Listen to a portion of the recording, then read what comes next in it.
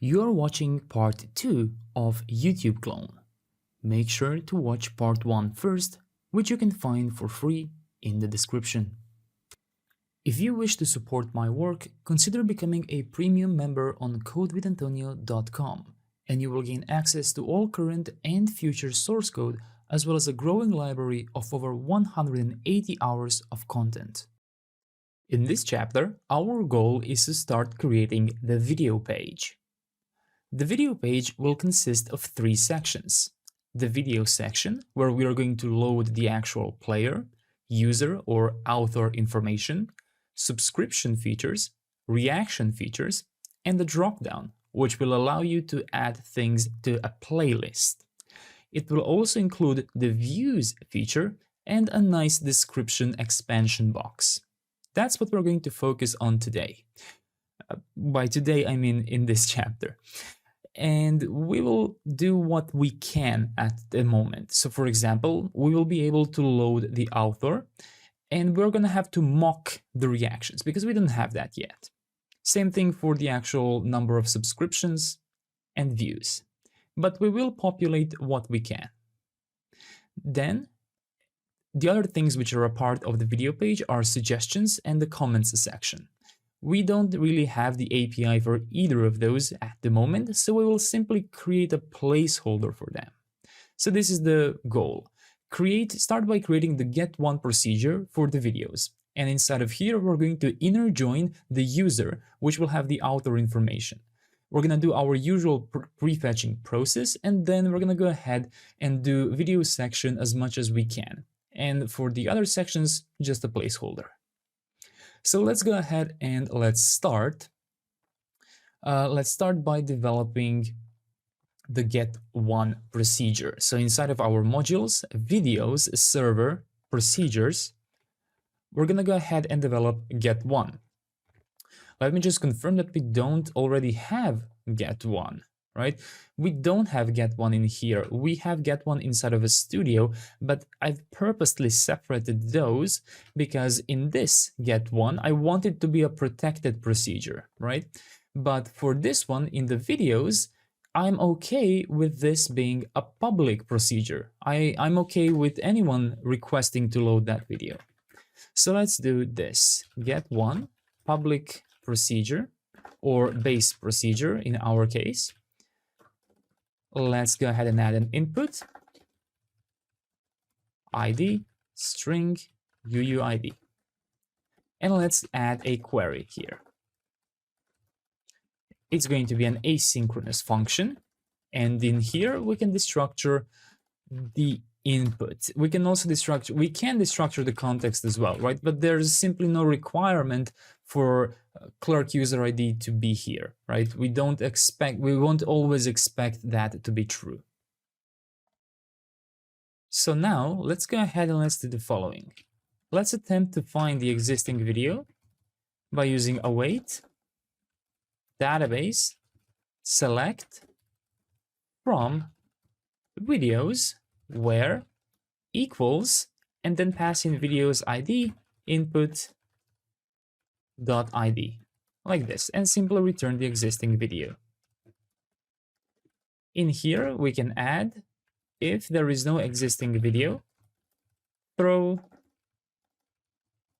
tRPC error with the code not found. Like this. So I've just imported the tRPC error here. Let's see, can I indent this a bit? I can. Great, so you can choose how you want to name this video, existing video. I think existing video is better, just in case we import videos, which is already similar enough, so we don't accidentally misplace our constants, right? Great, so this is quite simple, right? This should be able to just load the video. And as you can see now, when I hover over the existing video, this is what I see. ID, title, string, description, mux, blah, blah, blah, all of those things. But what if I also want to load information about the author? Because right here, I'm supposed to load the author's image, name, number of subscribers, and then later on also these things, right? So how do we do that? Well, in SQL and at the same time in Drizzle, we do that using joins. So in order to understand which join we want. There can be left join, there can be right join, and there can be inner join. So in our case, what I do is I hover over inner join, and in here you can see a nice explanation. Calling this method retrieves rows that have corresponding entries in both joined tables. Rows without matching entries in either table are excluded, resulting in a table that includes only matching pairs. This is exactly what we need, because we need to fetch the equivalent author for each video.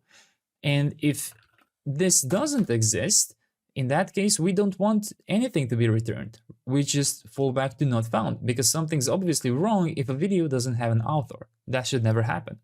So let's go ahead and pass in the users, and we are going to load the user, which matches from our video's user ID to user's ID, like this. And now that we have, let's add inner join before where, like this. And now that we have the user, what we can do is we can modify the select. So what you can do here is you could, just pass in title to be videos.title and then do the same thing. Thankfully, we don't have to do that. Instead, what you can do is you can spread the schema, but you can't do it like this. This is an error. You do it by using get table columns from DrizzleORM. So make sure you have imported the get table columns here and simply pass in the video's schema. And then everything's okay. And now you can go ahead and add the user here and do the same thing for the user, like this. And now, if you hover over existing video, you should see that alongside all the other things, I also now have the user, and I can see all of this information: image, URL, name, clerk ID. So our real database user is combined inside of our record. And the cool thing is that we did all of that in one SQL query. So we didn't do two queries, one to load the video, one to load the user, and then join them using JavaScript. No, we did it using SQL. So this will be much more performant than if we were to do it in a hacky way, right? Great. So we have this, and this is basically the method that we're going to do later on to add, subscriptions and all of those things. But in order to do that, we're going to go even more advanced by using common table expressions, which are something like a subquery, but a bit more performant. Great. Let's keep it like this for now. I think this is all we can do from here, so we don't really need this context. There's nothing we can use it for at the moment. So let's go ahead and let's start working on our page. I'm going to go ahead inside of app folder, home, and inside of here, I'm going to create videos, and then I'm going to create dynamic video ID like this. And let's go and add page.tsx inside. So this will be a normal page here with a div video ID. And now if we go here in any of our videos and we click here in the link, we should no longer be getting an error. We should get redirected to this video ID page. In case you're still getting 404, make sure that you didn't do any typos here, and inside of your form section for the full URL, you should have http localhost 3000/videos video ID. So just make sure there are no typos. And now you should be brought to the video ID page. So now let's go ahead and let's do our prefetching process. So we're going to start by marking this as an asynchronous component. We're also going to create an interface, page props, with params, promise, video ID. Make sure that this matches exactly the capitalization you put inside of the square brackets here. And then go ahead and add page props, get the params, and let's just extract the video ID from await params, like this. And now what we have to do here is void tRPC from the server and prefetch videos get one dot prefetch, passing the ID video ID. Double check that this looks exactly as mine. Remember, you can also do this and it will not throw an error, but this is not prefetching, right? This is prefetching, this is not. Make sure you prefetch. Great. And now let's add hydrate client here from tRPC server. And what we ought to do now is add a video view. Keep in mind that we are not going to import this video view. This is from the studio. That's a different one. I'm okay with calling them the same name because it gets very long if you have to type in studio video view and video view, right? It just loses its purpose that they are smaller components, right? They're going to be in their own module, and it's fine if they have the same name in some other module because we are going to be careful about where we keep them. Inside of this UI for the videos, go ahead and create a new views folder, and then inside video view.tsx. What we have to do here is we have to create an interface. We can call this video view props or page props, however you want it, and then just export const video view. Let's go ahead and let's assign the props here. No need to destructure anything here because we already, no need to await anything here because we already did that in the actual server component. This is also a server component, of course, but this is the one from the app router here. And we're going to import the video view from videos UI views. So make sure you do it from videos, not from any other place, and pass in the video ID. There we go. And now let's go ahead and actually render some UI here. So we're going to render flex column, maximum width of 1700 or 1700 if my English numbers serve me right, MX auto, padding of 2.5, PX of 4, and margin bottom of 10. And inside of here, let me add a paragraph, video. So now let me just go ahead and try and zoom out, and you can see at one point we're gonna stop expanding. So that's what this is doing. It's limiting how much of a widescreen we are going to support. Great. Now let's go ahead and let's add a new div with the class name flex column. On extra large devices, it's gonna be flex row and then a gap of 6. Now inside of here, open a div with the class name flex1 and a minimum width of 0. And inside of here, add a video section. Videos, just not videos, just a single video section. We don't have this yet, so don't import it from anywhere. Now let's go ahead and create the sections folder here inside of videos UI and create the video section.tsx. The video section will have its own props, video section props. Let's export const video section like this, and let's do const video section suspense as we always do, because this will be a client component.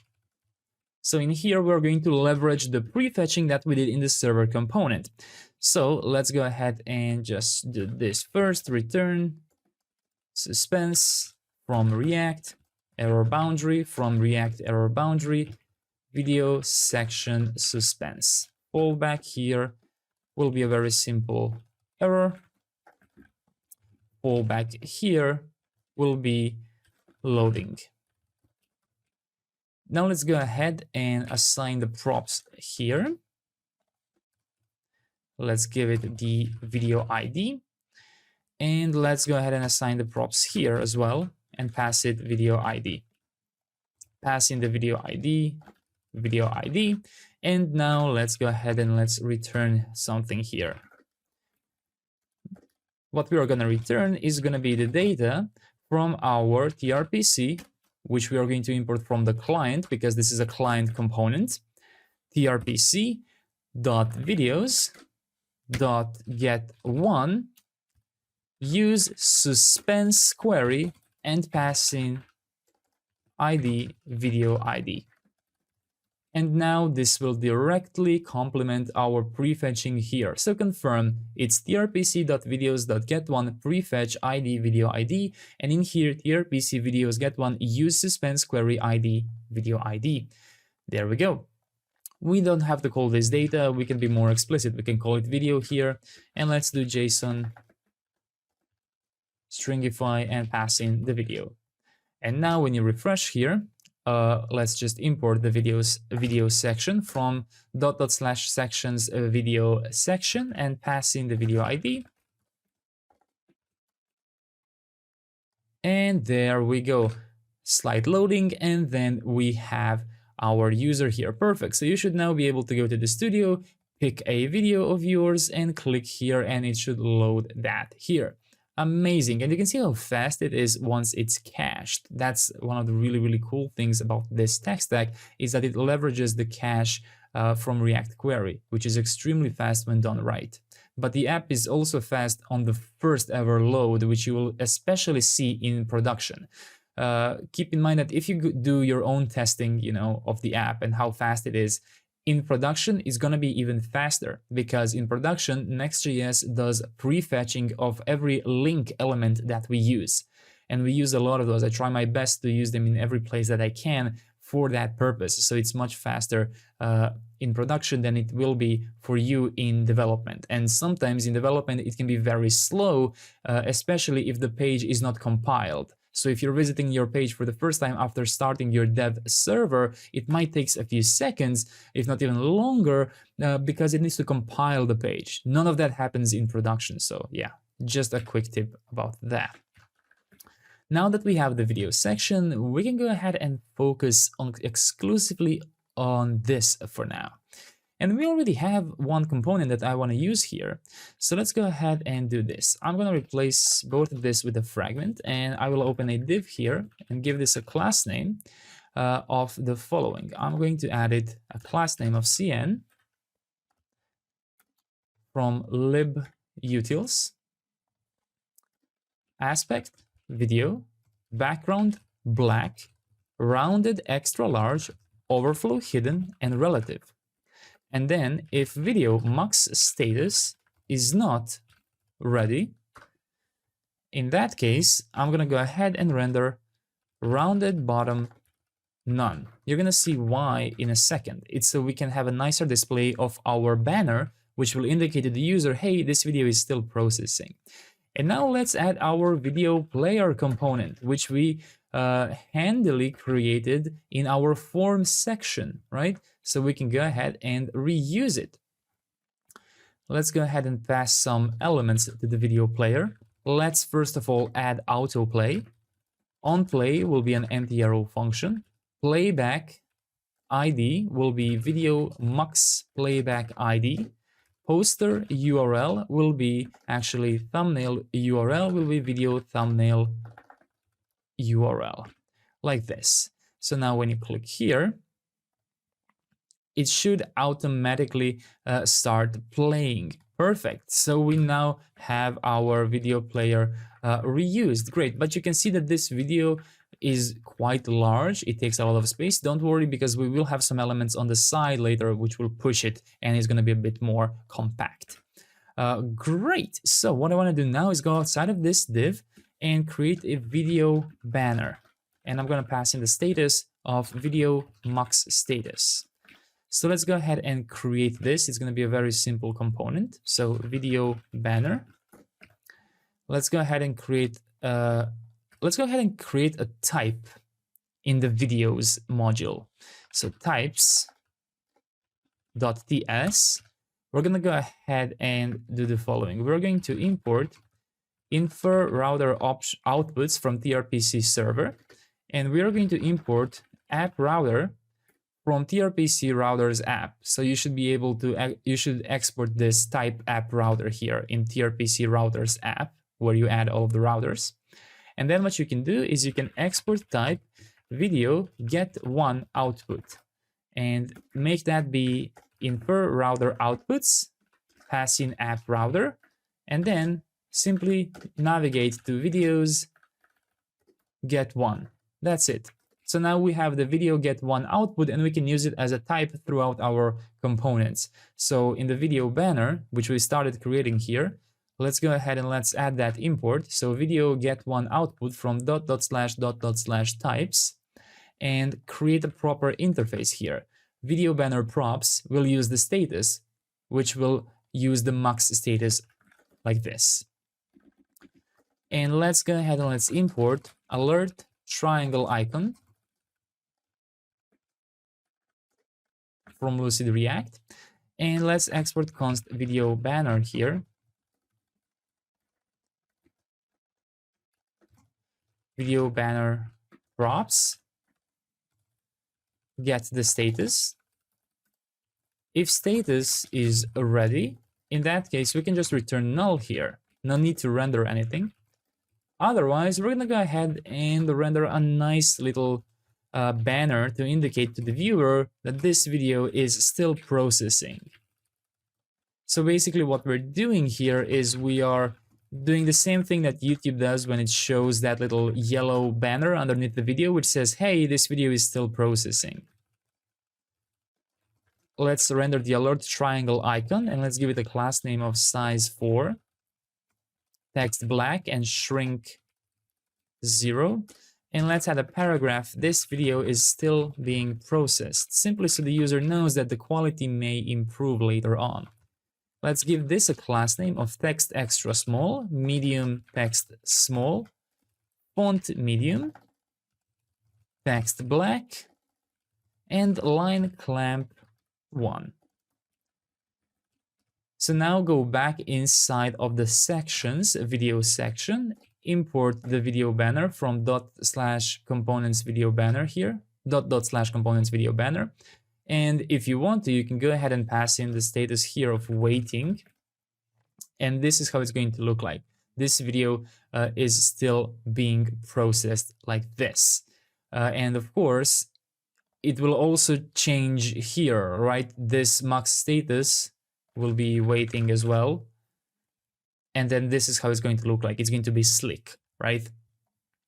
And let me just see. So I'm using background yellow 500. If you want to, you can maybe make it a little bit brighter. I don't know, whatever you prefer. 400. Yeah, maybe 400 is a nice in between. But I'm gonna stay true to my source code. I'm gonna go with this one. Great, so just change this to video max status. And now if you go ahead, and you create a new video here and you put a very, very long video, for that you're also gonna have to upgrade to max pro version, so you can upgrade, add longer videos and immediately publish it, right? And go ahead here. You should see the banner which says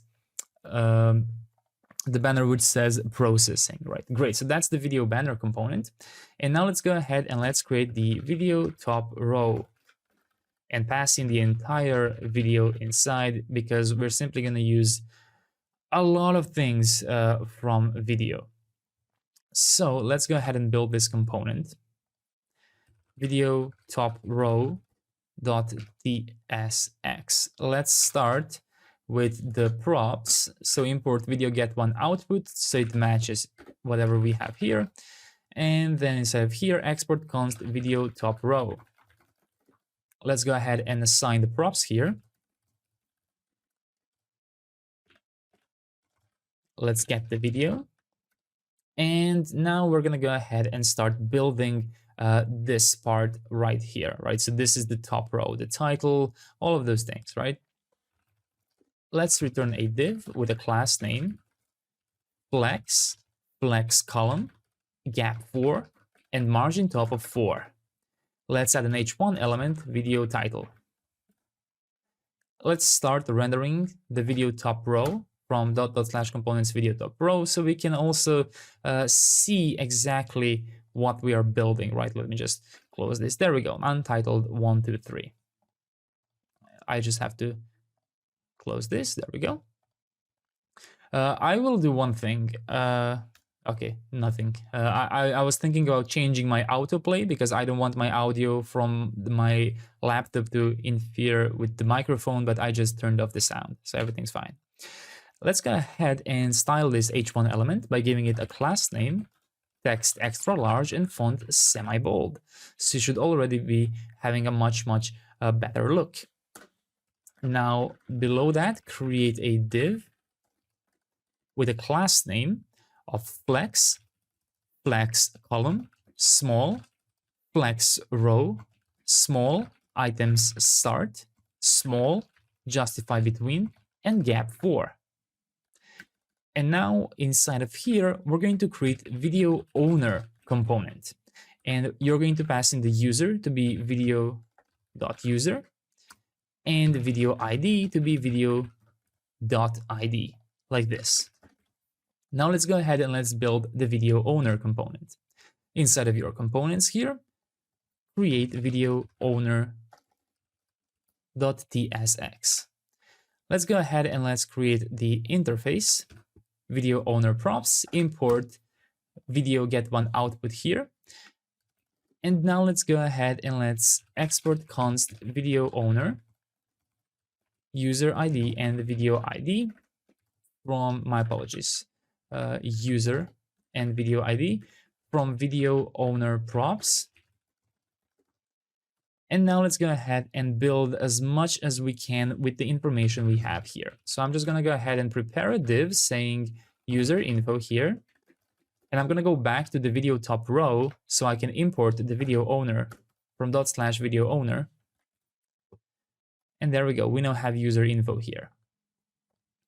So now let's go ahead and let's give this a class name. Flex items center, small items start, justify between, small, justify start, gap 3, and minimum width of 0. Different breakpoints are basically different ways to render these kinds of things, depending on if we are on a mobile or desktop device. Now let's add a link from next link. So make sure you've added this import. And the link will lead to /users user.id. We don't have this yet, but we will have it in the future. Now let's go ahead and let's add a div here with a class name, flex, item center, gap 3, and a minimum width of 0. This is used so it resets whatever is the default width that this div would usually inherit. Now let's add user avatar from components user avatar. This is a handy thing we created, I believe, when we created our studio sidebar component. And let's go ahead and pass in the size large, image URL, user image URL, and the name user name, like this. Let me refresh a bit, and there we go. You can see this is starting to take some shape here. Perfect. So we have this, and now below that, let's add a span, which will say 0 for now, subscribers. And let's give this a class name, text small, text muted foreground, and line clamp 1. And of course, to do properly fill subscriber count. There we go, 0 subscribers. Excellent. So now we're going to go outside of the link here. And what we're going to do here is we're going to load the current user ID from useAuth.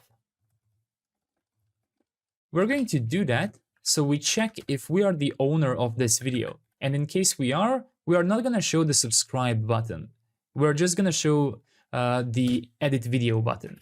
So if user ID is equal to user clerk ID, because this user ID which we get from here comes from a clerk package, right? So if you want to, if it's easier, you can remap this to clerk user ID, if that will make you understand this part easily.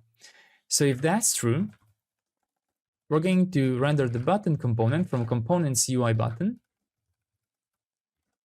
and then a link again with an href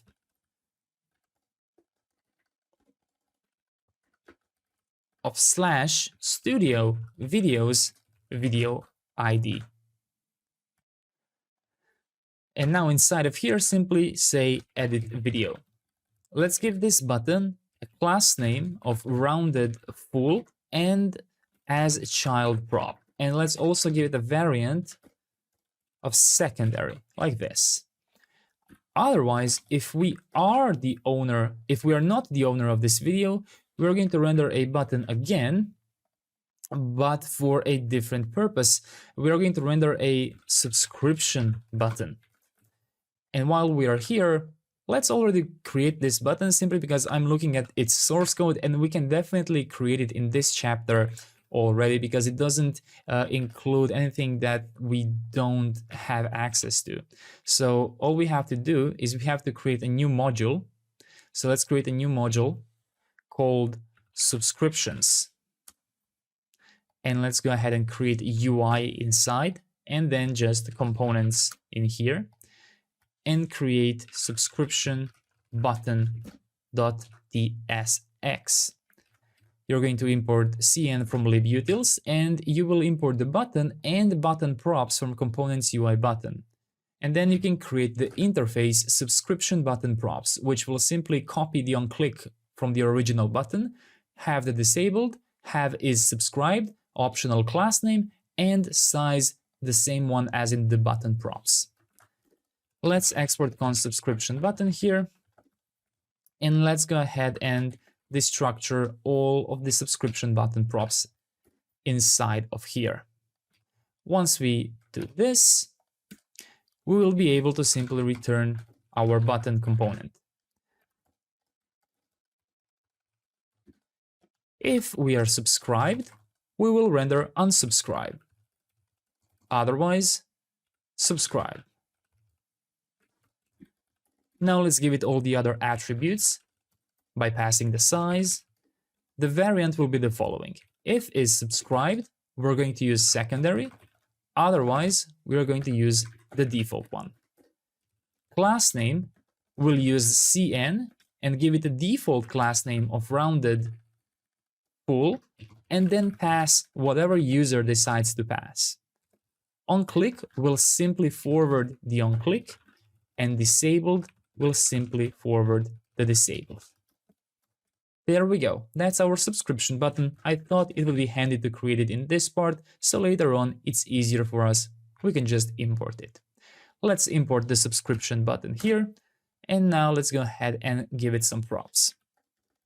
OnClick will just be empty, disabled will be false, is subscribed will be false, class name will be flex, none. And I'm gonna move these modules separated like this. There we go. So now if I refresh this, you can see that since I am the owner of this video, next to my subscriber count, it says edit video right here. So if I click this, I'm redirected back here. But if I log out from here, I should still be able to see that video. So I'm just I'm gonna use the backwards button because I didn't remember my URL, but you can see that in here now it says subscribe. Great. So let me just go ahead and go back inside of here, inside of my videos, and then inside of my video ID here. And I can see that one thing's missing here, and that is the user info. So let's go ahead back inside of the video owner. In here we have the subscribers, and above that, we're gonna create a reusable user info component. Let's go ahead and create it inside of the user module. We don't have users, so let's go ahead and create a new module called users. And inside of here, create a new folder UI, and then components. Inside of here, let's go ahead and create userinfo.tsx. We're going to import CVA and variant props from class variance authority here. And then we're going to go ahead and import our cn util. And then we're going to import the tooltip component, including the tooltip itself, its trigger, and its content. Now let's go ahead and let's create user info variants using CVA. If you don't remember, we already used this. Well, we use it in a lot of components thanks to ShadcnUI, but we developed avatar variants with it, and we added all of these different sizes. So we're going to do a similar thing for the user info now, because this will be a reusable component throughout the project. Let's add flex, item center, and gap1 as the default classes. And then let's add variants here. Size. Default will use this targeter to target the paragraph and change its text to text small, and it will target the SVG to size 4.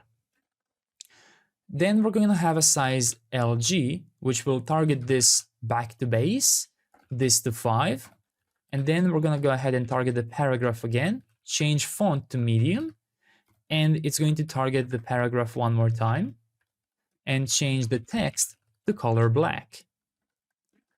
And the last one will be small. This will use text extra small and size 3.5. Then we're going to add default variants, size, whoops, I should have opened an object here, and set this to default. There we go, our user avatar, our user info variants are done. And now we can use them to create user info props using user info variants, like this. And we will have a name and class name here besides our size prop, which will now be inferred here. Let's export const user info now. We can use the user info props here, like this. Let's get the name, class name, and the size. And in here, let's go ahead and let's return a div with a class name cn user info variants, and pass in the size and the class name in case we want to override something. Now let's add a tooltip component, a tooltip trigger, and give it an asChild prop, so it becomes the paragraph here. Give this a class name of text gray 500, hover text gray 800, and line clamp 1. And inside, simply render the name. And then we're going to add a tooltip content, and we are going to show the name again.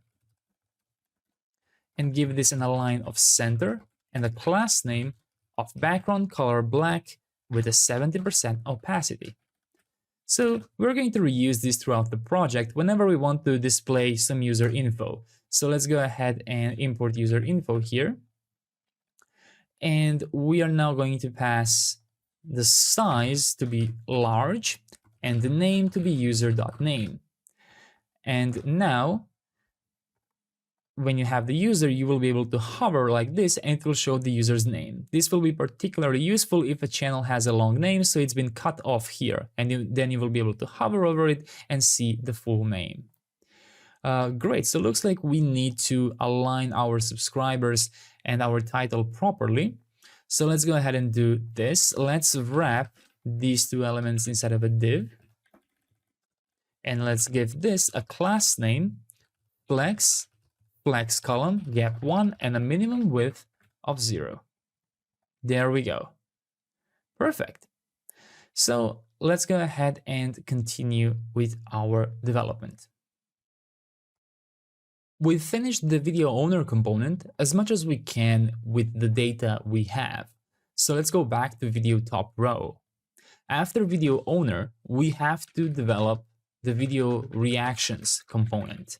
We still don't have the reactions API, so we are also going to do the best we can at this time. Let's add the class name to the wrapping div of the video reactions. Flex overflow x auto on small. Minimum width is going to be a calculation of 50% minus 6 pixels. Small justify end. Small overflow visible. Padding bottom of 2 minus margin bottom of 2. Small padding bottom of 0. Small margin bottom of 0. And gap 2. I understand that typing classes in this way isn't exactly educational, but a lot of these things are simply tweaks that I did until I got the result that I wanted. Majority of these changes here are simply positioning it to be in this part of the top row and changing some breakpoints so it looks good on both the screen, on large screen with this opened, on large screen with this collapsed, and on mobile screen, right? I always try to find a way to show what we're building, but sometimes it's just easier to type off the classes, right? And rather than explain exactly what I'm doing, because this is something that I already did, and now even I have trouble exactly remembering why I chose this, but these are mostly just tweaks to make it look good. And it will be more visible once we actually develop the component we need. So we need video reactions component and we need video menu component. Let's go ahead and quickly create both of those. So inside of the UI components, we are going to need video reactions.tsx. Let's export const video reactions. Div video reactions like this. And let's copy the video reactions. And let's call this one video menu and change this to video menu. And this will be video menu. Let's go back to the video top row and we can now import both of these components the same way we did with video owner. I just like to order them by length. And now if you refresh, you should have no errors and you should see video reactions here and video menu here. Great. Let's go ahead and let's start with video reactions. So we're not going to be able to do anything more than just, like placeholder data, but it will be enough for now. Let's start by giving this a class name of flex, items center, and flex none. Add a button from components UI button with a thumbs up icon and give this a class name of cn from libutils like this. And this is what we have to do now. So we're gonna have a prop called video reaction. So I'm going to keep it here, video reaction, and by default it will be liked like this. I think that's okay. Not liked, it will be like. There we go. And we're basically going to use this constant as our mock data for now. So in case, it will be size 5 by default, but in case viewer reaction is like, in this case, yes, viewer reaction, not video reaction. In that case, we're going to paint this into fill black like this. And then below this, we're going to render a number of likes. So you can put number 1 in here if you want to. And then let's add separator from components UI separator. Let me just align my imports a little bit. And we're going to copy this. And this one will be thumbs down icon from Lucid React. And this will do the opposite. It will check for dislike. And you can give this a type of like or dislike, so you don't have type errors. Let's see. Okay, yeah. Let's just do this instead. If it's not like, I mean, I'm just hacking this so it works with our mock data. And below this, the number of dislikes. So now you can see that we are starting to have some things here, but we do need to modify it a little bit. So this will be flex items center and flex none.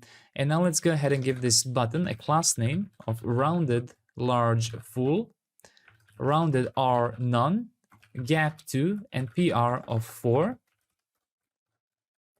Variant will be secondary like this. And let's go ahead and copy these two elements. Let's add them here as well. And this one will be rounded L none and rounded R full. And it will use PL of 3 like this. And it will not need the gap. And the class, the operator, the separator will have orientation vertical and class name height 7. There we go. But it looks like we are not doing this correctly. Full like this. There we go. So like and dislike. Obviously, this entire component is a big to-do. Properly implement video reactions. Great. Now let's go ahead and let's do the video menu component. The video menu component will basically be a drop-down menu. So let's go ahead and import the drop-down menu from here. And let's go ahead and give it some props here. like this, video menu props. It will have a video ID, optional variant, and also an optional onRemove prop, because we will be using the video menu component later in playlists. So the video menu will be a very cool component because it will be used in this big screen, but it will also be used in our grid here. When we got to displaying individual videos in a list, in a grid here, we're going to reuse the video menu component. And then later when we get to playlists, we're also going to use the video menu component, but we're going to need to give it a special prop onRemove so that it can show that type of drop-down option. So this will all be a drop-down menu. And inside of here, let's start with drop-down menu trigger and give it an asChild prop. Let's add a button from components UI button. Inside of the button here, we're going to have more vertical icon from Lucid React. And I'm just going to move this to the top. Now let's go ahead and give this a variant of variant in case we want to change it for whatever reason. We of course have to destructure the video menu props here. So let's pass in the video ID, variant, and onRemove.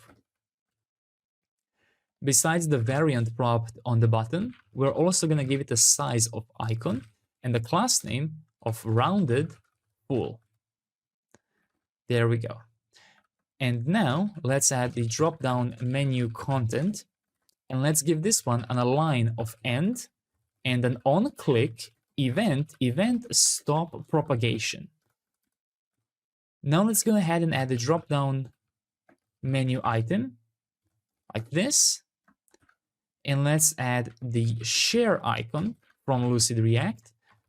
And let's give it an on-click of a very simple empty arrow function. And let's write share.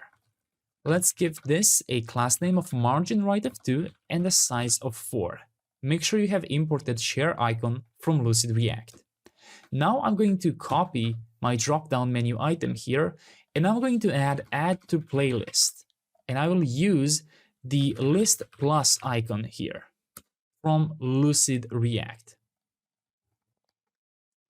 After this, I'm going to copy it one more time, and I'm going to add remove option with trash to icon from Lucid React as well.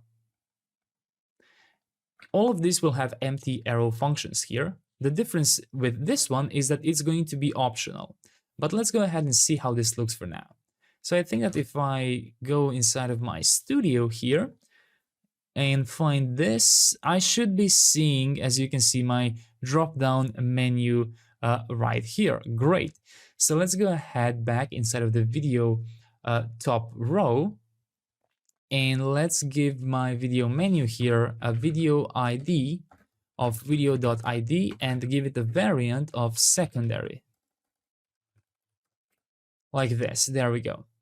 Now, inside of this video menu, we don't really have much use of the video ID inside, but what we can do already is drag this on remove and only show it if we have on remove, right? So the last one should not be visible because we are only going to pass this prop conditionally. If we render this component in a playlist, we will give it an on remove, which will actually remove it from the playlist, and then it will have an option on remove.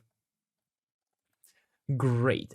We have that. We can leave this for now. I'm of course going to add to do implement everything, implement what's left maybe.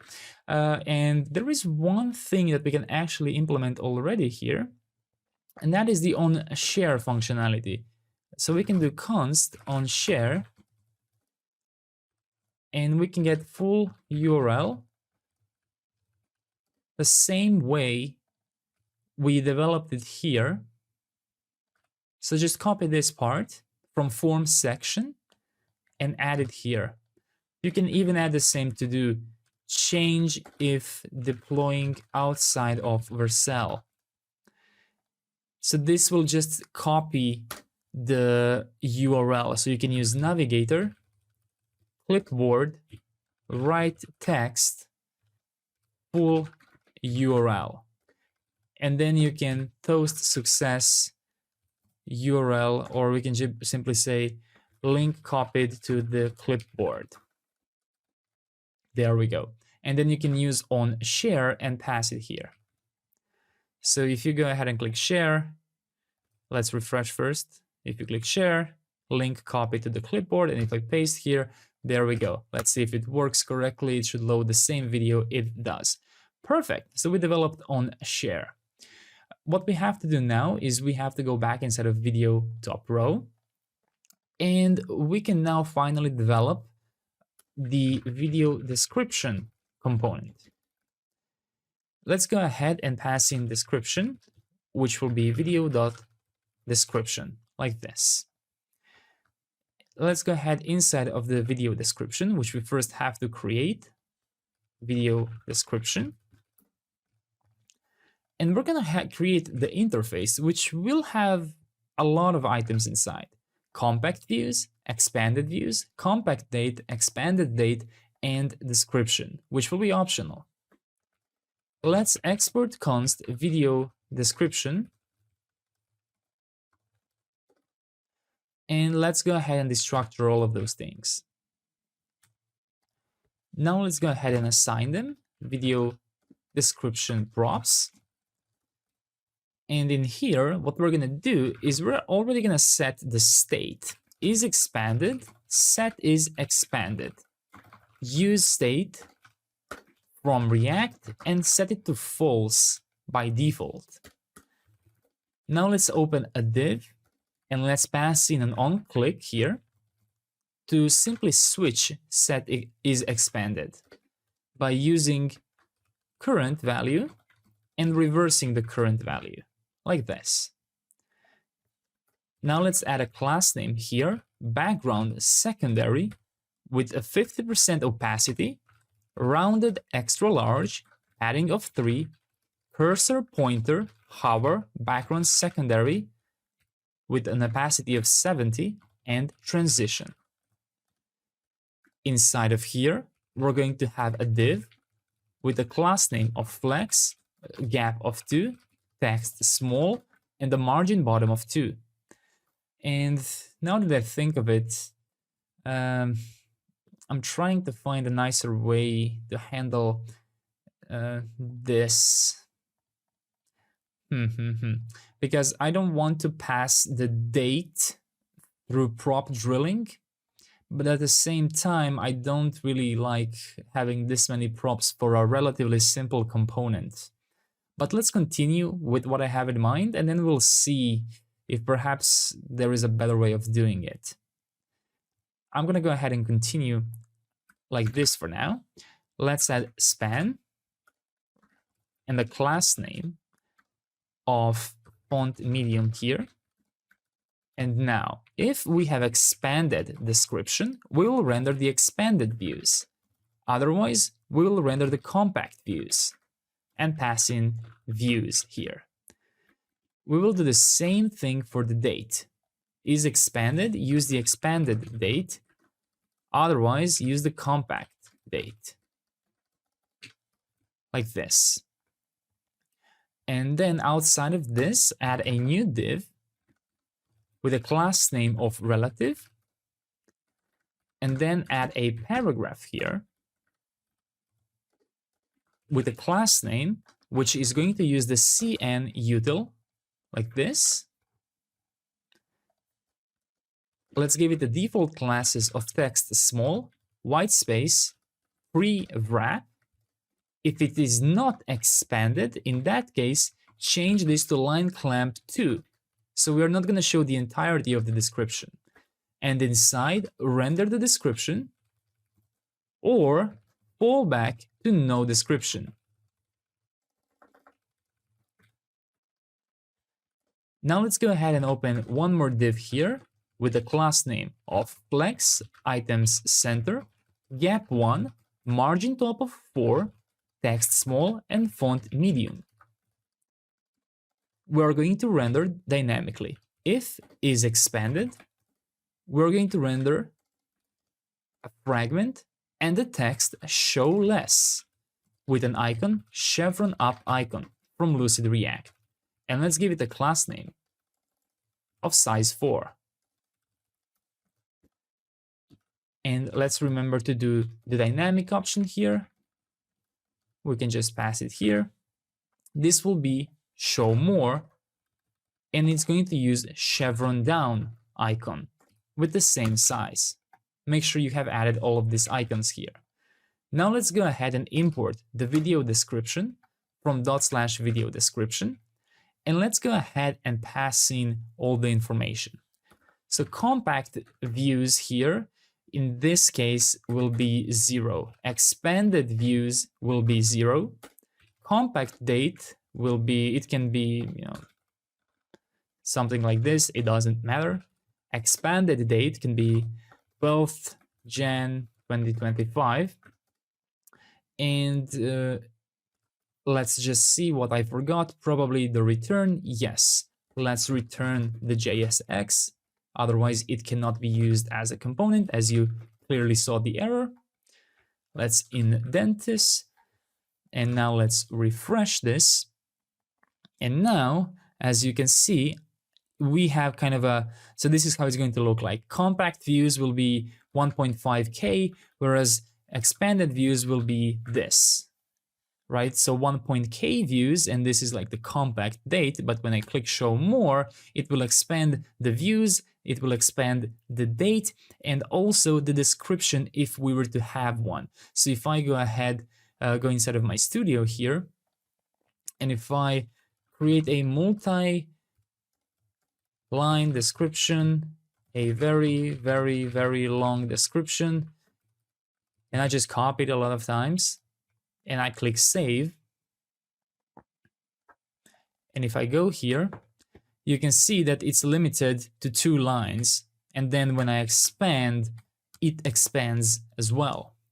So what I want to do now is I want to create this compact views, compact date, all of those things inside of this component right here. And I'm okay with doing it like this for one simple reason. A video description is not going to be reused outside of this video page. So for that reason, I'm okay with passing these things as props, right? Simply because I want to avoid passing the date object through props, right? So this is what I'm going to do. I'm going to create the const compact views, and I'm going to memoize it simply because this is something that will change. So I want to make it optimized. The issue is right now, this doesn't even exist. So what we will do is return entl.number format English notation compact. So we're going to be using built-in API. We're not going to develop our own. And we're going to start with pretending that we have 1,000 views like this. So this will be the compact views. And then we're just going to copy this into expanded views. And it's simply going to use the notation of standard. And then you can pass that here. So compact views, expanded views. And it should achieve the same effect that we previously had. There we go. If you want to, you can even give it a little more creative number, maybe.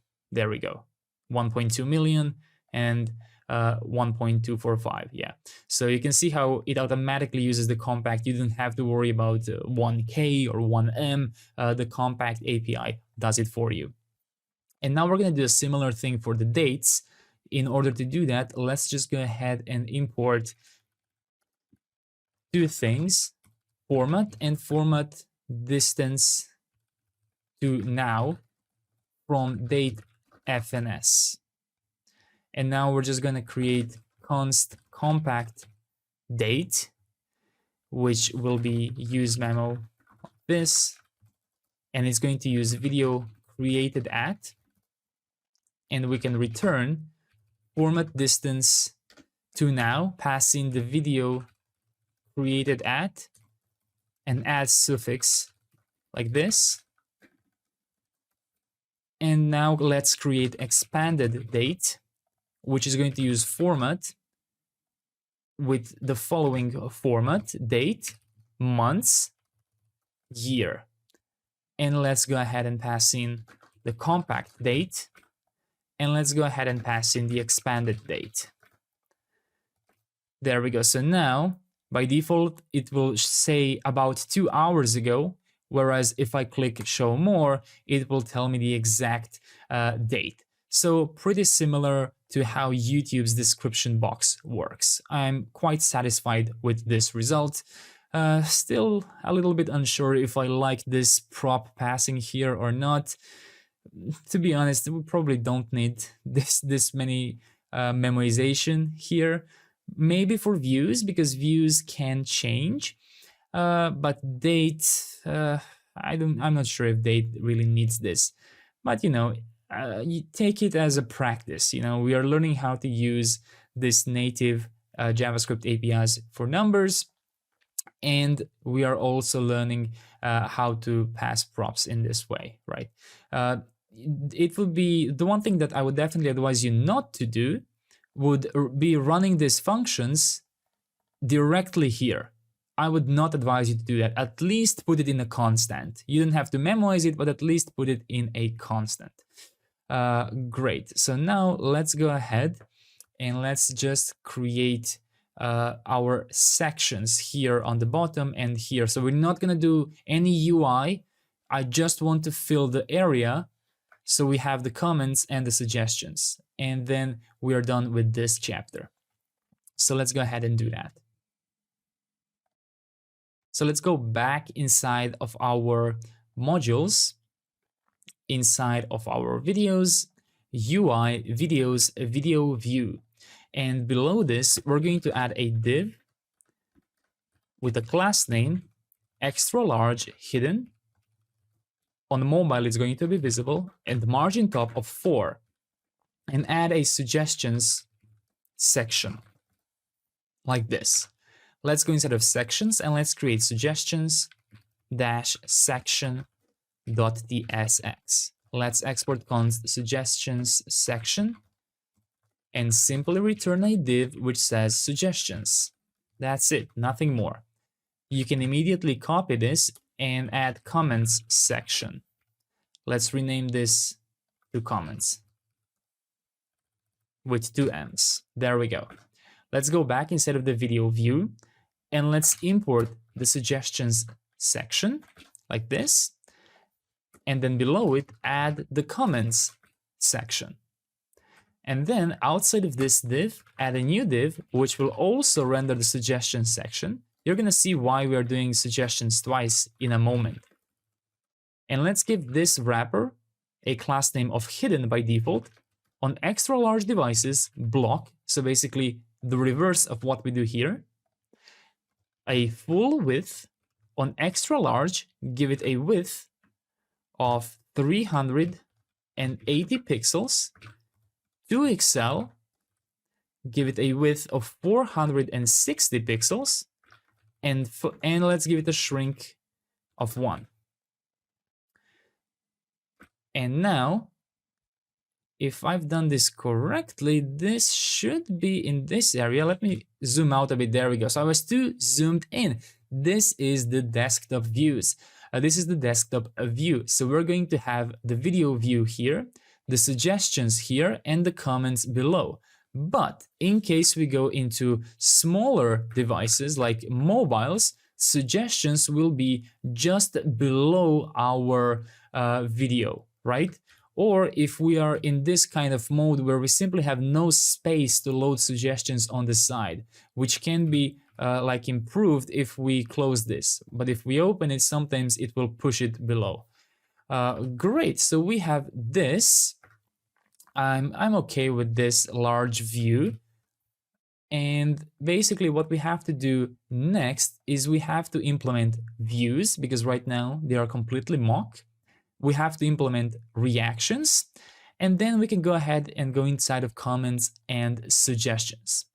Before we can do comments though, perhaps it would be okay to do users first. I don't know, we'll see. For users, we are missing the subscription functionality and we are missing the actual user page. So I'm going to see if we are able to develop the comments without those features from the users. If we are, great, because I want to wrap up this entire page before we go into any new modules.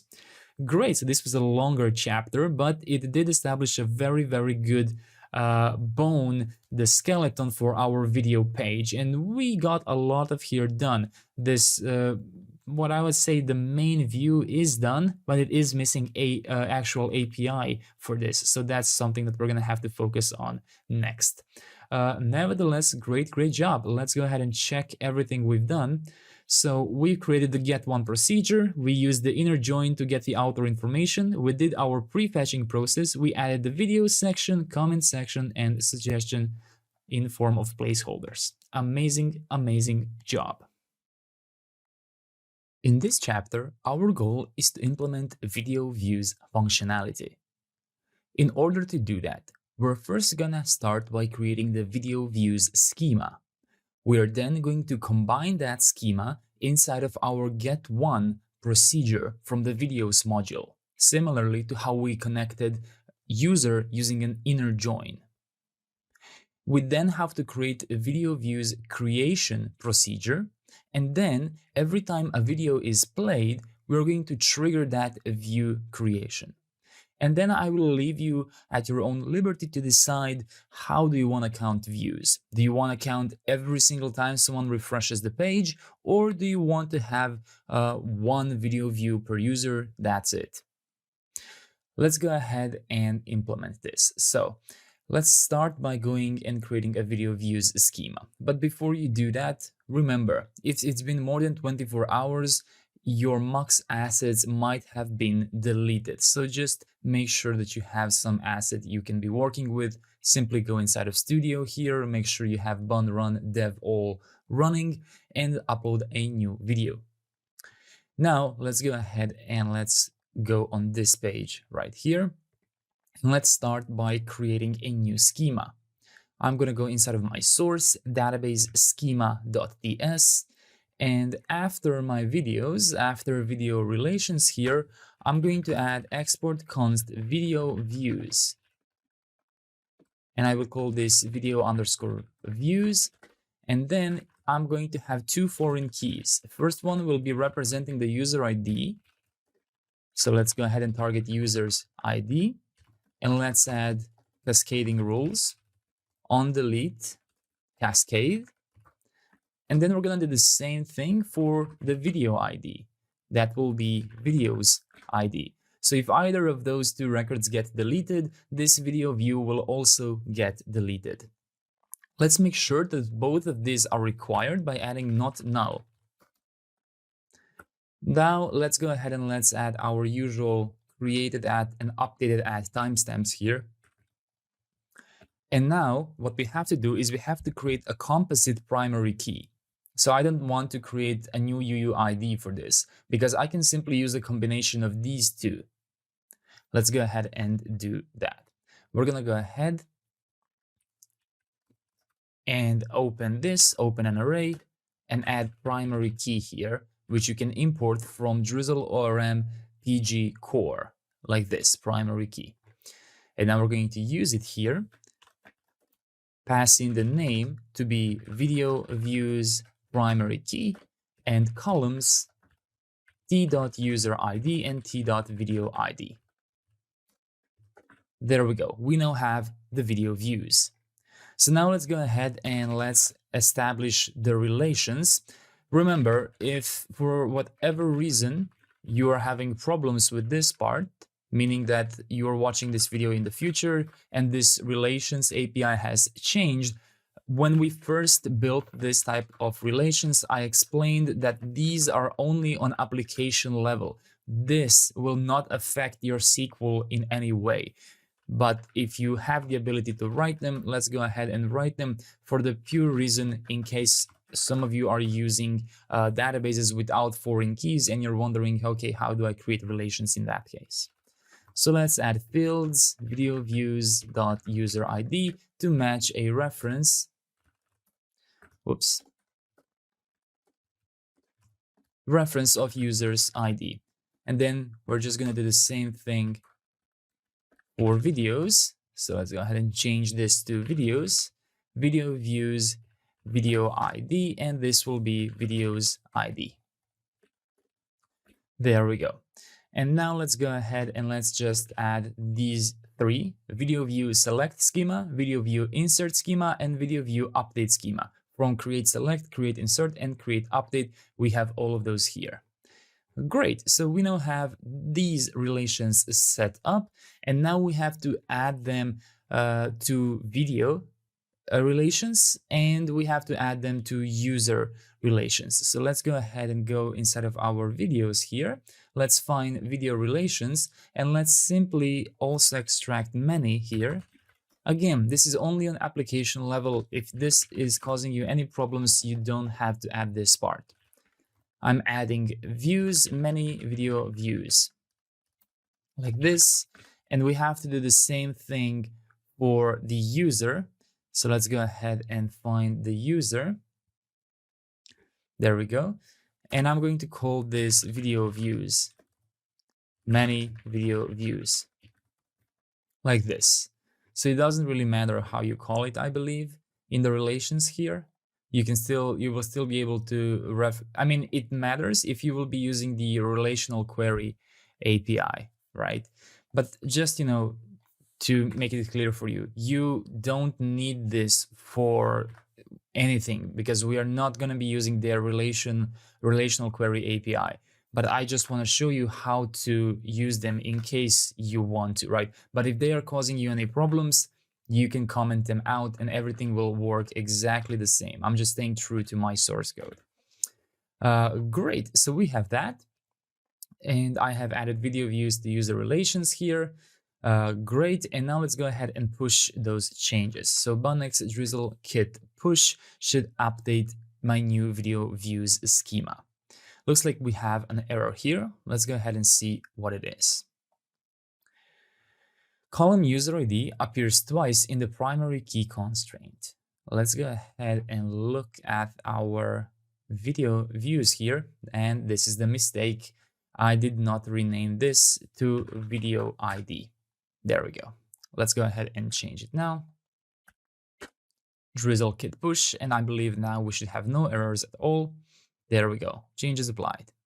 And now let's go ahead and let's create the module for video views. So I'm going to go inside of modules and I will create a new folder, video views. And the only thing this is going to have is the procedure. So procedures.ts. Let's go ahead and let's import create tRPC router from tRPC init, and let's add protected procedure here. Let's do export const video views router to be create tRPC router, and the create will be a protected procedure. Pass in the input, which will come from Zod, and the only thing we will expect is the UUID of the video we are trying to update. Let's add a mutation here. This will be an asynchronous method. And let's go ahead and extract input and context from here. From the context, we can immediately destructure user ID like this. And we can also destructure video ID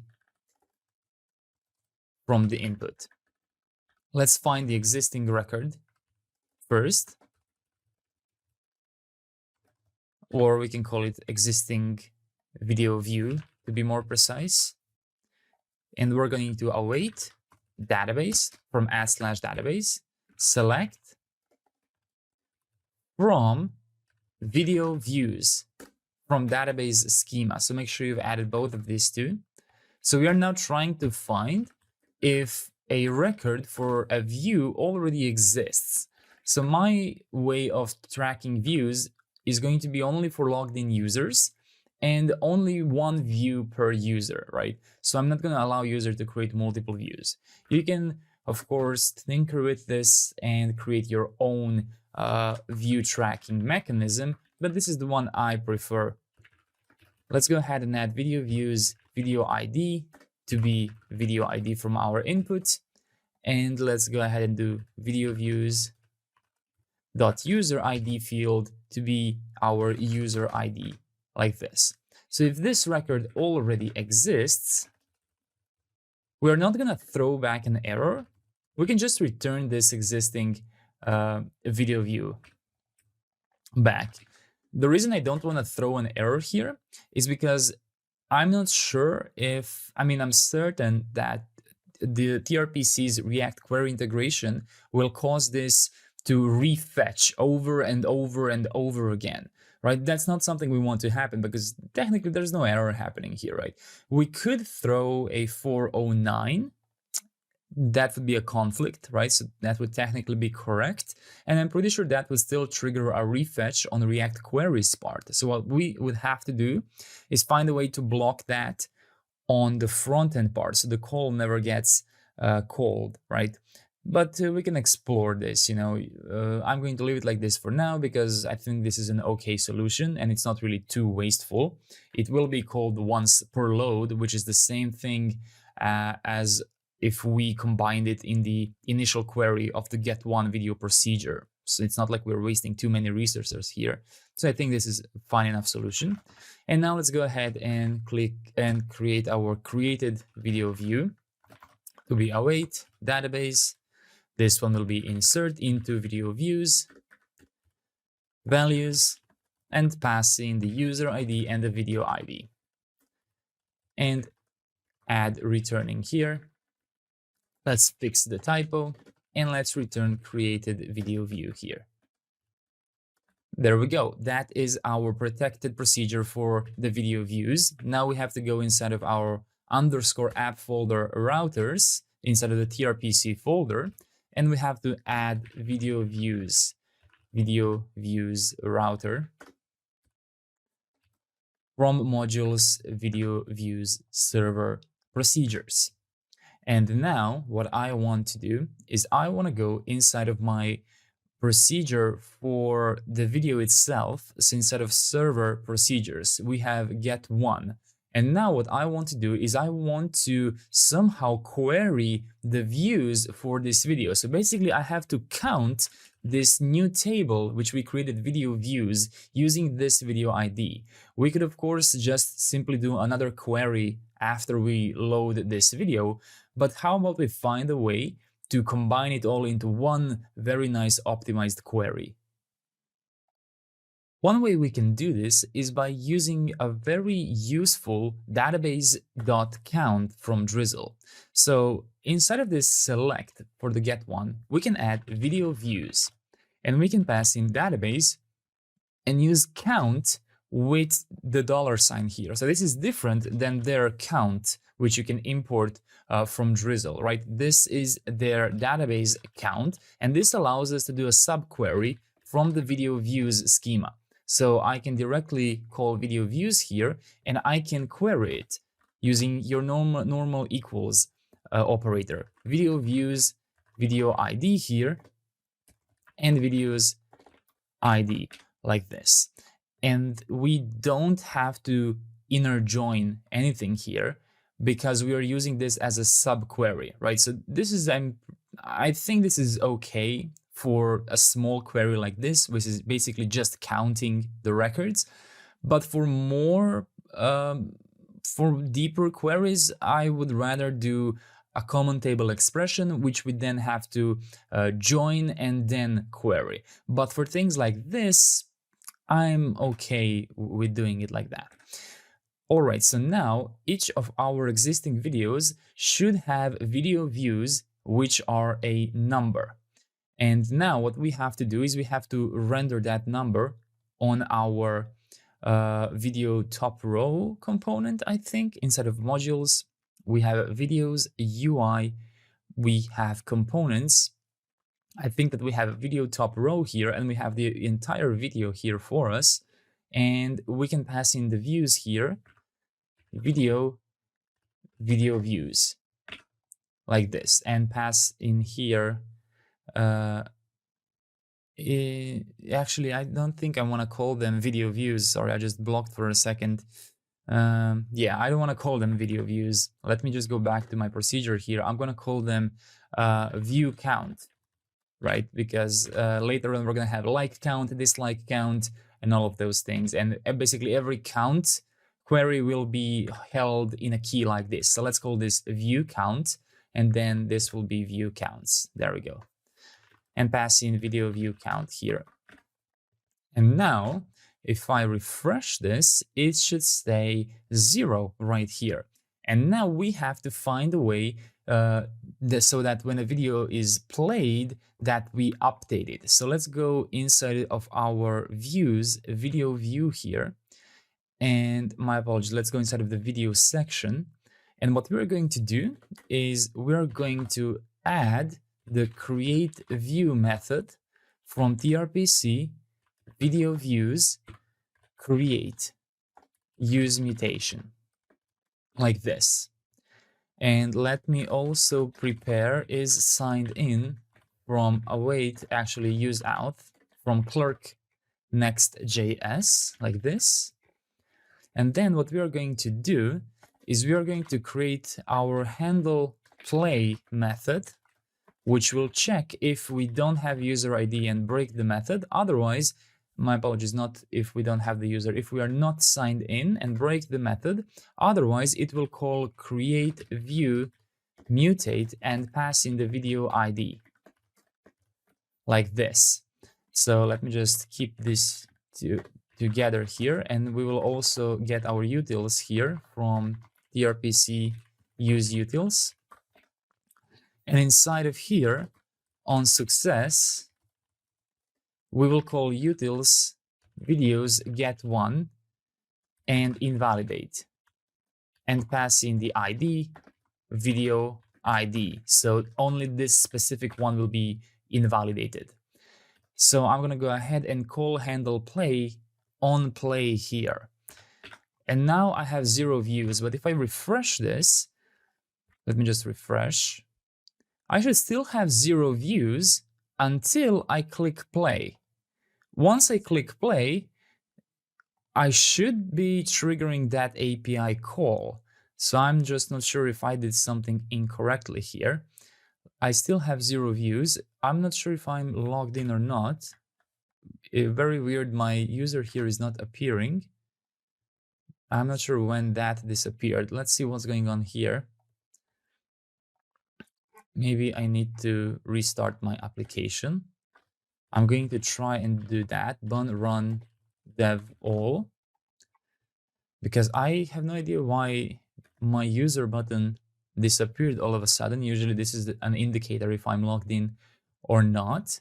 Let me quickly take a peek of my navbar here, home navbar, auth button. Yeah, we should definitely see the user button here. Okay, now I can see the user button. I still have 0 views, but if I play the video, is something, there we go, 1 view after I played the video, because we successfully called API tRPC video views.create, and after that we re-invalidated, which basically means refetched get1 video, which gave us the new view here.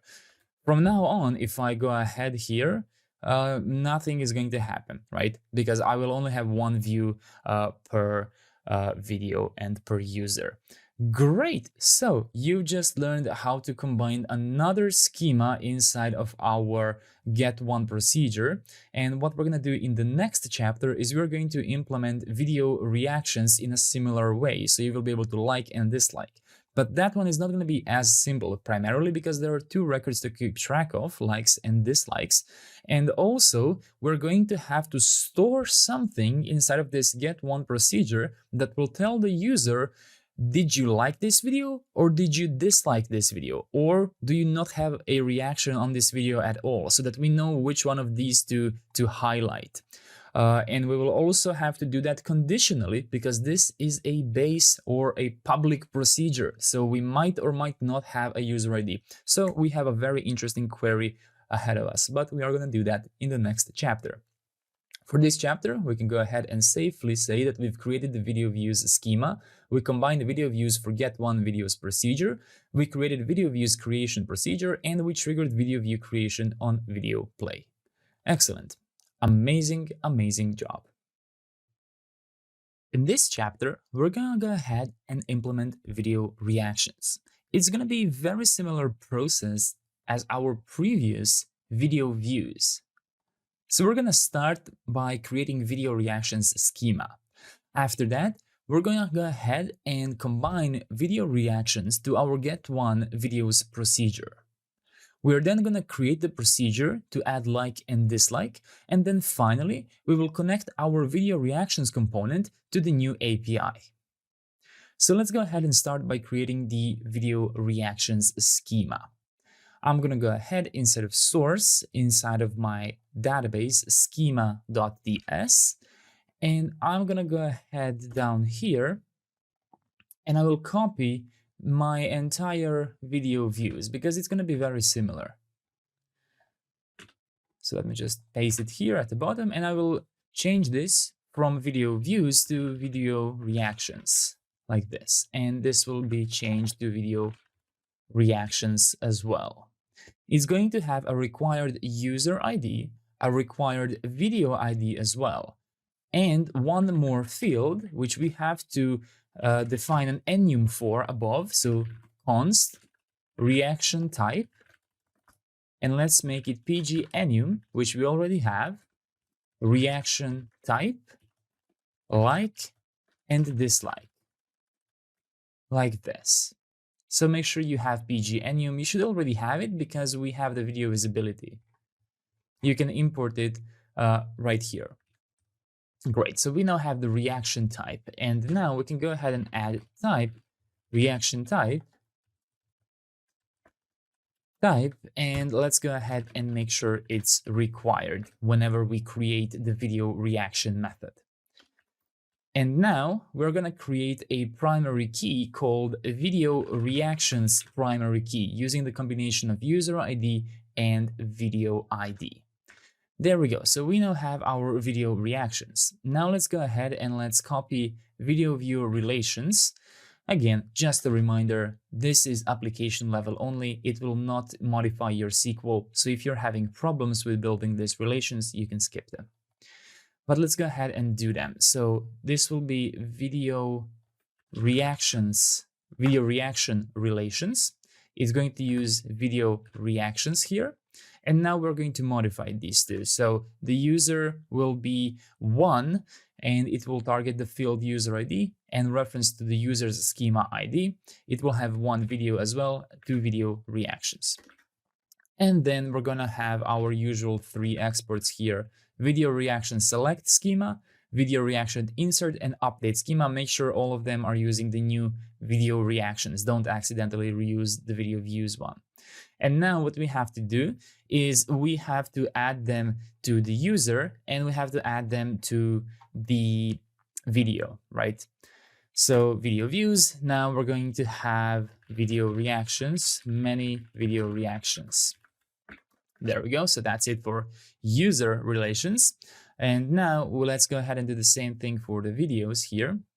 Let me just find, here are my video relations. Looks like I've commented it out in the previous chapter, but yeah, we can use them, right?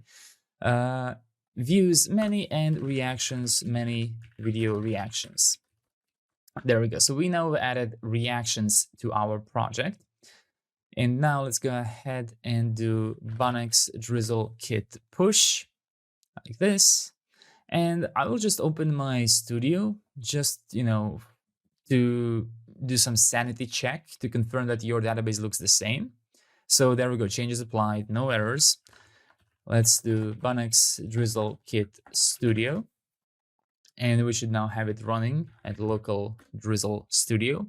And I just want to show you the tables that I have. So I have video reactions, which have user ID, video ID, type, created at, and updated at. And here are the relations to the users and the videos.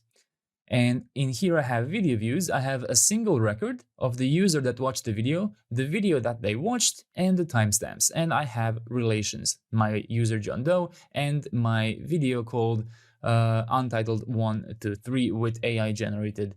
Actually, no, this is the description which we use to demonstrate 3 lines. So that's the only video that I have. So just ensure that yours looks the same. If it doesn't, I'm gonna go ahead and just show you snippets of my schema here again, so that you can confirm that you didn't do any mistakes here. There we go. Perfect. So we have this already, and now what we have to do is we have to go back inside of our modules, inside of our videos, inside of server procedures, right here. And inside of get1 base procedure, we now have to find a way to add how many likes this video has received.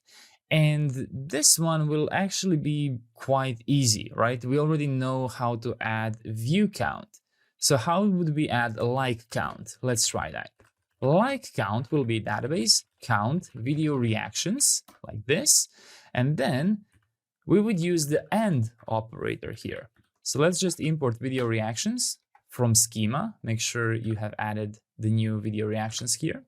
And I'm just going to collapse these because it's going to be easier to look at multi-line. And inside of here, I'm going to add 2 equals. The first one will be checking if the video reactions, video ID matches our video's ID. And the other one will be if video reactions.type matches like. There we go. So don't make a mistake here, don't accidentally pass input.id here. What you have to pass in here is videos.id because we're building a subquery here. It will be understood at this point that the video's ID is whatever we will query by, because we will only find a single result here, right? So we are passing the schema field inside of here. Great, so we have that. And now what we have to do is we have to do the same thing for the dislike count. So let's add dislike count. And all you have to do is switch this to dislike. So that's good. If I hover over existing video and I have view count, like count, and dislike count, but I still have no idea what the currently logged in user actually did. If I look here, I don't know which of these fields should I use to indicate in the UI whether the user liked or disliked this. We could do a separate query for this, but we can also learn how to use common table expressions, which we can then join and then use them in the select field. So let's go ahead and do that. This is what we're going to do. We're going to create const viewer reactions, which will be a database common table expression, which we're going to call viewer reactions like this. And just go ahead and pass this for now. In order to actually build this method, we're going to have to check if we are logged in or not. So what we're going to do is we're going to add context from here. And this base procedure will give us a potential clerk user ID. So let's destructure clerk user ID from the context. And then let's check if we have the user ID. So we're going to define it. And then let's get the user using await database select from users. Looks like we already have users imported in the schema, so that's good. And let's do this where, and now the only way I found to safely conditionally query for this is by using inArray from DrizzleORM. So this is a bit of a hacky method, because if you used, if I have clerk user ID, then do equals users clerk ID clerk user ID, otherwise undefined, this could potentially return all users from the database when someone is logged out, right? So that's not something we want. So what I opted to do was to use inArray users clerk ID, and then I check. If I have clerk user ID, I will simply use that as the single item in the array. Otherwise, the array will be empty and no results will be returned back if we are not logged in. So just make sure you have imported in array from DrizzleORM, and you should now be able to find this user here. And what we're going to do is we're going to check if there is a user, assign that user ID here. And now we can go ahead and actually build this. So let's go ahead and do database dot select. And we are only going to pass through the video ID. So we're going to pass the relevant video ID that we found for this video reaction. So video reactions, video ID, and the type. So we know what reaction this is, like or dislike.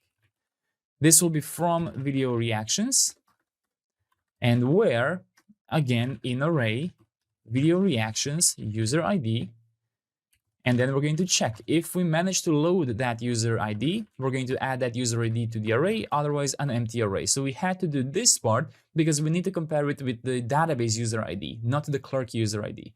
And now we have a common table expression, like a temporary query here, which we will be able to join on here.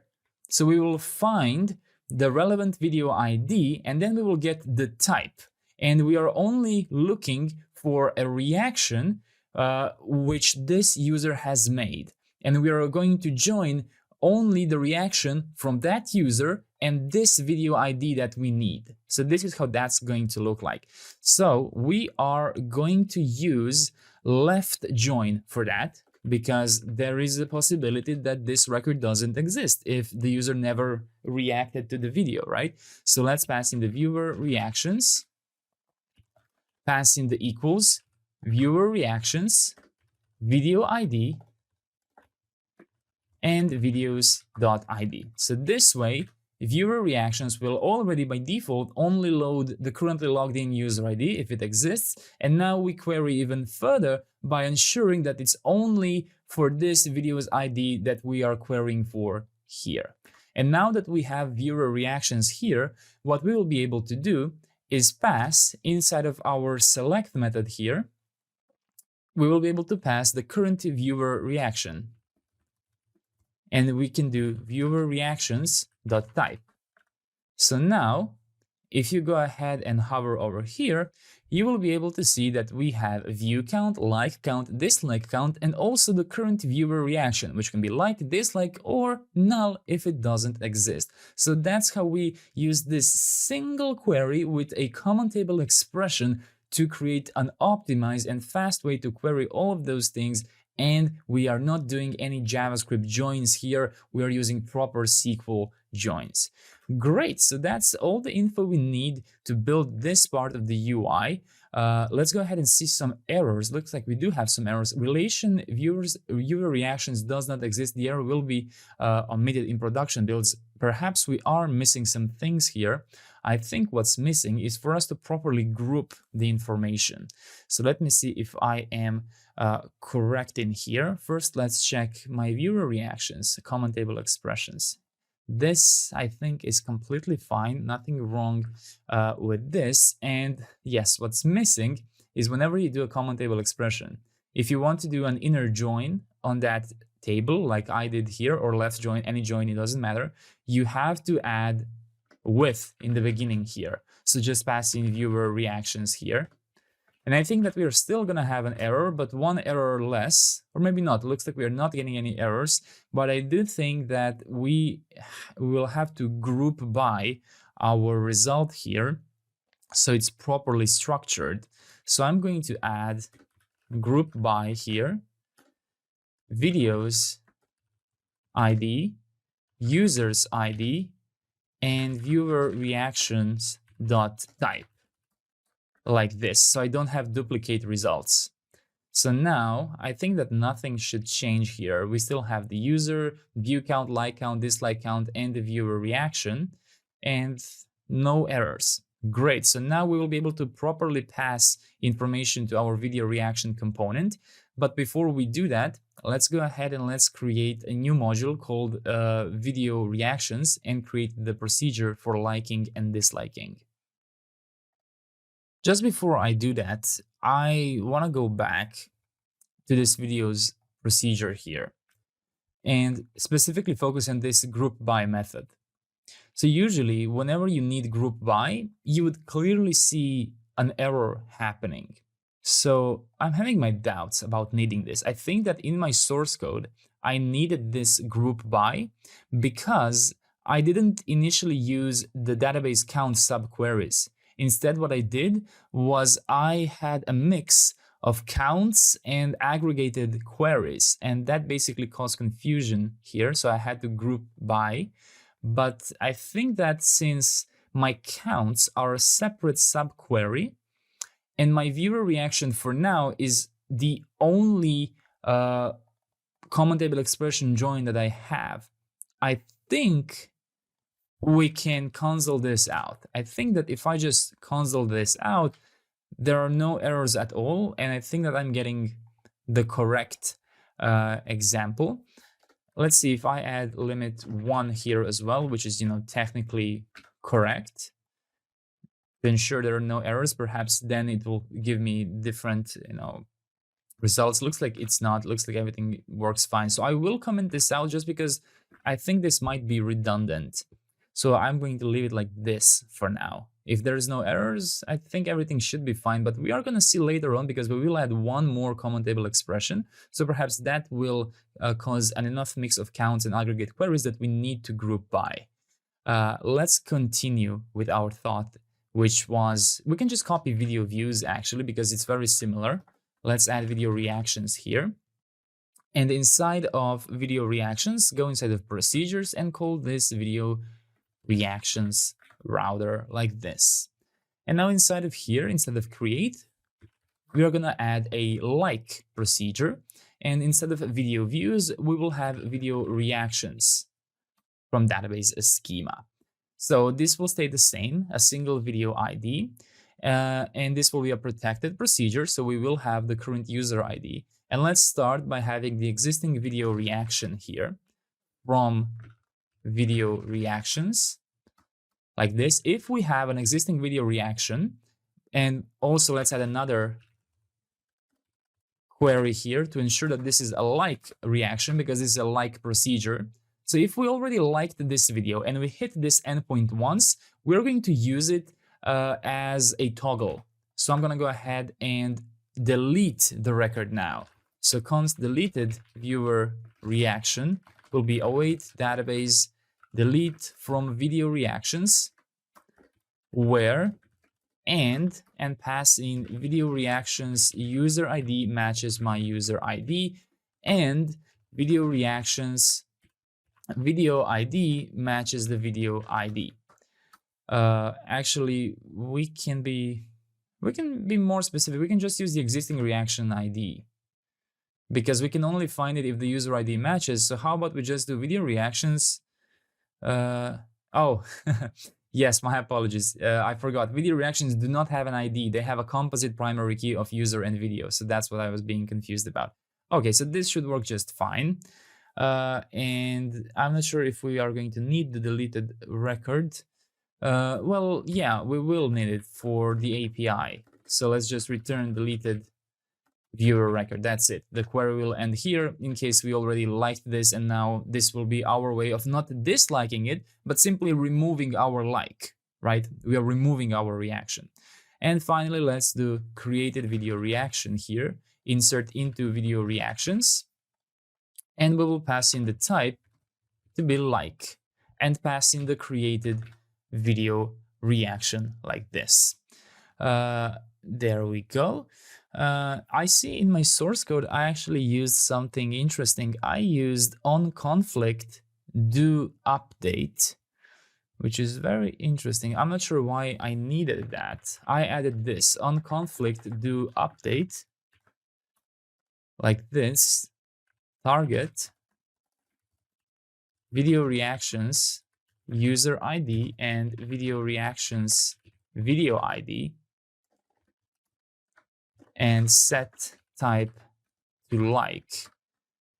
But I'm pretty sure that I did this before I implemented this, because this is like an upsert, right?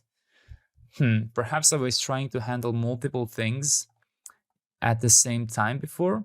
So I just want to bring to your attention that you do something like this before, and now I can't remember if this is something that we're going to need or not, because this definitely looks like an upsert of sorts. So if this exact thing exists, set the type to like. I think we actually do need this. Yes, we absolutely do need this one. Here's why. We will only delete an existing video reaction if it matches the video ID, the user ID, and like. And then we were going to go ahead and delete it. But what happens if we have a reaction for that video ID under our user ID, but we disliked the video? In that case, we are not going to detect an existing video reaction and we're not going to clear it. And in here, we will attempt to create a new video reaction and we will get a conflict because it already exists, but under dislike. So what we have to do is we have to find that conflict and resolving by upserting to like. Yes, we absolutely need this method. This is the correct decision here. In order to make this easier to understand, perhaps you could change this to existing video reaction like. And then in here, existing video reaction like. So that will maybe make it easier for you to understand, okay, so I'm only resetting like here. I can still have a dislike, so I have to do proper conflict because of that. And now we have to copy this method like, and we have to add it here and call it dislike. And then we have to do the reverse logic here. So this will be an existing video reaction dislike. And we're going to check for dislike here. Everything else can stay the same. If we have that dislike, we're going to simply delete that if they clicked on a dislike again, of course. Otherwise, if this is their first time clicking here, we are going to assume that they are adding a reaction for the first time. Let me just see, I have to type this properly. But in case they already have a like reaction, we're going to simply update the existing video view reaction and change its value to dislike. So we definitely need the onConflict update here. Created video reaction. There we go. That's our API for likes and dislikes. And now it's time for us to go inside of our video top row component, if I remember correctly, inside of videos, UI, components, video top row. And inside of here, for the video reactions, let's add some props. Video ID will be video.id. Likes will be video like count. Dislikes will be video dislike count. And viewer reaction will be video viewer reaction, like this.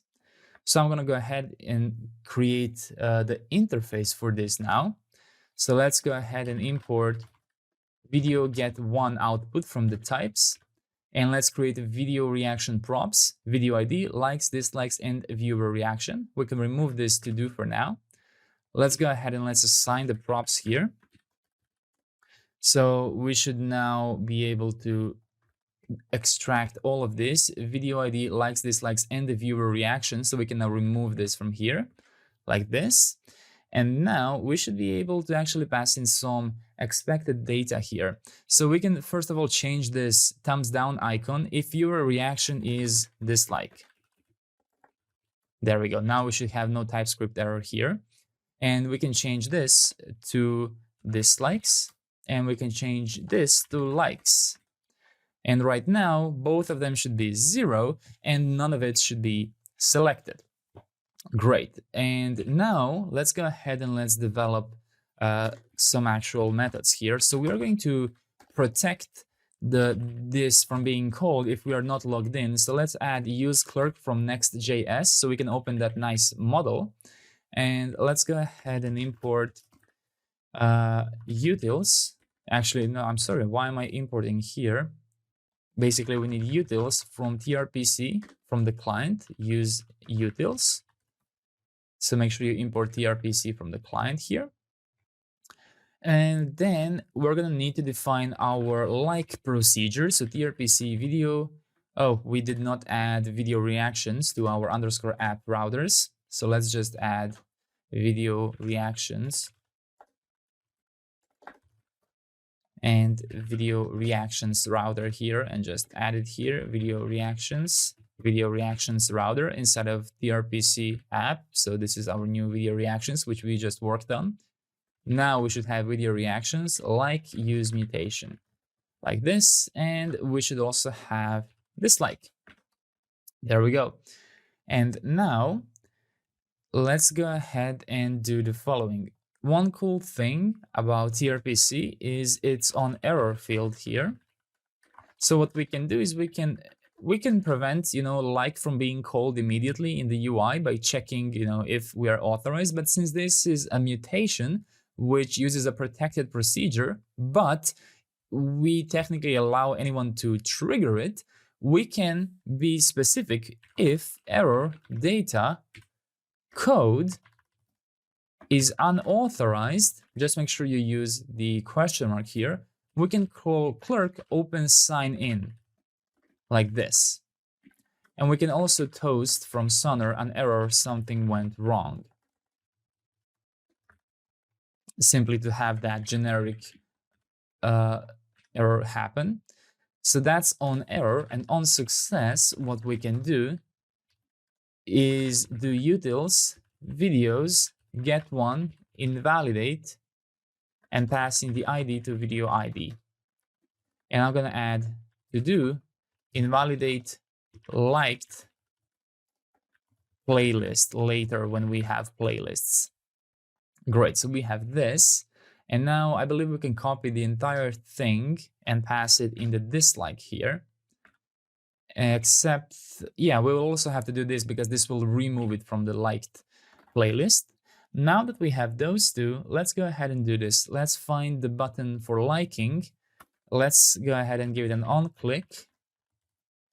Like mutate video ID. And disabled will be if like is pending or if dislike is pending. So we don't spam. And let's just copy them here, but we can just use dislike mutate for this one.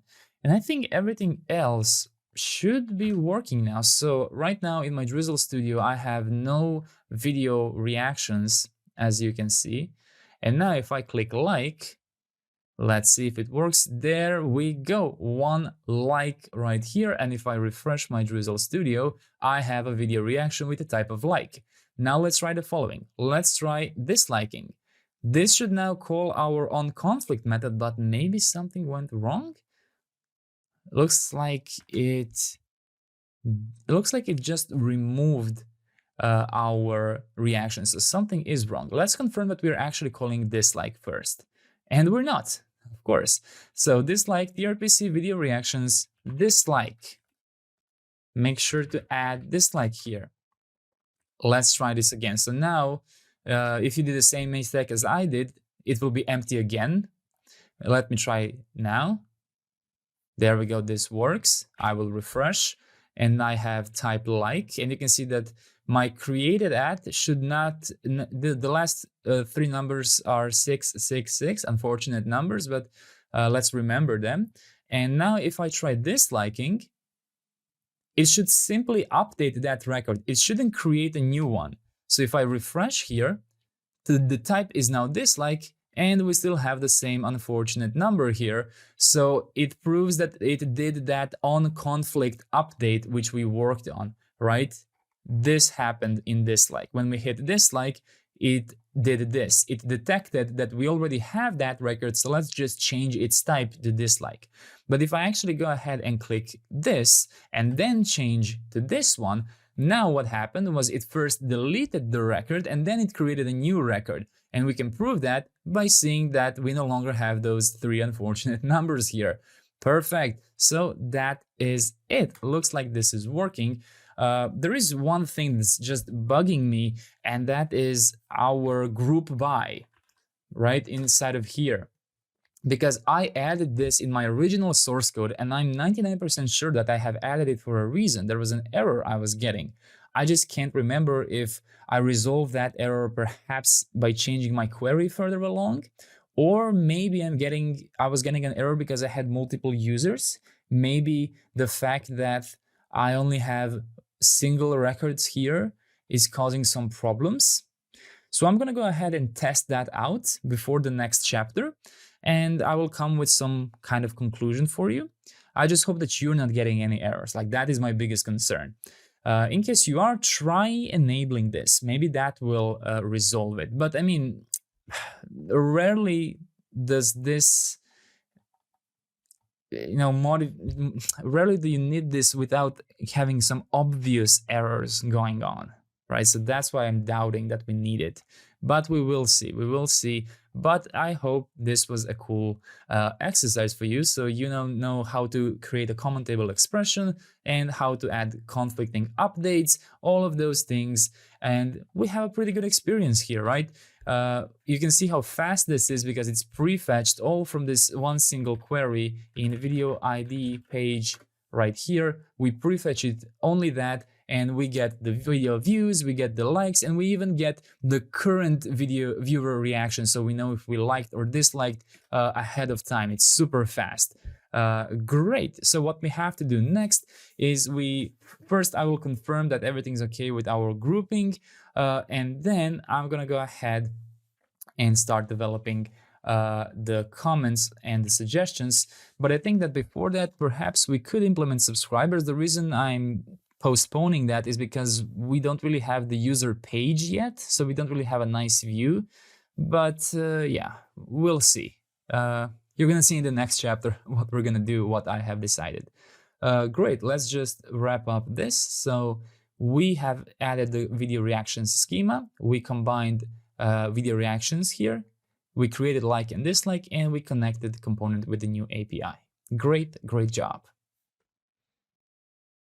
For this chapter, I have decided to build subscriptions for a very simple reason, and that is that it looks almost exactly the same process as our last two chapters, so it just makes sense to go in this direction. In order to build descriptions, you're going to need to establish 2 users at minimum inside of your project. So in my another account here, I have logged in using Clerk, and I went into Studio. And what I'm going to do is I'm just going to go ahead and upload a video here. And once I can go inside of this video, I will just copy this URL from here, and I will paste it in my another account here. Basically, the goal is that I can visit the video from this another user and that I can see the subscribe button. Because if I just look at my own videos, I'm going to have the edit button here. That's not what we want. We want the subscribe button. So let's go ahead and develop this now. So just make sure you do that. Create a new account, upload the video from that account, copy the URL from here, and then paste it wherever you're logged in as the other user. You can use a single browser for this. No need for 2 of them to be logged in at the same time. Great, so let's start by creating the subscriptions schema. And yeah, one thing that we kind of left off in the last chapter was this, grouping. I've tested with multiple accounts, I have tested with multiple likes and multiple views and dislikes and all of the combinations, and nothing seems to break. So because of that, I'm led to believe that this group by of mine, which I have in my source code, but seemingly do not need now when I'm building it, is that this group by was either a premature optimization by me, or it was a solution at the time when I didn't use this kind of subqueries and perhaps used a different type of aggregate, which then required group by to be added. I will still have it here just in case I'm wrong, but I'm 99% certain that was the case. If you understand grouping better than me, you probably already resolved this for yourself, right? But I'm trying to understand as I go along there are a lot of things here that I have to compare with my original source code, with what I've changed for the video and things like that. And I just want to make sure that you don't have any errors and that everything works fine. So for that reason, I will leave it here commented out just in case. But as I said, I'm 99% certain that this was a premature optimization on my part and that this query works just fine and doesn't need any grouping because of the way these subqueries here work. I think that previously I was doing a different type of counting here, which then required me to group by these specific types here. Let's go ahead and let's do the first task which we need for our subscriptions, and that is building the subscriptions schema. So let's do that after users and after users relations. So export const subscriptions will have pg table subscriptions like this, and let's go ahead and pass in the viewer ID, which will be UUID, viewer ID, and references to users ID on delete cascade. Let's go ahead and now add the creator ID here, and the same rules. Let's add not null to both of them, so they are both required. And let's copy the timestamps. So one interesting thing about this query, this schema, is that both my viewer ID and creator ID will reference to the user, right? So that is a bit different than from anything we've had before, I believe. And this should already be enough for us to push to our database. I believe nothing should go wrong at this part. Let's see, there we go, changes applied, nothing has broken. Great. And if I go ahead and go inside of my Drizzle Studio here, let me go to Studio, I should see my new subscriptions table right here, and I should have the viewer ID, the creator ID, and then I should have these two, viewer ID, user ID, and creator ID, user ID. So these are basically the relations, right? You can also see them here. And I believe that the reason they are named like this is either because they both reference to user, so the application automatically differences them by adding these descriptive names, or because we didn't yet add the relations here. I think it might be that. Yes, I'm almost certain it's that. So yes, basically you can see what this relations things does. It works on application level. So now I think that after we create the relations for subscriptions, which as you just saw, not required to push to your database, but they will make the working with Drizzle a bit easier. So let's go ahead and do that now. So we're going to add export const subscription relations, subscriptions, and we're just gonna work with one. Viewer ID will be 1, users, fields, subscriptions, viewer ID, references to users ID like this, and creator ID will do a similar thing here. Well, not similar, literally the same thing, except it's going to target creator ID. But I think that just like this might throw an error. And I purposely want to push this so I can demonstrate that. So I'm going to push. And I think that we might get an error now, even though this usually, I'm not certain. Looks like no changes detected. Looks like everything is okay. But I think that in my Drizzle Studio, I'm not sure if this will immediately change this, but how about in my subscriptions? So it still says viewer ID, user ID, and creator ID, user ID. How about if I add a relation name here and name it subscriptions, viewer ID, foreign key. And here, this will be creator ID, foreign key. And we, of course, also have to do this. We have to go inside of our user relations here, and we have to add subscriptions. Oh, yes, I think this is the problem. All right, so I'm going to remove these two. purposely. I want to get an error because I want to show you how you can fix it and why we need those things which I just added. So you would now add, user subscriptions and user subscribers in the same way. This is the issue now with the relational API. Remember, this part is not required for us to continue querying because we are using SQL-like builder, right? But for application level Drizzle to understand our relation, it would be nice for us to add this to user relations. But this will obviously cause problems because how does it know which one of these two is supposed to target the creator ID and which one is supposed to target the viewer ID? So I think that this is what I was trying to demonstrate. I think that if I try and do DrizzleKit push now, I think that this is maybe where I get the error. Or maybe will it still not detect? It looks like it's still not detecting. How about if I refresh this? I'm desperately trying to get an error because when I was developing, I got an error. But right now, this seems to be working with absolutely no problem. And it's weird how it's working. But one thing that we are missing in the subscriptions, very important, the primary key. Let's go ahead and just do that before we try anything else. Maybe now we're gonna get some errors. So let's add primary key here, name, subscriptions primary key, columns, viewer ID, and creator ID. Very important thing I forgot. So make sure you've added the primary key. And for this, you will have to push. So let's see, hopefully this works. If not, well, we will go into debugging. But yeah, there we go. Looks like this works just fine. Let me refresh my studio here to see if we are getting any errors. No, everything still seems to be working just fine.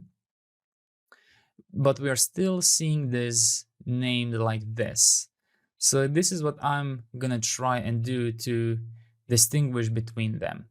I'm gonna go ahead inside of subscription relations here, and I will add a relation name, subscriptions, viewer, ID, foreign key. So you saw me do this a few seconds ago, but didn't understand why. Well, I'm trying to rename these columns in Drizzle Studio to be exactly like this.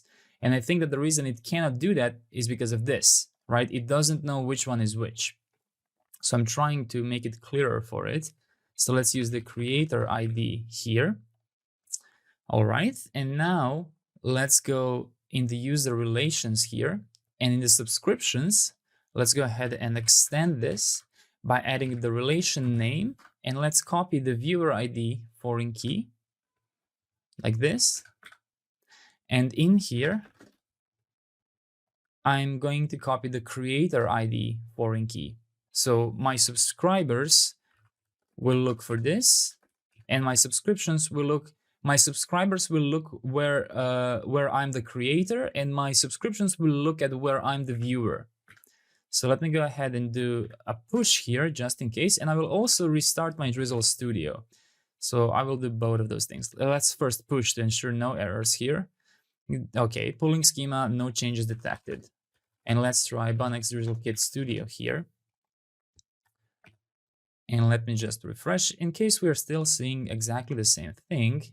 There we go, subscriptions and subscribers. So we can now differentiate between the two thanks to the foreign keys which we have created like this, and then we were able to specifically target for which key here are we looking at, right? So that's what I wanted to achieve. Since we're already building this relations API things, which again, not required for any of the joins that we're going to do, any queries not required at all, but on the application level, it will give us a much better understanding. So subscriptions and subscribers. Do you agree this looks better than what it was before, right? I think this is now clearer. Great. So let's go ahead now and let's build the procedure to subscribe and unsubscribe. So for that, we're going to go inside of modules, and I think we already have subscriptions UI. So we're just going to extend by opening our server procedures.ts right here. we're going to do a very simple procedure in a form of create and remove. And to save some time, let's go inside of video reactions and just copy the entire procedure and just paste it in subscriptions procedures here. Let's rename this to subscriptions router. And let's remove this and just use subscriptions here.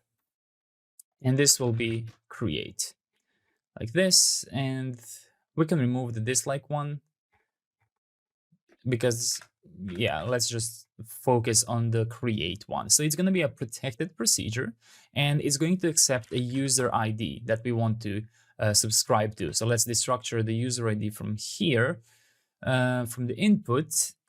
And I'm just going to not destructure the context so I don't override the user ID, because in this case, the input is the important one. And this is what I'm going to do. So how about a go ahead and let me just remove this entire thing here. I think it's just going to be easier like this, so I can focus. First thing I want to check if the user ID is identical to context user ID. This means that the user is trying to subscribe to themselves. We're going to throw new tRPC error here, code bad request. And I've imported this from tRPC server. Then what I'm going to do is simply create a new subscription. So const subscription will be await database insert into subscriptions, values, viewer ID is going to be the user which owns this protected procedure, and the creator ID will be the user ID from the input, meaning they chose to subscribe to this user, so they are the creator. And let's do returning here, so we can return subscription. Make sure you don't accidentally use subscription inside of here, right? So maybe you can use data here or created subscription, so we are explicit. There we go. So this will create the subscription. And now what we have to do is we have to create a remove method. I like to call it remove instead of delete because remove is a reserved keyword. So the same thing, user ID. Same thing we can check here, right? So you shouldn't be able to do anything to yourself, really. So we can always break that. And then this will be the deleted subscription. So I'm okay we're using deleted in this part because it's followed by subscription. So it will not override the reserved keyword deleted. Instead of insert, it will be delete. And we're just going to do where. And let's add two equals here. The first one will be if subscriptions viewer ID is context user ID, and subscriptions creator ID is the user ID from the input. So the exact same logic that we developed here, we are now using it for querying. There we go. So that's our API for creating subscriptions. Let's go ahead and add it to our routers here. So subscriptions. Let's import the subscriptions router, this. And now let's go ahead and use the subscriptions. Before we can build the UI part, we need information on whether we are subscribed to the author of this video or not, which means we have to revisit our modules, videos, and we need to revisit this one, the get1 method from here. So we're going to create another common table expression here, similar to viewer reactions. We're going to do const viewer subscriptions. So let's go ahead and create this temporary table, viewer subscriptions, as database, select from subscriptions from database schema. So make sure you have added subscriptions from the schema, where in array subscriptions viewer ID, we're going to check if the currently logged in user is anywhere in that query.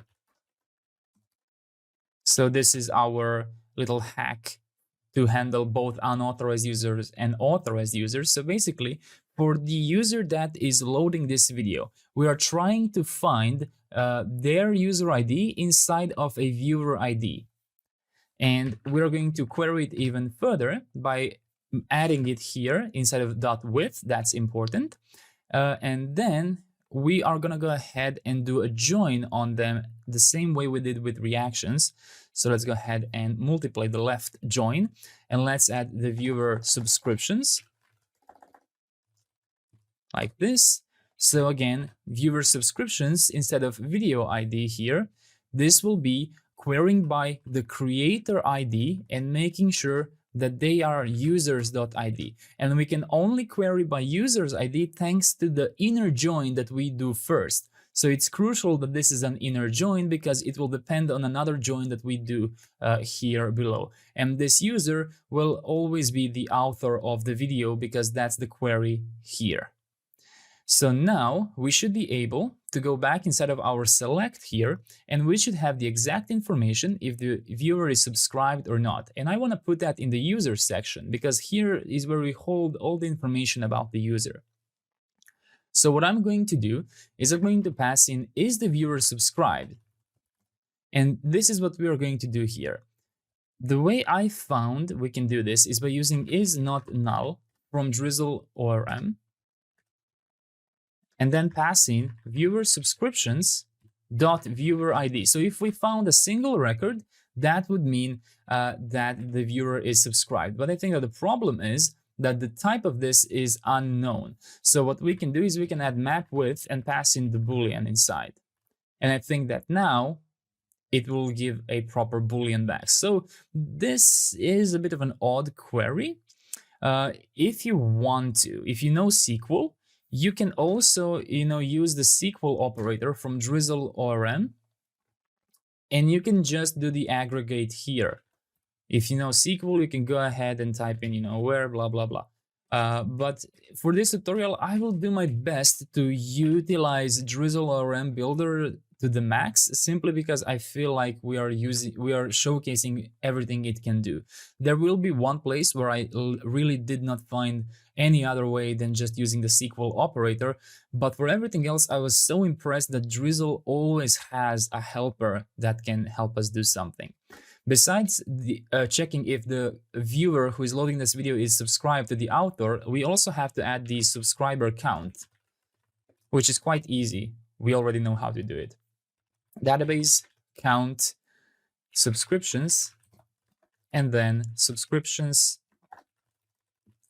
creator ID equals users ID. So we are basically looking at all subscription records where the creator ID is the author of this video. So now let's go ahead and check out. When I hover over here, instead of user, I have the subscriber count and I have viewer subscribed, which is a Boolean. Great. So let's go ahead and try this. I'm going to go ahead and go inside of my app, inside of home. Actually, yeah, let me go ahead and go inside of procedures here, just to check one more thing. So I just want to show you where I found this solution and, give you some reassurance as to whether you can do this or not. So this is reported as a bug, right? The bug is that conditional helper functions such as isNull, isNotNull, exists, and not exist cannot be used within a query select without returning an unknown type. So isNotNull, this ends up being an unknown type. But if you use the SQL operator directly and assign it a Boolean, then it's going to be a Boolean type. So we would expect this to automatically give us a Boolean type, given that it is a custom helper function. This is the expected behavior, which makes sense, and they have marked it as an improvement.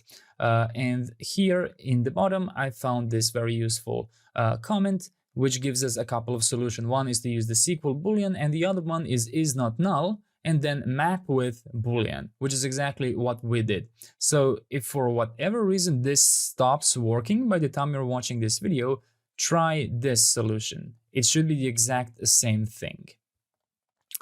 Or you can also try this solution here, SQL Boolean, and this table.name would be viewer subscriptions.viewer ID isNotNull written in SQL.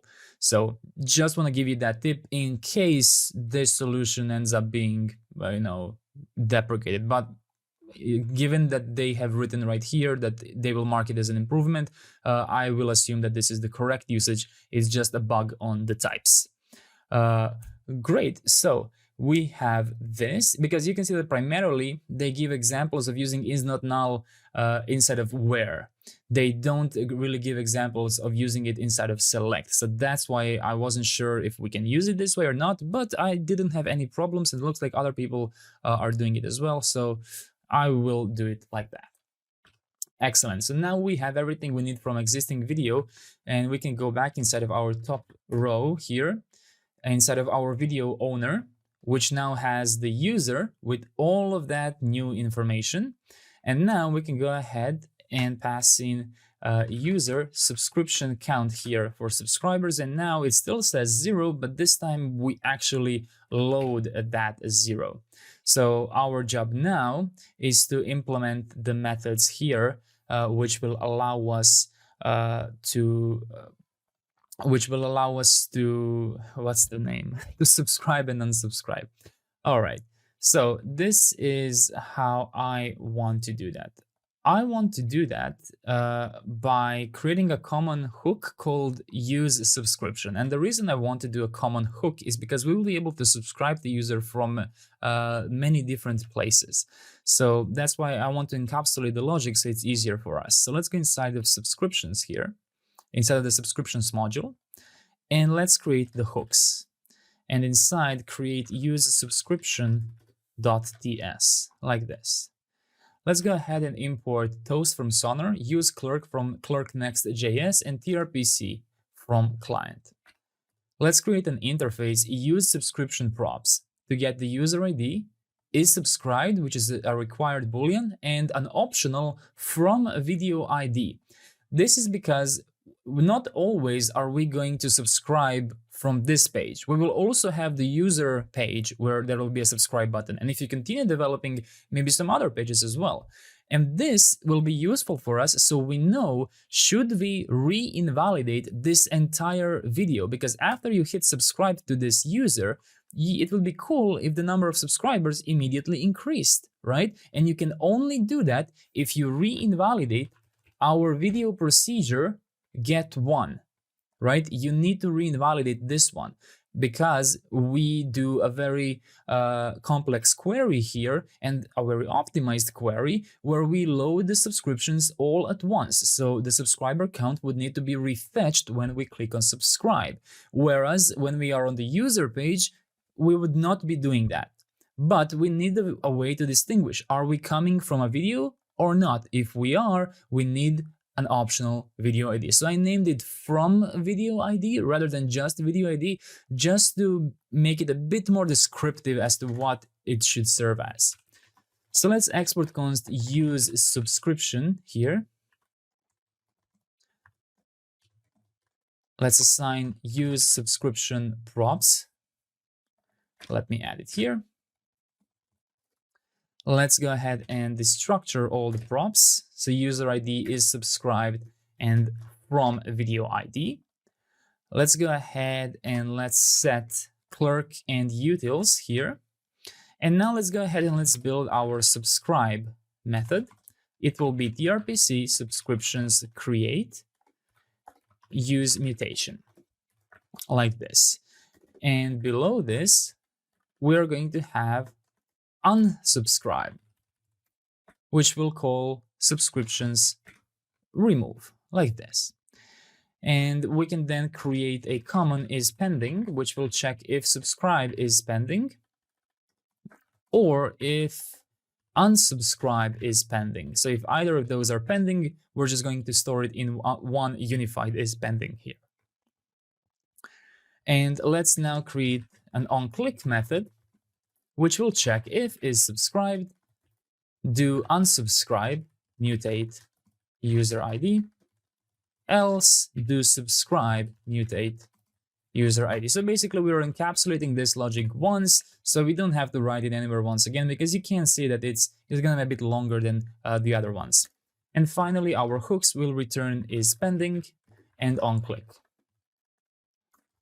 Great. And now let's go ahead and just improve the success and the failure of these hooks. So on success, what we are going to do, if we successfully subscribe, first let's go ahead and show that with a toast saying subscribe.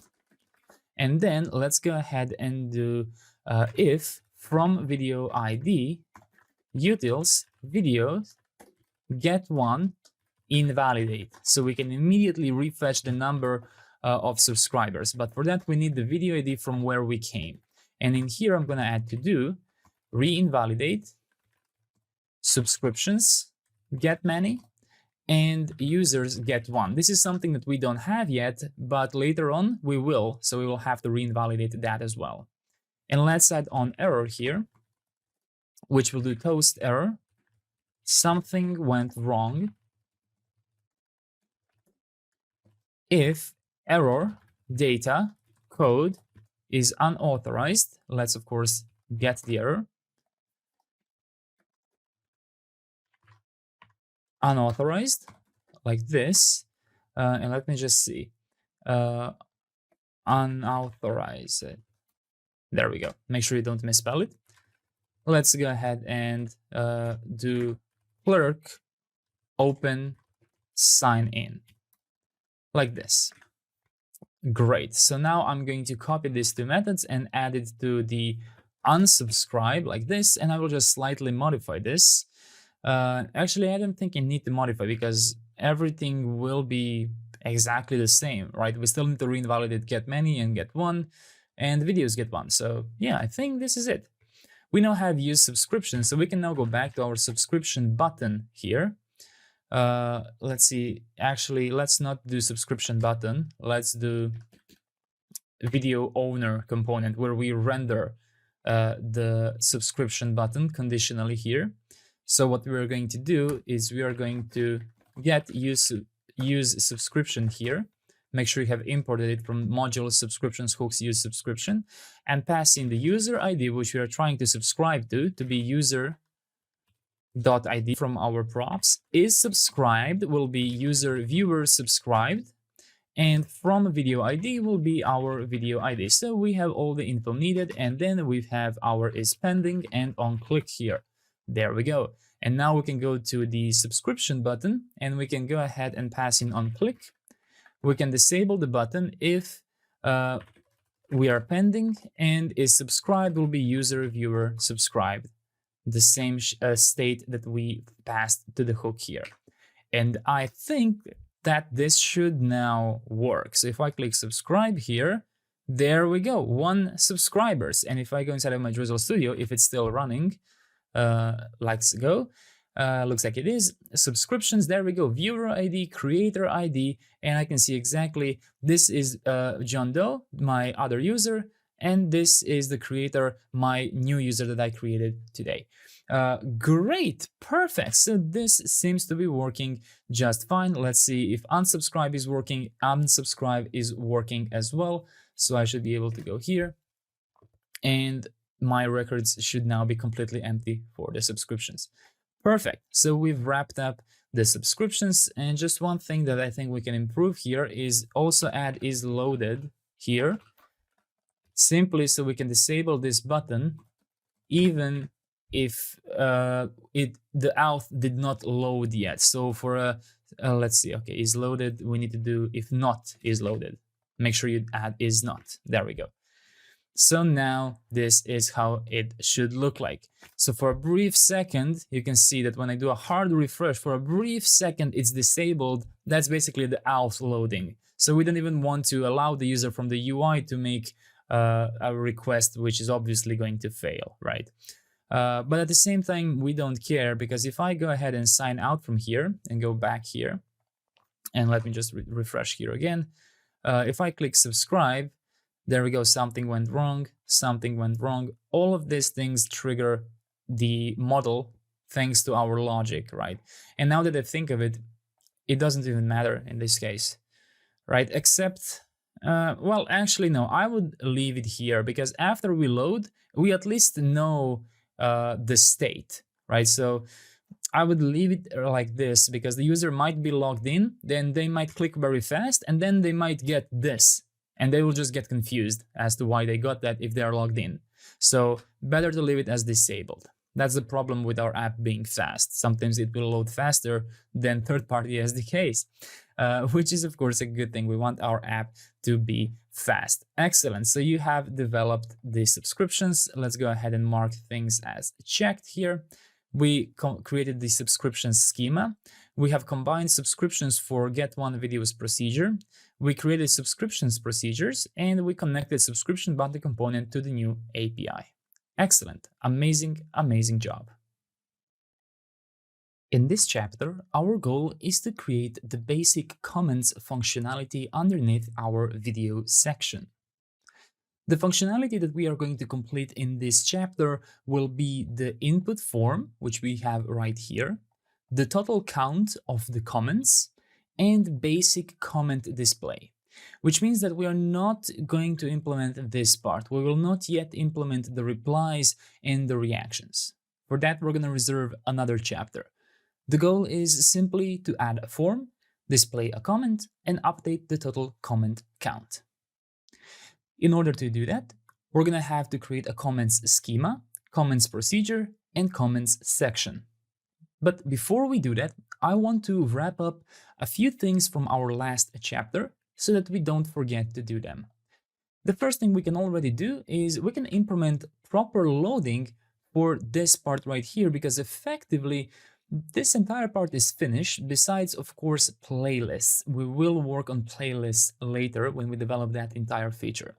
So let's go ahead and go inside of our modules, inside of video, UI, components, and let's go inside of video top row. And let's go ahead and let's import skeleton from components UI skeleton. And from here, I'm just going to export const video top row skeleton. Depending on how important loading states are for you, you can choose to skip this part if you find it repetitive or feel like you don't really get too much useful information from this. But I'm going to go ahead and build it anyway to have a complete product at our hands. So basically, I am just copying what we do here, and I will symbolize the elements going on. So let's add flex, flex column, gap 4, and the margin top of 4. Now let's add a div with a class name flex, flex column, gap 2. And now let's add a self-closing skeleton tag with a class name height of 6, width of 4/5. Is that how you say it in English? 4/5 and 2/5 right here. And now let's go ahead and add a div here with a class name flex items center, justify between, and full width. Now another div with a class name of flex item center, gap 3, and the width of 70%.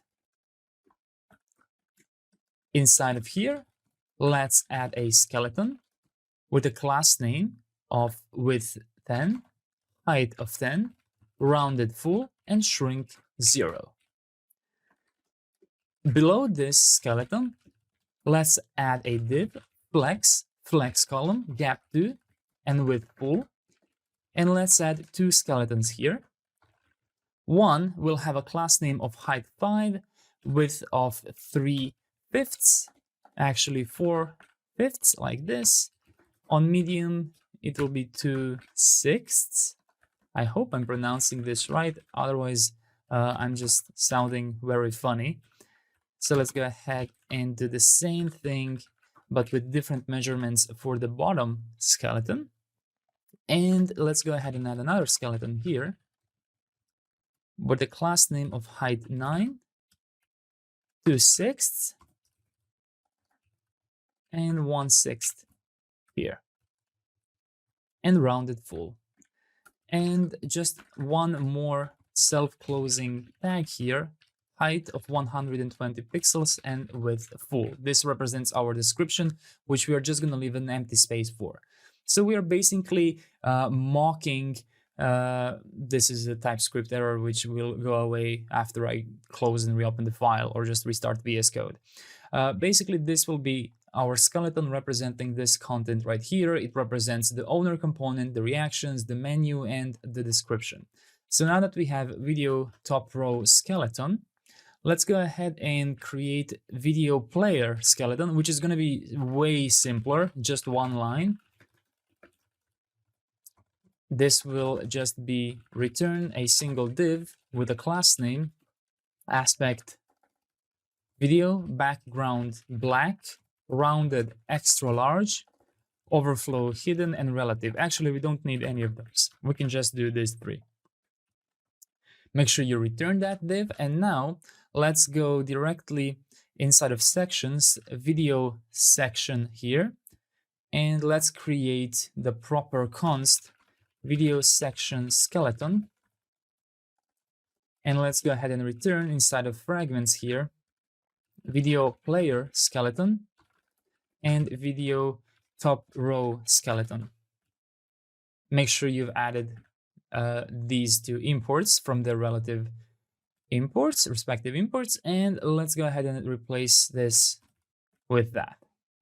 There we go. So that's pretty much what's happening here. So now when you refresh, you should have a much nicer skeleton right here. Perfect. So now let's go ahead and let's develop the comments. Actually, just one more thing.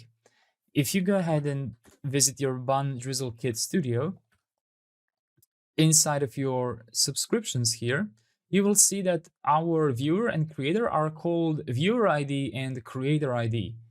That's because inside of our schema, in subscription relations, that's how we call them. But we don't have to call them that way. If you take a look at any other relation, we are more descriptive. Subscriptions, subscribers, videos. So we can do the same thing for subscription relations. Call this one a viewer and call this one the creator. And the cool thing is that I think just by refreshing the studio, it should, maybe not by refreshing, but restarting it, I think we don't have to push these changes. If I understood how this is updated correctly, I think just restarting it, there we go. So just restart Visual Studio and you should see viewer and creator here. There we go. So I just wanted to have that finished. If you really want to, you can try doing Drizzle Kit push, but I'm pretty confident that absolutely no changes will be detected because this is all on application level, not on database level. Exactly, no changes detected. Great.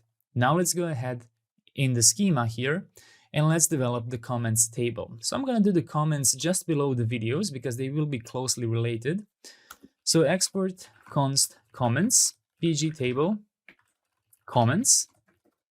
Let's add ID, which we can copy from video. It will be a normal UUID.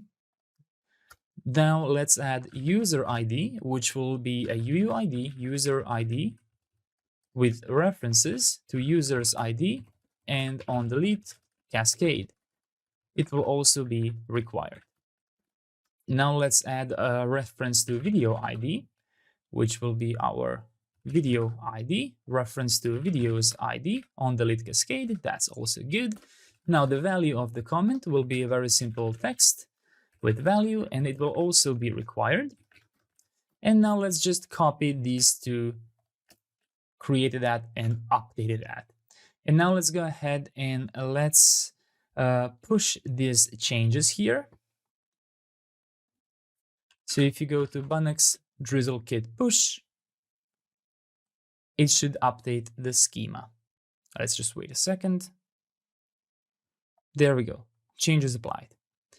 Now let's go ahead and let's add the relations here. Export const comment relations, comments. We will use both one and many. So we are doing this again only to improve application level understanding of our relations, not actually required. If for whatever reason you find yourself having problems with this, you will continue, you will be able to continue the tutorial, don't worry. If you can follow along. So this will be comments user ID and it will reference to user's ID. And just make sure that when you return this, you wrap inside of parentheses here. So you return an immediate object, and now it should look like this. Beside user, we also referenced a video. So that's going to be videos, comments video ID, and this will be videos ID. There we go. And at the moment, we don't have many. So just leave it like this for now. And now inside of your video relations, you should have comments, many comments, and you should have users, user relations, comments, many comments, right? So both the user and the video from now on will have many comments. Great. So now what I'm going to do is I'm going to just run, just in case, even though I mostly use this to prove a point. Whenever you do those relation API changes, it's just for application level. It's just for DrizzleKit Studio to have a nicer understanding and a nicer preview of what's going on. And also, if you ever decide to use Drizzle's relational API queries, then it will be required in that case. So now, if I go onto comments here, I have, let's see, user and video. There we go. So that's our comments schema. Perfect. Now let's go ahead and let's go inside of our modules and let's go ahead and create comments module. Inside of here, we're going to create a server and we're going to create procedures.ts. I'm going to copy some simple procedure we have, like this one in video views, simply so we have a boilerplate so we don't have to write everything. Let's add this to be comments router and import comments.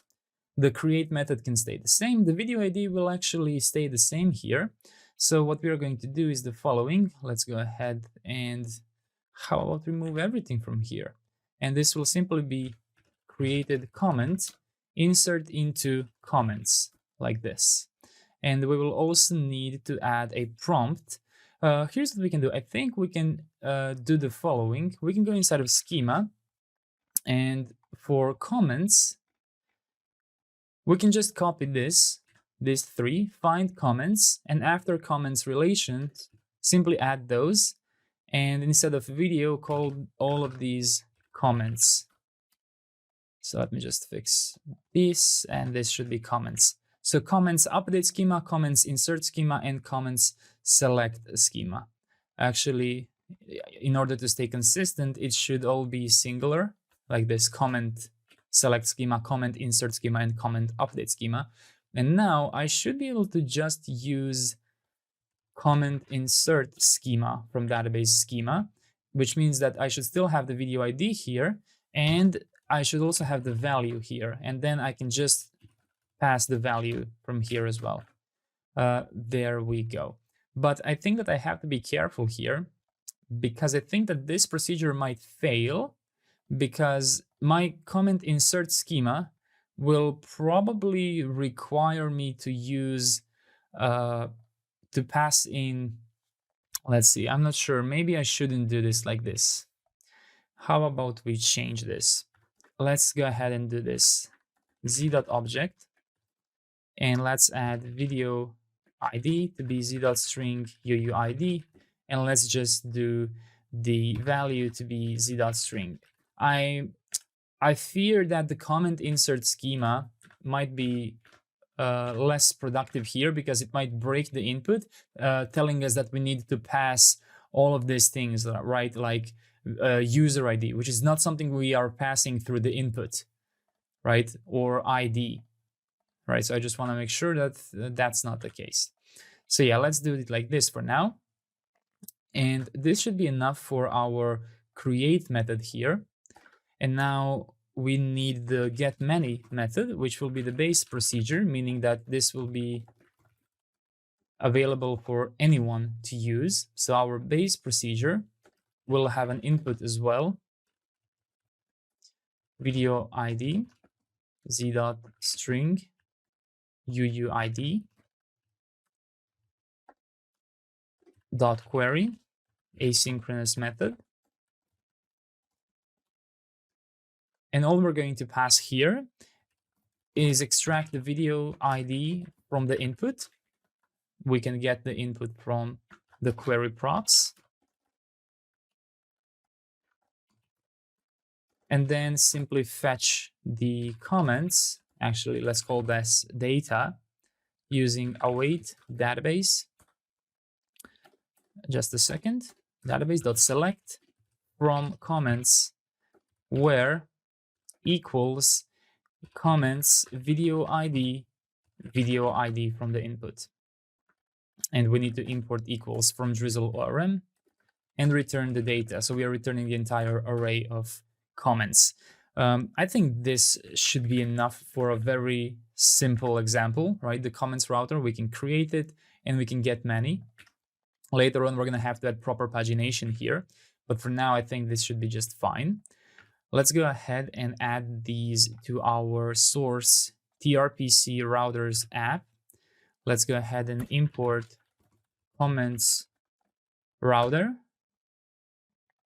And let's assign comments router. So what we are going to do now is the following. We're going to go inside of source app folder, home, videos, video ID page. And besides prefetching the video, we will also prefetch the comments. Get many, prefetch, make sure you add prefetch, ID, my apologies, video ID, like this. And I will add a to-do here.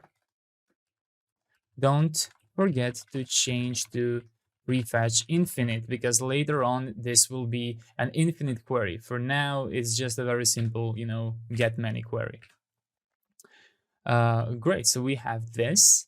And now it's time for us to go inside of source, modules, inside of videos, UI, sections, and we have the comments section.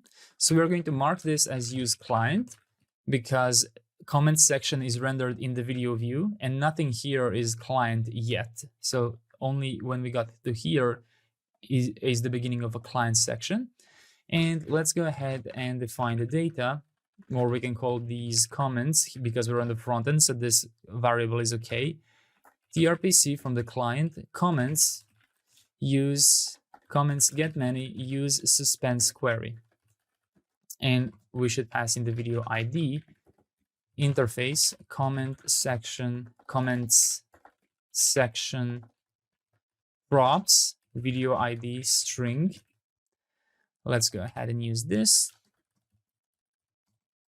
Video ID, there we go. And then what I'm going to do is what I usually do is just JSON stringify the comments. There we go.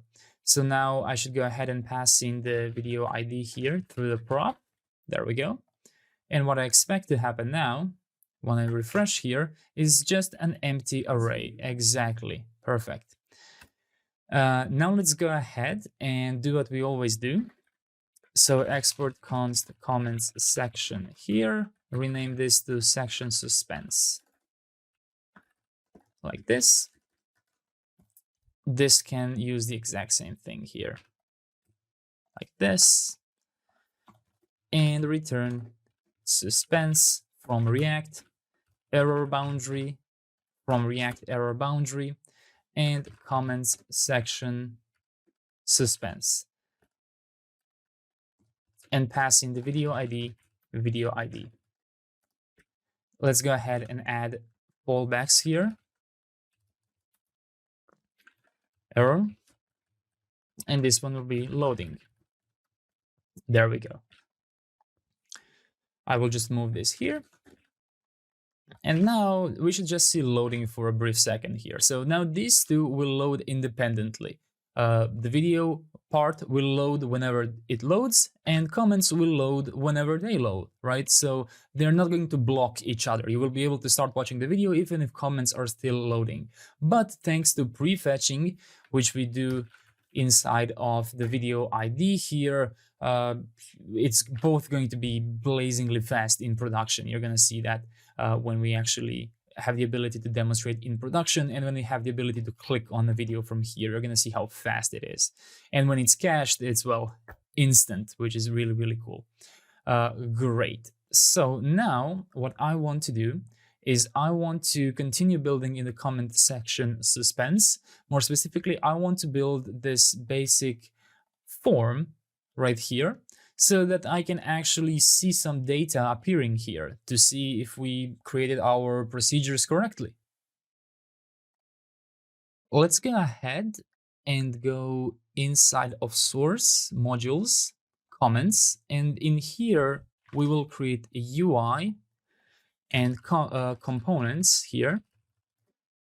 And in here, a comment form.tsx. So I decided to put that in the comments module purely because the way we're going to build them is going to be reusable by default. So even though they will only be displayed in the videos section, which could technically make them a candidate to have them in components here, right? Because it doesn't matter which entity it uses, it makes more sense for it to be in this module, right?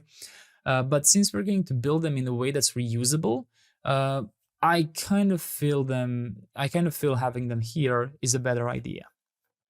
So let's go ahead and create an interface here. Interface, comment form props. Video ID will be a string, and on success will be an optional method like this.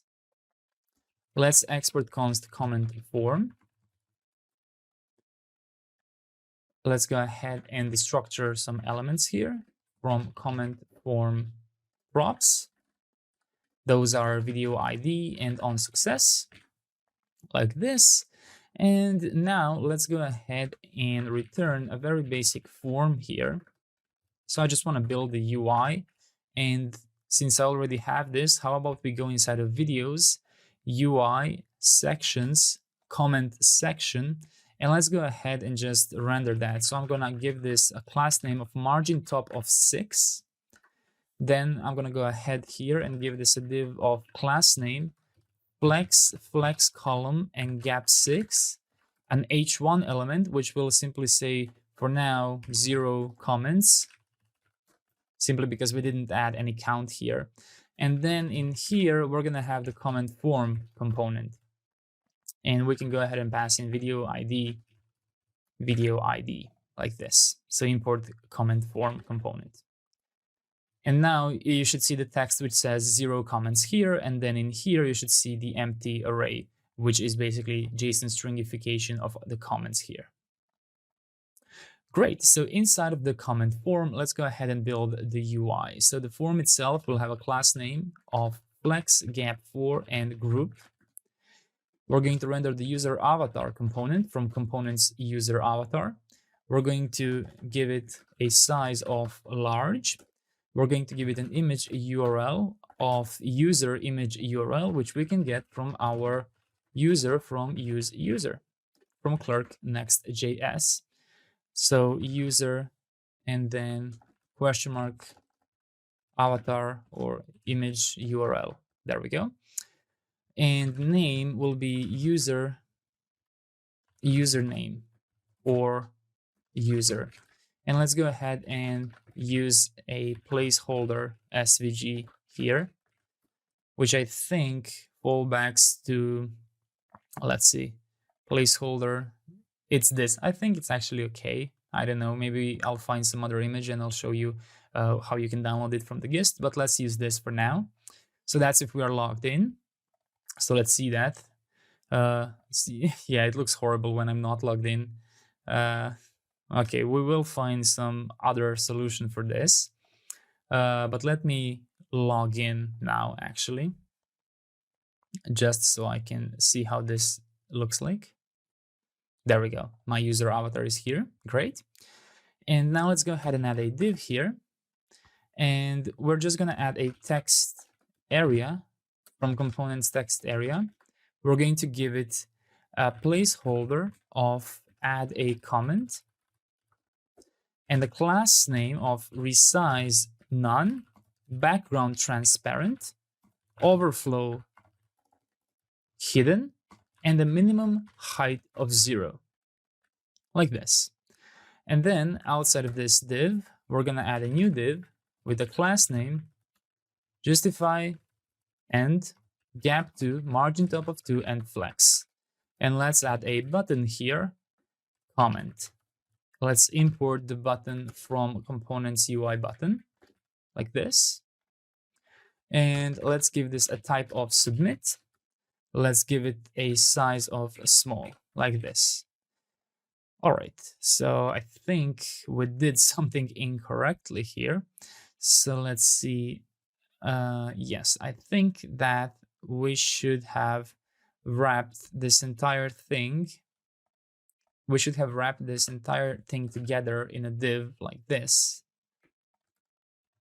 and give this a class name of flex1. There we go. That's what I wanted. So in here we have the user avatar. In here we have the comment section, and then we have a comment button, which right now does a hard submit on the form. Great. So let's go ahead and do the following now. I just want to add the proper placeholder because right now this just looks very bad when user is logged out. So I have added a new SVG to our public gist, or you can simply access the source code and you will find this image. I used AI to generate this, but it's a very simple silhouette. So just go ahead and copy the SVG. And let's go inside of public and let's add user dash placeholder SVG and add it here. There we go. Let's go ahead now and go back inside of our comment form and let's use placeholder or user placeholder SVG like this. And there we go. So this now looks much better. It looks like the user is actually signed out. And if you want to, make this a little bit more attractive, you can just change this color to like some other color.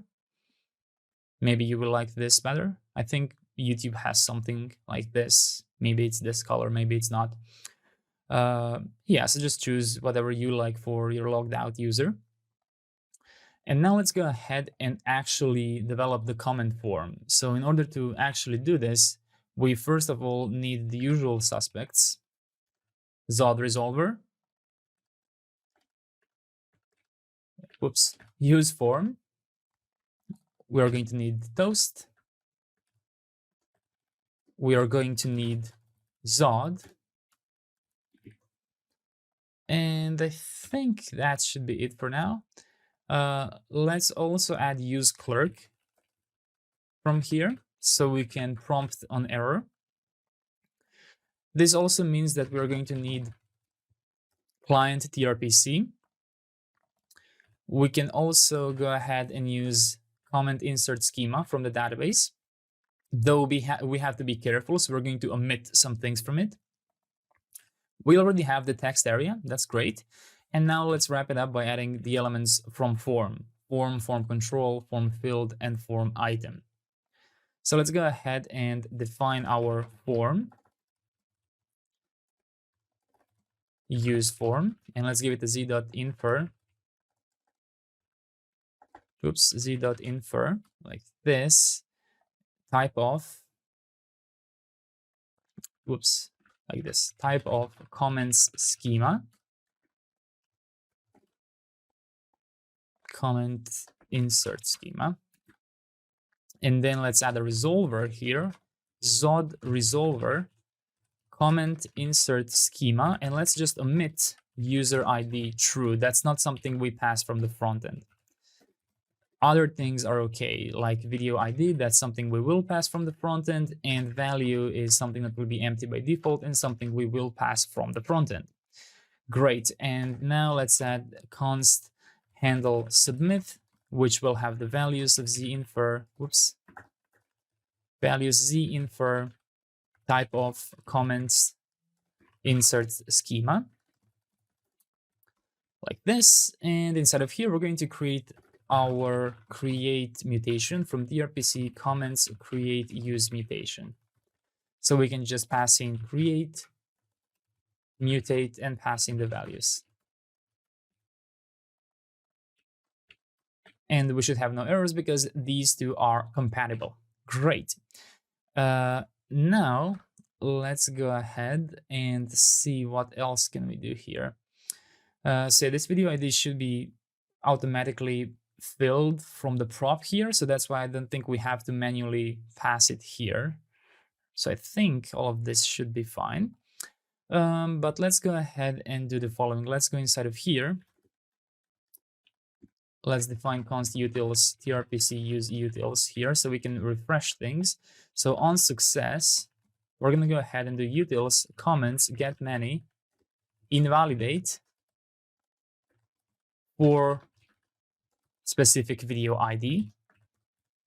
And let's do form reset every time we successfully submit. And let's do toast success comment added.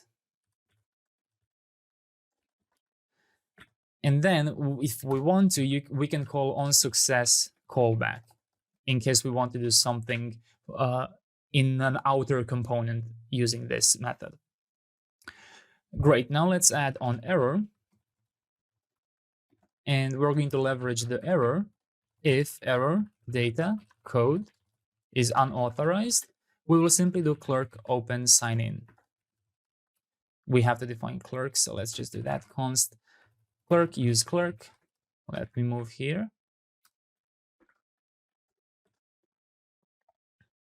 Open sign in. And let's toast error something went wrong. There we go. And now we should be able to continue building this. So this is how we're going to do it. We're going to wrap the entire thing in an actual form from our form component like this. Let's indent it. Let's spread the entire form like this. And now let's go ahead and give this native form an onSubmit method. OnSubmit form handle submit and then pass in our handle submit. Now let's go ahead inside of the div flex1 and let's wrap our text area inside of a form field, which is a self-closing tag, which means we need to pass it through render like this. So now we can pass the text area inside. The name of the form field will be value and control will be form control. Now let's wrap the text area inside in a form item like this. Then let's add form control. And we will not have any form labels here. There we go. And let's now spread the field here. And if you want, you can also add form message here, which is something we have to import from components UI form, which will display any errors on the UI side. This can sometimes help you debug things. Every time I've decided to hide this message, I got very cryptic non-submitting forms, and I didn't understand what was going on, because if you try console logging this, it will never console log. That most likely means that this part detected a ZOD error here. For example, in my original source code, I forgot this, and then it always expected me to manually add user ID through the form. So that's why it never worked, right? So let's go ahead and try this out now. I believe that now, if I refresh this, and yeah, if I try typing something now, I'm getting an error, like something went wrong. And let's also do this. Disabled if create is pending. So yeah, if you try and add a comment while logged out, you will have a nice error. But if you go ahead and log in and go back where you can comment and try commenting, let's see. There we go. I can add comments. Amazing. You can see how it immediately refreshes, and we can see that the video ID value is passed safely through these initial default values which we used, which I'm very happy about. So we don't have to, usually this is what I did in my source code, but now I changed it once I looked at the code. I did values and then I passed the video ID manually, right? Because I thought that it did not infer it, but it did. This works just fine. The video ID is simply, we are using shorthand, right? So video ID basically gets passed through the props here, and we render the comment form here in the comments section, which definitely has to have the video ID because it couldn't even load the comments in the first place. Great. So now that we have that working, let's go ahead and let's actually render these comments in a nice way. So let's go ahead and iterate over these comments right here.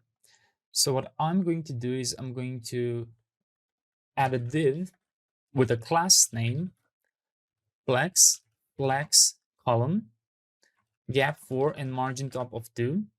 And how about I move this right below the comment form, right? So still inside of this div here. And then inside of here, we are simply going to go over the comments, get the individual comment, and render a comment item component. The key will be comment ID, and the comment will be the comment entirely. Now let's go ahead and implement the comment item. So I'm going to go ahead and build that in the comments module as well, simply because the nature of it is so reusable. So let's go ahead and add comment item.tsx,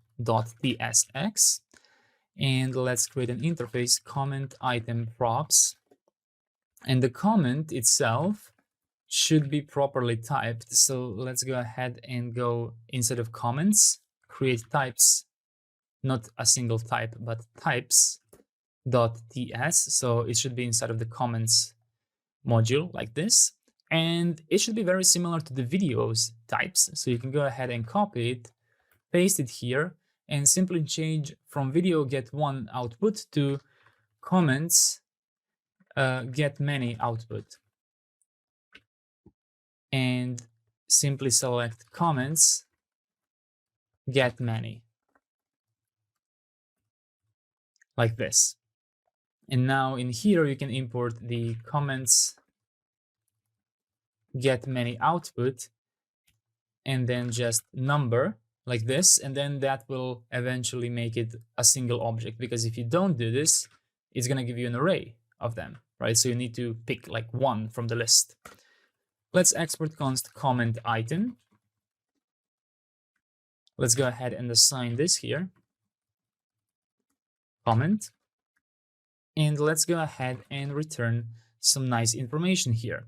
So we will need the following. Let's start by having a div wrap the entire thing. And then inside, let's do the first part where we render the user avatar be wrapped in a flex and gap 4. Let's make sure that we use a link which will redirect to /users comment user ID like this. And I think here's the first issue we will encounter. Let's import user avatar from components user avatar. The issue is now that we don't really have too much information about what to send to this component. So let me just select large here, and we now have image URL with nothing to pass and name with nothing to pass. Why do I say nothing to pass? Well, try it. Comment dot, we only have user ID. That is because we never joined the user. So let's go ahead and do this for now.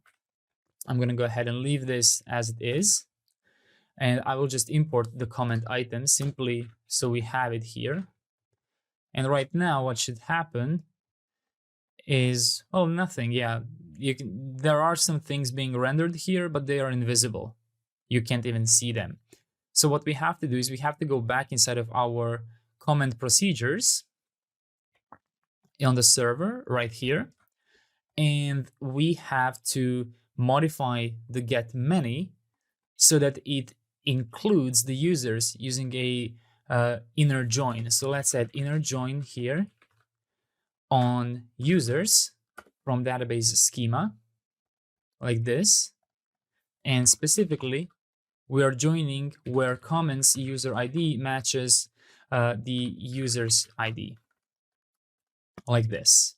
And now inside of here, you should be able to spread get table columns of the comments schema. So import get table columns from DrizzleORM. And here, pass the user, or you can just do users. I think this should work just fine. So now, if you go into comment item, you should be able to have comment dot user and their image URL. So now if I refresh this, there we go. You can see 3 images of myself because I'm the one who left the comment. Great. So that's how easy it is to use inner join here. Perfect. And this is precisely why I prefer using Drizzle SQL-like query builders over Prisma or over Drizzle's relational API builder. It simply it forces us to understand our queries, right? In Prisma, I don't even know what's the term anymore. We would just use include users true, right? We would have no idea. Is that an inner join? Is it a left join? Is it a commentable expression? Is it a subquery? We'd have absolutely no idea how it's doing it. But using Drizzle, it forces us to either improve our SQL understanding or just improve our understanding of Drizzle's SQL query builders, right? So this is why I prefer this, especially for tutorials. I think we gain much more knowledge into building queries this way, rather than just having, you know, a magic include user true, or like something like that. I understand that's more convenient, but I think the knowledge is unmatchable when it comes to this. Great, so we have that in the comment item. So now let's go ahead and just add some more information. So outside of this link here, let me just wrap this up. So comment user name, full name, okay. Let's add a div here with a class name, flex, and the minimum width of flex1 and the minimum width of 0. Let's add another link here with an href. Basically the same thing as we did here. I'm purposely separating the links because if you just wrap the entire thing inside of a link, then the entire thing is clickable, and you don't really want that, right? You don't want the entire comment item to redirect to the user. And inside of here, we're gonna add a div with a class name, flex items center, gap 2, and margin bottom of 0.5. And then a span rendering comment user name, and give this span a class name, font medium, text small, and padding bottom of 0.5. There we go, John Doe 3 times. Then below that, you will add a span and format distance to now from date FNS. And inside, you're going to pass comment created at, like this, and add suffix true. There we go. Or maybe you can use updated at, whichever you want, right? I think it makes sense to use this one. Now let's add class name here, text extra small, and text muted foreground. There we go. Now outside of this link, you can go ahead and add a paragraph, comment value, and add a class name, text small. There we go. I can now write a comment. So if I click comment, there we go. I can now write a comment. Perfect. So I think this is exactly what we said we are going to achieve, right? Just this part right here without the replies, without the buttons here. So we created the comment schema, the comments procedure, and the comments section. Great. We will also do this in the next chapters. What I want to do specifically in the next chapter will be infinite loading, because right now this is not infinitely loaded. And after that, we have to handle likes and dislikes, which will work identically to this method here. And we have to add replies, which will be quite easy. I accidentally clicked on a user. So it will be quite easy to develop replies simply because we have all the components finished. We are going to reuse this component, and we're going to reuse the comment item component. We will just give it a variant prop, which will hide this icon if needed, and give this a cancel button so it closes, right? And then we're also going to have to add some more procedures. So I'm going to add this in the next chapter and the infinite loading in the next chapter as well. Great, so I believe that's it, and we can focus on other things in the next chapter. Great job. In this chapter, I want to continue our comments development. specifically focusing on adding infinite loading. Just a quick reminder that, at least in my case, it's been over 24 hours since I have uploaded my video on Mux, which probably means that my assets have been deleted. Remember, if you're using free tier, if you haven't upgraded, if you don't have a credit card, your videos will be deleted after 24 hours. You can check that by going inside of your assets and selecting YouTube development. You can see that everything in here is empty. After that, go inside of your DrizzleKit Studio, go inside of your videos here, and if there are any videos, go ahead and delete them. You can see that I have no videos. If you do, you can just mark this to select all of them and then delete them. And automatically, thanks to our foreign keys and cascading, all video reactions, video views, and comments will also be deleted. So in order to continue developing, we now have to go and upload a new video simply so we can continue working on the comments. So at this point, it doesn't matter if you are looking at your own video or someone else's video. So I will just go ahead and click create in this case, and I will upload a demo video here. It doesn't matter if you own the video or someone else. In our previous chapters, that was important because we wanted to demonstrate the subscription functionality. And here's the processing banner. Yes, that's something we never saw until now. So there we go. We can see that now. And there we go. Here is the video. Perfect. And 0 comments. So what we want to do now is we want to implement proper infinite loading for these comments, because right now that's not happening. Let's go inside of source, inside of modules, comments, server, procedures. Right now, this is all we do inside of getMany. We pass in the video and we just load the comments, right? We don't specify how many, we don't specify anything other than this. All we do is we join the users. So let's start by modifying our input here, besides accepting video ID, to also accept a cursor, which is going to be an object. It will accept an ID of the video, so UUID, and also updated at. We need updated at in case we need updated at because we will be sorting by updated at, right? So that's how you need to build your cursor, which is something that we have to add here. So let's go ahead and immediately do that so we don't forget. So we're going to add here in the end, order by descending from DrizzleORM comments updated at, like this. And make sure you have imported descending from DrizzleORM. Great. So in your cursor, you should now have the ID and the updated at, and the cursor itself should be nullish. So it's not required. And besides the cursor, we should also have a limit with a minimum of 1 and a maximum of 100. There we go. And basically now we will be doing similar thing as we do in videos procedures. Let me find getMany here. My apologies. I think it's studio procedures. Here we have get1 and we have getMany. So we have the cursor right here.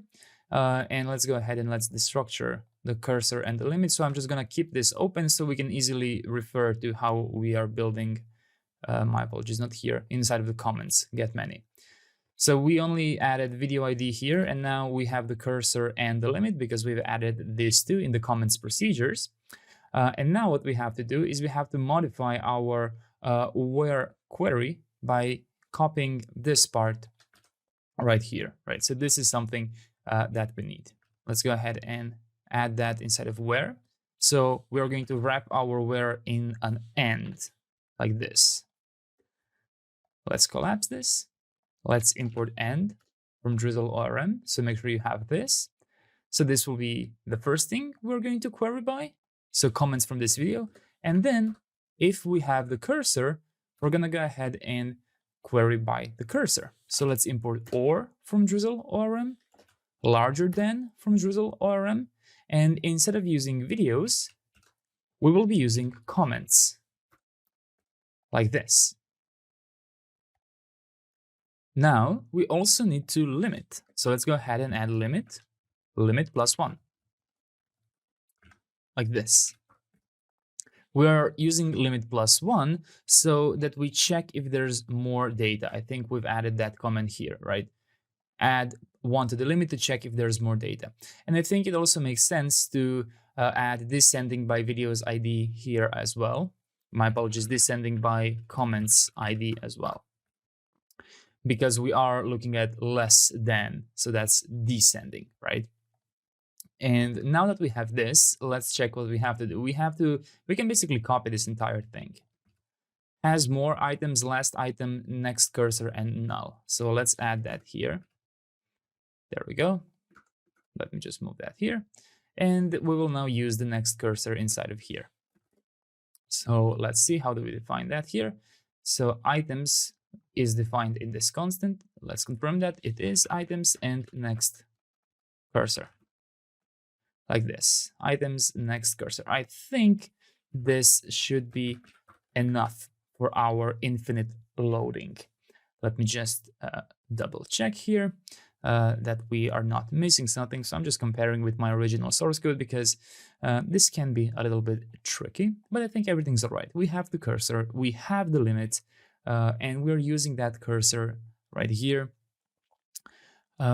Great, so let's confirm. So either larger than the comments updated at needs to be larger than cursor updated at, and equals comments updated at cursor updated at larger than comments ID cursor ID. Otherwise undefined. I think this should work just fine. Now that we have this, let's go ahead and go inside of our app, home, videos, video ID page. Instead of calling prefetch, we will call prefetch infinite. We can now remove this to do here.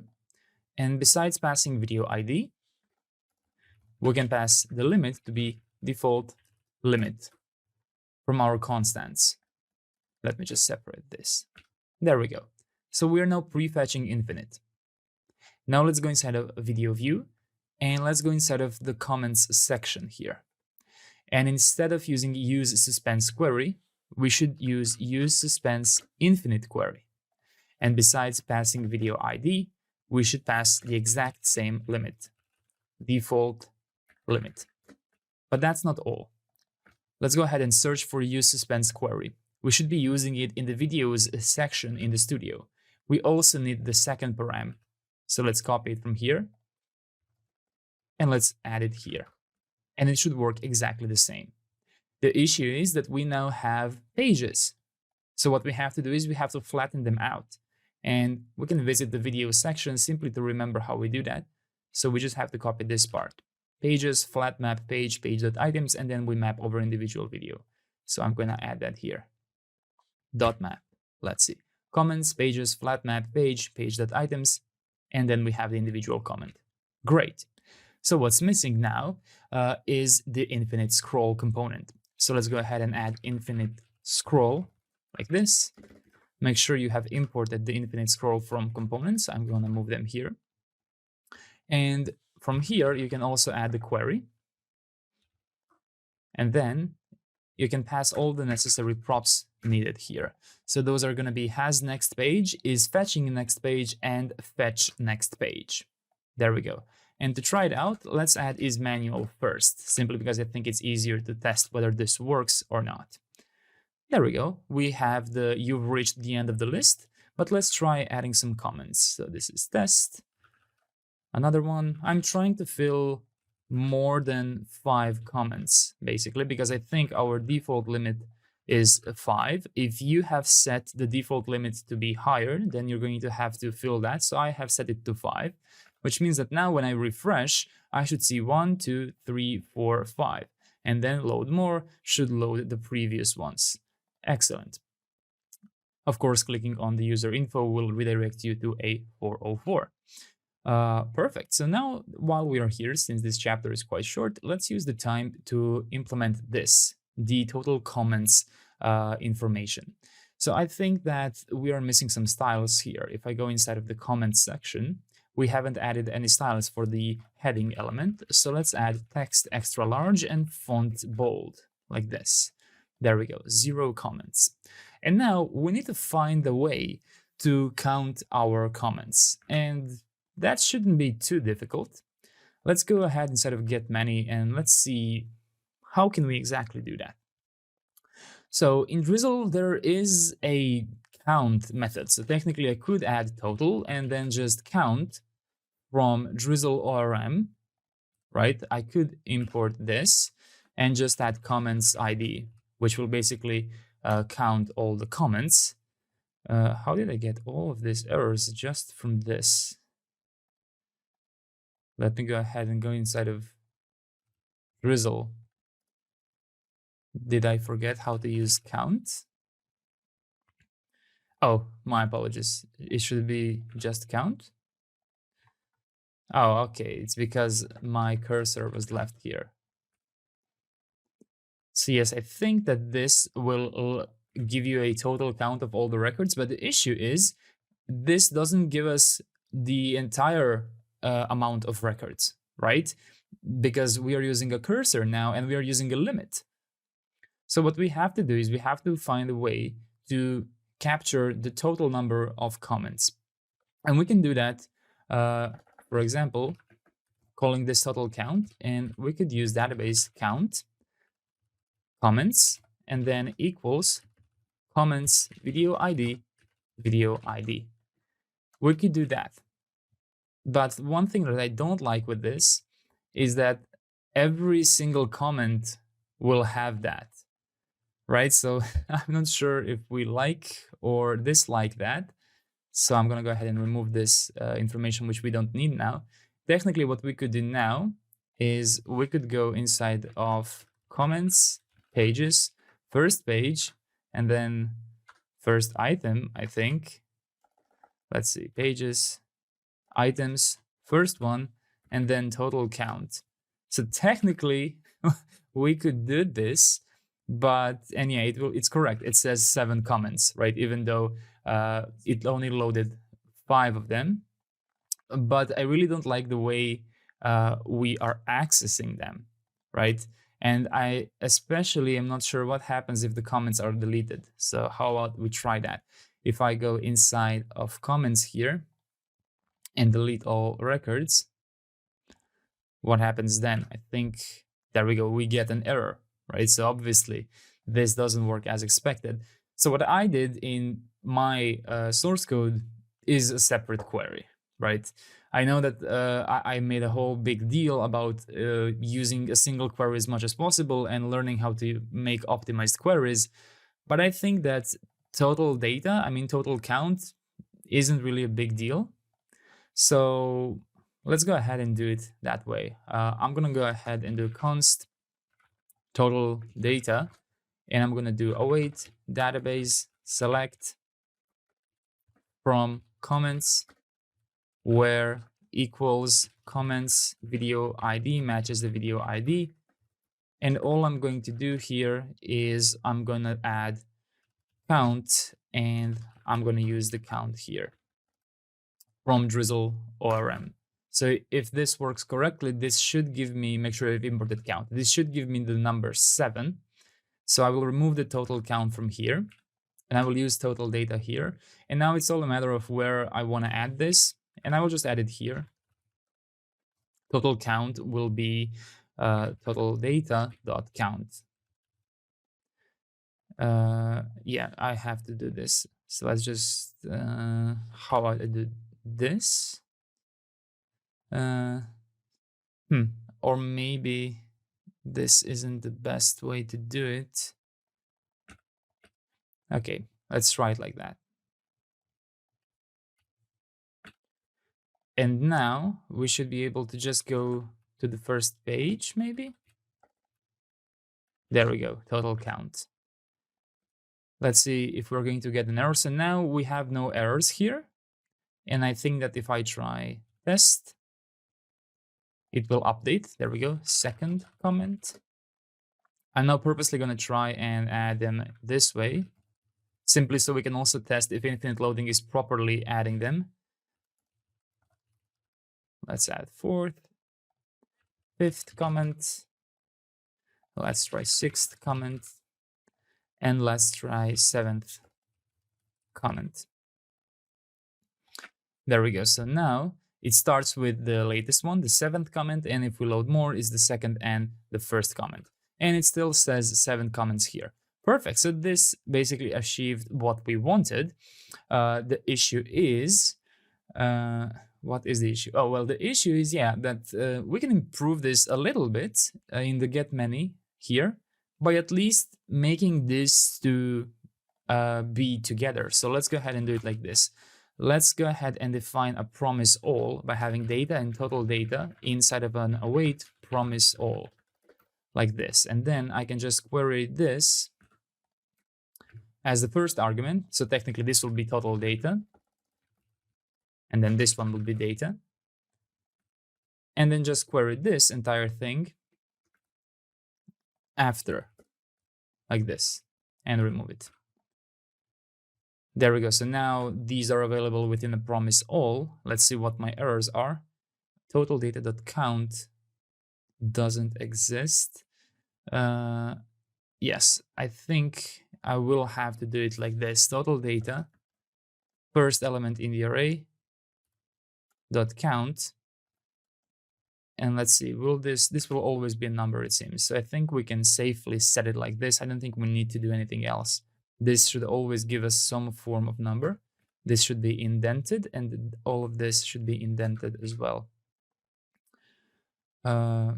Yes, and I think that these don't have to be awaited anymore, because we just need promises, right? We don't need the awaited result. And I think that if you refresh, it should behave exactly the same. 7th comments, 7th, again, I clicked. So 7th comment, 6th comment, 5th, 4th, 3rd comment. There we go. So what I want to do now is 2 more things that we can do in this chapter, because I want to keep the replies and the comment reactions for their separate chapters.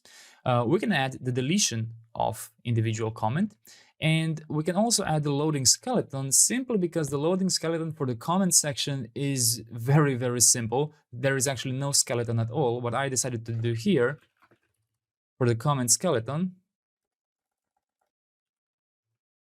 comments section skeleton, is just a simple div with a class name of margin top of 6, flex, justify center, items center, and loader to icon from Lucid React with a class name of text muted foreground, size 7, and animate spin.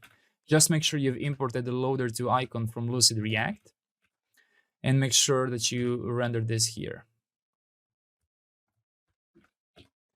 And now when you refresh, it should look nice like this. I think this is the same thing that YouTube does.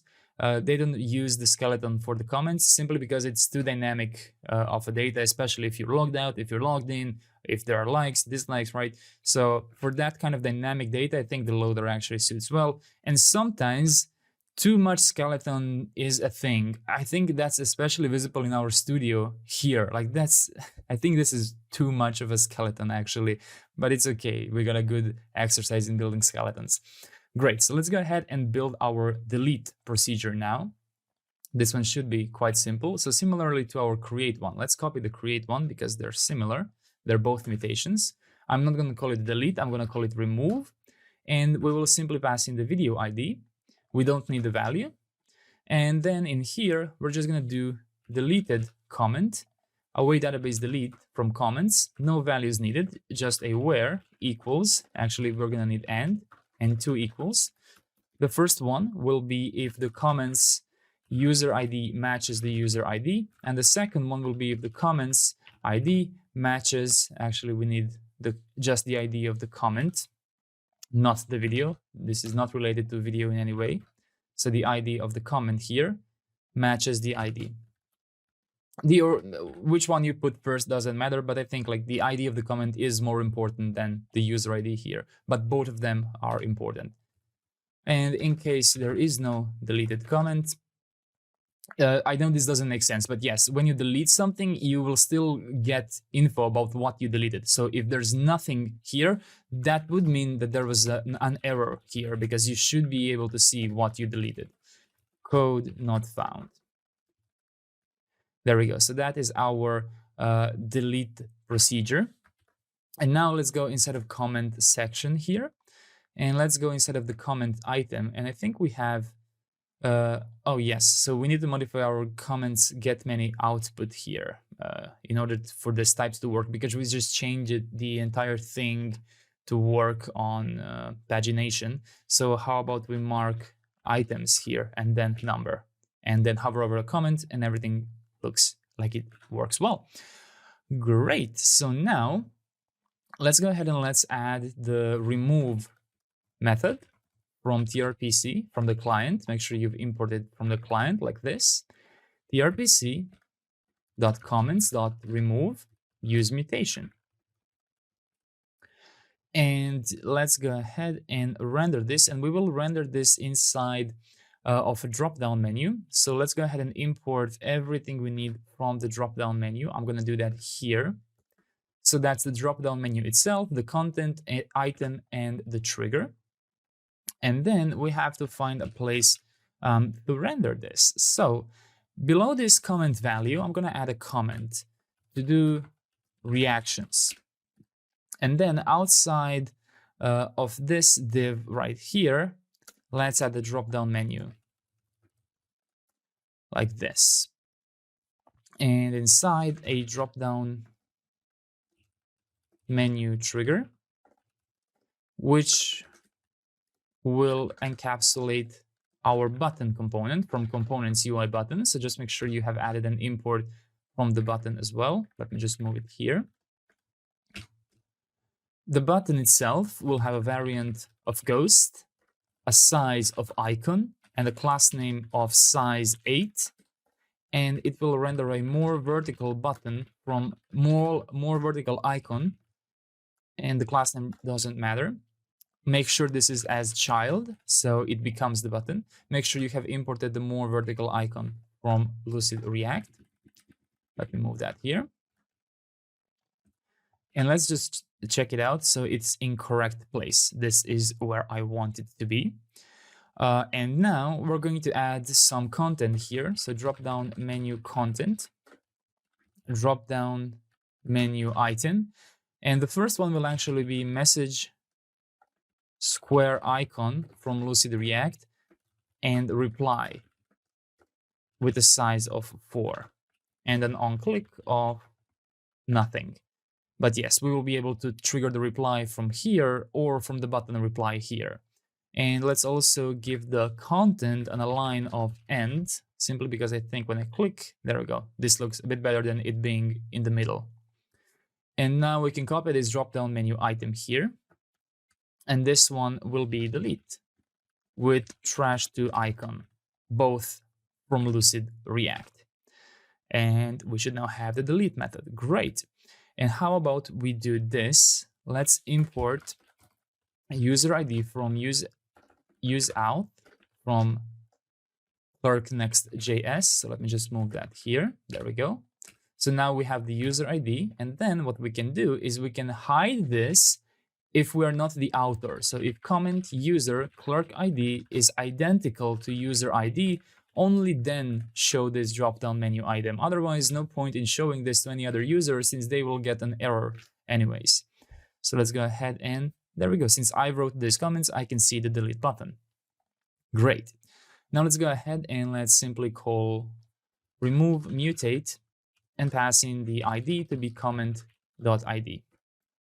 Now let's go ahead and modify the remove here so that it has proper on success and proper on error here. In order to do that, let's prepare our toast from Sonar. And I'm pretty sure we are going to need to add clerk from use clerk, simply so we can trigger the, let's go ahead and use clerk. So we can trigger the, what's the correct? So we can trigger the pop-up model, the sign-in model, in case the error code is unauthorized for whatever reason. So first of all, in success, let's do toast success, comment deleted, and utils, which we need to add here, const utils is tRPC use utils, comments get many, invalidate. and pass in for which video ID, which is comment video ID. On error here, let's check for the error. First of all, toast error, something went wrong. And then if error data code is unauthorized, we will call clerk open sign in. There we go. So I think that now this should be working. So my 7th comment is here. And if I click delete, there we go, 6 comments. And this simply says 6th comment right here. Excellent. And I'm just going to try logging out and joining with another user so I can see if this works or not.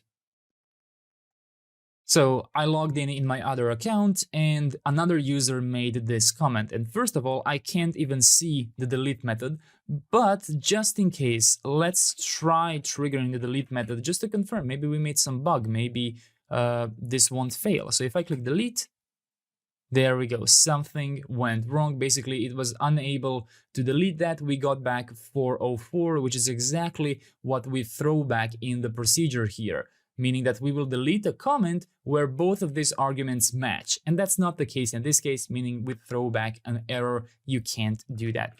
Perfect. Means our code is working just fine and we cannot modify other users' comments. Perfect. And I think that is it for this chapter. So I'm going to go ahead and mark everything as complete. We've modified the comments get many. We have prefetched. We used use suspense infinite query, and we added infinite loading. On top of that, we added proper comment count, and we even added some drop-down options right here. Here's another tip for you. Every time we open the drop-down, you can see that my scroll bar disappears and it kind of pushes the content ever so slightly. If that bothers you, here's a trick. You can go ahead and add modal false to drop-down menu. And now it won't do that. But I don't know what are the implications of setting the model to false. So yeah, use it at your own peril. But I've used it in my source code and I didn't encounter any issues. And you can do that for any drop-down you encounter. For example, here you can see how it visibly removes my scroll bar, but here it doesn't because of this prop right here. So if you want to do that, you can add it. Great, amazing, amazing job, and see you in the next chapter. In this chapter, our goal is to implement comment reactions.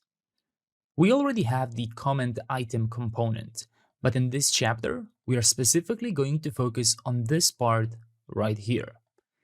We will create both the UI for it as well as the API part. We're going to start by defining the comment reactions schema. After that, we will create the reactions UI, which is this right here. And then we're going to combine comment reactions schema with our comments get many procedure, which will basically load the counts for each reaction, like and dislike, as well as the viewer reaction. So if you remember our video reactions, this is exactly what we did. We created video reactions and then we combined video reactions for get one video procedure so that we knew the counts and also the viewer reaction itself. So that's our goal for this chapter right here.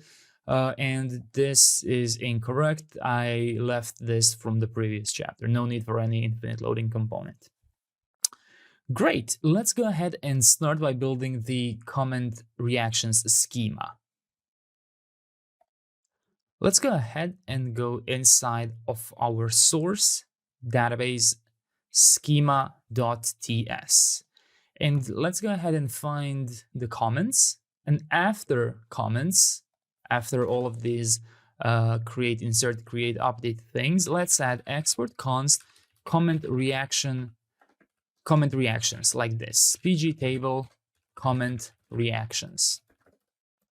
And inside, we're going to do a similar thing as our video reactions. So we will have the user ID, so you can copy that and add it into your comment reactions. And then we will have the comment ID, which will be a reference to comment ID, and use the comments schema like this.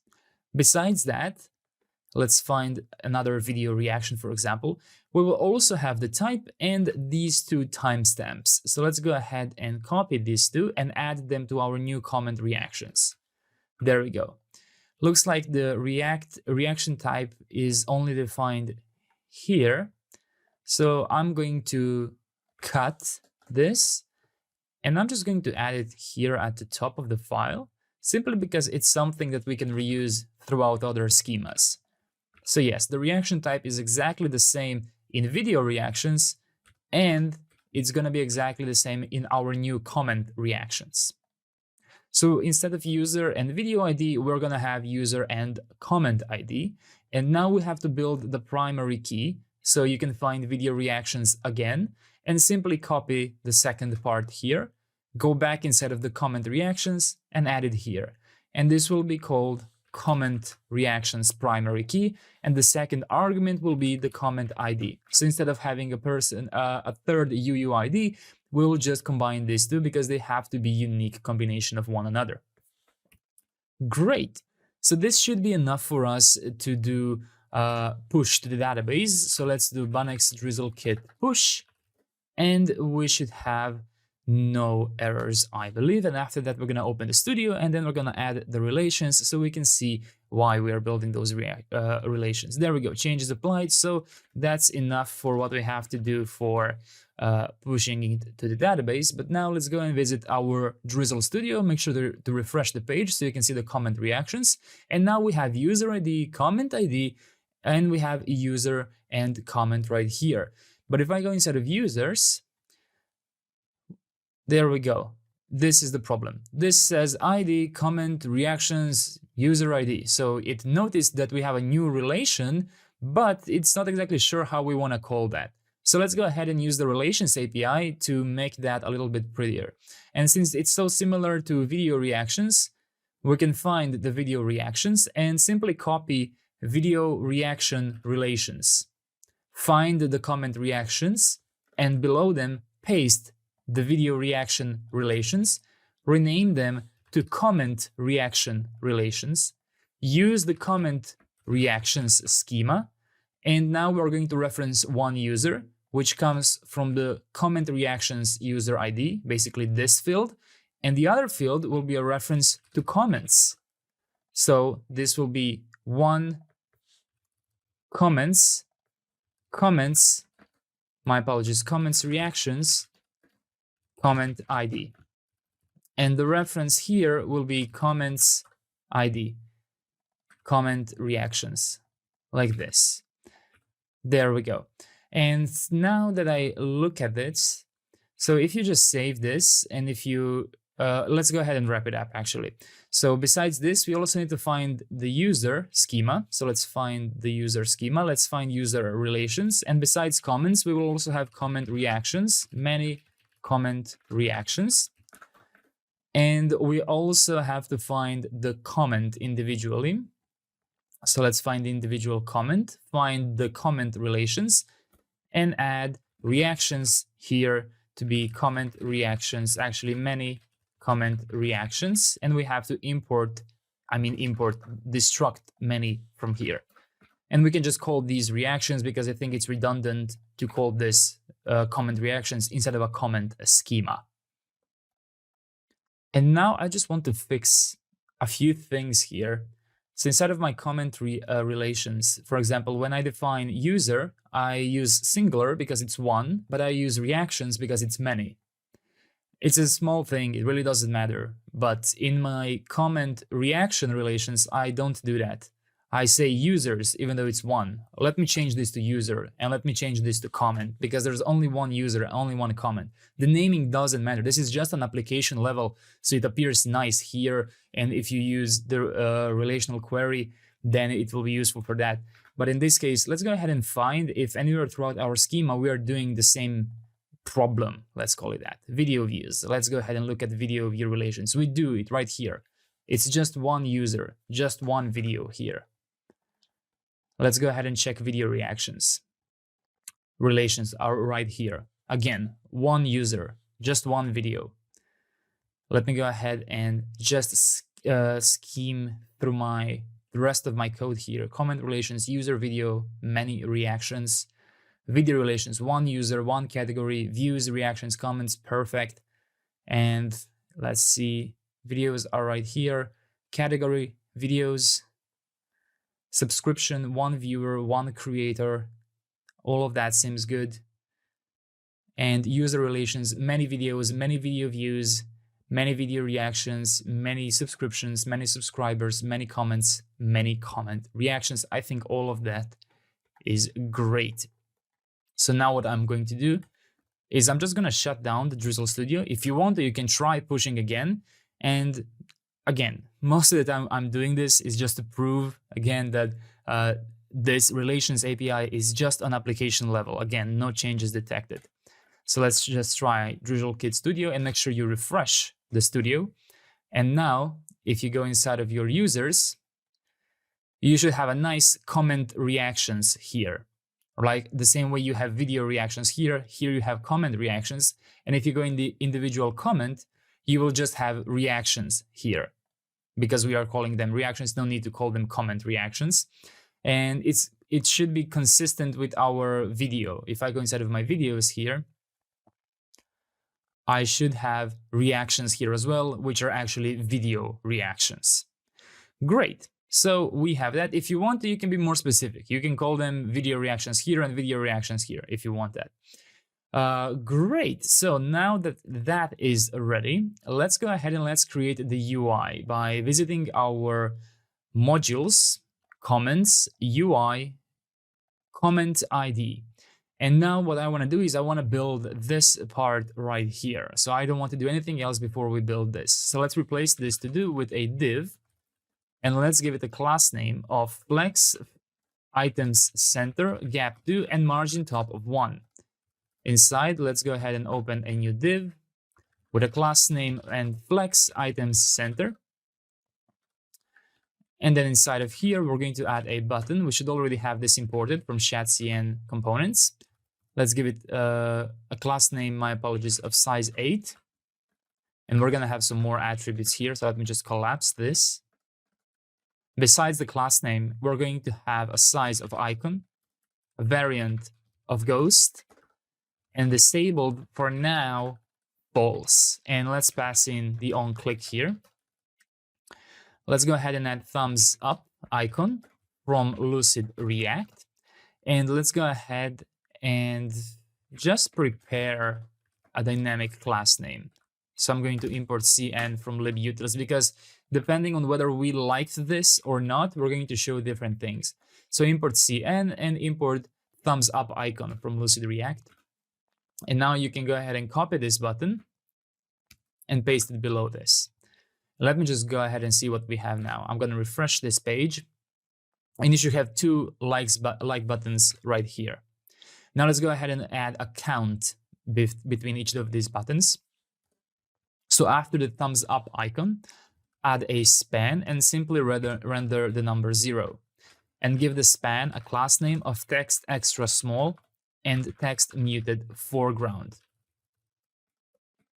And you can copy this and add one after the button right here.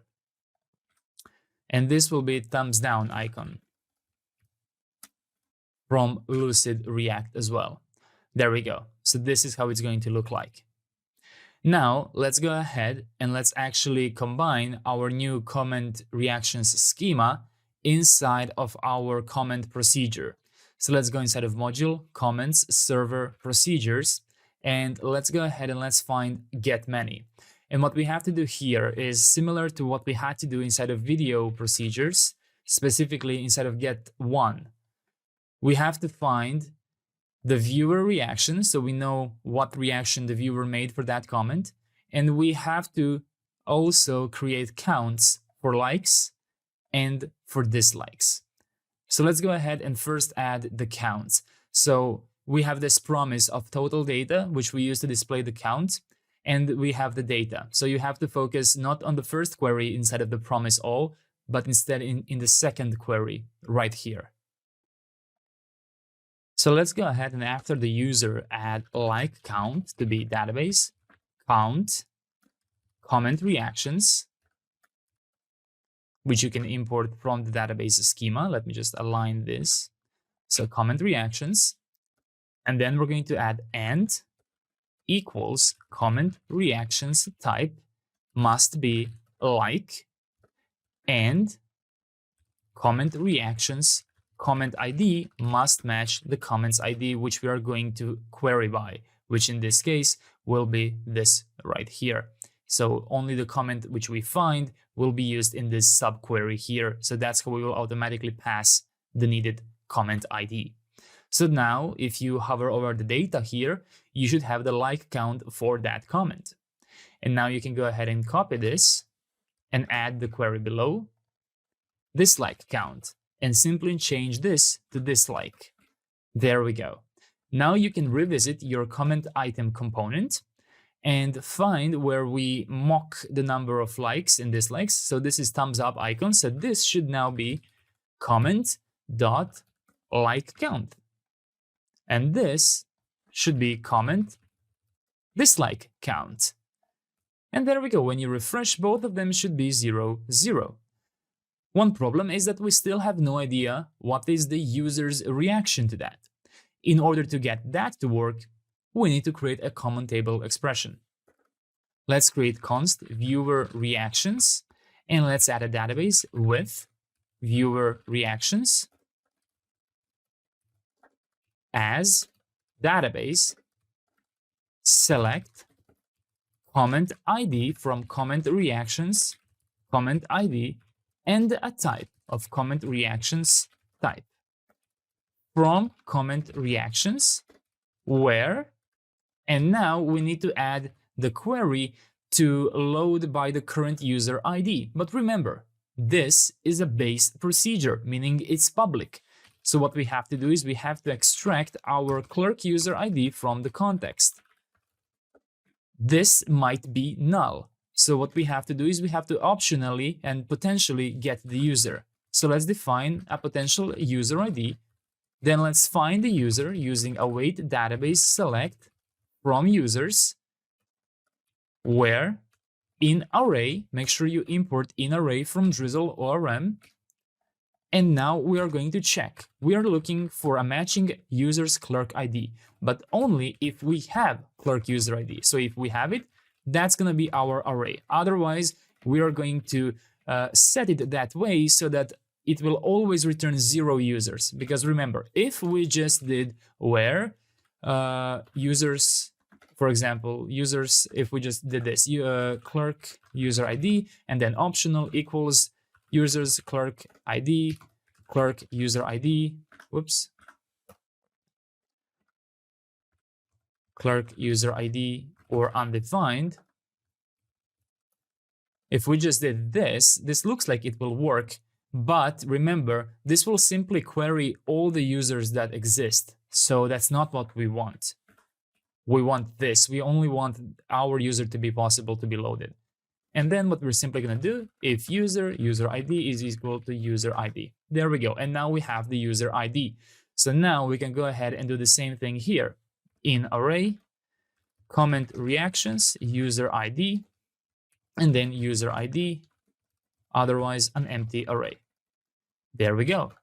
Now we can include the viewer reactions inside of our promise here. So let's add with viewer reactions like this.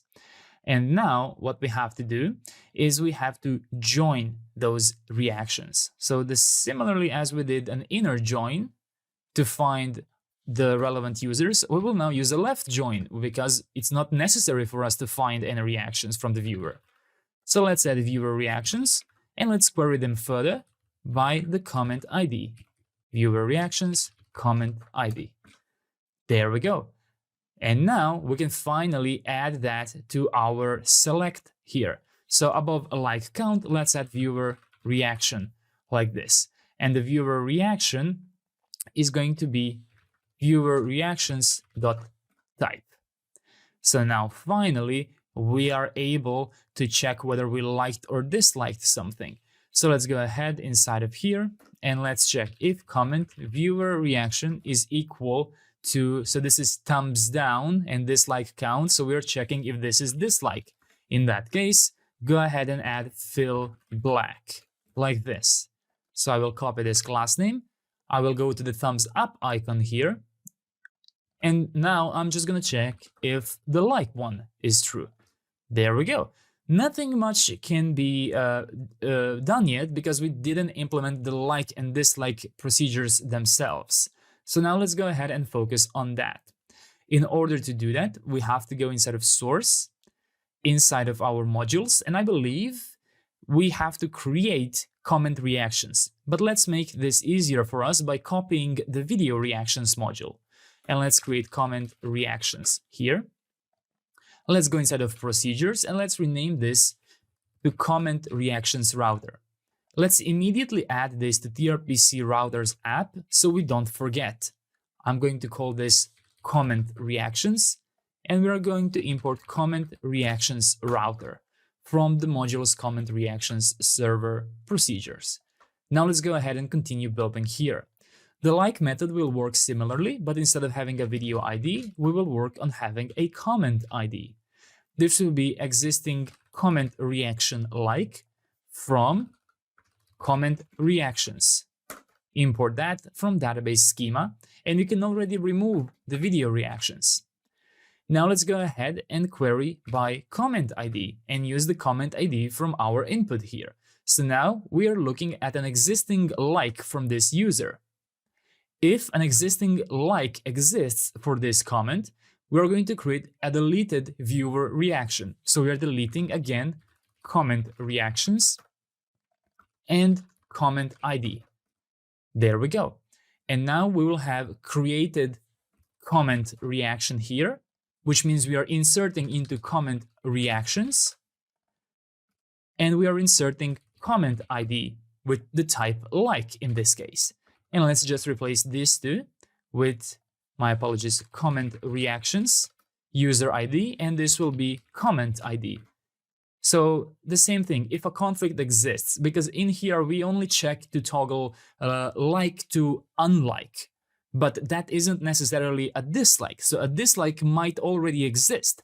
If it exists, we are going to reach a conflict because we are trying to conflict a primary key combination of a user ID and the comment ID, when all we actually want to do is simply update this user ID comment ID to a like, because if a conflict happens, obviously this user has previously disliked this, and that's why this unique combination of user ID and the comment ID exists.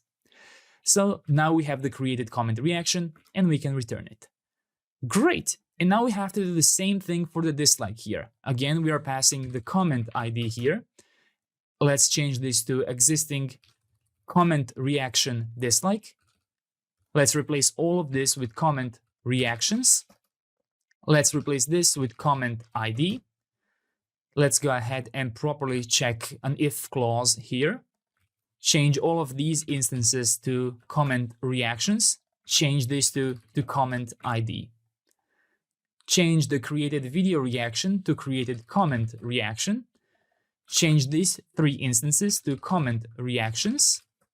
And change the video ID in both of these places, the values and the target for the conflict, to comment ID. And now just return the created comment reaction. So this is what I really like about our API design, is that it's so consistent that we were able to just change the naming of things and everything else was pretty much the same, right? I really like when that happens when we code, because I feel confident, because everything that worked previously will most certainly work now. So let's go ahead inside of the comment item, and what we can do now is we can add the likes and the dislikes. So let's add const like to be tRPC comment reactions like use mutation. And let's go ahead and change this to dislike. There we go. Now let's go ahead and find the like button and let's call like mutate and pass in the comment ID to be comment.id. Now let's do the same thing here, except in here we are calling dislike. And let's disable this if dislike is pending. And let's disable the like one if like is pending. And what we have to do now is we have to add our utils. So const utils, actually we already have the utils, so that's great. Let's go ahead and do the following. Inside of here, on success, post. Actually, we don't have to create any success message. What we can just do is call utils comments get many invalidate for this specific video ID, comments video ID, comment, my apologies, comment.video ID. There we go. Whoops. And on error here, we can check for the error in case an unlogged user tried to do this. Let's do toast error, something went wrong. And let's now do if error data code is equal to unauthorized. Let's just do clerk open sign in. The reason I didn't do any success message here is because this can either be, hey, you just liked the comment, but it can also be you just removed the like from a comment. So let's just open an object here and paste that here. And I think everything should work now. We don't need this. We don't need a comment schema. That was an accidental import. And I believe that that should be it. If I click like here, let's check. There we go, 1 like. Let's try disliking. And I think I know what I did here. Again, dislike. I forgot to define the dislike procedure. I think I did the exact same mistake in the video reactions. Let's try now. There we go. Now I can update on conflict, or I can completely remove the record. Let's confirm that in our database here. I'm going to refresh. I should have only 1 comment reaction, which is a type of like. Let's go ahead and check it's created at last 3 numbers, 334. So if I change to dislike now, what I expect is that I still have the exact same asset here, but this time the type is dislike and 334 are the exact same numbers, meaning that this was the old record. But if I remove my dislike, what should happen now is that it doesn't exist anymore. And if I add a new like, it should now create a new record completely from scratch. Amazing, amazing job. So let's go ahead and mark as done. Comment reaction schema, comment reactions UI, and combining the comment reactions with comments get many procedure. Great. And you can even go ahead and try signing out. And let's go ahead and go back and let's refresh. And if I click like, there we go. I get prompted to log in. Same thing on dislike. Amazing, amazing job. Next on our list is the reply functionality. In this chapter, our goal is to create comment reply and thus finally finalize the comments. As you already know, in the previous chapter, we developed the reactions, this part right here. And today, we're going to build this part right here. We're going to aim on reusing as many components as possible. And not only that, we will aim at not creating too many new procedures if not needed. So basically, we're going to focus on recursive type of development, starting by adding parent ID foreign key to our comment schema. After that, we're going to create the UI for our replies, including this one reply here and the actual reply button, of course. And then we're going to have to create some variants for comment item. As you can see, both this right here and this are comment items, but this one has a visibly smaller avatar. So that's what I mean by a different variant. We're just going to modify it a little bit, and also this indentation part here. And we're also going to have to do the same for the comment form, which you can't really see on this picture, but comment form will basically be this, but modified so that when we click reply here, it's just going to be put in this area right here, and it's going to be a little bit smaller as well. And instead of comment, you will see reply, and you'll also have a cancel button. And we'll have to create a new comment replies component. So this component will be used to render out the comments recursively with infinite load. Let's go ahead and do that. We're going to start by going inside of our schema, and we're not going to have to do too many changes here. Let's find our comments. And besides having user ID and video ID, we are now going to have parent ID. Let's try and add parent ID. So this will be parent ID, and the reference for this will be, well, itself, comments.id. But there seems to be an issue here. When I hover over this, it says that function implicitly has return type any because it doesn't have a return type annotation and is referenced directly or indirectly. Well, basically a confusing message. There is a solution for that, and this is a documented issue. So if you take a look at the foreign key documentation in Drizzle, you will see this exact example. If you want to do a self-reference due to a TypeScript limitation, you will have to either explicitly set the return type. So we would have to add the type here, right, by adding a type and then something inside of here. Or we can do this. And this is the one that I prefer. So what I'm going to do instead is I'm just going to define this as a UUID. And then inside of here, I'm going to get our table. And I'm going to go ahead and just immediately return an array foreign key like this.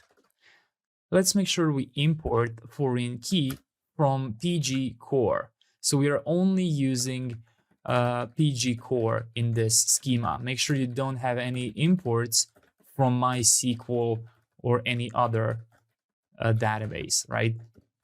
There we go. So now let's go ahead and use this new foreign key here. And let's give it columns of table, meaning t dot parent ID. That's the column. The foreign column it's targeting is itself ID. And the name for this is going to be comments underscore parent ID foreign key. One thing I forgot to add to this foreign key is onDelete cascade, as you can see in the screenshot attached. I will instruct you later before our deployment to fix this bug, but if you want to, you can fix it right now simply by adding the onDelete cascade. What this will allow you to do is properly cascade connected records through the parent ID. Without this, if you try to delete a comment which has many replies in it, you will get an error. So simply add this ahead of time. There we go.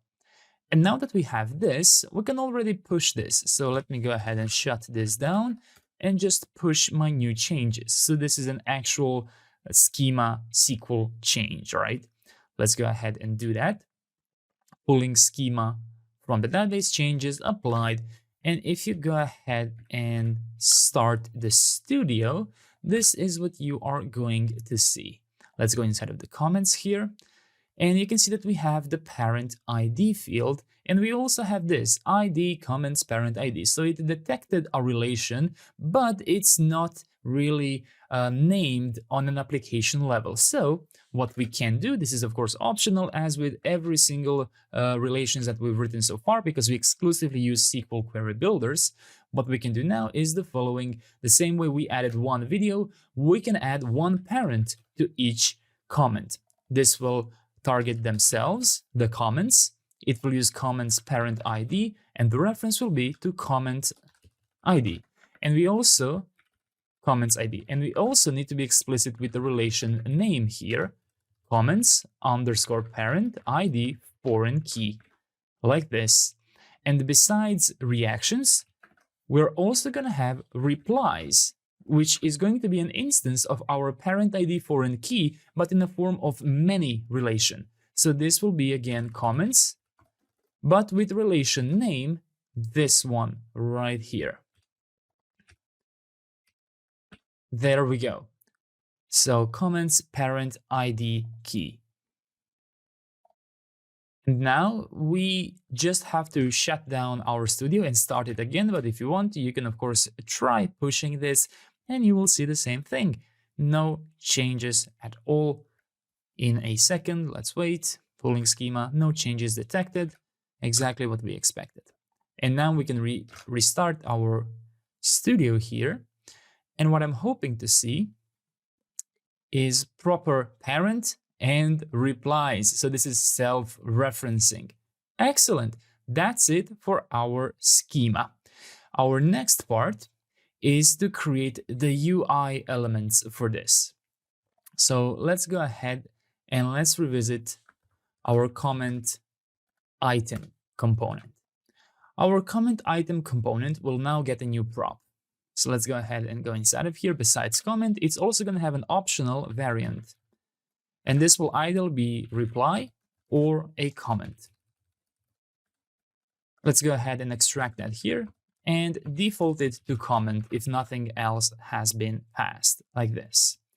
And now what we have to do is we have to go after our reactions. So let's find this div, which is encapsulating our reactions here. Let me go ahead and so find span with comment dislike count and find where this div ends.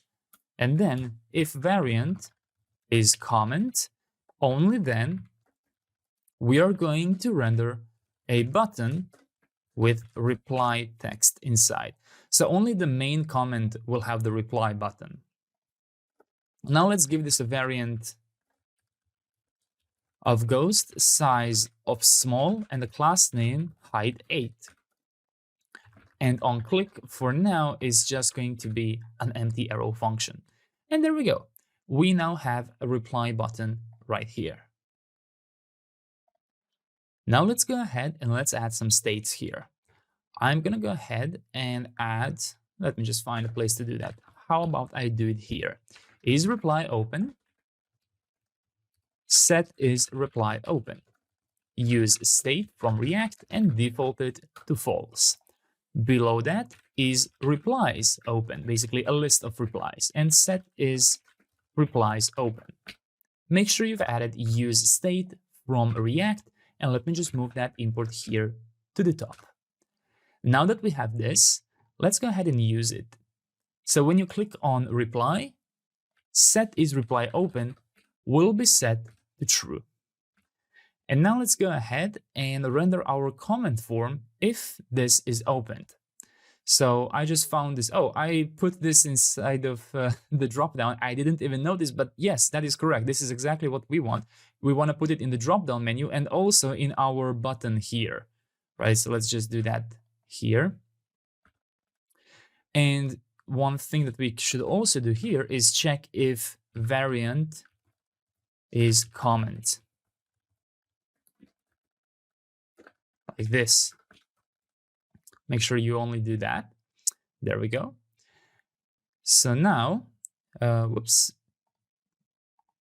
if this is true, what we are going to do is we're going to go and find the bottom of our drop-down menus here and find the last closing div. In between the complete last one, do the following. If is reply open and if variant is comment, go ahead and create a div with a class name, margin top of 4 and PL of 14. And inside, you're going to render the comment form once again. You will pass in the video ID to be comment video ID. You will pass in the variant, which doesn't yet exist. So let's add on success here. That's the only thing we can do. On success, we'll do set is reply open back to false and set is replies open to true in case they weren't. There we go. So now make sure you have imported the comment form from /comment form. Let me see what my error is about. So is replies open? Okay, because I'm not using that. That's fine.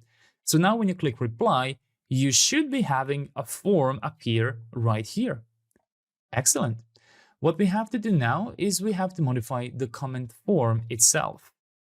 Let's go inside of the comment form and let's add a variant here. It will be optional, either a comment or a reply. Besides video ID, let's add an optional parent ID, so we know who are we replying to. And besides on success, let's have an optional on cancel. Now let's add all of those: parent ID, on cancel, and variant. There we go. let's set the variant to be comment by default. And now let's do all the modifications needed for the variant. First of all, let's find our text area here and let's change the placeholder. If variant is reply, in that case, it will be reply to this comment. Otherwise, add a comment. Now let's go back to the comment item here and let's set the variant to reply. And let's add the parent ID to be our comment. Actually, the parent ID will be the comment.id, right? This is the main comment that we are now replying to. And on cancel, set is reply open will be false. Just is reply open. No need to close the replies themselves.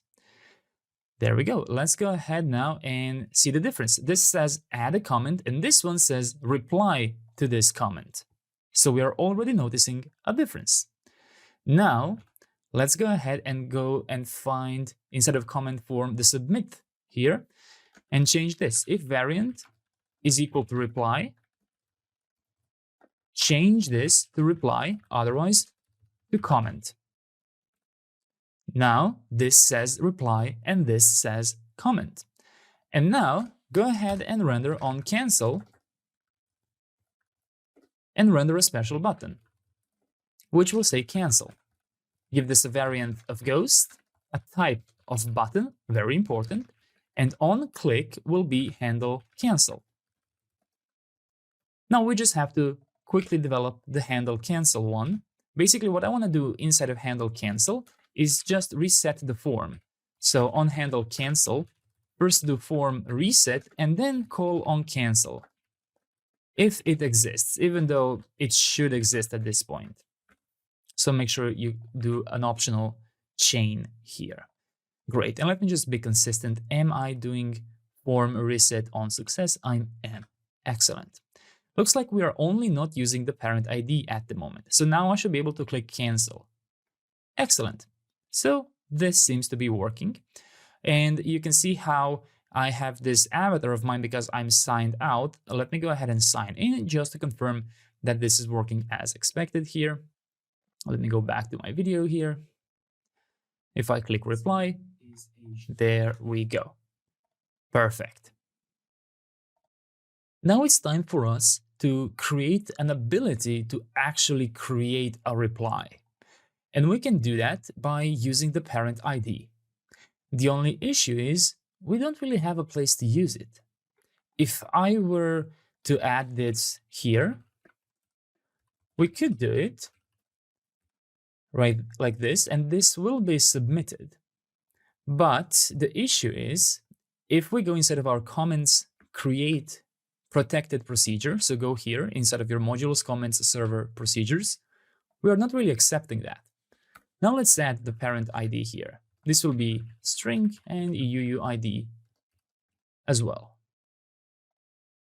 The difference is that this will be optional, so add nullish here. So there should be no problem with passing this as the default value here. I'm pretty confident that this will simply be passed along with our values, even though parent ID wasn't explicitly selected anywhere. We are going to debug if that doesn't happen. So now, besides video ID, we can also destructure the parent ID here. And besides passing the video ID, we can also pass in the parent ID. And this is how we are going to create a reply. There is one limitation that I want to do first. I want to check that right now on the front end, we've created, our variants, right? So the reply is only possible on main comments, right? So later when we render a variant of comment item, which will be a reply, we will not allow the user to reply. So what I need is I need to create a logic that will further enforce that. This is something that I didn't do in my original source code, but now I'm noticing that I have to do that to stay consistent because I don't want to allow a reply on a reply, right? That's too deep. I just want to stay one level. There's no technical reason I'm limiting it here. I just feel like it's going to be easier to manage at this level. Then later on, you can modify it to allow multiple replies. And YouTube themselves don't really allow replies in a sense that this will just go deeper and deeper and deeper and deeper. They start doing tags to a user. But I feel like that's a different mechanism they're doing. So what I'm going to be doing is I'm going to check if we have an existing comment. So await database, select from comments where equals comments ID to our parent ID. Let me import equals. Okay. What I have to do is the following. In array, comments ID, check if we have the parent ID. If we do, it's going to be in array, otherwise an empty array. And now, if there is no existing comment, but there is a parent ID which we have sent, we are going to throw new tRPC error here with a code not found because we have no idea what did they want to reply to. So basically, if parent ID has been passed, this means that this is no longer a create method, this is now a reply method. So we are going to check that here. So for regular comments which are not passing the parent ID, we don't really care if we load this comment or not, right? And now one more thing I'm going to do is if there is an existing comment, and if we do have parent ID, and if existing comment has a parent ID already, that means this existing comment is a reply. So I think that I can do that if existing comment parent ID, I think this might be shorter, and we have a new parent ID that we sent, this would mean that we are doing a reply on a reply. So that's what I want to prevent. And I'm going to pass in bad request here because that's not something we are going to allow. Otherwise, no problem at all. Go ahead and do it. So let's go ahead and check that out now. So I have a pretty simple database here. Looks like actually I have 7 comments. Okay. What I'm going to do is I'm going to remove all comments. And this should also remove all comment reactions. Let's just refresh. There we go. No comment reactions because of the foreign keys. Let me refresh this again. And now what I'm going to do is I'm going to call this main comment, and I will leave a comment. And I will add a reply here. This is a reply. And I will click reply. And now what happens is that this reply is loaded with the main comments. That's fine, because we don't know how to handle those things yet. All that our getMany procedure knows is, hey, this is one of the comments for the video. That's all I know. I have no idea what parent ID means, but we know what it means. So let's just confirm in our database that the correct thing has happened. I should have 2 comments. The main comment should have no parent ID. The reply comment should have a parent ID, and it does. The main comment should have no parent, no rows, but it should have a reply, and it does, with the text, this is a reply. The reverse will be true for our reply comment. It should have a parent relation. We can see it right here, main comment, but it should not have any replies. There we go. That is correct. Now what we have to do is we have to modify our getMany procedure so that it correctly does the difference between what's a reply and what's a comment, right? And we can decide how we want to count comments. Do you want to count a reply as a comment or not? You can decide that for yourself. I'm not exactly sure which one YouTube does, but we will go over how we can change that. So you are already in the comments procedures. So what you have to focus on now is the getMany base procedure.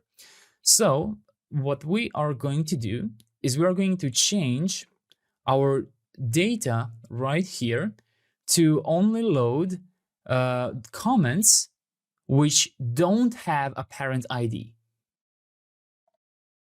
So we have to go inside of our where method, and besides getting the comments for this video ID and the cursor, let's also add is null from DrizzleORM comments parent ID. That's it. We just care about parent ID being null. So now if I refresh, there we go. You can see that this says main comment. So depending on how you want to handle it, do you want to count this as 2 comments? Because technically it will be 2 comments. I think in my original source code, I counted all comments, right? I don't think I modified this. But if you don't want to count this as 2 comments, what you can do is just add this to the query. It's as simple as that. So instead of having 1, it's going to have 2 queries here. The first one is a check for the video ID, and the other one is a check is null comments parent ID. And there we go. Now it says 1 comment. So if you don't like that, if you think this should be 2 comments, because there are technically 2 comments, just one is a reply, then remove that line and it should say 2 comments.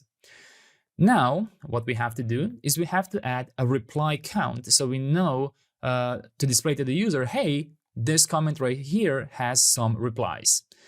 So let's focus on this query right here. And the same way we've added like counts, let's add the reply count now. So we can do database count. We can add comments here. And then we're going to do the query. And in this case, we're going to check if comments.parentID matches. Did I do this correctly? Let me check. If comments ID matches comments parent ID. Or maybe this is not how I want to do it. I'm going to check. Let's see. So the comments ID matches. Let's see what will this give us. Let's leave it like this. I think that I might be making a mistake here, but let's try and render the comment count. I'm going to go ahead and go inside of the comment item.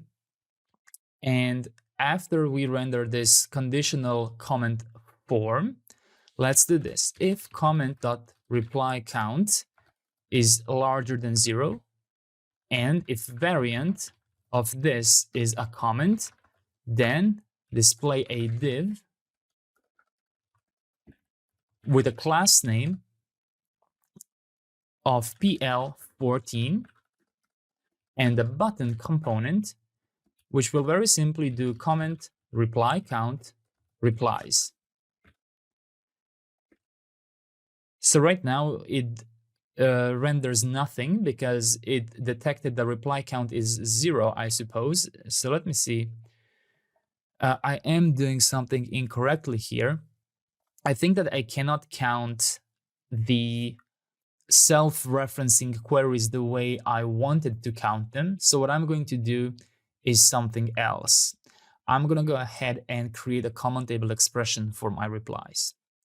So the same way we created viewer reactions, we're now going to create our replies using database with replies as database select parent ID comments parent ID. Count will be count comments.id from comments where is not null. So we're doing the opposite now. We're only counting the comments who have the parent ID. And we have to group by comments parent ID here. And we also have to do as count here. We're going to try to remove both this and the group by and hopefully get errors, so you will see why we need them. So now simply join the replies alongside viewer reactions here. And you also have to do a left join here. So let's add left join on our common table expression replies and query by this parent ID. There we go. So now let's modify our reply count to very simply use our new joined table and access the count because we counted inside. Oh, whoops, here. We counted here. So now if I refresh, there we go. I already saw it for a second. but now it clearly says 1 replies. So let me try removing this first. Now, if I refresh, I get an error. And here's what happens. You tried to reference count field from a subquery, aka our common table expression, which is a raw SQL field, but it doesn't have an alias declared. Please add an alias to the field using .asAlias method. And that's exactly what you can find in the documentation about common table expressions. Let me find with here, common table expressions. There we go. For example, insert. I'm trying to find exactly where we can find the documentation of what we just did, but this is basically the documentation here for common table expressions. And you can see that whenever you do a raw SQL query, you have to define as to give it a name, right? Because this is just a JavaScript object. This by itself doesn't know what field it's supposed to be. So that's why we have to add as count here. And then here, we can read that count. And the group by, it exists in my source code, but let's see, do we need it or not? I'm going to refresh here. Looks like we need group by. So the column parent ID must appear in the group by because by clause or be used in an aggregate function. So in this case, we need group by. This is why I was so skeptic about having group by in our videos procedures. Let me find our videos procedures here inside of our get one base procedure, right? Because I saw that we have group by, and I know that if a group by is missing, there will be an error, right? But it looks like it's not needed. It looks like whatever we are doing here is fine. And I believe it's because of this way of using subqueries, right? We are not doing any count inside of our common table expressions. So because of that, these are not aggregate queries and they don't need to be grouped. I believe that's the reason why. But for our comments, we are using a common table expression where an aggregate is being made. Thus, we need to group by parent's ID so the count can be actually correct. Otherwise, it will be counting incorrectly. We will get incorrect data. Perfect. So that seems to be working. So now these two comments actually make sense when you see one reply here. Perfect. Now let's go ahead, go back inside of our comment item. And let's go ahead and give this button some more attributes. So starting from the size, which is going to be small, and then on click here, which will do set is replies open, and it will simply modify it whatever is the current value, like this. And then inside, we're going to check if is replies open, do chevron up icon from Lucid React, otherwise do chevron down icon from Lucid React. Make sure you have imported both of these icons, chevron down icon and chevron up icon. Let me just refresh this. There we go. And you can see how I can open and close this.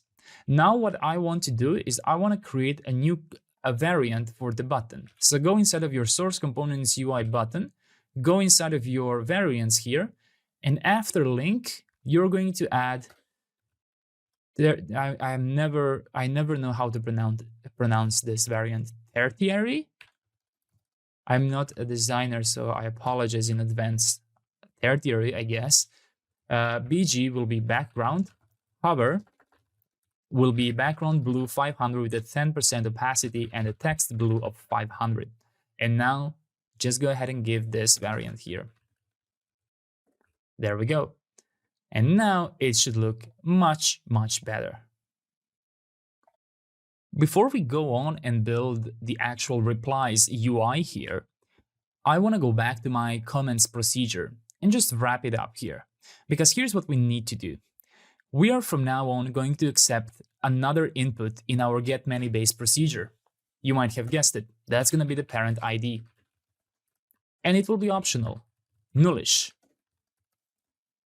And if we do have a parent ID, we're going to query a little bit differently.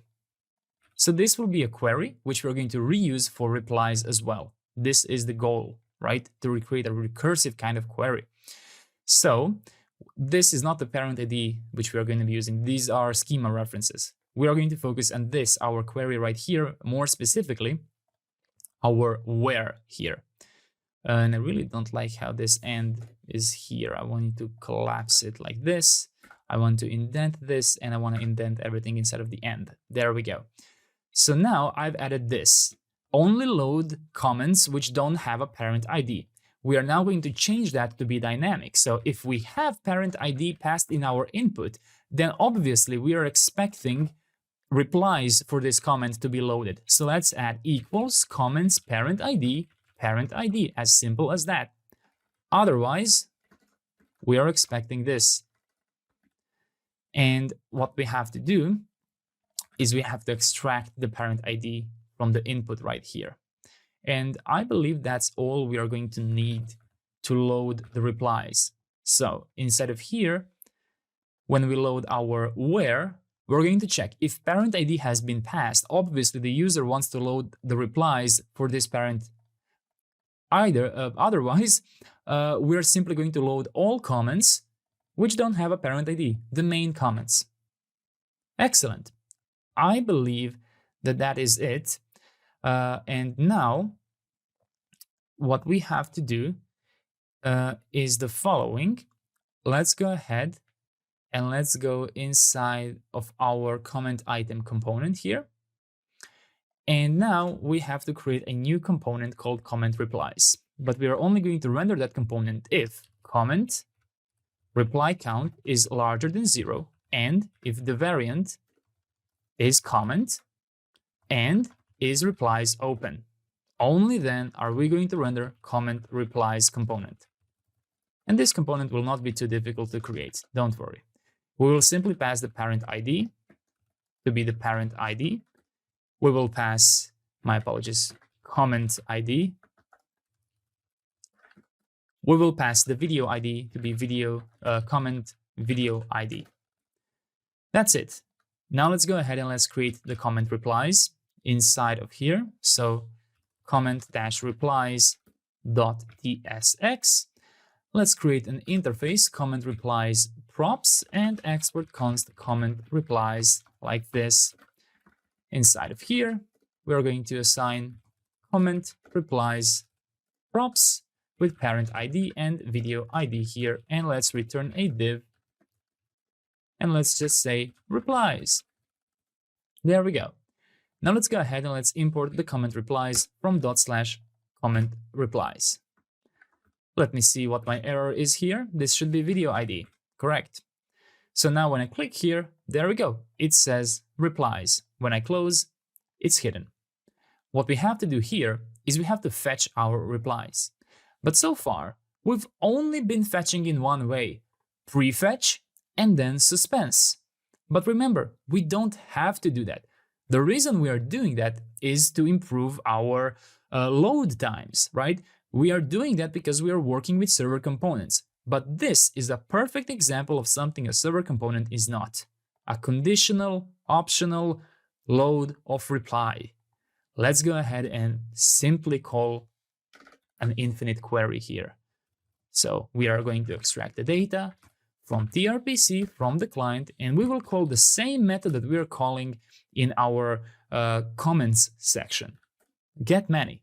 And instead of using use suspense infinite query, because we are not prefetching, there's nothing to suspense, there's no streaming being done, we will simply use infinite query for the first time from the client. And there's no problem with doing that at all.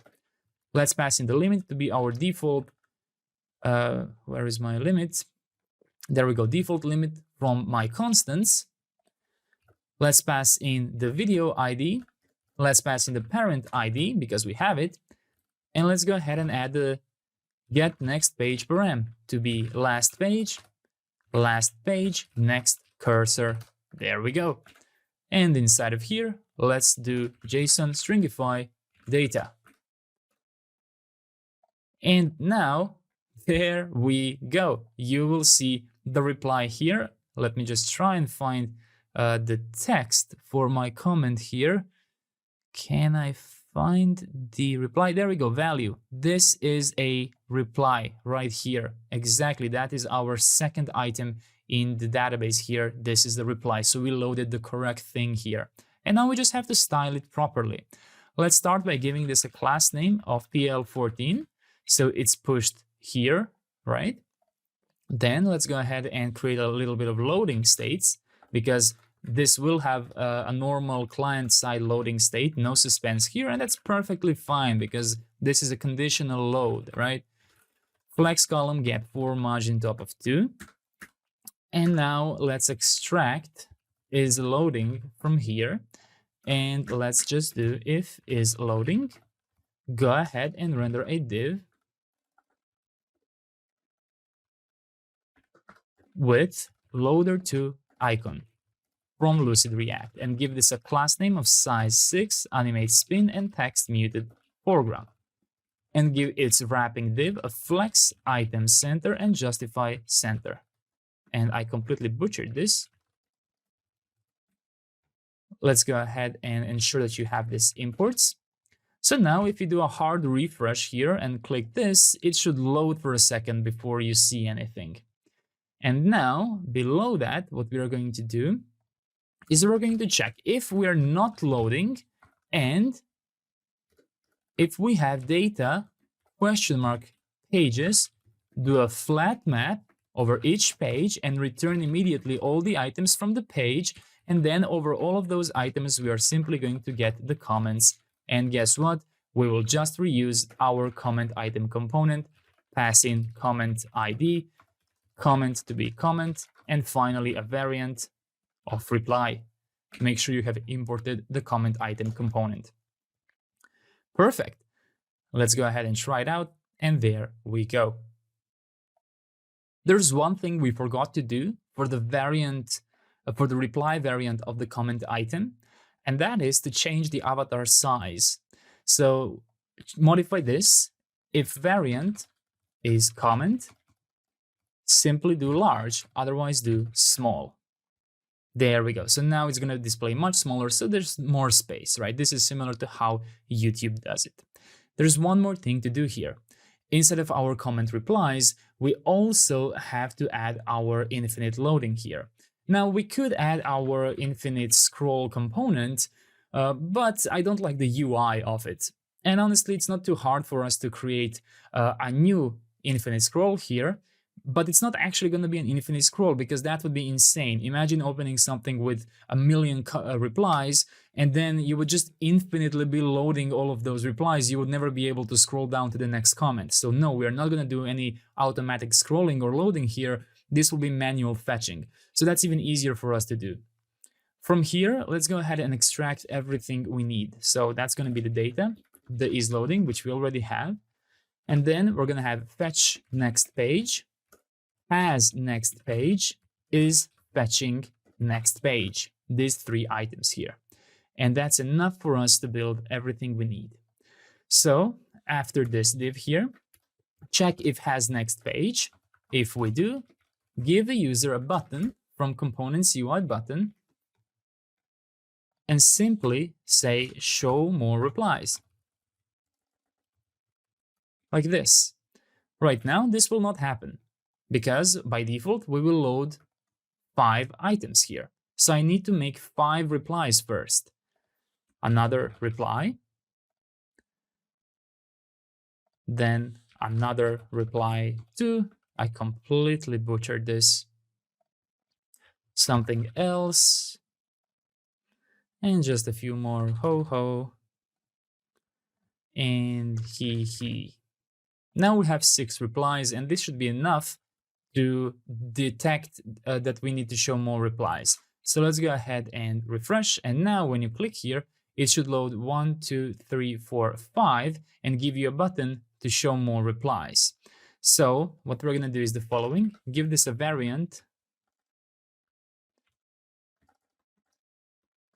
of tertiary, a size of small, on click of fetch next page, and disabled is fetching next page. and also give this a corner down right icon from Lucid React. And now when you click here, there we go. It should simply load more items. Excellent. You should be able to reply now, and those comments should appear here. Amazing. That's it. All other functionality is already working. There's nothing else we have to build here. There is one edge case, I believe. So let's first just try deleting something. So I'm deleting he reply. Let me delete that. There we go. Works perfectly. But there is one, I think, weird thing that might happen. That is, if we are not the owner of this comment, we will still see this drop-down menu, but nothing will be inside because we're not going to allow the user to reply as here. Yeah, also this reply should also open this now. But we should also not be able to even give them this. So let's go ahead and create that option here. Basically, this is the sign out option, I believe. If I go back now and just refresh this so I don't have the logged in state. There we go. There's nothing to show to this user. So how about we go inside of comment item here, find the drop-down menu itself, and just completely disable it if that happens. So that's the, if we are neither the owner, so this, if we are not the owner, and if the variant is a reply, there's nothing we can do from this drop-down menu. Like this. There we go. So now, yeah, and in that case, this will always be a variant comment. Yes, this is correct. We then don't need this for the drop-down menu. We will always be able to reply because this has to be the main comment then. Correct. That is a good observation by our linter here. So let's go ahead and check that out now. Let me try and refresh this. Oh, looks like I did something incorrectly here. If the variant is comment, that's what we're looking for, not reply. There we go. So now we still have an option to reply here because that's something we can do. Even though this will throw an error for this user, it doesn't matter. But for this, there's literally nothing we can do except if we are logged in and if we are the author of that comment, right? So only then, oh, looks like now I have an issue for this comment. That's interesting. Let's see. Variant is comment. Maybe that's not what I wanted. All right, here's what I'm gonna do. I'm gonna remove this for now. My brain is completely fried from implementing this entire thing that I don't even think I can think clearly anymore. So instead, I'm just going to leave it like this for now. And perhaps in the next chapter, I'll get an idea of what I can do here. You might see a complete logical solution to this, but at this point, honestly, I can't. I might be too tired. So feel free to try and do it yourself. I'm going to see what I can do in the next chapter. But I believe that's it. There's one thing that we can do inside of the comment form. And that is here. When we invalidate here, I'm not sure, how much this is needed because technically our replies, right, inside of our comment replies, our reply query also has the video ID, but it also has the parent ID. So what I did in my source code is I separately refreshed all comments and then all replies, right? Because we now have the parent ID here. So that's what I did. All right, I'm not sure if we necessarily need to do this, but yeah, looks like it works well. Excellent, amazing job. Everything should work just fine here. And now we can finally go ahead and go into suggestions, and we will be finished with the video ID page. Amazing job. Let's go ahead and mark these things. This is finished, this as well, same here. here, here, and here. Amazing, amazing job. The goal of this chapter is to create suggestions. So basically this part of our video page right here. So far, we've wrapped up the reactions, we've wrapped up the user info, the description, and the comments here. In order to build the suggestions section, we're going to have to build a few components, starting with compact video row card, which is this exact thing which I have screenshotted.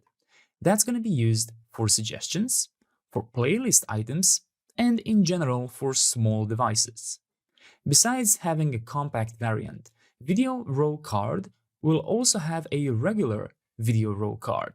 This one is going to be quite larger, and it will be used on search results and large devices. Besides that, we're also going to have a video grid card, which is going to look like this.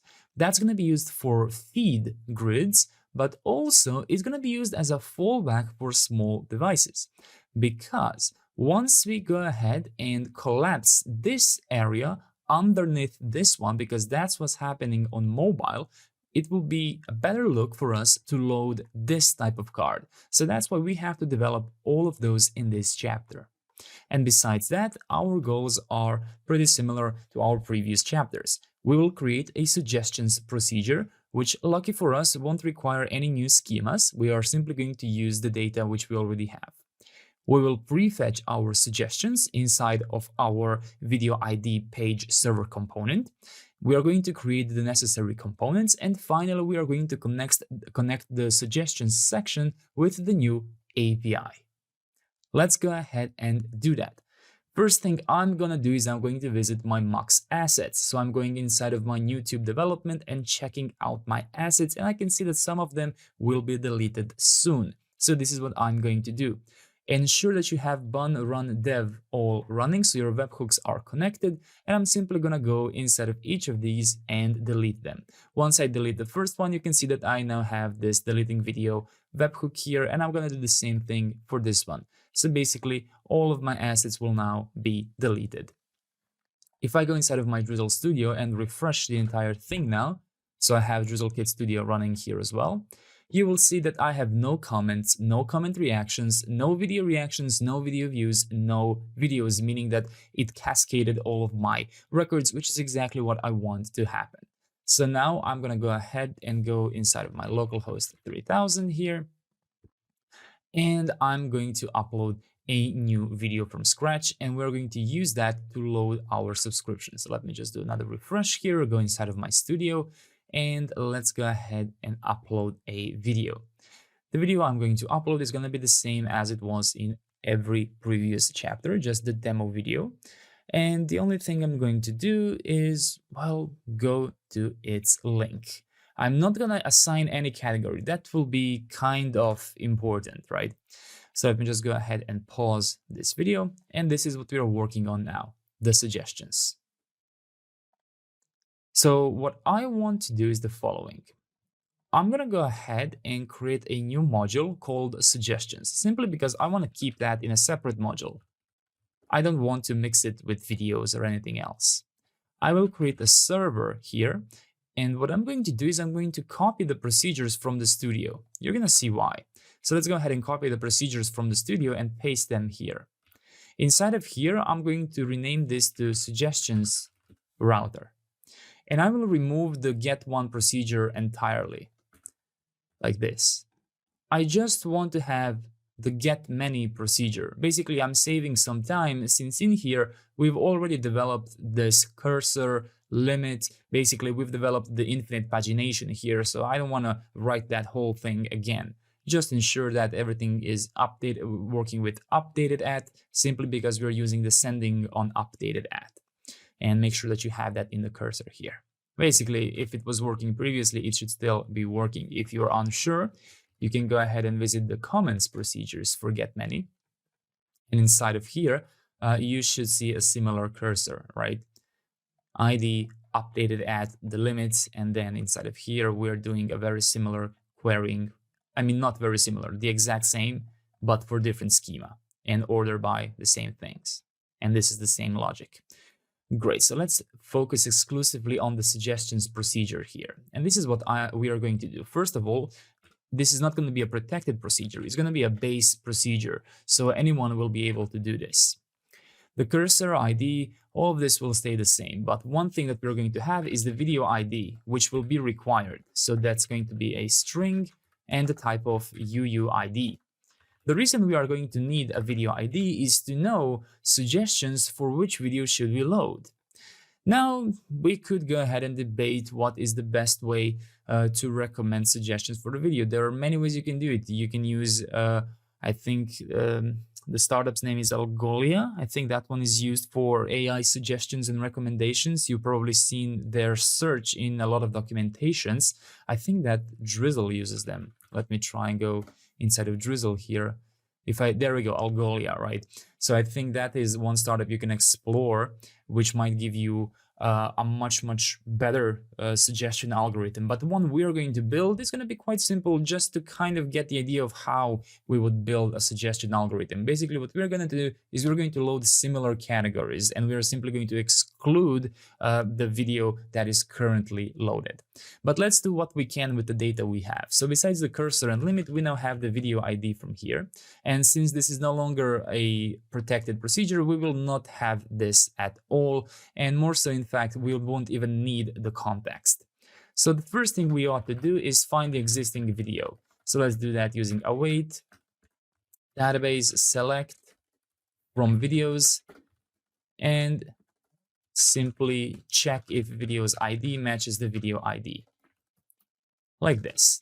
In case there is no existing video, that means we cannot load the suggestions. So let's throw new tRPC error here with the code of not found. Looks like I have to import tRPC error from tRPC server. There we go. Make sure you have imported the tRPC error like this. Great, and after that, we have to go ahead and find our videos. So let's go ahead and see how we're going to do that.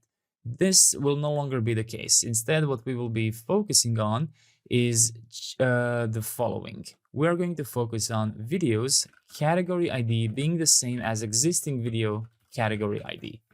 That will be our focus. And since it's possible that a video doesn't have a category, we're going to do the following.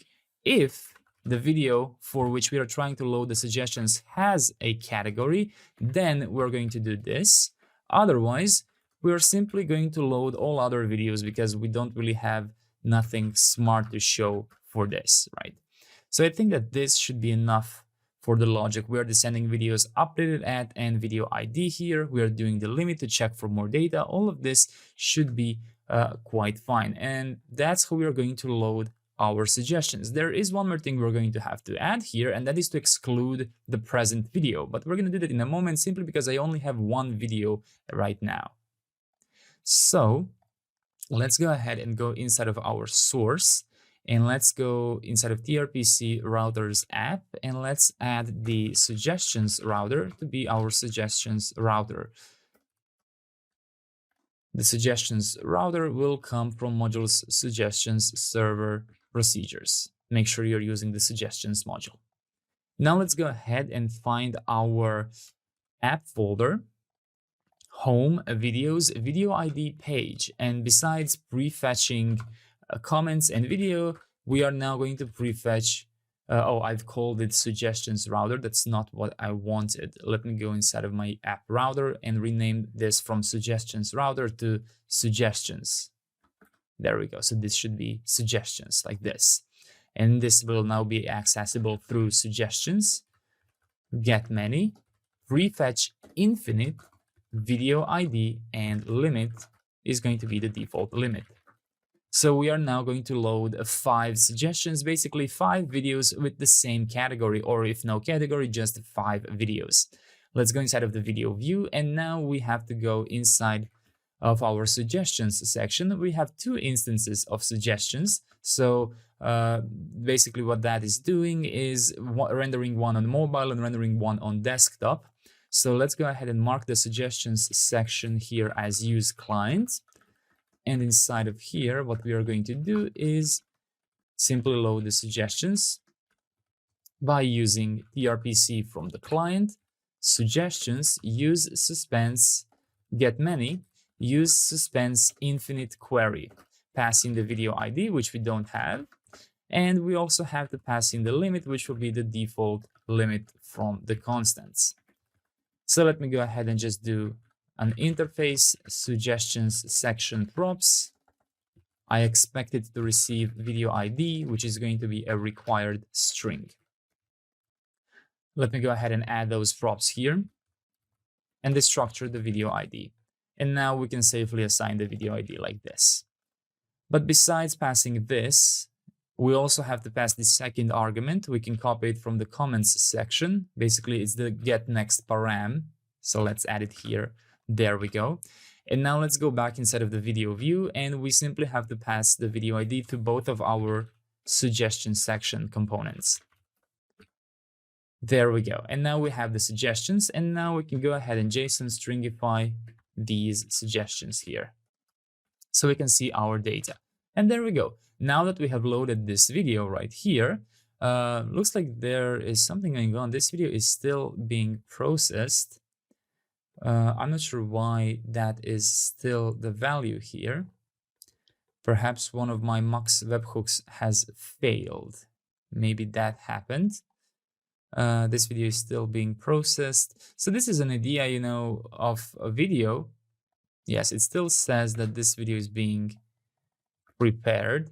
So it will maybe be a good idea to try and refresh this status manually, simply so we can always, you know, manually check if a webhook has failed, right? So if I go inside of my Drizzle Studio here, inside of the video itself, it still says that this video is preparing. But if I go inside of my videos here, so I don't know if you have this case, but I'm just debugging what's happening to me right now. This one says it is ready, so that's interesting. This one says it's ready. Recent events. Looks like we got the asset ready. I'm just unsure. And the webhook also says that it was successful. And it was definitely hitting the correct webhook here. So I wonder if there was a conflict. Maybe one occurred before another. So yeah, this is an edge case, right? And one way we could have handled this more gracefully would be using background jobs from Upstash, right? So we could order them in a specific way.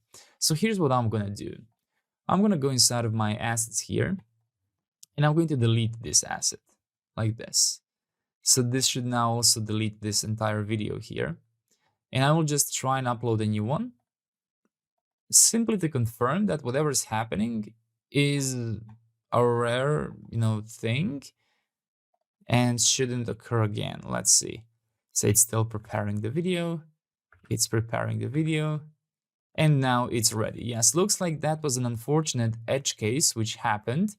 So it always stayed in the preparing section. But that gave me an idea that we probably should add something in the studio that will allow us to maybe, like from a drop-down, let's try refreshing mux status, something for us to able to manually check, hey, maybe this video is now ready, right? I will explore if that's possible. All right, so now let's go ahead and let's go inside of this video here. And in here, I have loaded the rest of my videos. Great. Now the issue is we are going to need some more information from here, because if you take a look at our suggestions here, we're going to need the number of views, the number of likes. Oh, maybe better to look here. The number of views. Let me just go ahead and grab my pen. The number of views, likes, and also the creator. So we have to join all of those things. Let's start with adding the likes and views, because that's the easy part. So we're going to go ahead inside of our suggestions server procedures right here. And we're going to go ahead and modify the select here to include view count. View count will be database count video views from schema equals video views video ID to match video's ID. That's it. That's our view count. Now we need the like count. It's going to be similar, looking for video reactions from database schema. So just make sure you've added both of those. There we go. Video reactions, video views, and videos. But besides looking at one argument, we will be looking at multiple arguments. So let's go ahead and add and here. And besides matching the video ID, we also need to match the type to be like. And let's add another one here. My apologies, we should add video reactions here and video reactions here. And this is this like count. And again, change this to video reactions, and this is dislike. So there we go. Now when you hover over your data, you have view count, like count, and dislike count. And one thing we forgot to do is to spread the rest of the video information from videos. And you have to import get table columns from DrizzleORM right here. And we also have to join the user. So let's go ahead and do an inner join here. From users, you can import it from database schema equals video's user ID matches user's ID. There we go. So make sure you have imported the users from the database schema, and now you should have the user here as well. So we can simply add it as user, and let's make that the user's schema. So now we have the user information, view count, like count, dislike count, and all other video information. Perfect. So we can now go ahead and focus on the suggestions here. If I refresh again, there we go, much more information in here. View count 1, like count 0. If I like this video now and refresh, like count is 1 here as well now. Perfect. Even though this exact video should not be shown in the suggestions, but we are simply working with the data we have at the moment. Great. So let's go ahead now and let's try what should we do now? Well, we should develop the compact video row card component, right? But the only way to develop that is by simultaneously building the compact one and the regular one. So let's go inside of our source, inside of our modules, and inside of videos. And inside of here, UI components, let's create video row card.tsx like this. And what I'm going to do is I'm going to import CVA and variant props because we will have 2 variants. And for that, we will also need the CN util. Let's also immediately handle all the imports so we don't have to go back and forth. So we're going to use link. We are going to need use memo from React. Later on, we will need a skeleton. We're going to need tooltip, tooltip content, and tooltip trigger. And we're going to need from the users, let's see, do we have user info? We already have user info. Perfect. We have user info. We'll also need user avatar.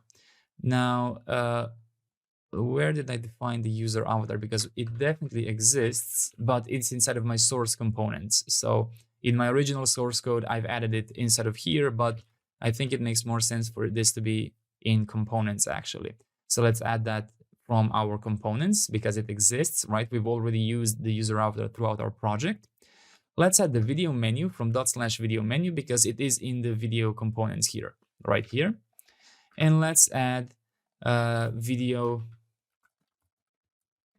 thumbnail from /video thumbnail. And finally, let's add video get many output, which looks like it doesn't exist. So we're going to have to create that.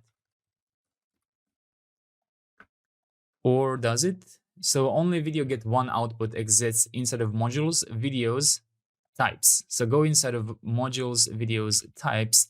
And basically, what we have to do now is the following. We have to export a type video get many output and add infer router outputs app router, and usually we would now go inside of videos, but we really don't have videos get many yet. So what we're going to do is we're going to go inside of suggestions and grab there get many, and I'm going to add a to do here, change to videos get many, because right now it's using the suggestions one, but that's the only one we have. So this should now be working. There we go, it works.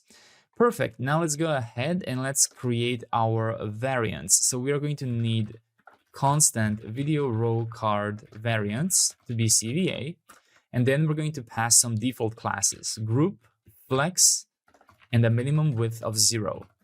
And then we're going to add variants here, size, default, gap 4, compact, gap 2. Default variants, size, default. Then let's define the thumbnail variants. They are going to have the default classes of relative and flex none. Let's add the variants here. The size again on default is going to be width of 38%. And on compact is going to be fixed with 168 pixels. And the default variance for the size will be default. There we go. Let's just fix the typo here, thumbnail variants and video row card variants. So now what we can do is create an interface. Video row card props extends variant props with a type of video row card variants, and that's enough because both the thumbnail and the video row card variants have the exact same props here, so that's fine. Besides that, we're gonna have data, which is video get many output items and a number. So this is accessing one item from the pagination. And we will have a size, which is optional, and it can we don't have to add that now because that will automatically inferred. Let's also add an optional on remove here, which will be a void. There we go. And now let's export const video row card skeleton. Let's just prepare it with return div skeleton. And let's create the actual card. So export const video row card. Let's use the props for this component.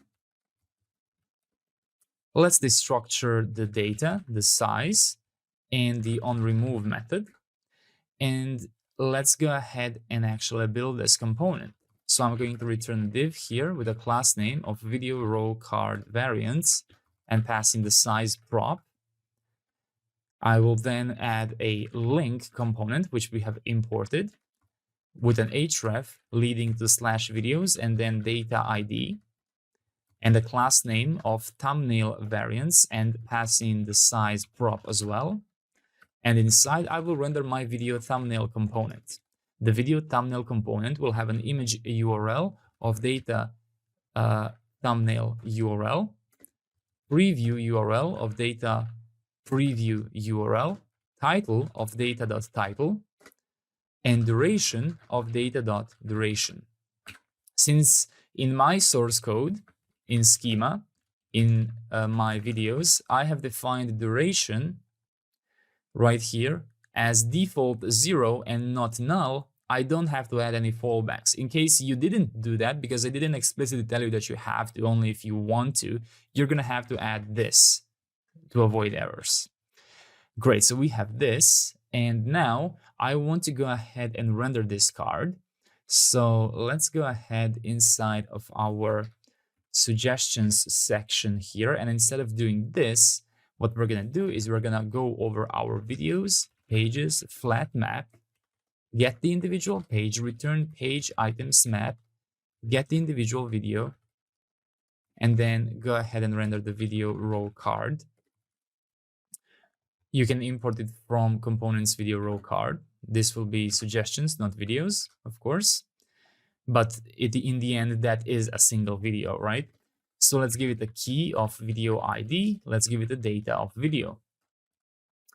And now you should see the thumbnail right here.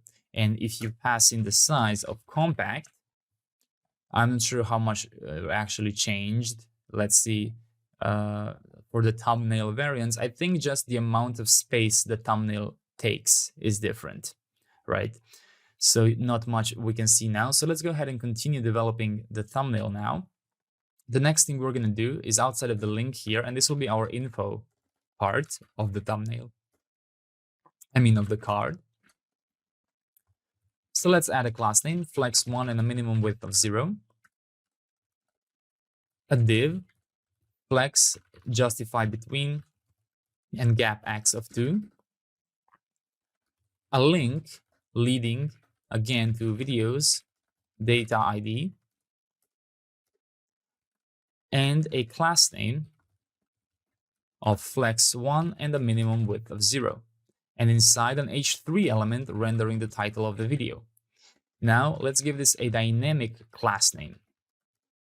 The default classes will be font medium and line clamp 2, but depending if the size is compact, we will either have text small or text base like this. So now you should see the title right here. Outside of the h3 element, we're going to check if the size is default. In that case, and that case only, we are going to render a paragraph which will render the views. So let's go ahead and do video view count. My apologies, data view count views. And now you have to find like a little dot, or you can just do this. You can just add, like a straight line and then data like count likes.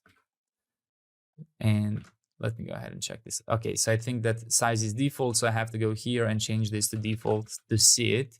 So one view, one likes, but what I prefer is using this, but I have no idea how to make that with your keyboard. I just copy it every time. So you can like Google it, bullet, Google for like bullet point, and just copy it. There is a Unicode character of it. Maybe you can ask AI to generate it for you. So just Google the bullet Unicode and then copy it from Wikipedia or somewhere, and then directly add it here in the code. And now let's go ahead and check another thing. So if, oh yeah, we have to add some class names to the paragraph. So class name here will be text extra small, text muted foreground, and margin top of 1. Then again, if size is equal to default, in that case, we're going to go ahead and just add a fragment here, and we are going to render some user information. So let's add a div with a class name, flex, item center, gap 2, and my of 3. Render the user avatar component. Give it a size of small. Give it an image URL of data user image URL. Give it a name of data user name. And then render the user info component and give it a size of small and the name of data user name. I'm so happy we developed these components before, so we can simply reuse them now. And outside of here, we're going to add a little tooltip with a tooltip trigger and an as child prop, and give this a paragraph of data description or no description, and give this a class name of text extra small, text muted foreground, w fit, and line clamp 2. So we're only going to show an X script of the description, and let's add a tooltip content here and simply add from the video description like this. Let's give this a side of bottom and a line of center. This is a side, not size. And let's give it class name background black with 70% opacity. So there we go. This is how this will look like, but it doesn't look too good at the moment simply because this is not a space to render the default video row card. This is a space to render the compact one. But I will just double check my code just in case I didn't maybe forget to add something. Flex1 minimum width of 0, justify between. I think all of this is okay. We are going to detect if something is obviously wrong later on when we purposely start to render this default methods, right? So now what we're going to do is outside of here, we're going to check if size is this time compact. If the size is compact, in that case, we're just rendering the user info like this with the size of small and the name of data user name. And then again, if size is compact, we're going to render a paragraph which is going to render data views, my apologies, view count views, and then either a bullet point or a straight line, whatever you prefer, data like count likes. And I will just copy my little dot from here. So basically a bullet point Unicode. You can Google it and you will find this. And outside of this link, finally, let's add a div with a class name of flex none and video menu here with a video ID to be data ID, and on remove will be our optional on remove. So we will later be able to reuse this entire thing inside of playlists. This is video ID. And there we go. We now have this. And do I have to add a variant to this video menu? Yes. Inside of my video menu, I added a to-do to implement what's left. By that, I probably meant the playlist and the on remove here. But one thing we can immediately do inside of the video menu component, which we have inside of modules, videos, components, video menu, we can go ahead and define the variant by default to be ghost. So we don't have to change it every time. And now let's go inside of our suggestions here and let's change this to compact. There we go. Now it looks better, but this text is still huge. That's probably because we're missing any kind of class names here for the compact. So let's add the class name here, text extra small, text muted foreground, and margin top of 1. There we go. I believe that now it does look exactly the same, right? The thumbnail, the 2-line text, this, let's see. Yes, I'm pretty sure that is it. Great. So now what we have to do is we have to implement 2 types of view count and like counts here, because it's going to be displayed differently on a compact version and on the default version. So let's say compact views here will be use memo, and simply, return intl.number format English notation compact, and simply format data view count. That's going to be the compact view. And the second argument here will be data view count. You can copy this and then add, this is compact views, and then this will be compact likes. And simply change this to a like count and use a like count here. Great. And now let's go ahead and just use those. So starting with default here, actually, we're going to use it everywhere. So this will be compact view, compact views like this, and this will be compact likes. Same thing here. Compact views, and this will be compact likes. Great, there we go. So now we have this, and we can just, let me check my video row card. So it's because of the skeleton here. So for now, I'm just going to render that one skeleton simply so we don't have any errors. We will create the skeleton later when we finish the suggestions section.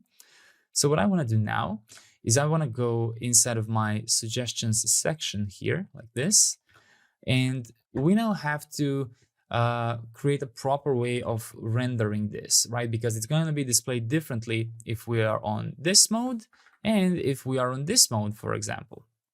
So let's go ahead and do that. So I'm going to wrap this entire thing in this suggestions section inside of a fragment. And I will give this a class name of hidden on a mobile, but it's going to be visible on desktop. And I'm going to give it a space y of 3 of each item here. Then below this, I will create a new div with a class name of block md hidden and space y of 10. And I will copy the entire thing in here. But there will be one crucial difference, and that difference is that this is going to use the video grid card component. So let's go ahead and rename this to video grid card, which doesn't yet exist. So let's go ahead and just pass in the props we need. That's going to be the key, the data, and size. It's not really going to exist. So video grid card will not have any different sizes. Let's go ahead inside of our videos UI here. And let's go inside of components and let's create video grid card TSX like this. And we can also keep our video row card opened simply because I think we can import some things from here, starting with the video get many output. That's definitely one thing we can have. And then our video grid card will be able to use that and also have the optional on remove here. Great. Now let's export const video grid card. Let's add video grid card props here. And inside of here, let's return a div. And I will say I am a grid card. Now let's go inside of the suggestions section and let's import the video grid card from /components video grid card. So now it still shouldn't be visible. If you completely go compact, you should see I'm a grid card. So just go as compact as possible here. And let's develop the video grid card. So its div here will have a class name of flex column, gap2, width full, and group. Then we're going to add a link. So import link from next link with an href of /videos and data ID. We have to extract the data here and on remove.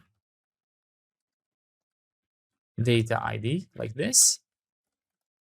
And we will render a video thumbnail component, which we can import. It already exists. The video thumbnail component will have an image URL of data thumbnail URL.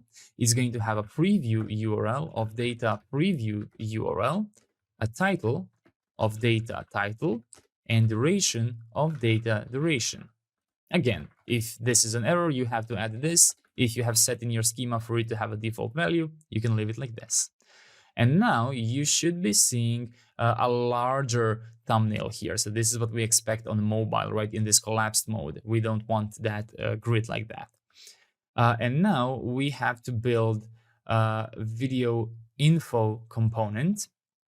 So I believe we don't have the video info component. Video info is basically going to be similarly to this video row card, this part, the info. I simply put it inside of here in this case. So what I want to do is I just want to separate that video info.tsx simply, I don't know why, but to keep it simpler, right? So we can have a separate skeleton for this and everything. Let's create an interface, video info props. Give it a data of video get many output items and numbers. So we only pick the single item, and on remove will be an optional void.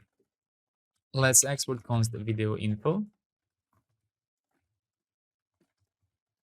like this. And let's import data and on remove here. And now what I want to do is I want to prepare my compact views the same way I did in my video row card. So let's import use memo. And let's copy the compact views here and paste it inside of video info. Then we can copy and paste this, and we can create compact date, and this one will be a little bit different.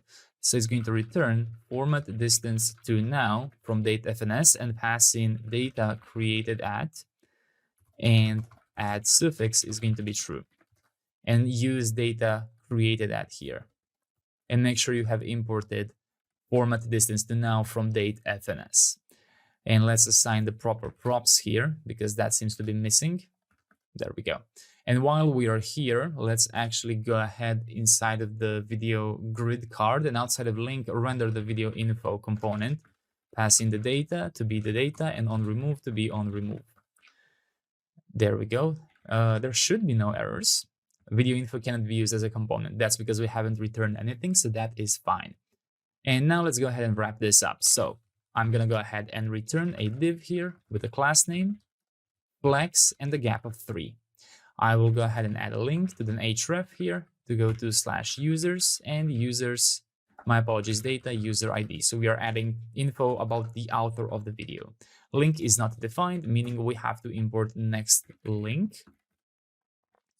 Inside of here, let's go ahead and let's render the user avatar component from components user avatar. Let's give the user avatar a image URL of data user image URL and the name of data user name. No need for any explicit size because we'll use the default one. Below the link, let's add a class name of a minimum width of 0 and a flex of 1. Let's add a link which is going to redirect to videos, video ID. Always be careful. Data.id actually.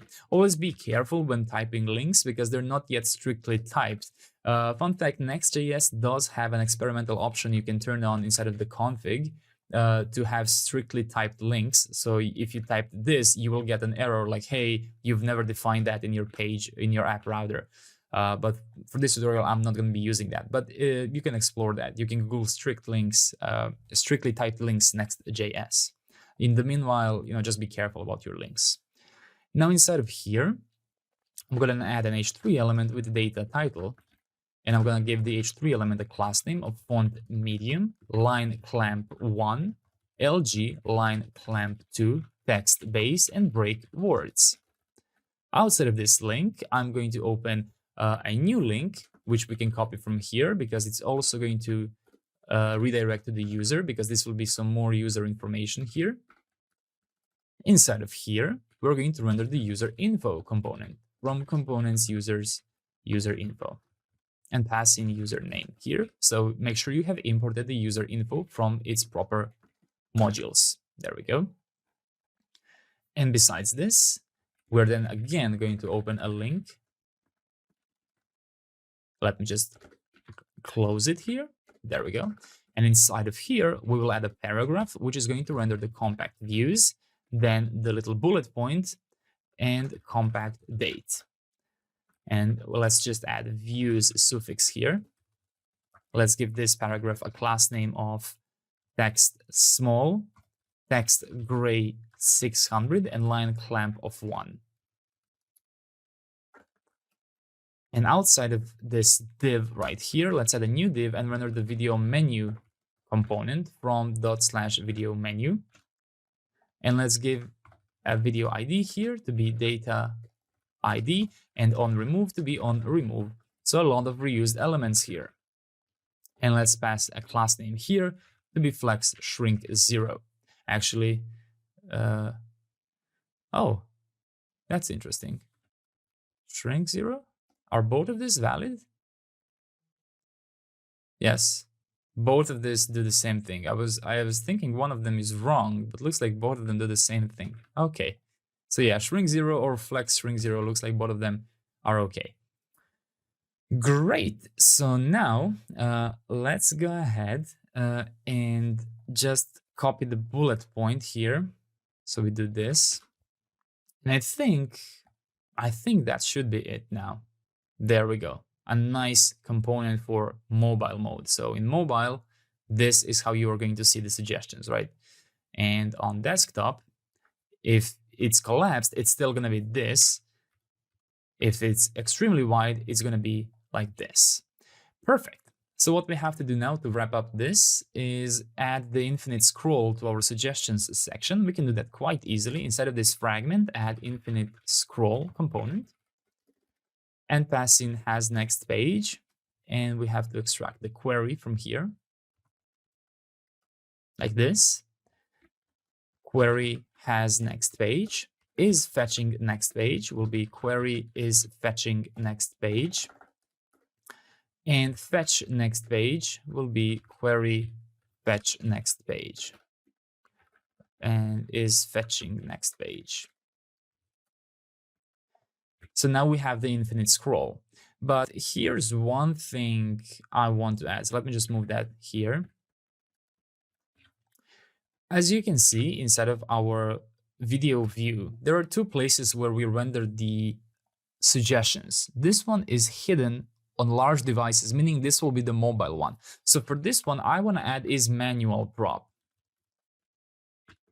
Well, let's add is manual as an optional Boolean. And if we have is manual, I simply want to pass this component here is manual to be is manual. So if we are on desktop, I am fine on our suggestions here being loaded automatically on infinite load, right? I will just be scrolling and just load more, that's fine. But if I'm on mobile mode, I want this to be manual, right? Because the user will scroll and keep scrolling, and we were just gonna have infinite suggestions. They will never be able to reach the comments.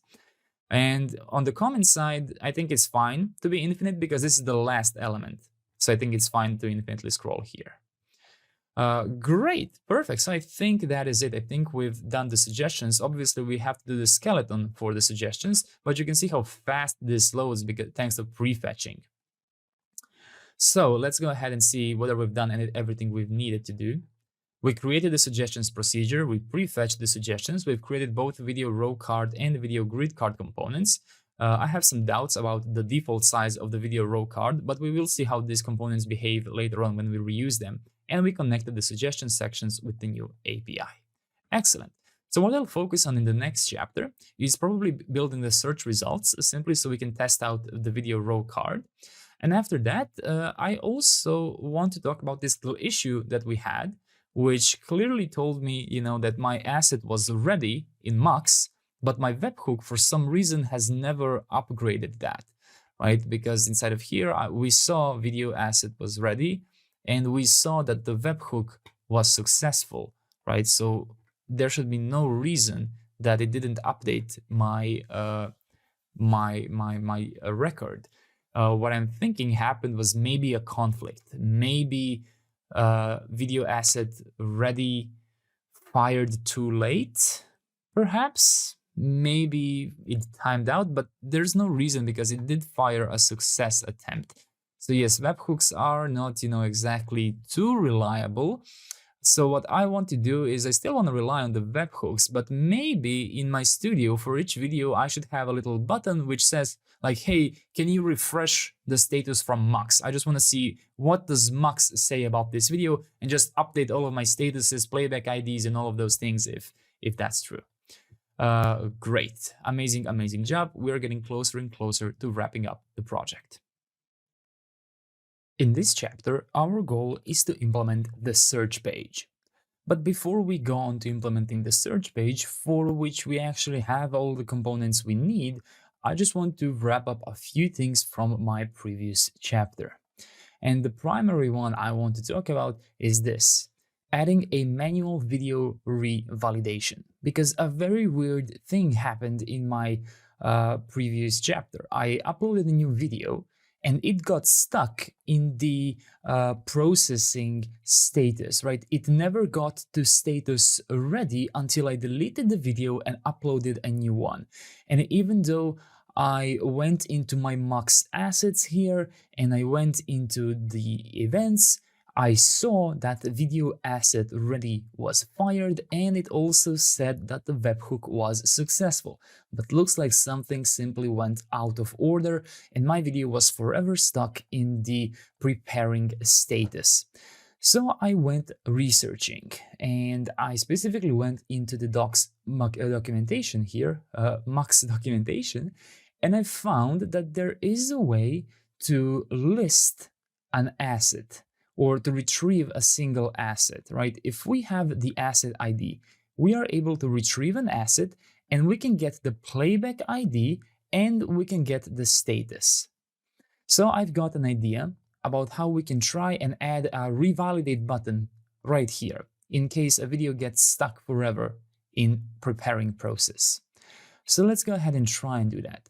I'm gonna go inside of my modules, inside of my videos here, inside of server procedures. And similarly to our restore thumbnail, let's go ahead and let's add revalidate. So it's going to be a protected procedure, and I will copy this from here because it's going to be exactly the same. Let me just indent this, and it's going to be a mutation. Let me just close it like this. There we go. Now, inside of here, we can destructure the user ID because only the logged in user should do this. And let's do the same thing as we do here. So find the video which you are trying to revalidate, right? And in this case, if there is no existing video, we're simply going to throw new tRPC error, which will give us a code of unauthorized, or maybe better, not found. So now what we are going to do is we're going to check, do we have the most basic attribute which will allow us to fetch the asset from mux. And if I go and think about how we do this, let's find the create method. Let me just find, here is the create method. So what we definitely have in every single one of our database records is the mux upload ID. If we don't have this, there's nothing we can do. No webhook is going to work, neither will we be able to revalidate anything manually, because if this part is missing, we have no idea what's going on. So what I prefer we do is the following. Instead of fetching an asset, let's find the direct upload. Retrieve a single direct upload info. So we can do that using the upload ID. And then that will give us the asset ID. And then we can continue searching for the asset. Why don't I say just directly fetch the asset? Well, because asset is made inside of video asset created, I believe. So not video asset ready. I think we do that in video asset created, right?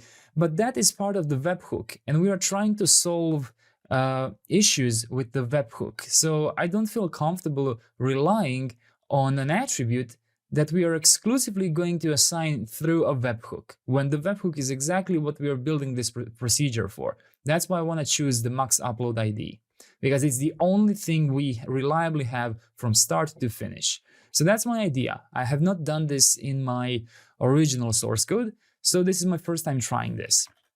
So let's try this. If there is no existing video mux upload ID, in that case, there's nothing we can do with this. In fact, we should even remove it.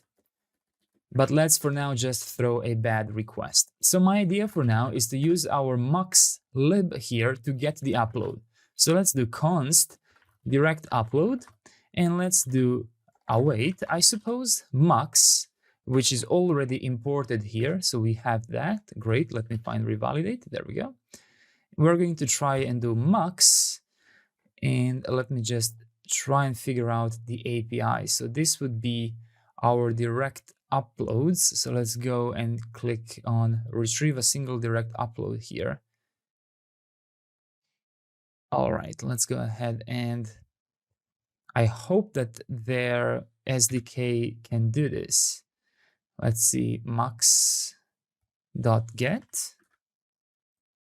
I'm gonna try and do this some other way.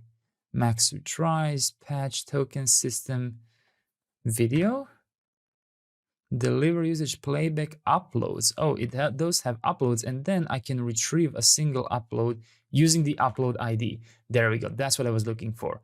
So as I said, this is my first time doing this, so I don't really know if it's possible, but I think it should be. There we go. So this should give us back the direct upload. If there is no direct upload, we can throw new error, tRPC error here as well with the code of bad request, because this technically is the same as this, right? There's nothing we can go now.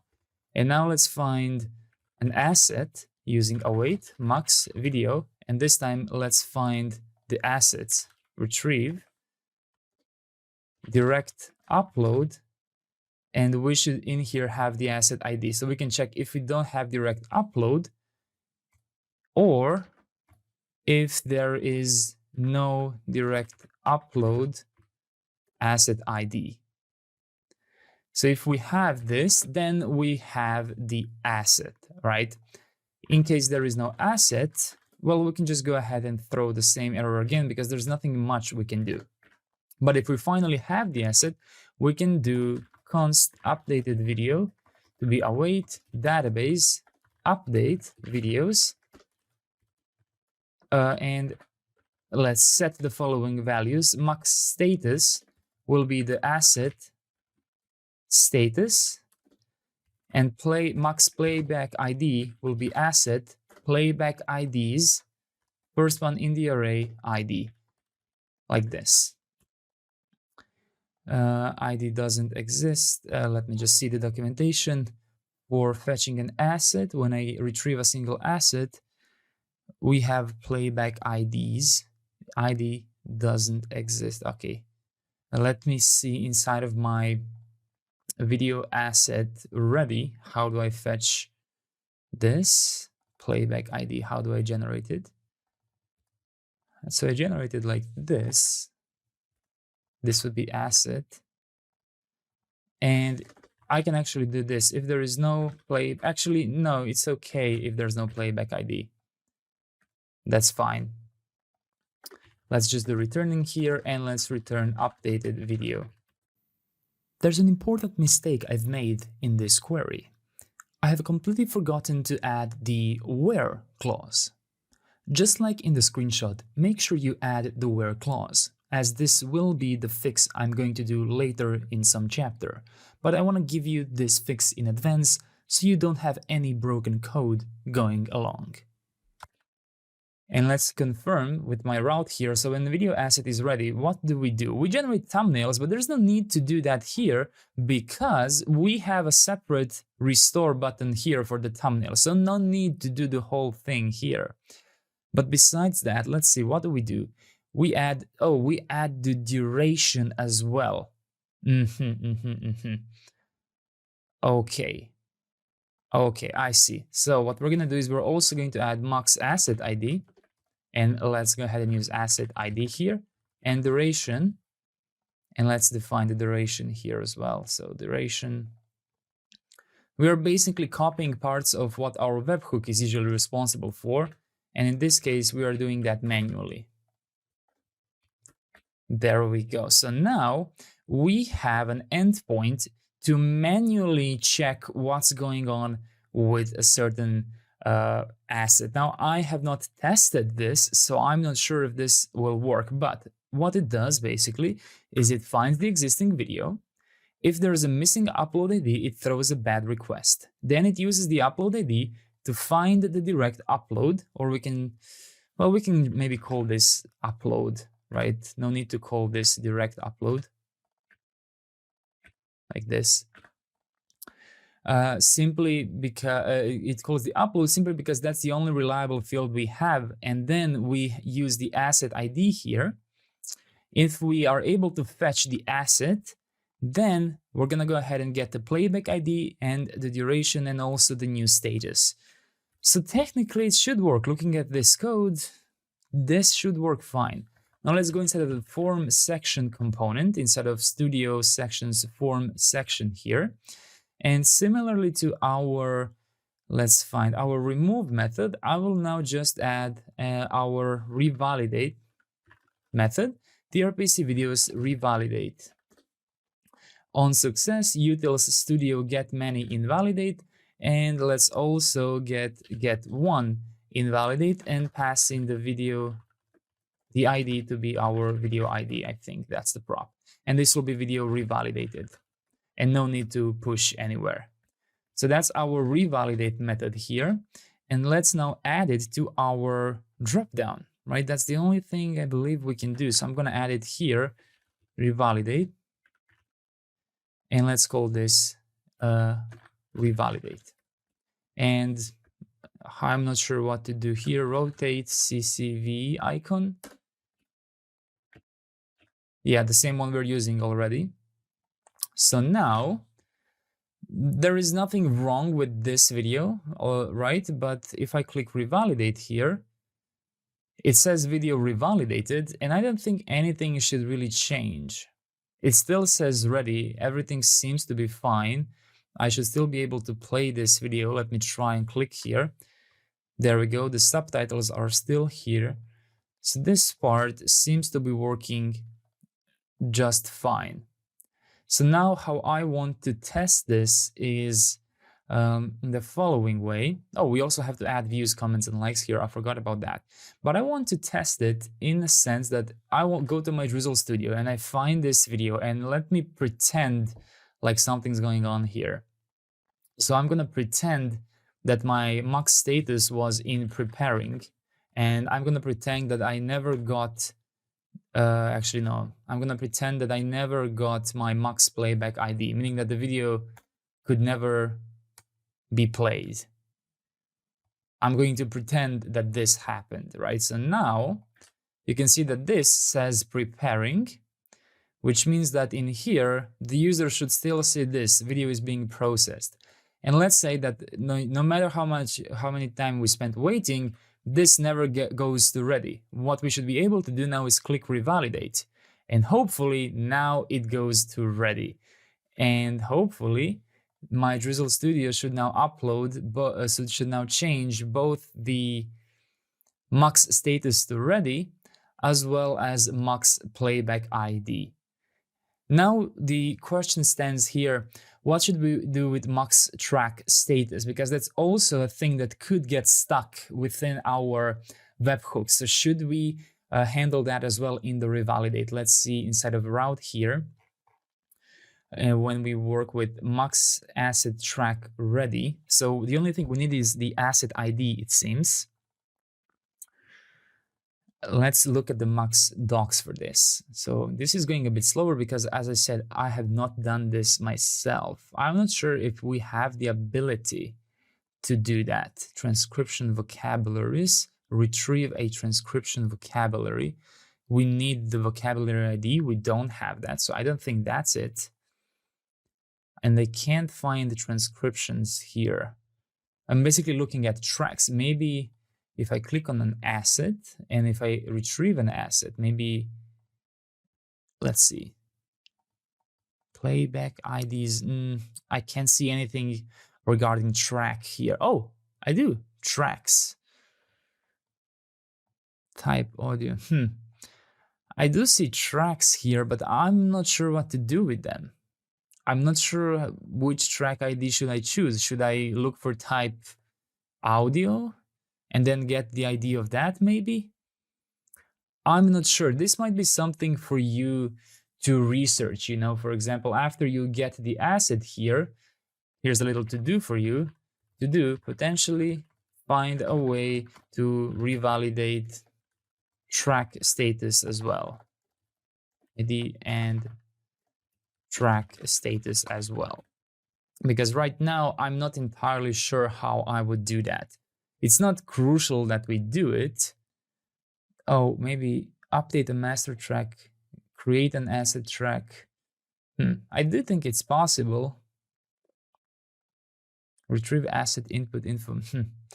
Yes, I'm not entirely sure about it. So I will end here in regards to my solution for a potential conflict in webhooks, right? So we have a manual way of revalidating a video in case it gets stuck, but I don't really have a solution if the subtitles get stuck for now, though I'm certain there is a solution. All right, so I think that we can now cross off all of these things from our list. We added these things for manual video revalidation. Now let's add proper category ID to query suggestions, and then we will finally be able to get to our search page. I know this chapter is called search page, but I do want to solve those things first. So now that we have this, that's fine, that's great. Let's go inside of source, inside of our modules, inside of suggestions, procedures right here, and inside of here, we have an end query for our getMany-based procedure, which basically loads the video similar in the same category, right? Or if no category, it will just load videos with no category. So what happens is if I go and click on this video, I get the exact same video here because they have the same category. One thing that we need to do is we need to ensure that whatever video will be loaded in the suggestions is not the existing video. We can do that by adding not from DrizzleORM. So not equals videos ID to existing video ID. and add a comma here. So make sure you have imported not from DrizzleORM.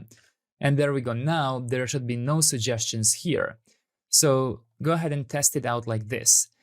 Make sure that you either have no category selected, or make sure you both of your videos which you're going to add have the same category now. So I just added comedy here. So I will upload a new video now. It's going to work exactly the same here. And I'm going to rename this one to this should be a suggestion, like this. And I will set the category to comedy as well. And I will click save. Looks like we got the status ready, and we also got the thumbnail.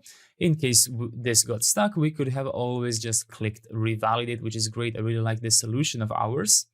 And let's go inside of content now, and let's click on untitled, and let's click here, and there we go. We can now only see the relevant category videos. But if I were to change this to education and click save and go back here, then this should no longer be a suggestion. There we go. When I refresh, that is no longer a suggestion. Excellent. So that works. Now, what I want to do, I think I've noticed something. So we also want our suggestions to only load public videos as well. So let's include that. So besides this, let's also add equals videos visibility needs to be public. So now, regardless if all of our videos have the exact same category, so both of these two videos are now in comedy, so technically they should be suggesting one another. That will not happen because both of them are actually private. So if I now go ahead and change both of my videos to public, this one is public, perfect, and I will now change this one to public as well. Now I would expect both of these to be a suggestion to one another. Excellent. So we resolved this now. I incorrectly wrote what we have to do this. We had the proper category ID. It wasn't properly suggesting. Great. And just one more thing I want to do before we go onto the search page, and that is add a loading skeleton for these suggestions. So let's go inside of our suggestions section here.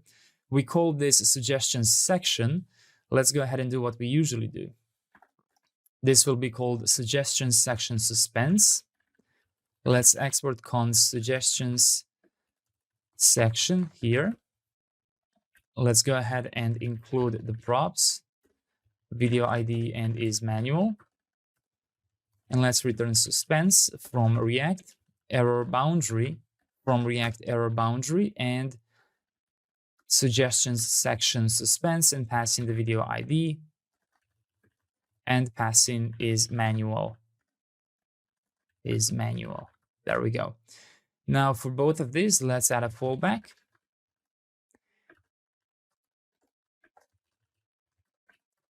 And it should still work just fine. And now you should see 3 different loadings, one here, and one here. So 3 different things loading at the same time, both being prefetched. And now we just have to add a pretty skeleton here. So let's go ahead from our most inner components and build the skeleton outwards.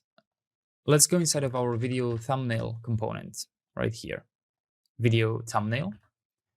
And besides exporting video thumbnail, let's export const video thumbnail skeleton. Let's return a div with a class name, relative, full width, overflow, hidden, transition, all, group, hover, rounded, none, rounded, extra large, and aspect video. And inside a skeleton component from components UI skeleton, and give it a class name of size full. That's it for our thumbnail skeleton. So now we will be, wherever we use thumbnail skeleton, which is inside of our grid cards, we will simply use this to then granularly build the skeleton. So let's see, relative, width full, overflow hidden, transition all. We actually don't need any transitions, nor do we need group hovers here, because this is a skeleton, right? So I think this should just be enough. Great. Now let's go inside of our video info component, because we will be using this in video grid card. So This is a small component. Let's quickly build the skeleton for it here. Let's add a div with a class name, flex and gap 3. Let's add a skeleton component from components UI skeleton. Make sure you have added an import for this. And let's give this a class name of size 10, flex shrink 0, or simply shrink 0, and rounded full. Let's add a div here with 2 skeleton components. Let's give the div a class name of a minimum width of 0, flex 1, and space y of 2. And let's go ahead and give both of these similar class names, height of 5 and width of 90%. And let's change the lower one to be a bit shorter, just to add some difference between the lines we are representing. Great. So now what we have to do is we have to build the video grid card skeleton. So let's go inside of video grid card and let's export const video grid card skeleton. And we're going to add a div here with a class name, flex column, gap 2, full width, like this, and then video thumbnail skeleton and video info skeleton. And that's it. So we build the skeletons inside of these components so we don't have to build them here. Perfect. And now we have to do the same thing for the video row card skeleton, which is a little bit more complicated simply because it has 2 variants. It has a variant of compact and a variant of default. So let's go ahead and build the video row card skeleton. Let's give this div a class name of video row card variants and pass in the size. And we have to assign this here. Whoops, and pass in the size. There we go. Now this will be thumbnail skeleton, simply so it's easier to follow. Div and render the thumbnail skeleton, video thumbnail skeleton component, and give this a class name of thumbnail variants and pass in the size. Make sure you have imported the video thumbnail skeleton from /video thumbnail like this. And now we will be building the info skeleton. So the info skeleton will have a div with a class name of flex1 and a minimum width of 0. Now inside we will have a class name of flex justify between and the gap x of 2. Another div with a class name flex1 and a minimum width of 0. And then a skeleton component. We already have the skeleton component imported, I believe, here. Let me just go inside of this first skeleton component, which will have a class name of the following. Use the cn util. Default class names will be height 5 and width of 40%. And then if size is equal to compact, in that case, we're going to change it to height 4 and a width of 40% to represent the compact version. Make sure you have the cn import right above. And now below this, we're going to do if size is equal to default. In that case, we will render a skeleton fragment for the default variant, having height 4 and width of 20% with a margin top of 1. And then a div here with 2 skeletons. The div itself will have a class name of flex, item center, gap 2, and my of 3. Both of these will have a class name. The first one will be size 8 and rounded full. And the lower one will have a class name of height 4 and a width of 24. There we go. And then in here we will have another size checking for compact. If that's the case, we can just return skeleton. We don't even need the fragment actually. You can remove it if you want to. And give this a margin top of 1. It's never really, educational to build these skeletons, but they do make the app look much nicer. Now that we finally have video row card skeletons and video grid card skeletons, we can go back inside of our suggestions section right here, and we can properly build the fallback. And let's go ahead and do const suggestions section skeleton. and go ahead and return a fragment. First one will be for desktop, being hidden on small devices, visible on medium devices, and a space y of 3. Array from, let's render 8 elements, map, skip the first argument, go straight to the index here, and video row card skeleton component, and pass in the key of index and the variant, my apologies, size of compact. Make sure you have imported video row card skeleton. And looks like I did something incorrectly when creating this, because video row card skeleton is expecting data to be passed here. So let me just check. Okay, we can just do this. There we go. So now it shouldn't expect any data. Perfect. So we have this. And now let's go ahead outside of this div and give this div a class name of block md hidden space y10, like this. You can copy this and paste it here.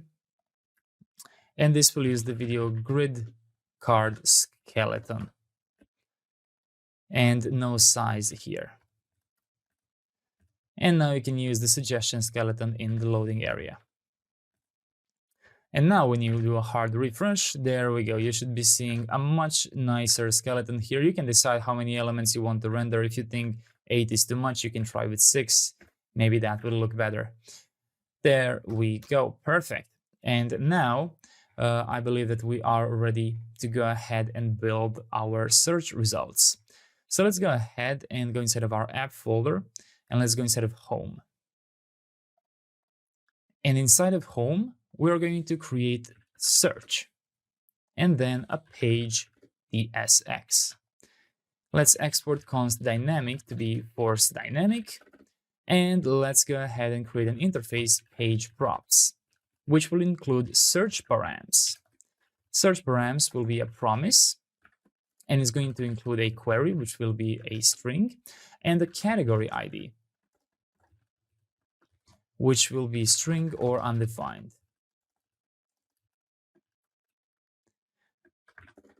Now let's go ahead and do an SFC of page here. Let's assign the page props. Let's get the search params. Let's make this an asynchronous component.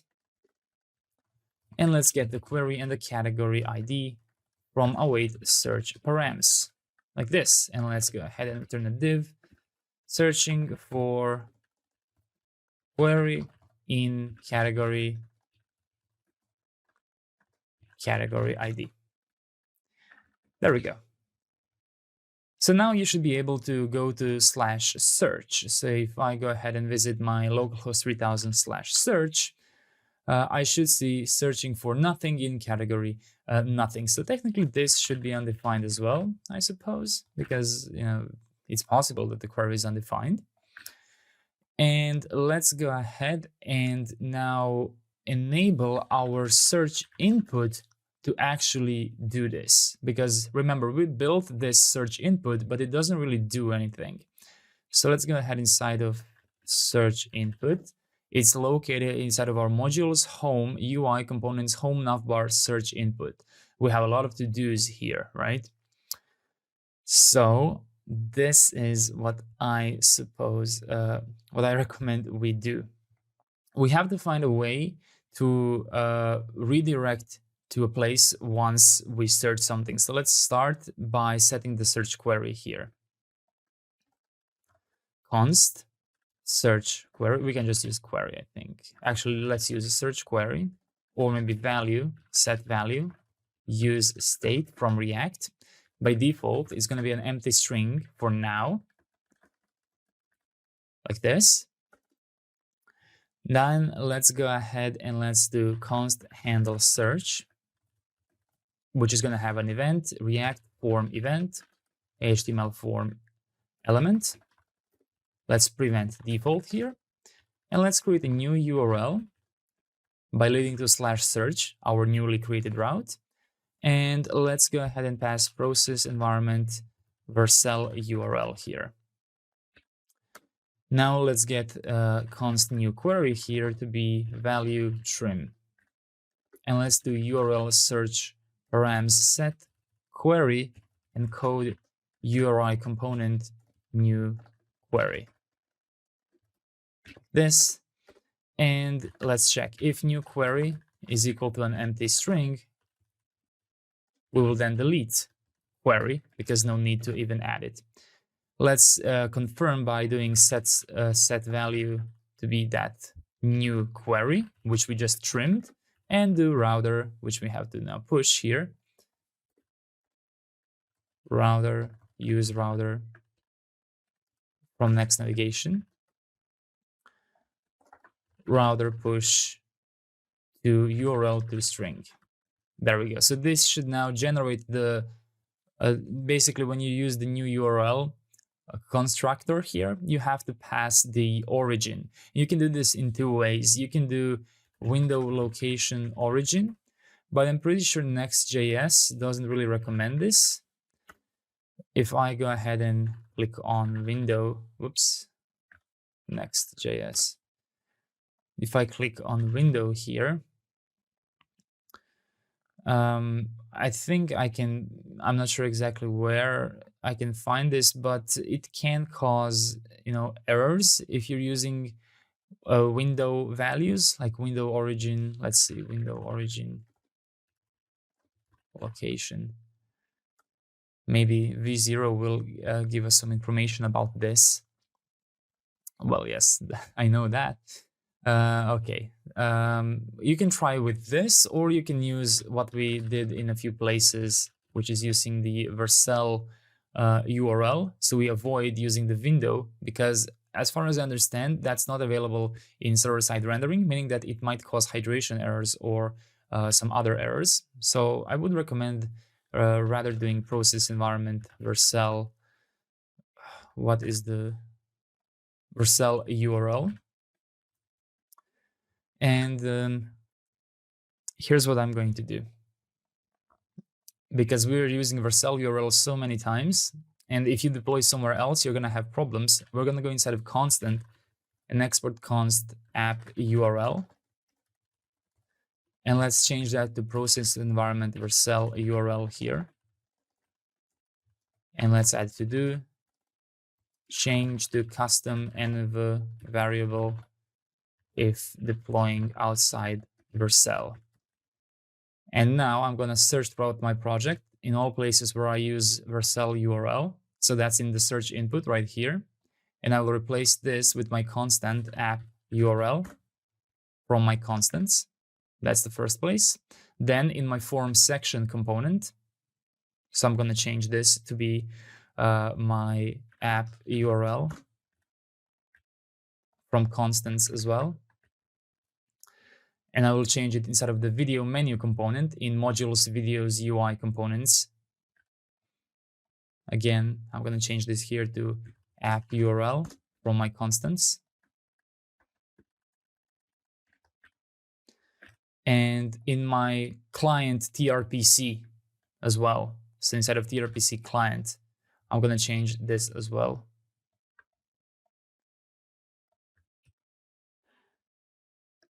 App URL. It's just this part that's confusing me a little bit now. Because, so Vercel URL.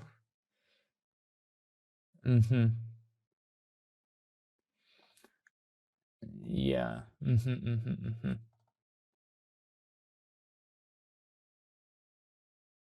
I'm a little bit confused because in here, everywhere, we are adding the protocol.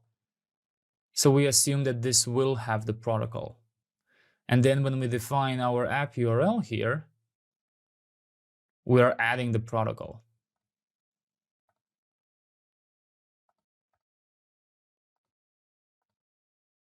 So I have a feeling that this might be incorrect here.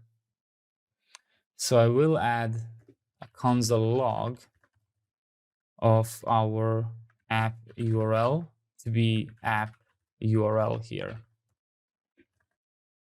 which right now I think will just be undefined. Let's go ahead and go back instead of our search input, simply mark this as use client, so we stop getting the error here. Looks like I'm not getting any.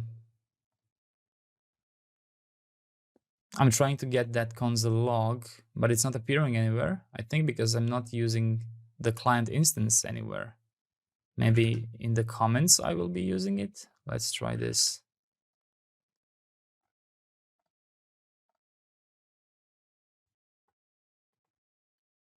I'm trying to find that console log. Oh, it's here. App URL is undefined, undefined. Let me go in here and try and search for Next.js search Vercel URL. Enter at least 2 words. Well, that is the 2 words. Maybe environment variables here.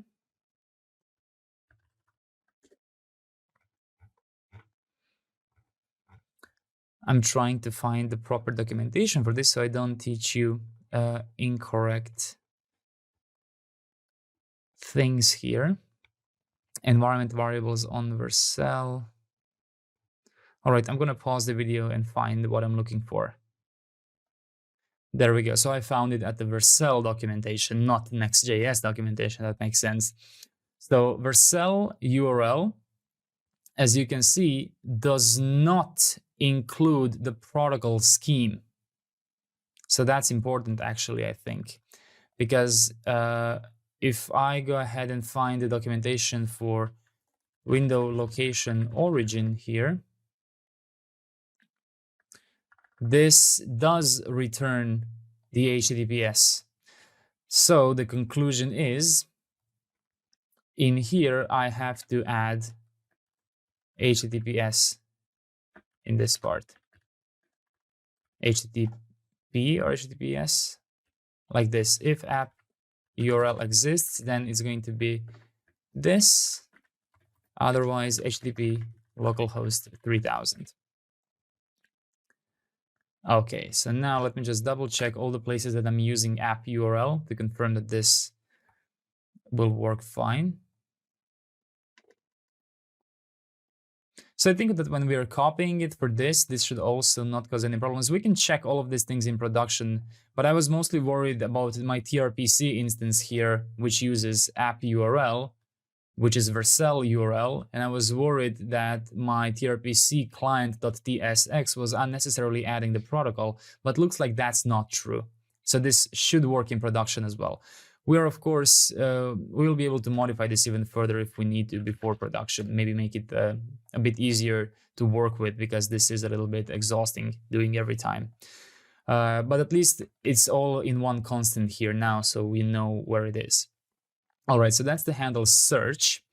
So now let's go ahead and add this to our form here. On submit, handle the search, and the input will have a value of value, and it will have a on change set value, event target value. And let's give this, well, I think that should be it. And we are now going to do one more thing. If we have the value, go ahead and render a button component from components UI button. So make sure you've added this, and render the X icon from Lucid React.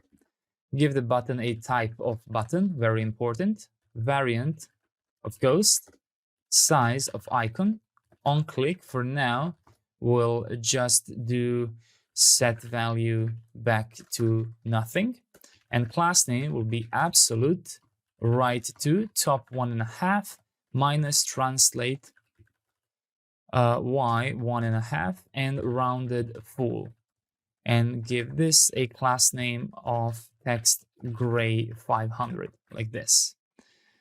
So I think that now this should be fine, and let's also disable the button if not search query, my apologies, value trim. So if there's nothing we can submit with, we shouldn't even allow that to be submitted from the UI side. So now if I go ahead and go here, it looks like I have some errors here. If I refresh, do I still have the errors? No, so it was a hot reload error. So now if I search for test here, I should be redirected to my search page test. So if I go, if you can't see anything, try scrolling up. So hello world.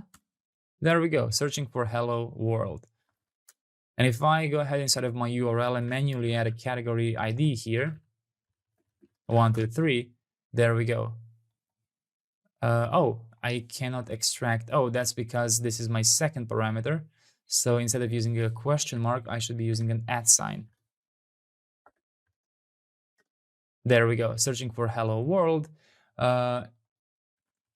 Searching for as the, okay. So now let's go ahead and also try and preserve the category. But in order to do that, we should go to the page and we should prefetch the categories first. Great, so we now have functional search input.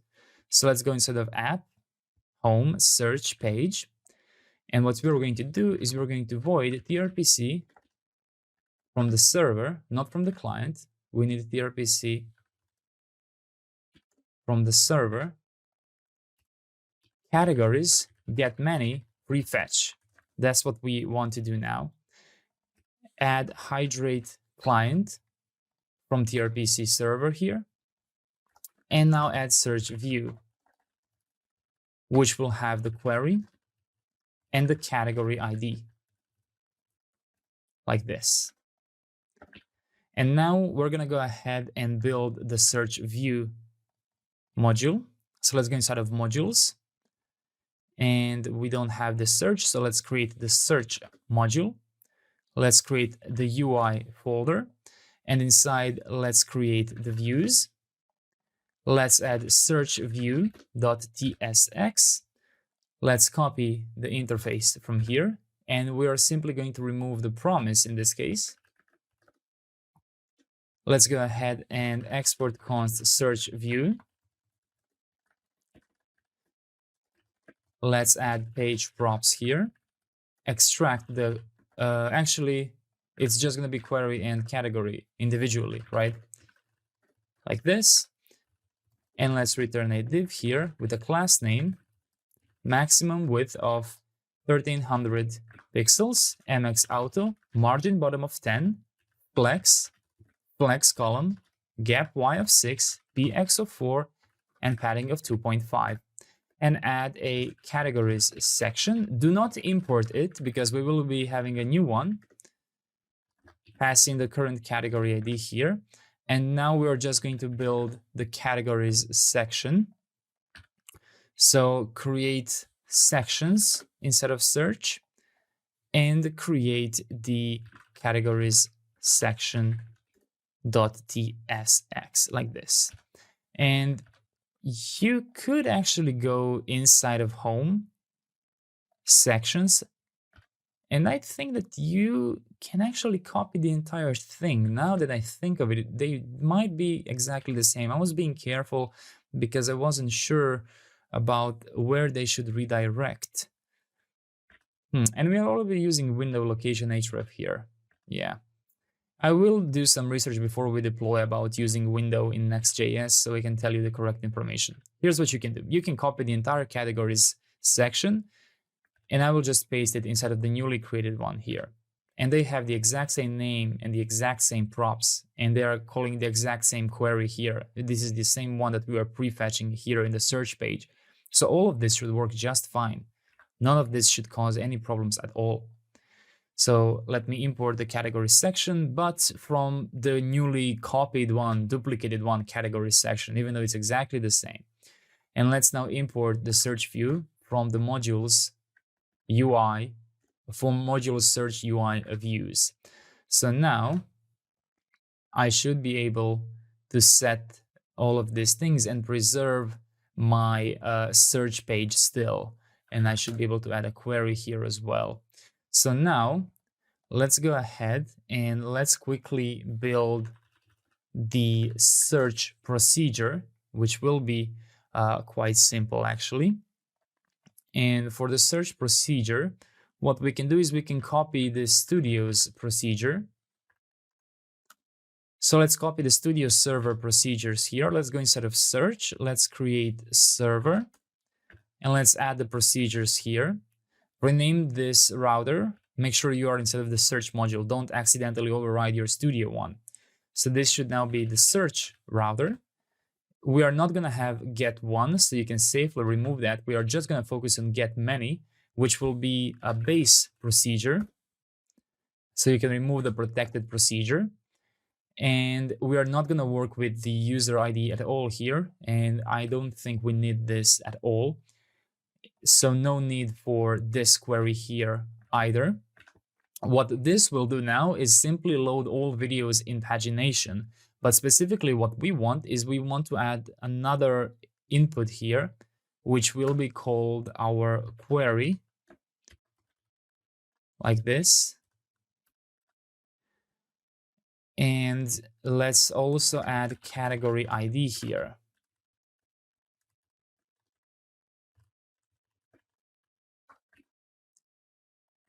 And now we should be able to combine all of those things. So besides cursor and limit, let's extract the query and let's extract the category ID. And now what we're going to do inside of this and, we will add I like from DrizzleORM. So make sure you've added this import. And inside of here, we're going to pass videos title and open backticks, add modulus, and render query inside, the value of query inside, like this. And let's also check if we have the category ID, and then do equals videos category ID matches the category ID. Otherwise, no need to query by category at all. There we go. So that is our search router. Now let's go ahead and let's add this to our tRPC routers app here. So I'm going to add search router from search server procedures. And now let's go inside of our search page where we prefetch the categories only. And let's void tRPC search get many prefetch. And we're going to pass in our query and our category ID because we have them here. And yes, technically the query should also be nullish. And let me just see, it's not assignable. Maybe if I change this to null. I'm trying to find the proper optional. It should be prefetch infinite, by the way, not prefetch. So that's the first mistake I made. But, oh, it's missing the limit. That's the issue. Okay, so let's bring this back to nullish. And let's add the limit here to be default limit from constants. There we go, no more errors. Perfect. And now we have our prefetched results, and we're going to use them right here inside of our search view. So this will be the results section, and we're going to pass in the query to be query and the category ID to be category ID. Let's go ahead inside of sections and let's create the results section .tsx like this. Now instead of the results section, just like we did in the duplicated categories section, we are going to call use suspense here. So let's mark this as use client. Let's export const results section here. Let's create an interface results section props to accept the query and to accept the category ID. Let me fix this typo here. Let me assign the props. Let's extract the query and the category ID. And inside of here, we are going to fetch our videos. So videos and query. Actually, since we use the query as the prop, let's call this result query. And let's call this results, I guess. tRPC from the client, search get many, use suspense infinite query. Make sure that you did prefetch infinite here for the search get many. So now search get many is use suspense infinite query. In the first argument, we will pass the query, the limit to default limit from the constants, and also, of course, include the category ID here. And now you just have to add the second argument, which is the get next page param. And now if you go ahead and return a div, you should be able to see your results here. So let's go ahead and import the results section like this. Let me refresh this. So you can see that if I search test, I don't see anything, right? But in my studio, let's see, I have two public videos. One of them is called Untitled. If I go ahead and search for Untitled, I should now find that one video, and I do. Title Untitled, max status is ready. We found that one video we were talking about. Perfect. So now let's go ahead and let's render them out. And good news is we have all the components we need. No need to build any new components here. One thing we will do is we will import isMobile from useIsMobile from hooks isMobile, which we got when we installed ShadcnUI. So we will be using isMobile here to decide which type of card should we render. So now let's go ahead and let's import video row card and video row card skeleton. And let's import video grid card and video grid card skeleton, all from modules videos. And now depending if we are mobile or not, that's the card we are going to render. So we're going to replace this with a fragment, and then we're going to check if is mobile. Let's go ahead and render a div with a class name, flex column, gap 4, gap y of 10. And let's go over our results, pages, flat map, get the individual page, immediately return all the items from that page, and then iterate over the items, which is ultimately a single video. And return video grid card. Give this a key of video ID and data of video, like this.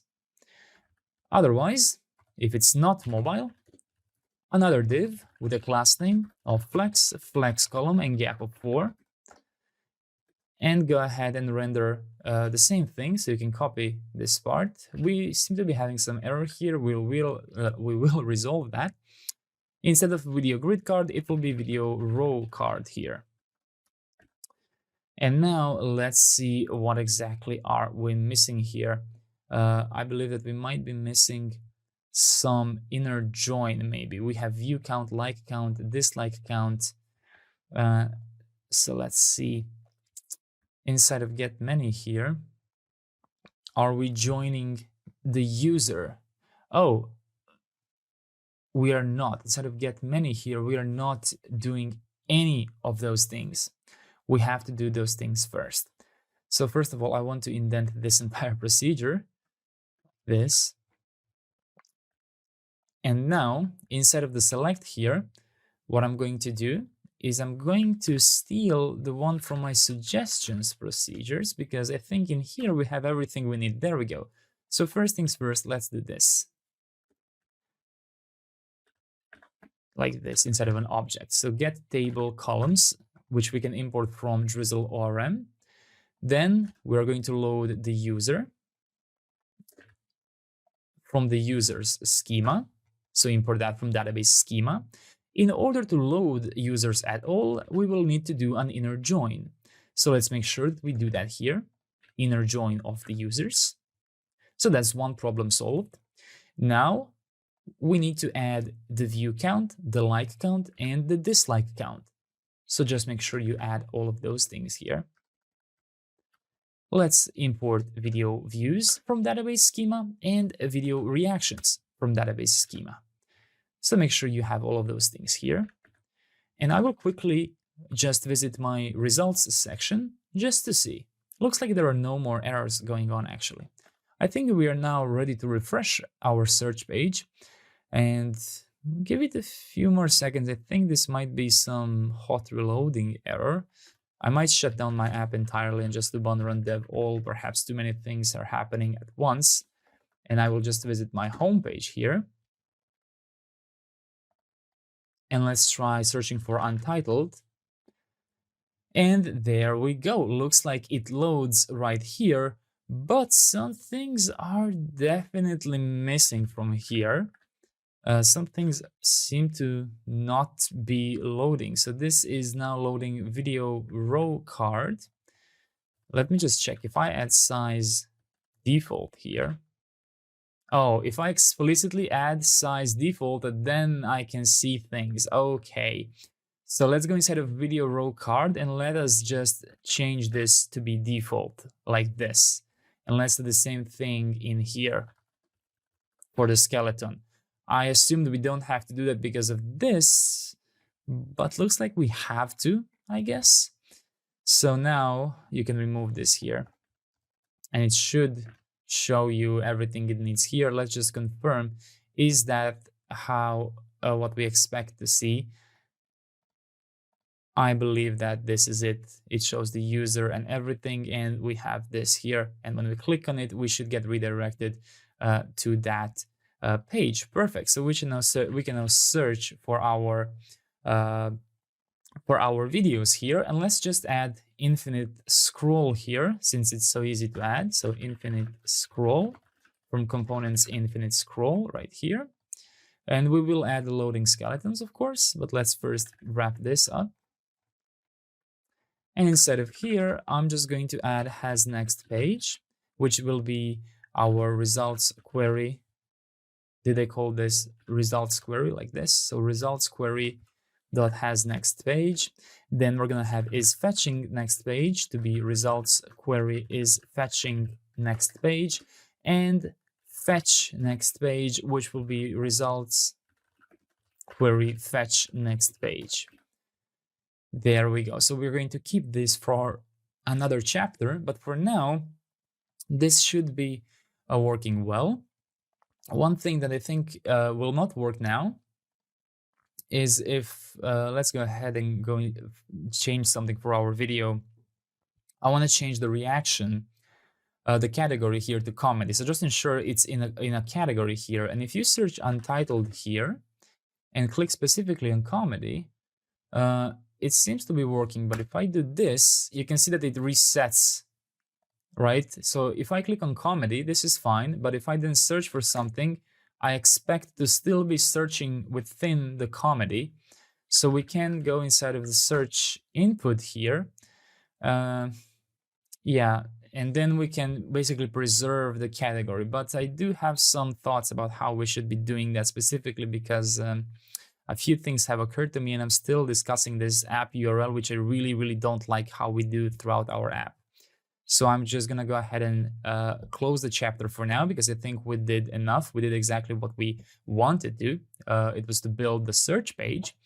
So I'm going to go ahead and just see, did we do everything important? We created the search procedure, the search page. We prefetched the search page, and we connected the search section to the API as well as the categories here. So I think that's good enough. We can also clear our search now. And I'm going to go ahead, and for the next chapter, I will research about using the window object inside of Next.js. How safely can we do that? And I will think of a solution to improve this constants app URL solution. Nevertheless, great job, and see you in the next chapter. In this chapter, I want to focus on making some improvements on our app. Primarily, I want to focus on resolving our complex usage of Vercel URL. While it's definitely handy that it's going to be automatically populated when deployed on Vercel, I dislike the fact that it doesn't include the HTTP protocol, and then we just have a lot of complex ternary operations with defaulting to localhost and all of those things, and I just really, really dislike the way this works. Besides that, we also need to fix one issue that I found with our manual video revalidation from the previous chapter. We have to add the skeleton to the search page, and we have to add some default values to the search input component.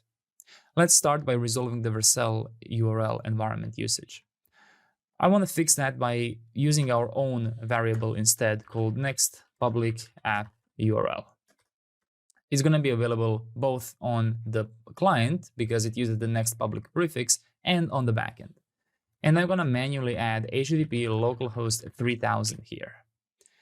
Make sure that you add exactly what happens when you do run dev all, right? If it says localhost 3000, use localhost 3000. And also take care of the protocol. If it's HTTPS, make sure you add HTTPS as well. And make sure that if it's not, you don't.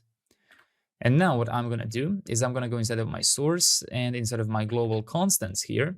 I will remove this comment and I'm instead going to use the next public app URL.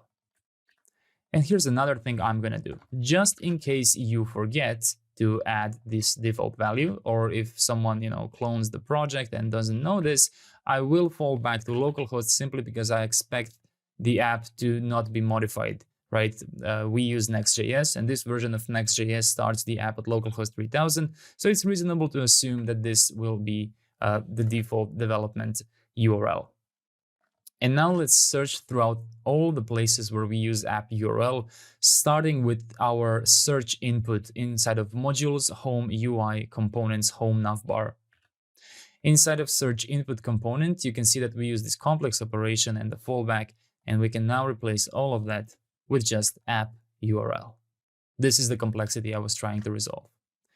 Search input fixed. Let's go inside of forms section inside of our modules studio UI sections. Same thing here. We are trying to create a full URL, which then we are going to be able to copy, right? So we can now remove this comment and we can completely rely on app URL, and then we will just assign the rest of the URL here. This is why it's important to have next public in front, because otherwise, if this was just app URL, you will not be able to read that on the client. So that's why it's important that we add next public app URL. Make sure you have no typo here in the next public part. Great, we resolved the form section. Now let's go inside of the video menu and do the same thing. So the video menu component is located inside of modules, videos, UI components. Go inside of the video menu here, remove the comment, and we can again just use a simpler version this time. Besides search input, form section, and video menu, there's also the one inside of tRPC client.tsx, and this is arguably the most important one. Let's remove the comment to modify outside of Vercel. We can remove the console log if you've added it. And what we can do now is we can always rely on app URL. So our app URL from now on will include the localhost version. So we can just add app URL here.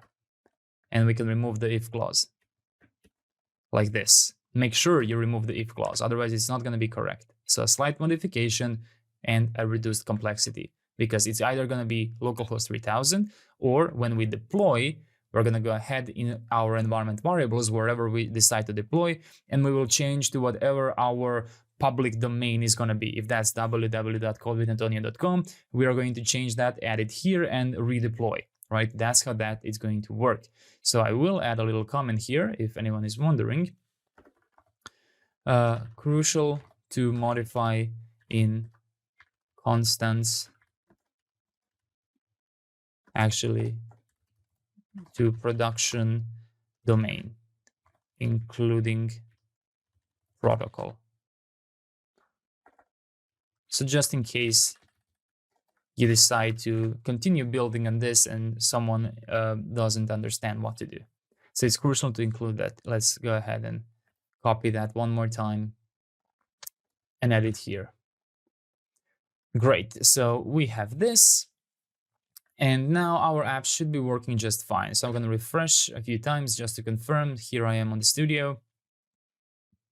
Let's try doing a change. So a mutation is working well. Let's try loading all of my studio here. There we go. tRPC is working just fine.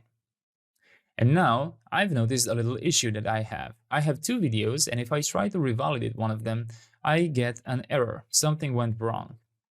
The reason I get an error, and you can actually find it right here. So videos revalidate. Here's an error. And it says that there is a duplicate value. Specifically, it says that there is a max ID duplicate value. There we go. Videos max asset ID unique. And that's true. So let's go ahead and close everything here, and let's go inside of our source database schema. So I did say for that my asset ID, upload ID, and playback ID, as well as track ID are all unique, because that is true. They should all be unique for our video module. But what I didn't know is that when I go inside of my video procedures and then specifically go inside of our revalidate method, I didn't know that if we attempt to update the very record that has that ID, it will also throw a unique constraint error. That's something I didn't know. So this is what I will do. We first have to clean up potential unique records, actually attributes.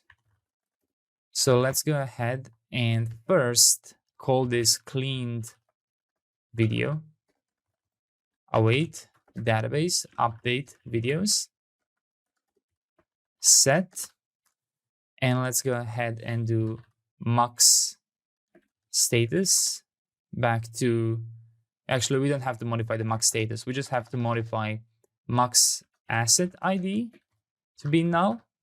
Let me just go inside of schema, so I allow this to be null. Okay. Let's modify max playback ID to be null as well. Do not modify max upload ID. We absolutely need that. So we actually don't need anything here. We can just do this. Also, let's do where equals videos ID matches our video ID. Do we have a video ID? Or maybe I'm getting an error because this whole method is completely wrong. I just realized that I never added a where clause. That's very dangerous. I never added a where clause. Well, let's try this actually. Let's try adding the proper where, and then let's see if this will throw an error. Oh, that's a big issue on my side. Let's click revalidate, and let's see. There we go. Okay, that was a big issue on my side. I forgot a where clause. In post-production, I'll do my best to try and give a little tip here. But yes, we completely forgot that. That's why it was weird to me that was throwing a conflict, because it can detect that this is the very same record, right? It should detect that. There we go. That resolved two things. So we now have we no longer have the complex usage of Vercel URL, and we fixed unique constraint issue with manual video revalidation. Now let's go ahead and let's add the skeleton to the search page. So let's go inside of our modules, inside of our search UI sections result section, because we already have the category skeleton section here. So let's go and focus on the results section. So I'm going to rename this the results section suspense. No need to export this, and let's export const results section here instead. Let's wrap it in suspense from React and in error boundary from React error boundary. And let's give both of this a fallback like this, and render the results section suspense. Now we need to go ahead with the props here. And what I realized we can do is we can just spread the props like this. There we go. And now let's go ahead and build the results section skeleton. So what this is going to do is first open a normal div then simply prepare the desktop div like this. Then prepare a mobile div. So this one is only visible on desktop. This one is only visible on mobile. And then go ahead and simply add 5 items and use the video row card skeleton. And in the other one, use video grid card skeleton. Make sure you have both of this imported. Let me just move these two things up. There we go. And now we're going to use this here. There we go. So if you now go and search something, so this is called untitled. So if I go to untitled right here, there we go. I now have a nice skeleton. And let's of course check out the mobile mode as well. And mobile mode is loading nice as well. Perfect. So now you can also see that this screen won't infinitely expand. It has a nice limit, right? So this works fine. And now what bothers me here is that in my URL, I can see the query, but I can't see the query here. So that's our last improvement, I believe. We've added the skeleton to the search page, and now we have to add the default values to the search input component. Let's go instead of source, instead of modules, home, components, home navbar, search input. And inside of here now, we have to add those default values. We can do that by using search params from use search params from next navigation. And then this is going to become the query. So we can do const query search params get query or default to an empty string and pass in the query here like this. So now if you refresh, you should see untitled here. One thing that I think will be a problem later on, I'm not entirely sure, but I think that if you use search params, you have to wrap that component inside of suspense. So let me try and search for use search params here about the documentation, and I will pause and try and see if I can find what I'm looking for. All right, so I purposely paused the video simply so we don't waste too much time, but here is the deal.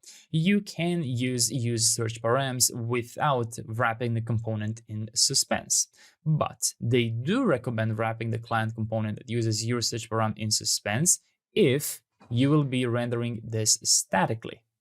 How do we know if we're going to render something statically or not? Well, we know that based on what kind of component that is. Now, our components, most of the time, will be using dynamic rendering, which is basically this, force dynamic.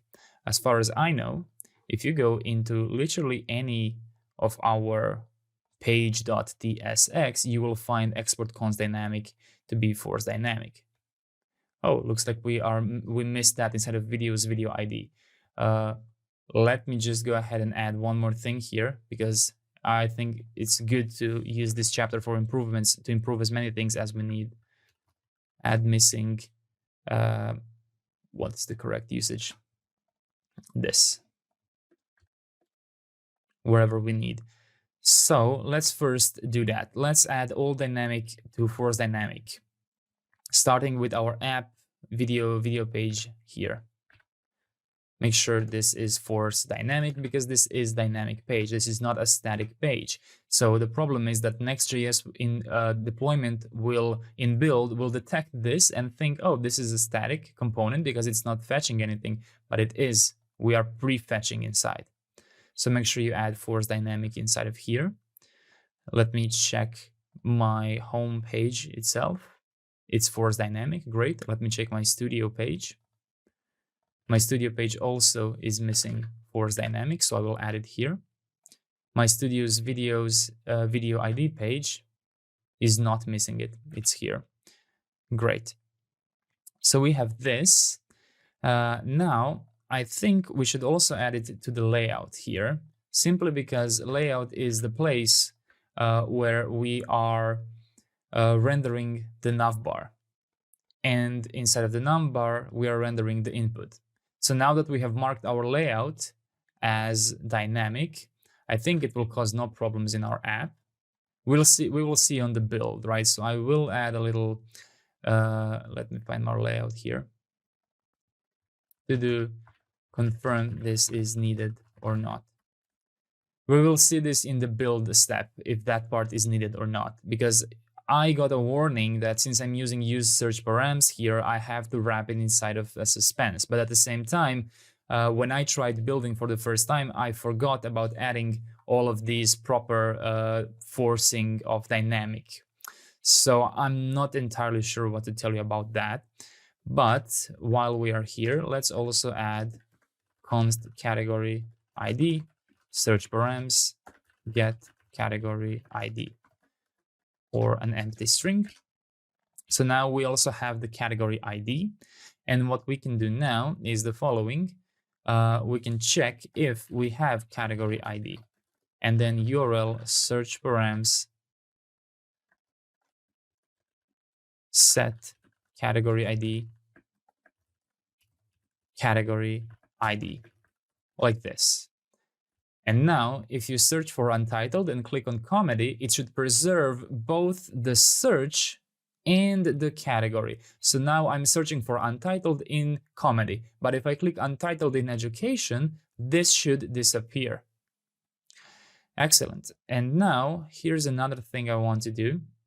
I want to go inside of my modules, inside of my search UI sections, results section, and I specifically want to refresh the results section every time either query or category ID changes. In order to do that, what we're going to do is the following. We're going to add a key to look for a combination of query and category ID. Both of this will come from our props. So now, if you change, you will see that a completely new request, which is not cached, will cause a skeleton, whereas the one that are already loaded will not. So if you select the new category, it will cause a proper loading mechanism. Excellent. So I think that that's everything we wanted to achieve. Here's an interesting case. When I click all, my query ends up being untitled.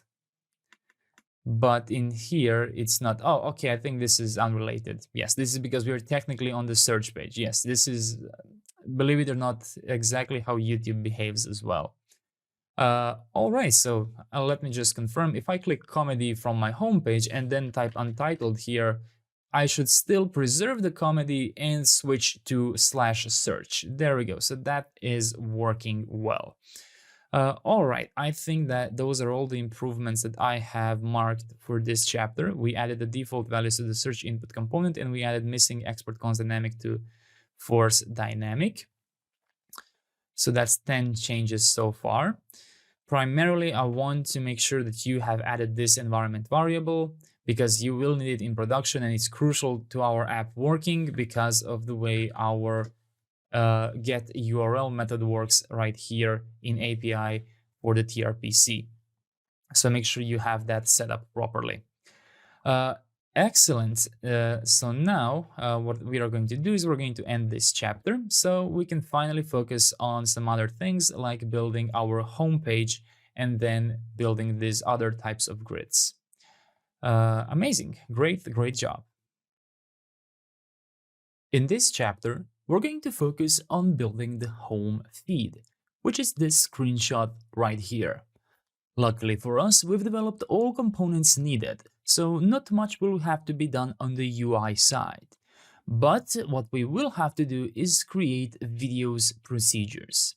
And since the nature of home feed, subscriptions feed, and the trending feed are all very similar, we're going to try and wrap them all up in this one chapter. Let's start by building the videos procedure. So I'm going to go ahead and go inside of my source, inside of my modules, and I'm specifically going to go inside of the videos module right here in the procedures. And now I'm going to create the get many procedure.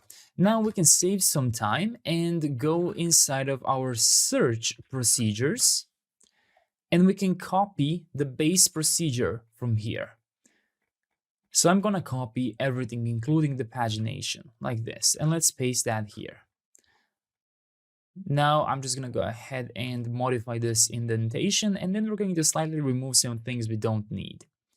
First of all, this will not be needed. We will not have a query at all, in fact. So you can remove the query from the input here, and you can also remove the query from the input object.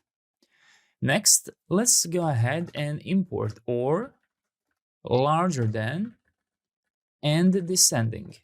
All of those things from DrizzleORM. Now that we have that, instead of get many, let's go ahead and slightly modify it so that it returns us exactly what we need here. So I think that just by removing the I like method, we're pretty much done with our home feed here. But I do want to add something that was actually missing in the home feed, which is the visibility. We only want to load the public videos in our home feed, which reminds me that on my search procedure in the search router, I should do the same thing. So let's go ahead and add that here as well. Videos, visibility, public. There we go. And now we have the get many procedure for our home feed. So we are loading the user or the author of that video. We are loading the view count, the like count, the dislike count. We're joining the user, and we have the proper pagination here. And we also have the optional querying by category, because we will have the category on the home page. And this pagination should work because it's exactly the same as the ones we have already. Perfect, so no need to add anything to our tRPC router here because video routers already exist. Instead, let's go ahead and go inside of our app folder home, and let's go directly inside of the page.tsx. And this time, besides the categories, we are also going to prefetch infinite videos here. And let's go ahead and pass in the category ID here. And let's pass in the limit to be the default limit from the constants. There we go. So now we have prefetched our videos. And now what we have to do is we have to go inside of the home view. And besides having our categories section, let's also add home videos section. You can also call it a videos section if you prefer so. And let's pass in the category ID here so we can do the proper use suspense query inside. I'm going to go inside of the sections and create home videos section.tsx. Let's create, well, I will just copy the interface. There we go. An interface home videos section props. And let's export const home videos section. And inside of here, let's go ahead and return suspense from React error boundary, and home videos section suspense. Now let's go ahead and get the props, home video section props, and let's go ahead and spread the props here. Let's add a fallback here. Error, and let's go ahead and create a constant home videos section skeleton for now to simply say loading. Then we can use this in place of a fallback right here. There we go. Now let's create the home videos section suspense, which will have the same props, but this time we can destructure it. And inside of here, we are going to fetch our videos and have a query from tRPC from the client side. So make sure you import the one from the client side. tRPC videos get many use suspense infinite query. and pass in the first argument here the category ID, the limit of default limit from the constants, and then you have to pass the get next page param. There we go. Make sure you have imported this from the constants. And now we have the videos and the query. So you can go ahead and return JSON stringify videos. Now go inside of the home view and you should be able to import home videos section. And if you go ahead and refresh your home feed here, looks like we have an error. Cannot read properties of undefined reading get many. Let's see what's going on here. So we have video router here and we have get many. There should be no error here. Let's see. tRPC videos get many. Let me confirm inside of home video section. I probably didn't mark this. I definitely didn't mark this as use client. And that seemed to be a problem. Definitely not as descriptive as I would want it to be, but at least it solved the issue. So make sure that you have marked your home video section with use client. And now we have the videos here. Perfect. So what we ought to do now is create a grid and we can reuse our cards. So this is what we are going to do. We are going to go over our videos.pages, do a flat map, get the individual page, return all the items from each page, and then simply map over all of those here. Get the individual video and simply return a video grid card. Pass in the key to be video ID and pass in the data to be a video. Make sure you have imported this from the module. And you should now start seeing all videos available. Obviously, we now have to put them in a grid. So let's go ahead and do the following. Let's add a div here.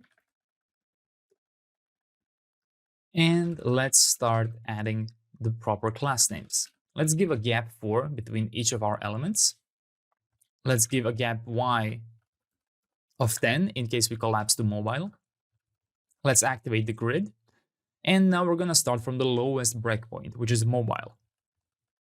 So grid columns 1. On small devices, grid columns 2. On large devices, we're going to do grid columns 3. You should already be seeing a change here. On extra large devices, we're going to repeat grid columns 3. On 2XL, we're going to repeat grid columns 4. And as far as I know, this is the maximum that we can go using built-in Tailwind classes. But you can see that there is this area here where the videos simply take too much space. So what we are going to do is we're going to create our own media breakpoints here.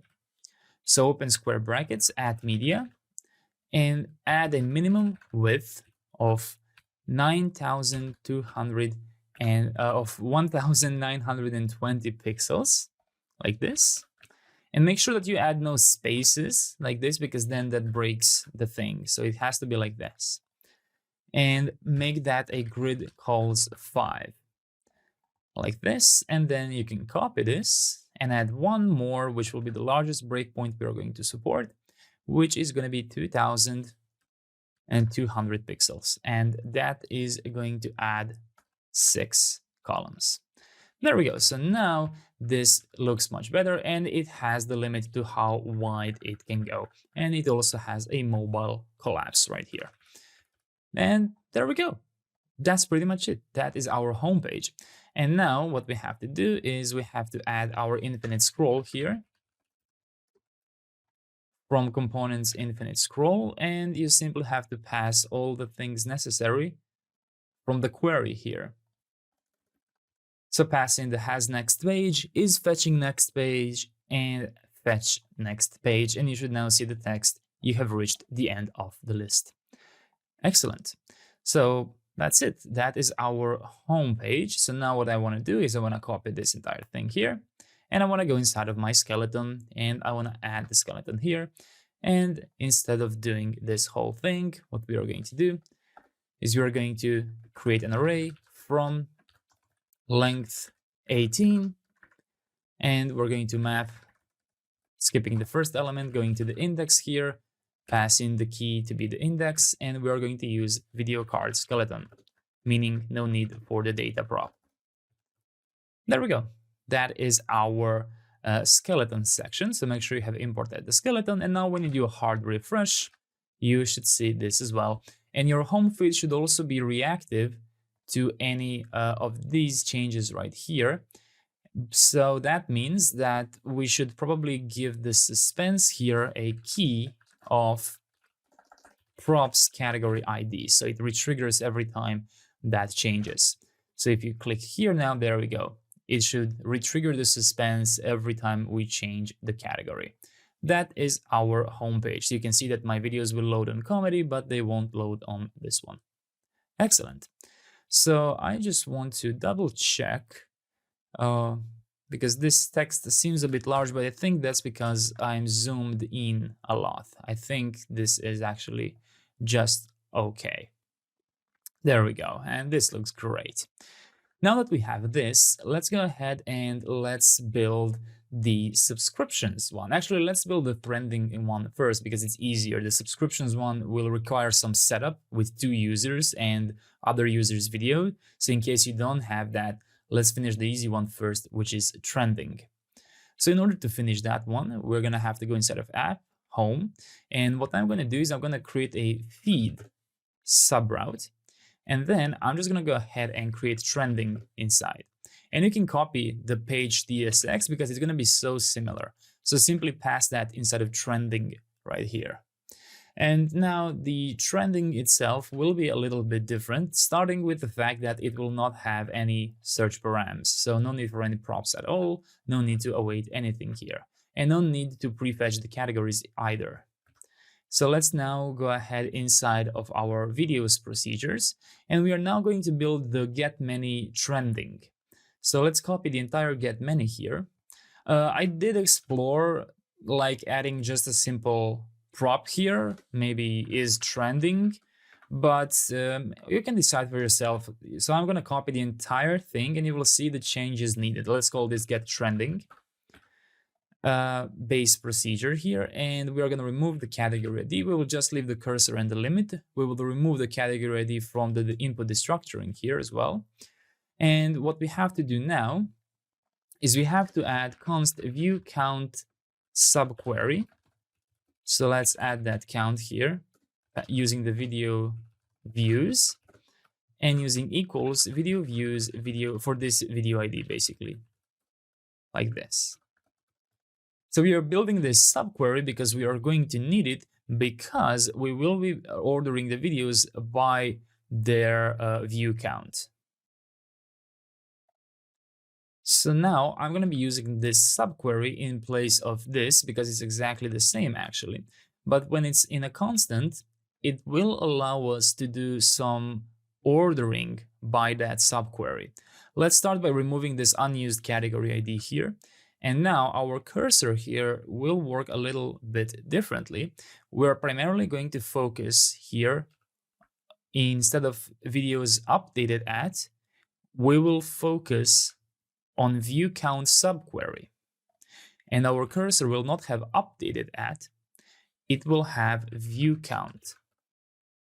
Now we have to modify our cursor back up there and change the cursor to include view count, and view count will be a number. Now we should have no errors in this place for looking at the view count. But what we do have to change is this. In here, we are now ordering by view count subquery, like this. And I just have to double check to see if everything's still okay. So this is view count subquery, view count, view count. I think this should be it, but we do have to modify the next cursor to use the view count and use the last item dot view count right here. And I'm pretty sure that this should be enough for us to basically order the videos by highest count. So now let's go here and let's use get many trending. And why is that? Oh, get many trending. And there will be no category ID for this one. And instead of having a home view, we will have a trending view. So let's just add trending view. And you can remove the home view import. We can close the app folder and let's go inside of modules. And well, we can build this inside of home. So let's go inside of views. You can copy the home view, paste it, and you can go ahead and rename this to trending view.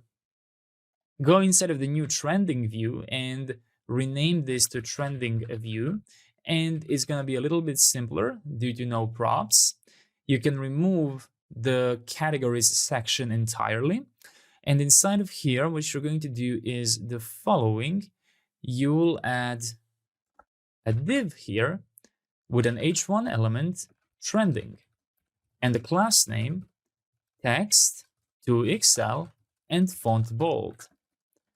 And below that, a paragraph. Let me just fix this first. A paragraph will say most popular videos at the moment. And let's give this a class name of text extra small and text muted foreground. There we go. Now I want to slightly modify this, I think. Let's see. Or maybe not. I think it's actually okay. And now what we have to do is we have to build the trending videos section, which lucky for us is going to be almost identical to the home videos section. So let's paste it here and rename this to trending videos section. Go inside of trending videos section, remove the prop because we're not going to use it for anything. This will be trending videos section. The key will not exist in this case. Let's replace all instances of home here with trending. No need to spread any props, they won't even exist. So this is the trending videos skeleton, it can stay the same. And this will be trending videos section suspense, and remove the props from here and use get many trending here and remove the category ID. And everything else can stay the same. If you want to, since you can obviously see that these two are extremely similar components, you can extract it into one unified example if that's something you like.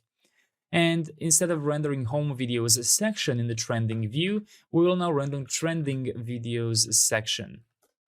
And we're not going to pass any props. So now we should have the trending page. Let me just see the error which I have, which is the missing trending view. And now we have to go inside of our home sidebar, I believe, inside of home UI components home sidebar. In the main section, I want to confirm that my URL is /feed/trending, which is exactly the same as my /feed/trending page. So when I click in trending, I should see these two videos still, but one of these they both have the same number of views. So right now they are ordered by their ID.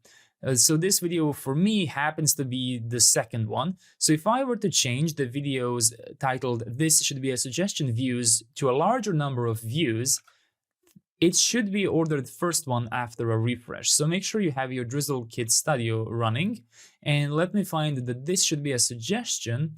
And I'm going to, oh yes, I can't just increase the video views.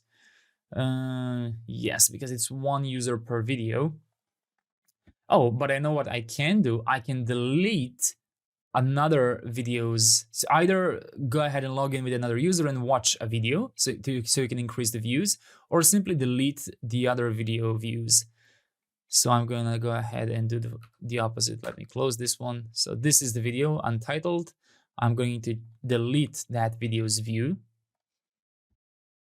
So now when I refresh, this should be a suggestion is listed above this one because it has one view and this one has 0 views. Excellent. Our trending now works. Perfect. So now you need a setup for implementing the subscriptions. In order to do that, go ahead in another account and upload a video from another user. I'm going to pause and do that. So let's meet at the home page. There we go. In case a video is not showing for you, remember you have to set your video to public, right? If you left it at private, it's not going to be on the homepage. Great, so now I'm at the homepage here, and I'm not sure if I'm subscribed to this user or not. So let me just see. I'm not subscribed. So this is actually a good example. Let's build a subscriptions page while I'm not subscribed to this user. So what should happen is that I should not see this user's video on the subscriptions feed. So let's go ahead back in our procedures inside of our modules. Well, I can just search for videos procedures. There we go. And let's copy the get many trending. Actually, I want to copy get many. I think this one might be more similar because of this cursor, which we heavily modified. That's why I don't want to copy the get many trending. I want to copy get many.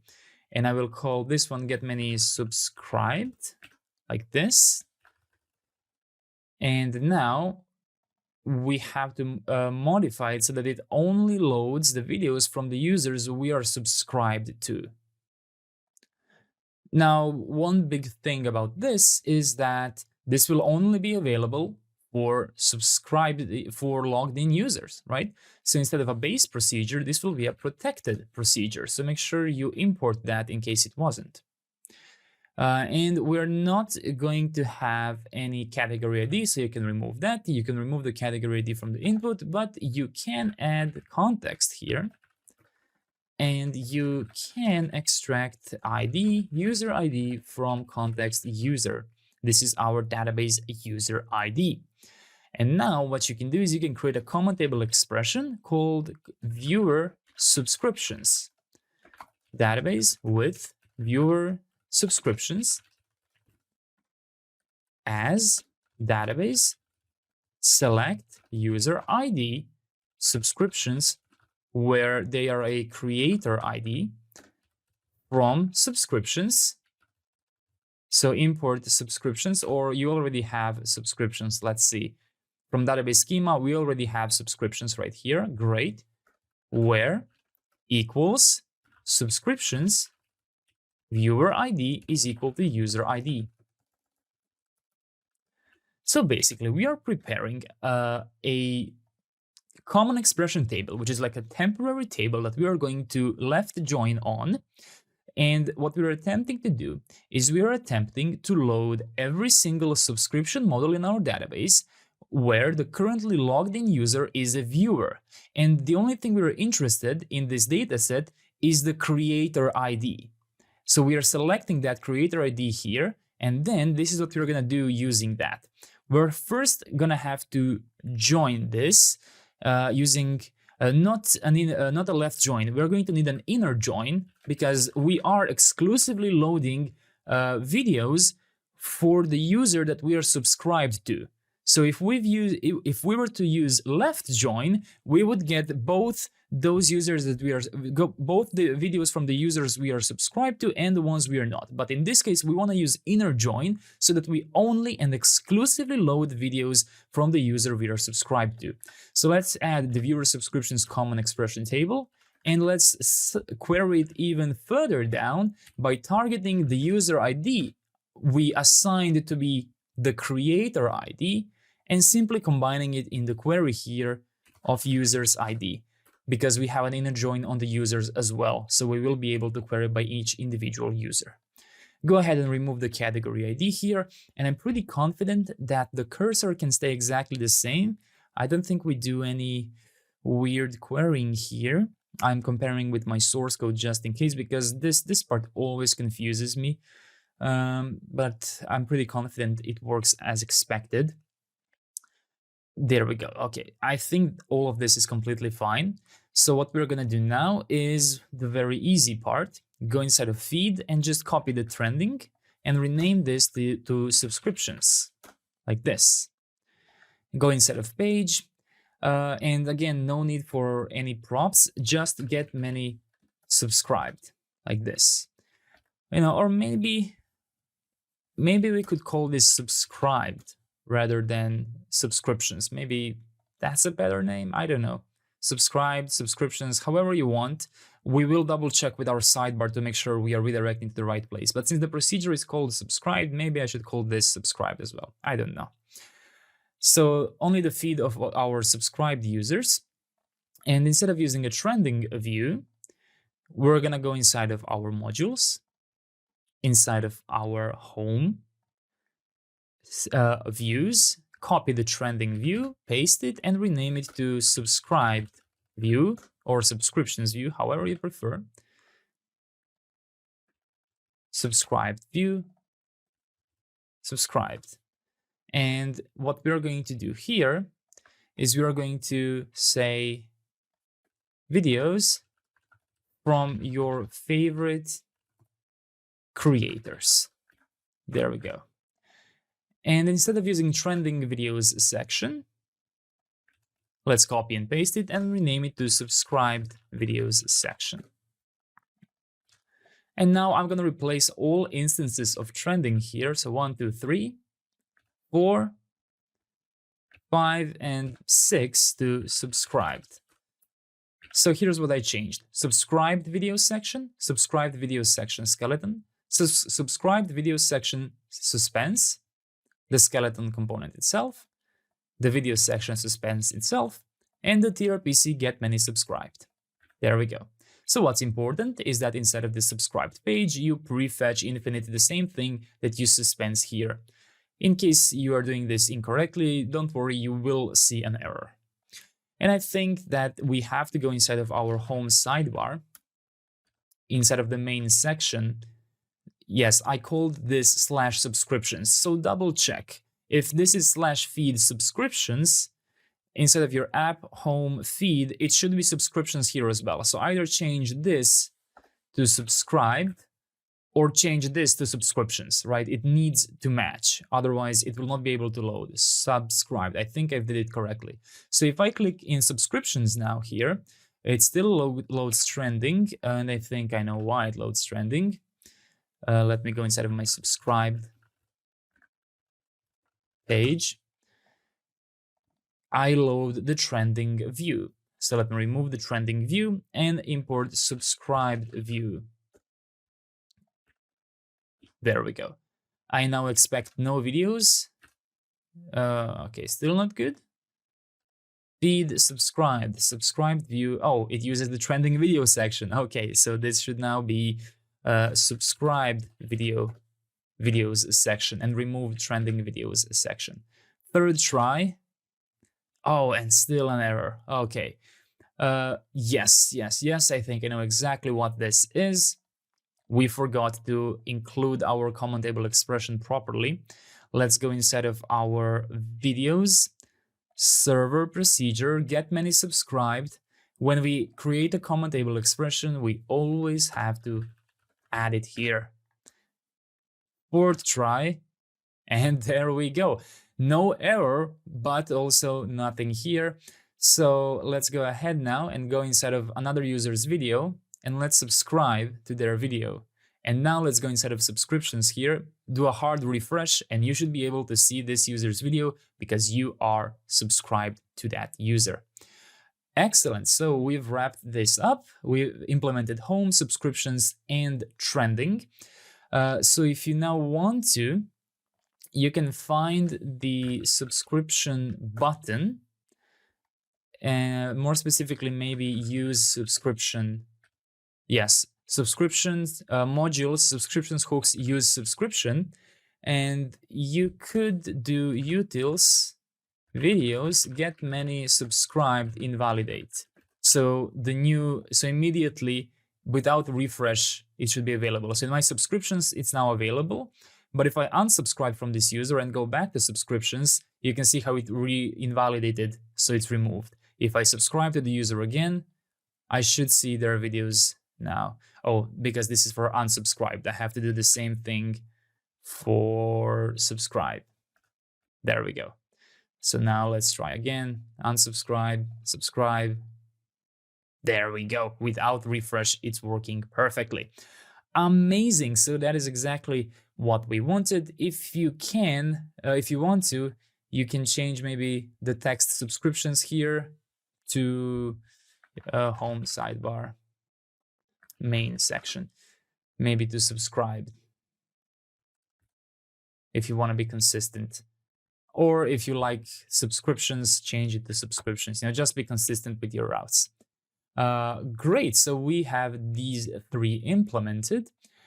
So what's left to build is history, liked videos, playlists functionality, and the last thing, I think we will leave this for last, is going to be the individual user page. Other than that, I think you've pretty much completed the hardest parts of the video, the most complicated parts of the video, and I think that even if I left you alone to build the rest, you could do it, but don't worry, we will build the rest together. Let's go ahead and mark these things as done. We've created the videos procedures, homepage, trending page, and the subscriptions page. Amazing, amazing job. In this chapter, our goal is to implement playlists. Specifically, we are going to focus on history and liked videos playlists. This is because those are not custom playlists. They are a simple aggregation of the data we already have, using video views and video reactions. We are going to leave custom playlists for their own chapter, as they will be a little bit more complicated. So our goal for this chapter is quite simple. Create playlist procedures and create history and liked video pages, which are going to be almost identical. Let's go ahead and develop the playlists module. So I'm going to go inside of modules and I will create a new folder called playlists. And inside of here, I'm going to add a server. And what we can do is we can copy the videos procedures here and paste them inside of playlists. Let's rename the videos router to playlists router. And let's go ahead and remove everything besides the normal get many. So I'm just going to leave get many, the base procedure. And let me remove get one entirely. We're not going to need that. And we're not going to need anything else here. I can go all the way down and remove everything besides the normal get many base procedure. And we are now going to go ahead and modify this. So we are going to focus primarily by creating the history playlist first. This is going to be a protected procedure, so make sure you're using protected procedure. It's not going to have any category query, and the cursor can immediately be modified because we will be sorting by when we viewed something. So let's use viewed at as our cursor field here. So viewed at. The limit can stay the same. Now we can remove the category input and destructure the user ID. Give it an alias of user ID and use context user. Ignore this. There we go.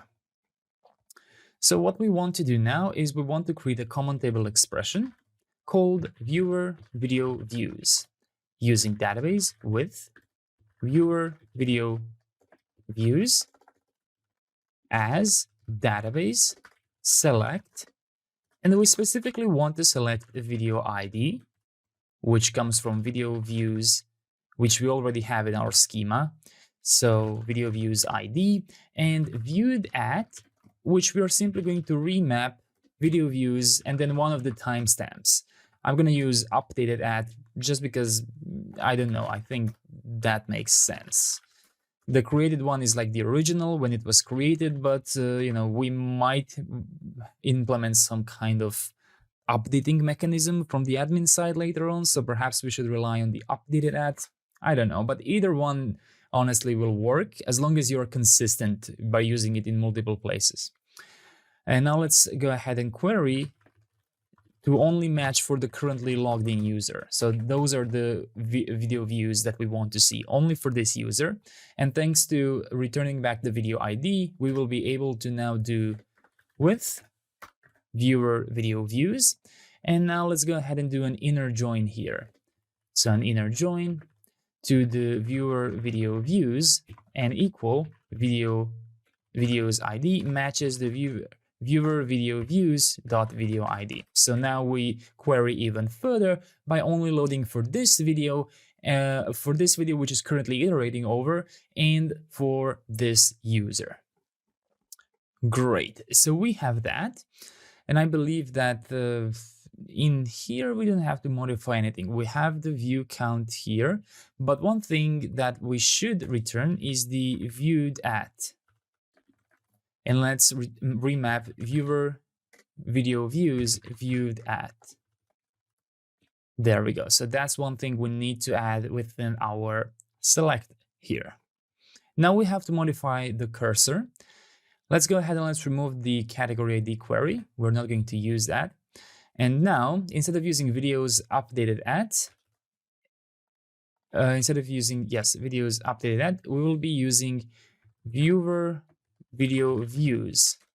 And instead of updated at in these two places, it's going to be viewed at, like this.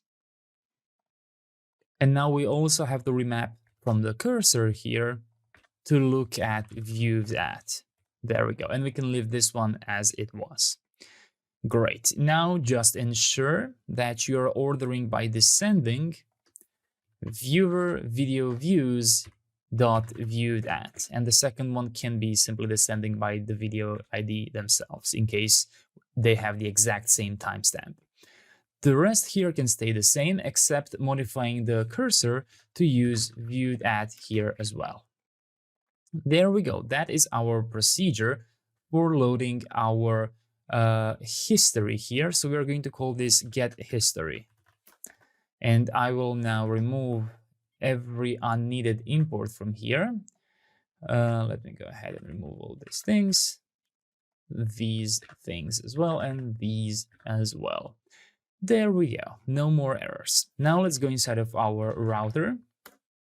So we can now import our playlists router from modules playlists server procedures. And let's go ahead and add our playlists here. There we go. Now it's time for us to create the actual playlists. In order to do that, let's go inside of source app folder, inside of home, and let's create a subfolder playlists.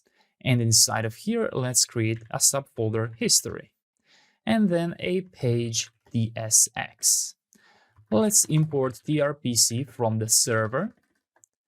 And let's go ahead and export default a page here. Let's make this an asynchronous page, and let's prefetch playlists get history, prefetch infinite, and limit by default limit from the constants. And inside of here, go ahead and add hydrate client from tRPC server, and inside add a history view. Now let's go ahead and implement the history view. Let me just reorder these two. The history view will be created inside of modules, inside of playlists, and create a UI folder here, and then create the views.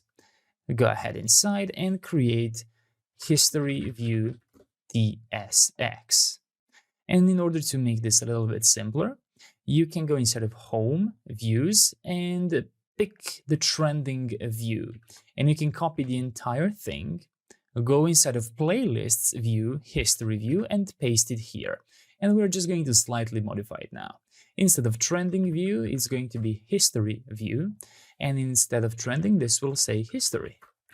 And this will simply say videos you have watched, like this. The rest can stay the same. The only thing we're going to modify is the maximum width to be screen MD. Now we have to implement the history videos section.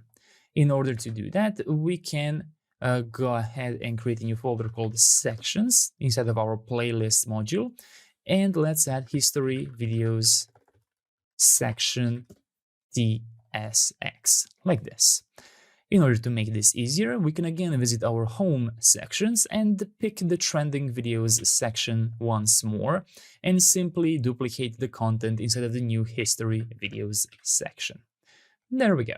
And now let's go ahead and replace all instances of trending to history. So 1, 2, 3, and 4. And I'm not going to modify the query because that's an entirely different thing. So history, videos section. There we go. All instances now say history, history, history. Now I'm going to modify this to use tRPC playlists, and instead of get many trending, it's just going to be get history. Everything else is going to be exactly the same. And instead of rendering a grid, we will be rendering the following.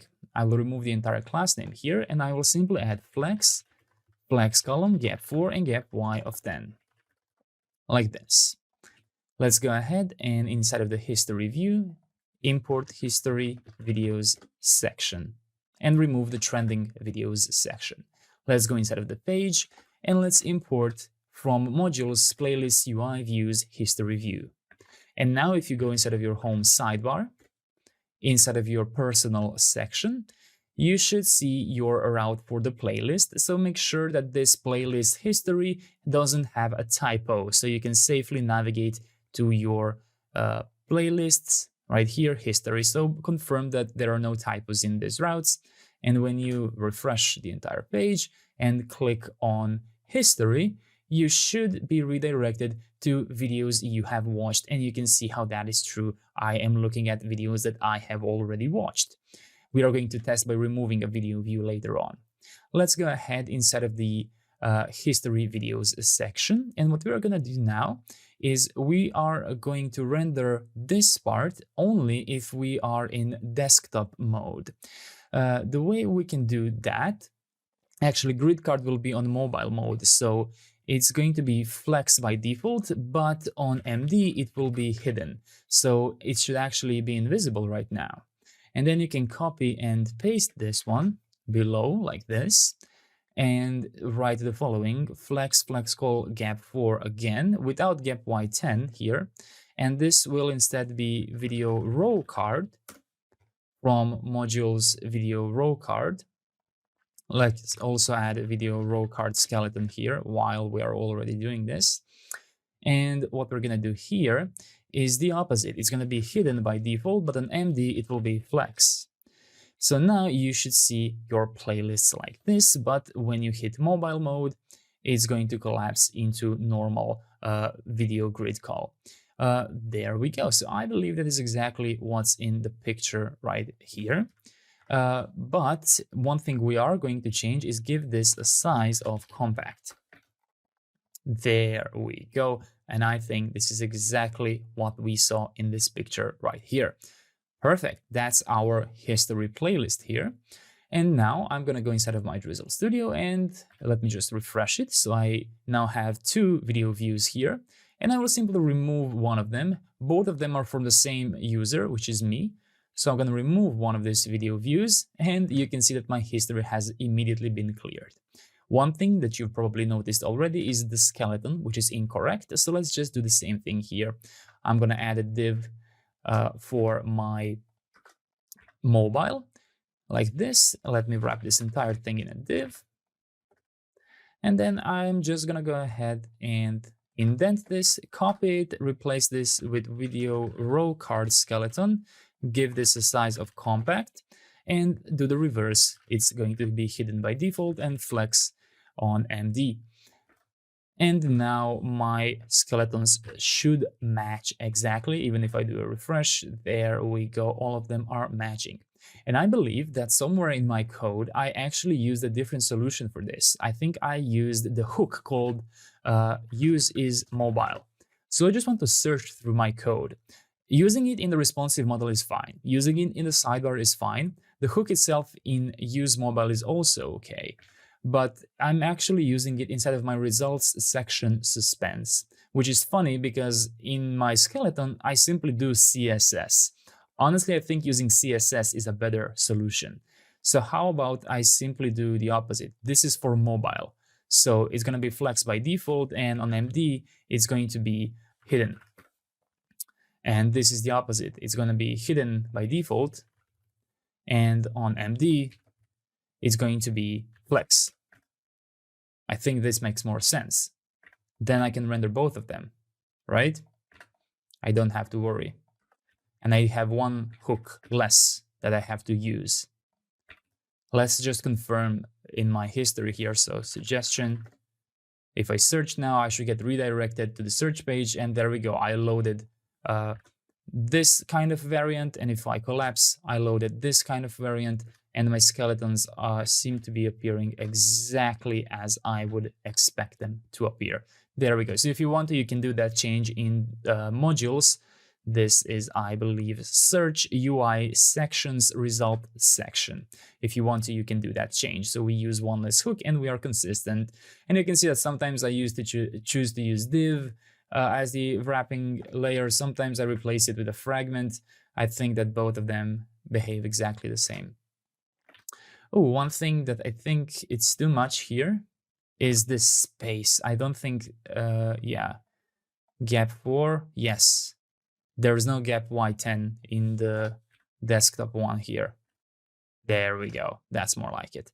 Perfect. Now let's do the same thing for the liked videos. So again, let me go ahead and close everything here. Let's go inside of playlists server. And we are going to copy the entire get history. And we are now going to develop the get liked method. So get liked, which is again going to be a protected procedure. Similarly to get history, instead of having viewed at, we will have liked at, which is going to be a date. Instead of joining a viewer video views, it will be joining reactions. Let's rename the common table expression to reactions. And we will change this to be liked at, change these two elements to be video reactions.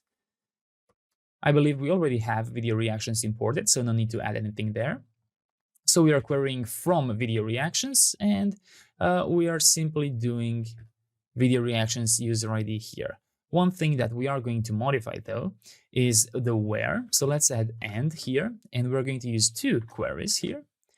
We're going to query by the user, but also by video reactions type to be liked. This will be the playlist of our liked videos. There we go. That's it. That's our viewer video reactions. We can now use with viewer video reactions. So now let's go ahead and modify, instead of having viewed at, we're going to have liked at, which will use viewer video reactions liked at.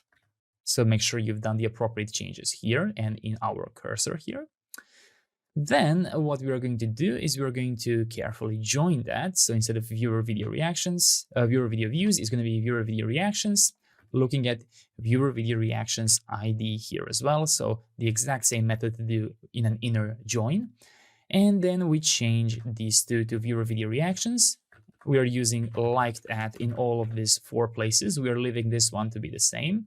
And we are using viewer video reactions liked at here. And then down here, we are changing both of these viewed at to liked at. There we go. That's it. That is our liked at playlist here. So now let's go ahead and repeat the process. It's going to be quite simple, given that we now have all the necessary components. So we can copy history and rename this to liked, go inside of page and simply prefetch get liked. That's it. Now let's go inside of the views here. And instead of history view, we are now going to have liked view. Go ahead and export liked view. Let's go back inside of the page and import liked view. Like this. There we go.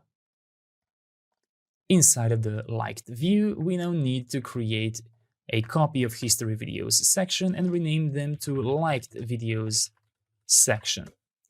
Whoops, I've added an extra letter from the creation alphabet.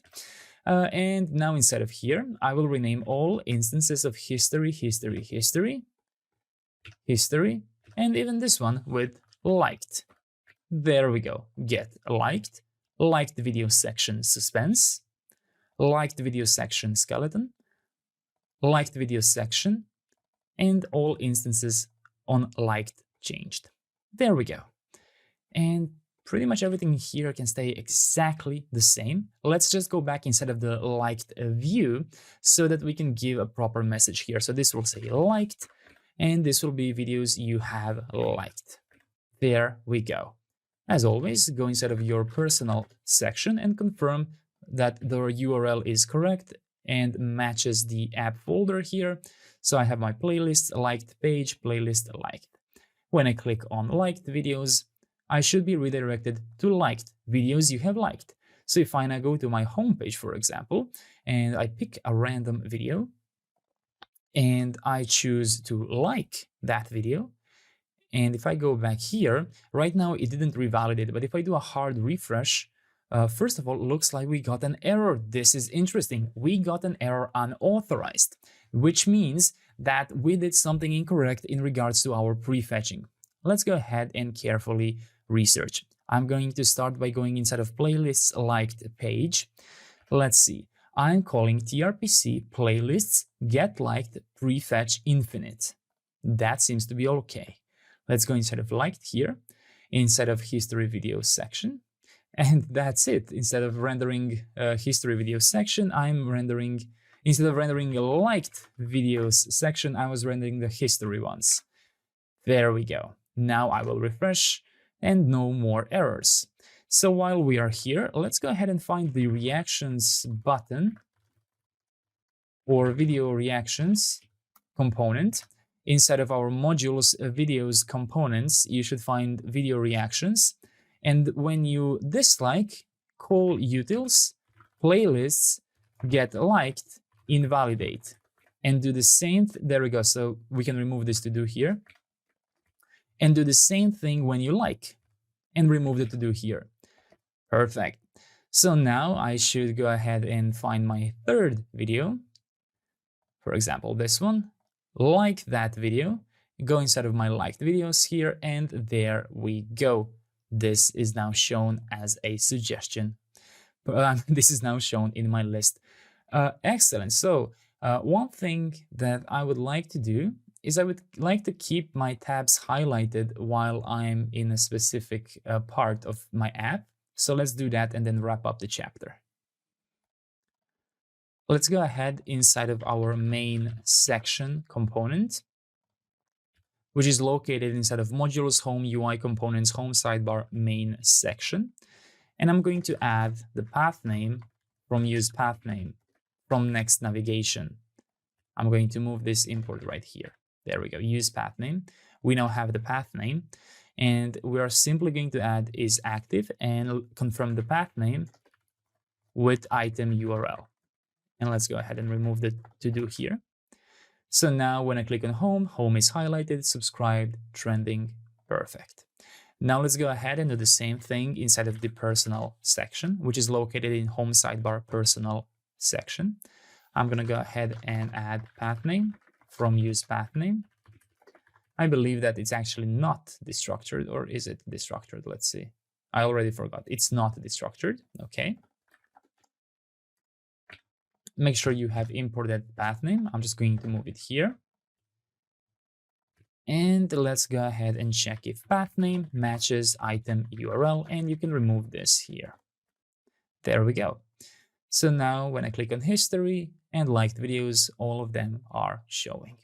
Excellent. Amazing, amazing job. Our app is looking absolutely amazing. So now what we have to do next is implement custom playlists, which will actually be done through here, right? Through this video menu component. And new playlists will actually be created in the all playlists button right here. So that's going to be an interesting thing to do, because these ones were easy to do, right? We already use the existing data, but for playlists, we will need some new elements inside of our database. Regardless, the app is already looking amazing, and it's so fast, and it's going to be even faster in production. I love this prefetching system that we have developed so much. Great. Let's go ahead and go inside of our, where is it? Here. And let's just confirm everything we've built. Playlist procedures, history, and liked video pages. Excellent. See you in the next chapter. In this chapter, our goal is to implement custom playlists. That's going to look something like this. On the personal section, we're going to have an option to load all playlists. And in here, we will load our custom playlists, We're going to display the number of videos, and we're going to have a nice UI indicating that there's multiple videos here. We're also going to have a add button, which will allow us to create a new playlist.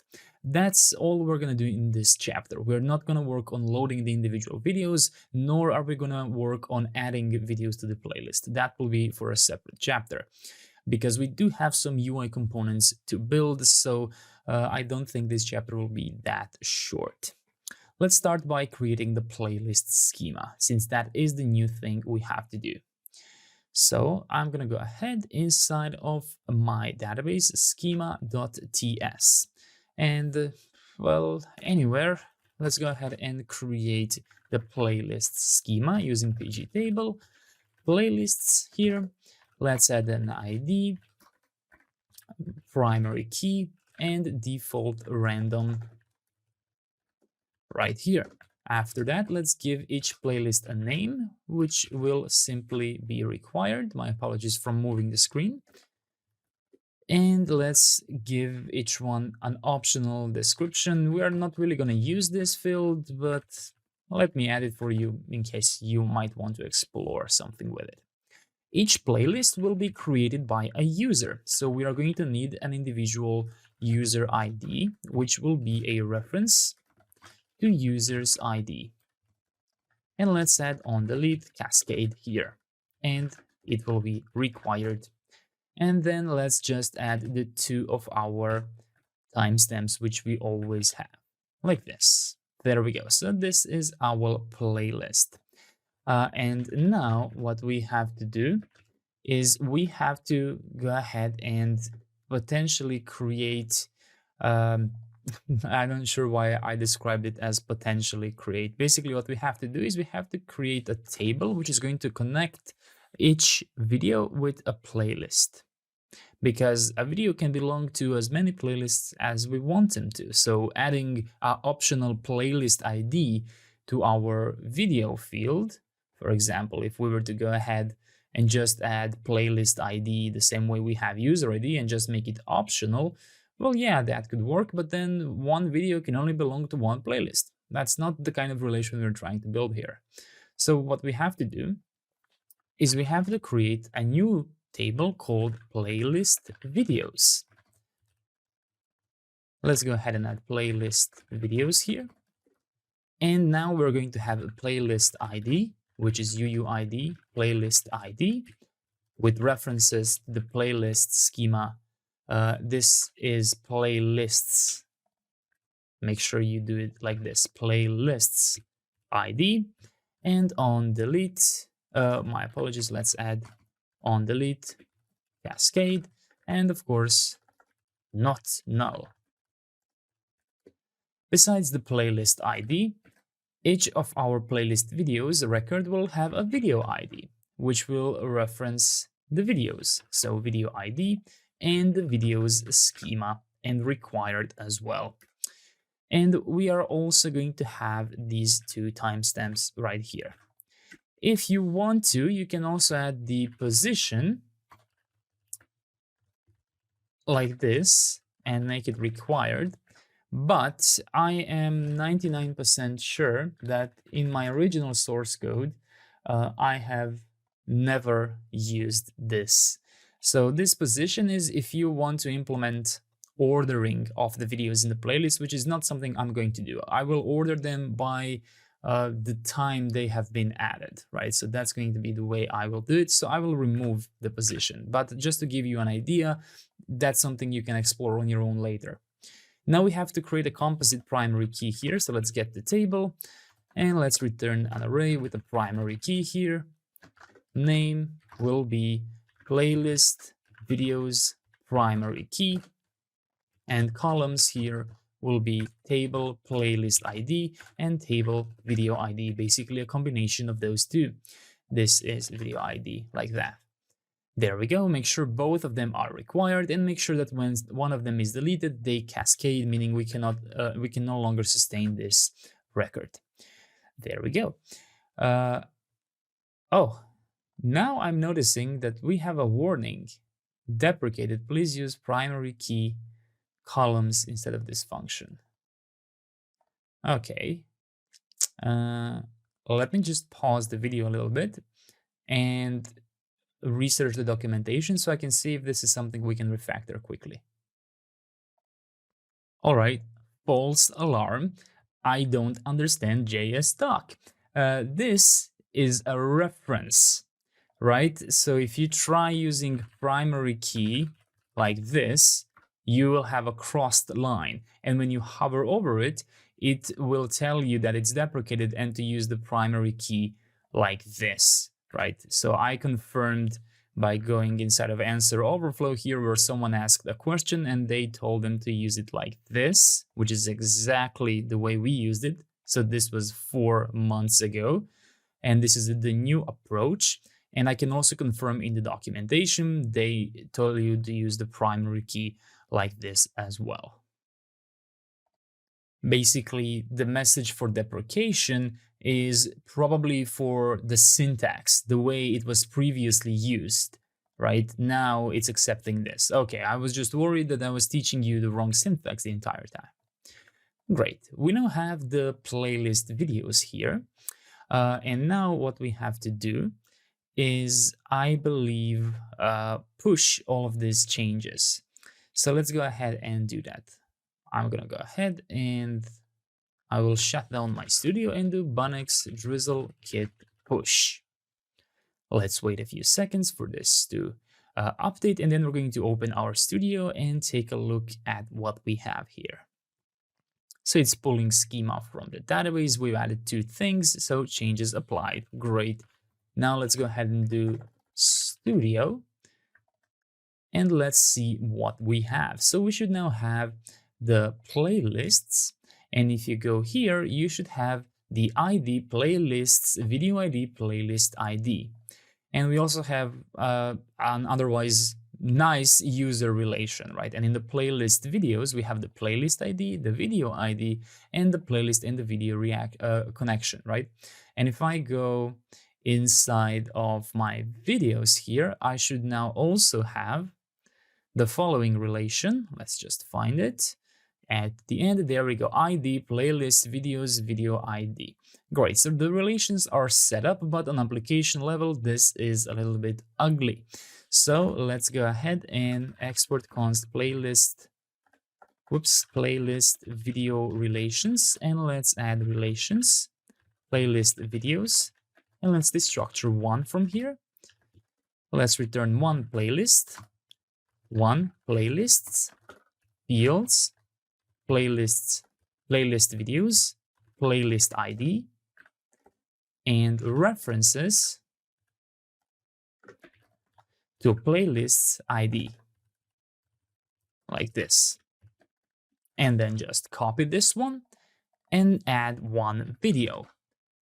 1 videos, targeting video ID, videos.id, and fix this.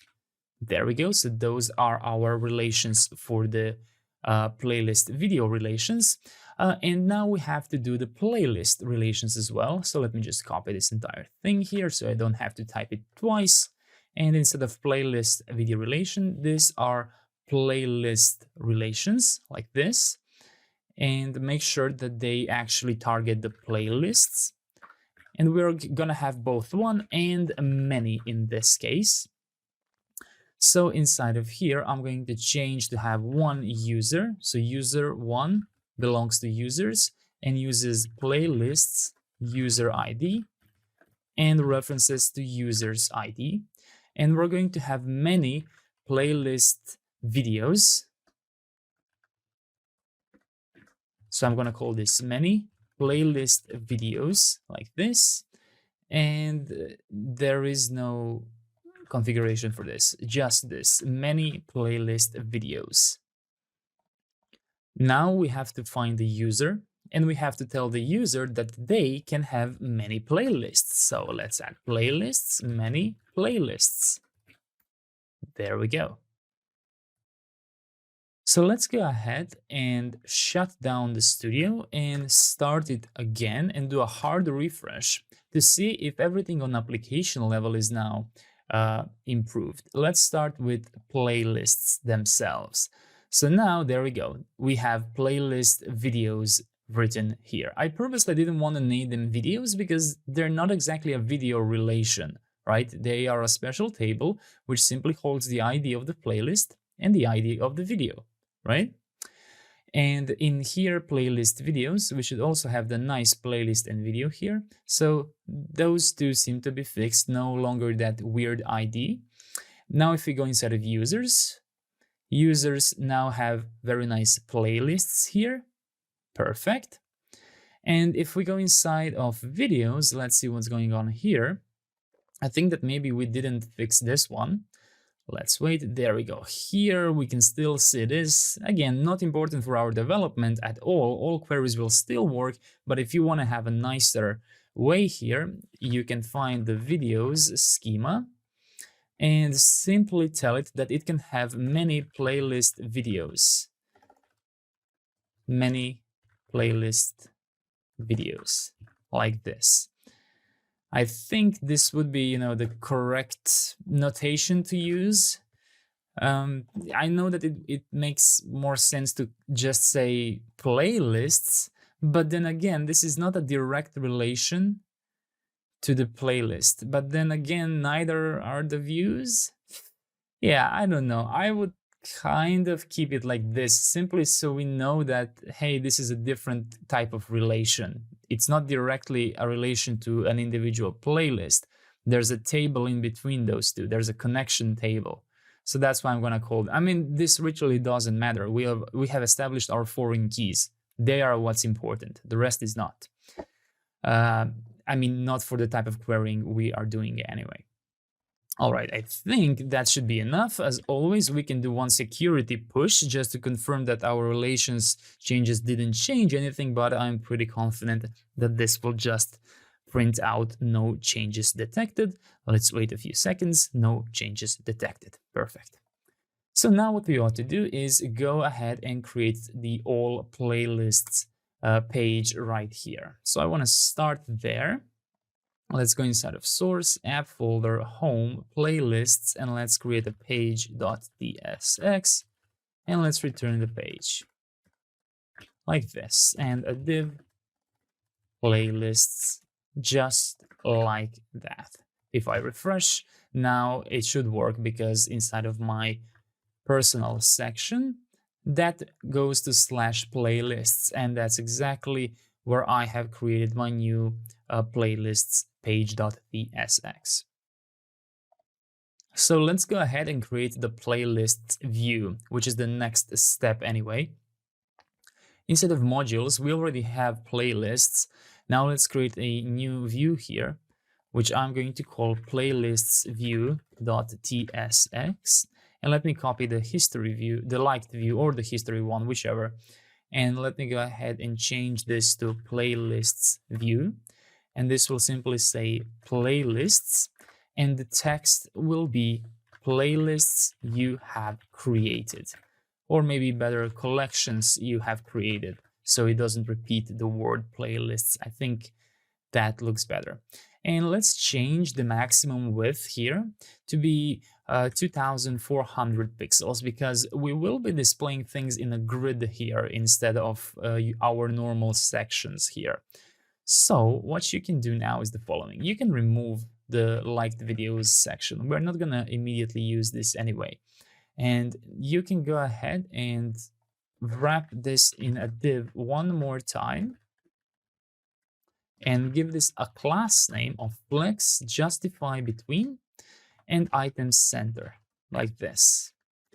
And then add a button here from components UI button and give this a variant of outline, a size of icon, a class name of rounded full, and an onClick for now to be an empty arrow function, which means that we are going to have to mark this into use client, which is not something we've done before. Usually we only do use client in the section, but it's okay because we won't be doing any server-side fetching here. So just make sure you add use client here if you will add this here, and add a plus icon from Lucid React. I'm now going to go back to my page.tsx here, and I will simply add playlists view. And I will already prepare the hydrate client from tRPC server here, even though there's nothing to hydrate really. And let's make this an asynchronous component in advance. So now, when I refresh, we should see the text playlists and collections you have created. And here we should see a big plus button, and there should be a limit to how wide this component can go. All right, so now that we have this, let's go ahead and let's create the playlist procedure to actually create a playlist. So I'm going to close everything and I'm going to go inside of my modules, inside of playlist, specifically server procedures. And I will add the create method, which will be a protected procedure. And I will add an input, which will be z.object name, z.string, and the minimum value of 1. And let's add a mutation, which will be an asynchronous method. From here, I will destructure the input and the context. From the input, I can destructure the name, and from the context, I can destructure the user ID, like this. Let's go ahead and let's simply create a created playlist here to be await database, insert into playlists, which we have to import from our database schema here. And let's set the values to have the user ID and the name, and of course returning. In case there are no created playlists, we are going to throw new tRPC error here with a code bad request, something happened. Make sure you have imported the tRPC error from tRPC server. And finally, let's return the playlist, create the created playlist. This is our procedure to create a playlist now. So let's go ahead inside of our new playlists view. And in here, we have prepared a button to obviously create a new playlist. And we're going to do that by building a playlist create model. So what I want to do is I want to copy one existing model that we have, which I think I can find inside of a Studio UI components. And we have the thumbnail generate model. So let's go ahead and use that. I'm going to copy the entire thing and I'm going to go inside of my playlists UI and I will create the components folder and I will paste the entire thing inside and rename it to playlist create model. I will then make sure that I am inside this new component and I will rename my props from thumbnail generate to playlist create model. There we go.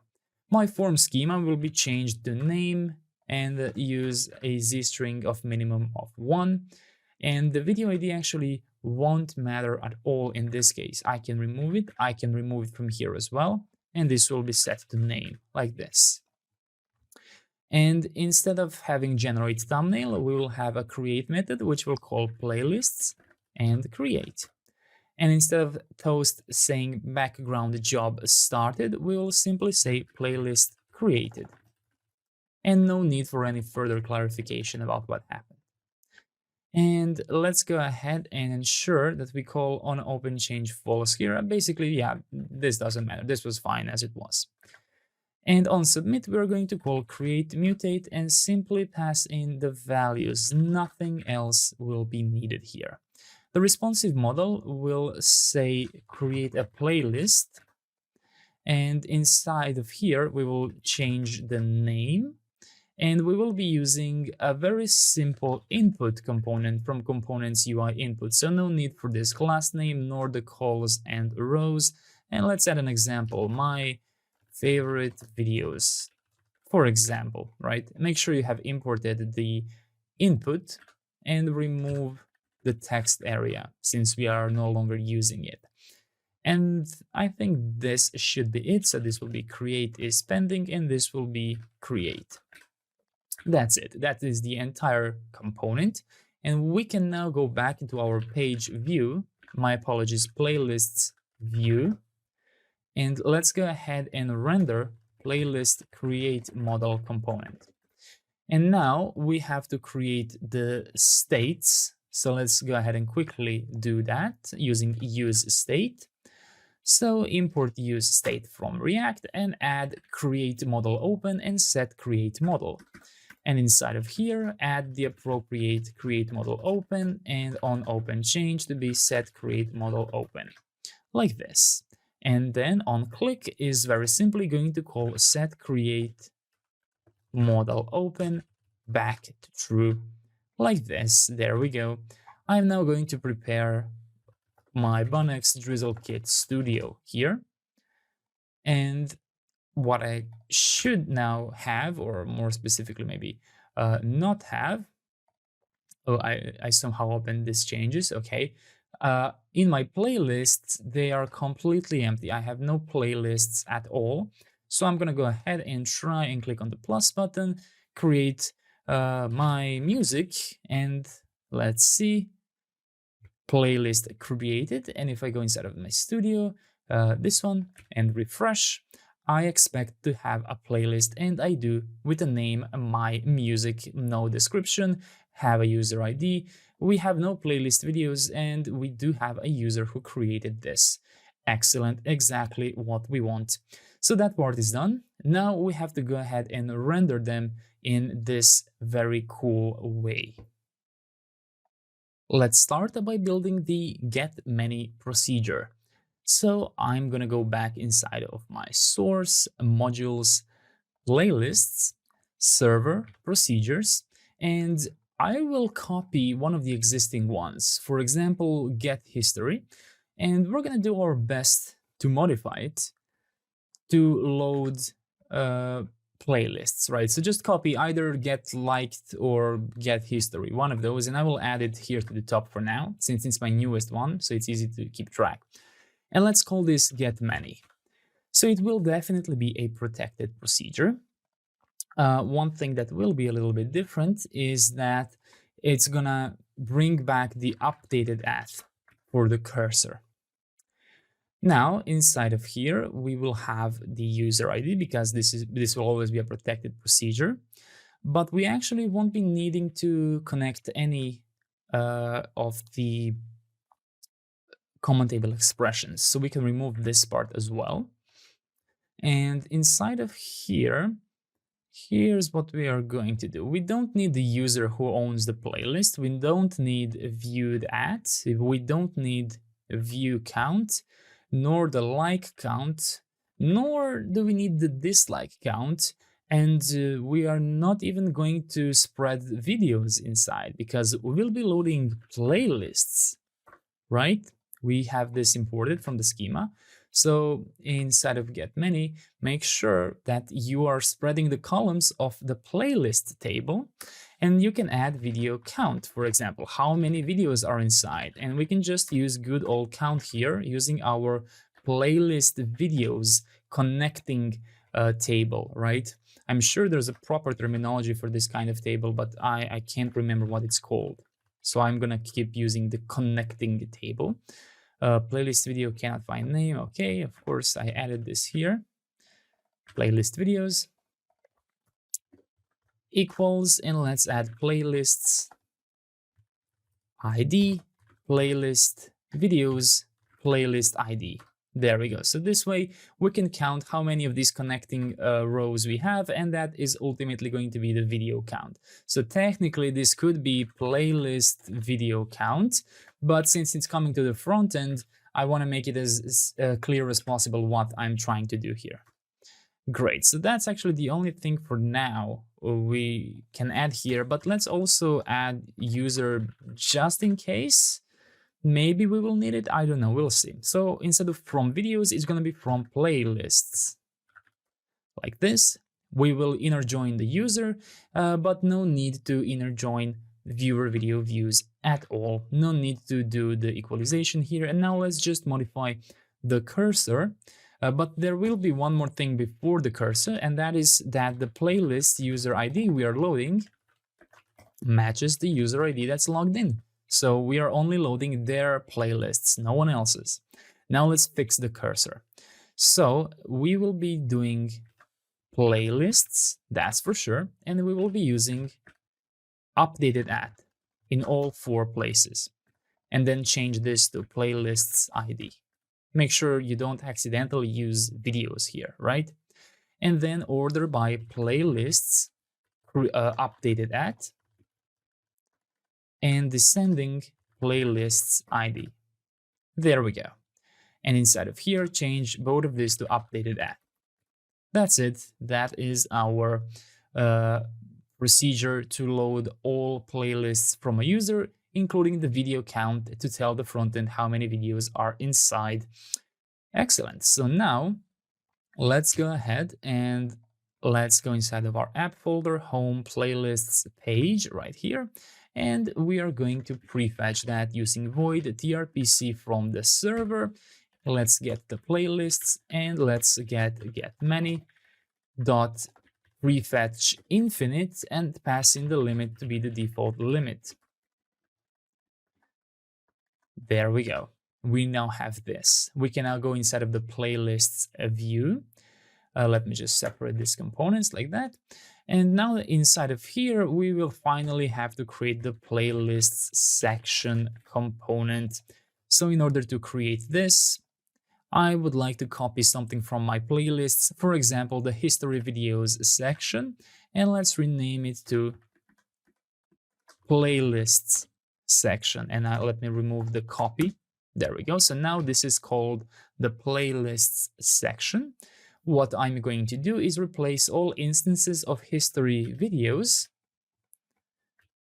with playlists section. Oh, the section already exists, so just playlists. There we go. Playlist section, playlist section, playlist section here as well, and here. Perfect. And inside of here, we will be using get many.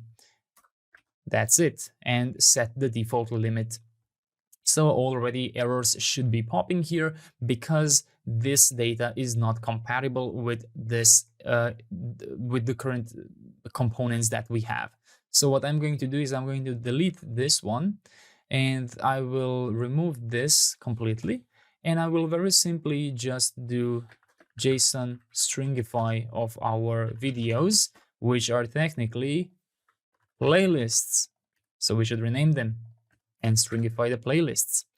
And we can remove video grid card from here, and we can remove video row card. It's fine to leave the skeleton for now. We are going to change it later anyway. And now let's go inside of the playlist view and let's add the playlist section here like this.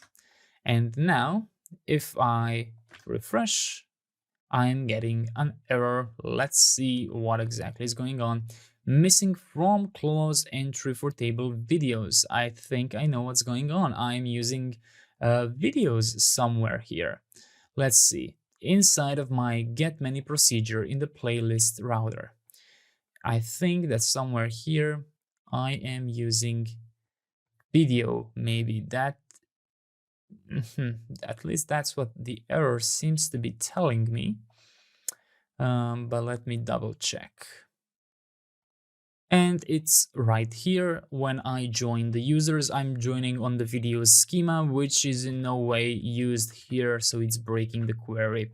So double check that you're using playlist throughout this entire query here. And now if I refresh, perfect. We get JSON stringified data, exactly what we need. So we can now focus exclusively on the playlist section.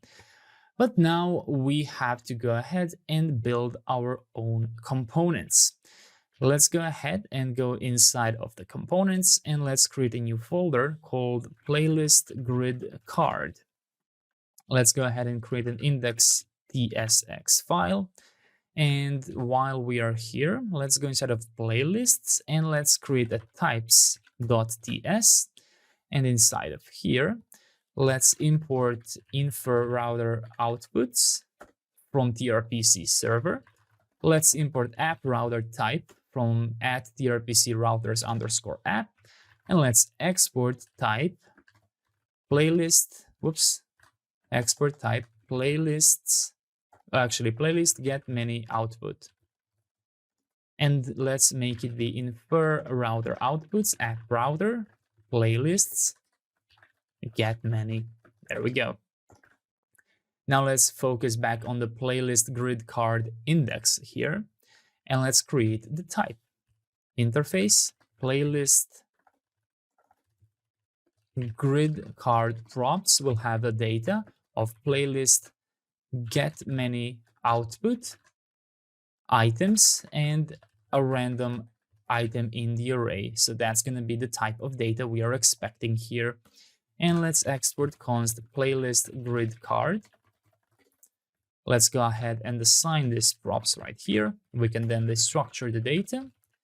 And in here, we are going to return a link component, which we can import from next link. Just make sure you do that. And we are going to add an href here to /playlists data ID. There we go. And now let's create a div with a class name here, flex column, gap2, full width, and group. So for now, that will be it. And you can just render data, data.name maybe. And let's add this to our playlist section right here so we can render these properly. So what we're going to do is we're going to go over our playlists, pages. Let's do a flat map. From each page, get all the items, and then iterate over each playlist, and simply render playlist grid card component. You can get it from /components playlist grid card. And let's go ahead and pass in the data to be individual playlist, and the key to be playlist ID, like this. So now in here, you should see my music. And if I create a new one, another one, it shouldn't revalidate just yet. So you do a hard refresh, and then you will see a new one. The reason it doesn't revalidate is because we didn't make it revalidate. So let's go and quickly do that. Instead of playlist create model component, once we do this, why don't we just revalidate the list? So let me go ahead and add the utils here, const utils, tRPC use utils. And let's do utils playlists get many dot invalidate, like this. So now if you refresh, each time you create a new playlist, it's going to be revalidated immediately. Excellent. Let's continue working inside of the playlist grid card index here, and let's create the fun part. How about we create the playlist thumbnail? The playlist thumbnail is going to accept an image URL, which for now will be our fallback thumbnail URL. I have this somewhere, I'm just not sure where. Let me see, fallback. Let's use the caps lock. Thumbnail fallback from modules, videos, constants. Yes, I guess it can come from there. Okay. Thumbnail fallback from modules, videos, constants. Let's add this. Then let's add the title to be data name, and the video count, let's make that data video count. So we should have all the information. And now let's go ahead and actually build the playlist thumbnail. So we're going to do that inside of the playlist grid card here, because it's only going to be used inside of here. So playlist-thumbnail tsx. Let's go ahead and create the interface here. So we're actually not going to need the aspect ratio. That will not be used anywhere. And this will be image URL. The rest is okay. Let's export const playlist thumbnail. Let's assign the props, playlist thumbnail props, and let's go ahead and simply render out all the structured items we need. And now it's time for us to make this look good. So let's start by adding a div thumbnail. Let's render the playlist thumbnail, so to confirm that our types are correct, like this. I have an error, that's because I'm never returning this.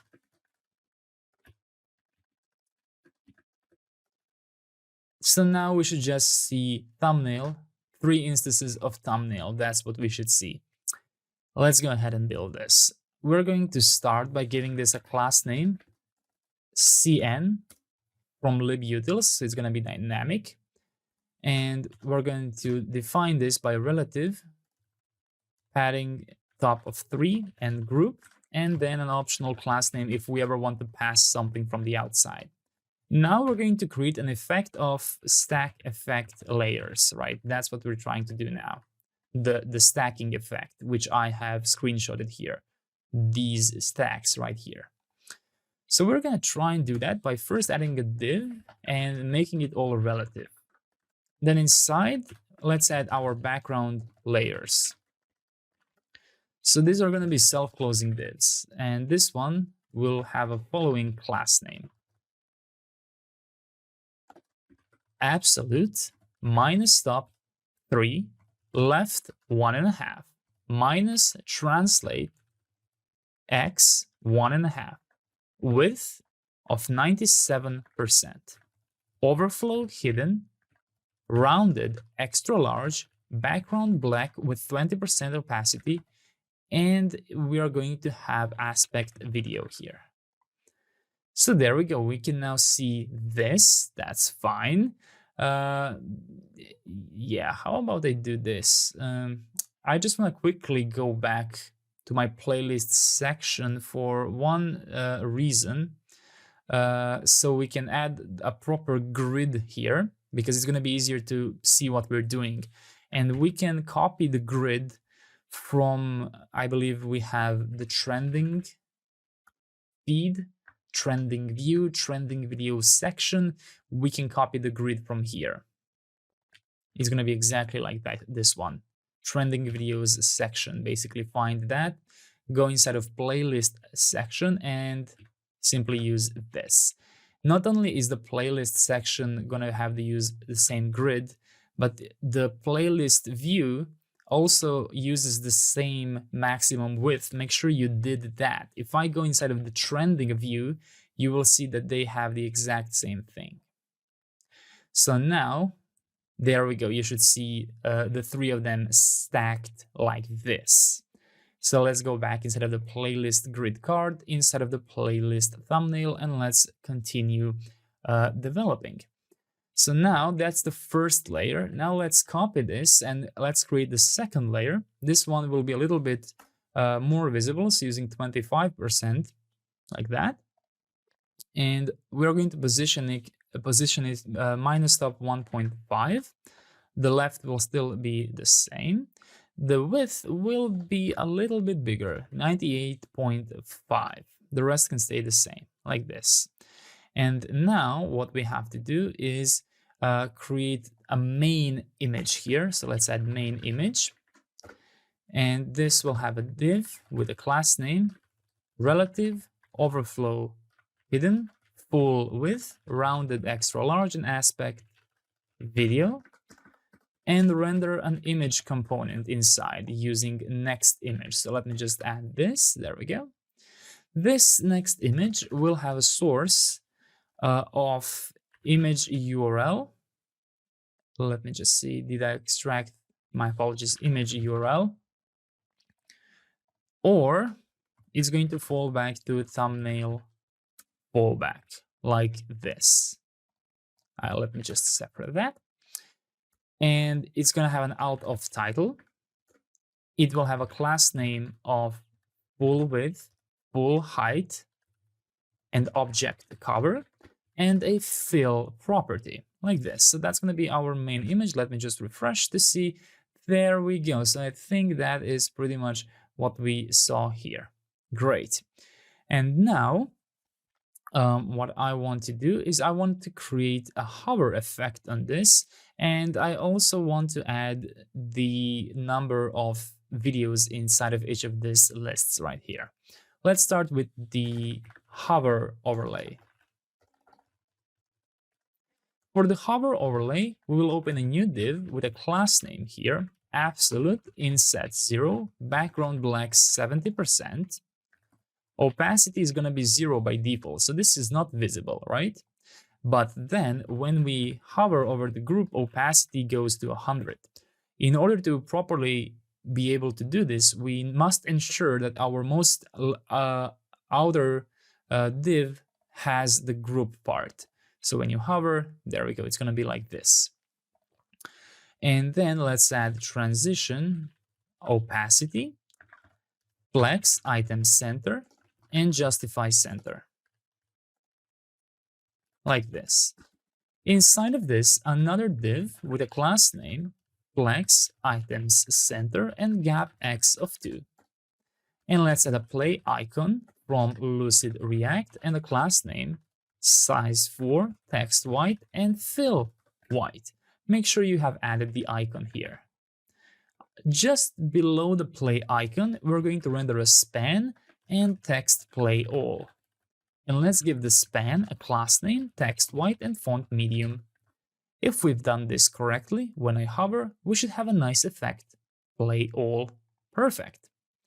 Now, let's go ahead to the end of this and let's make our video count indicator here using a div, giving it a class name, absolute bottom 2, right 2, px1, py.5, rounded, background black with 80% opacity, text inside is going to be white and extremely small, font will be medium, flex, items center, and gap x1 between the two elements which will be inside, which one of is a list video icon with a class name of size 4 and video count videos.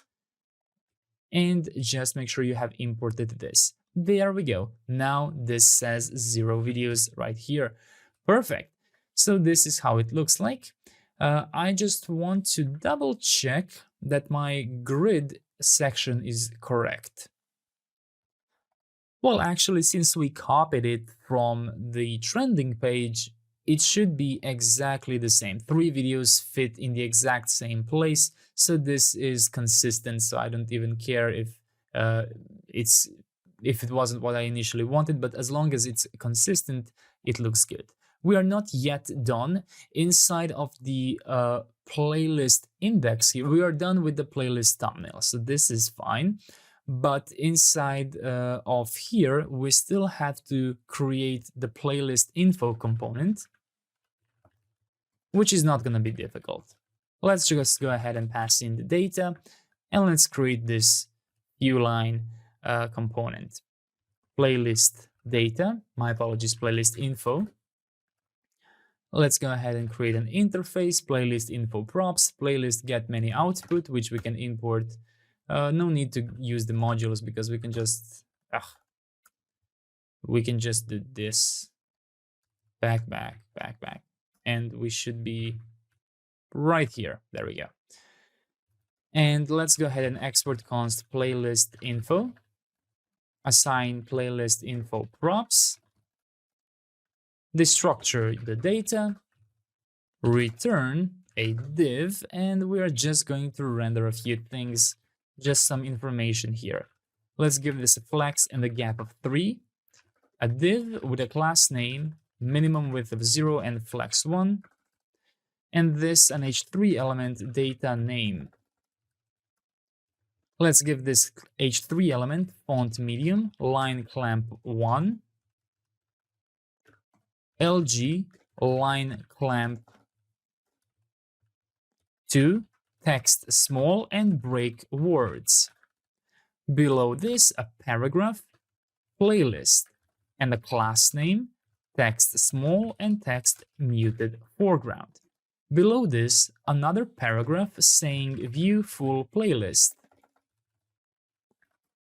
Besides having text small and text muted foreground, it's also going to have font semi-bold and hover text primary.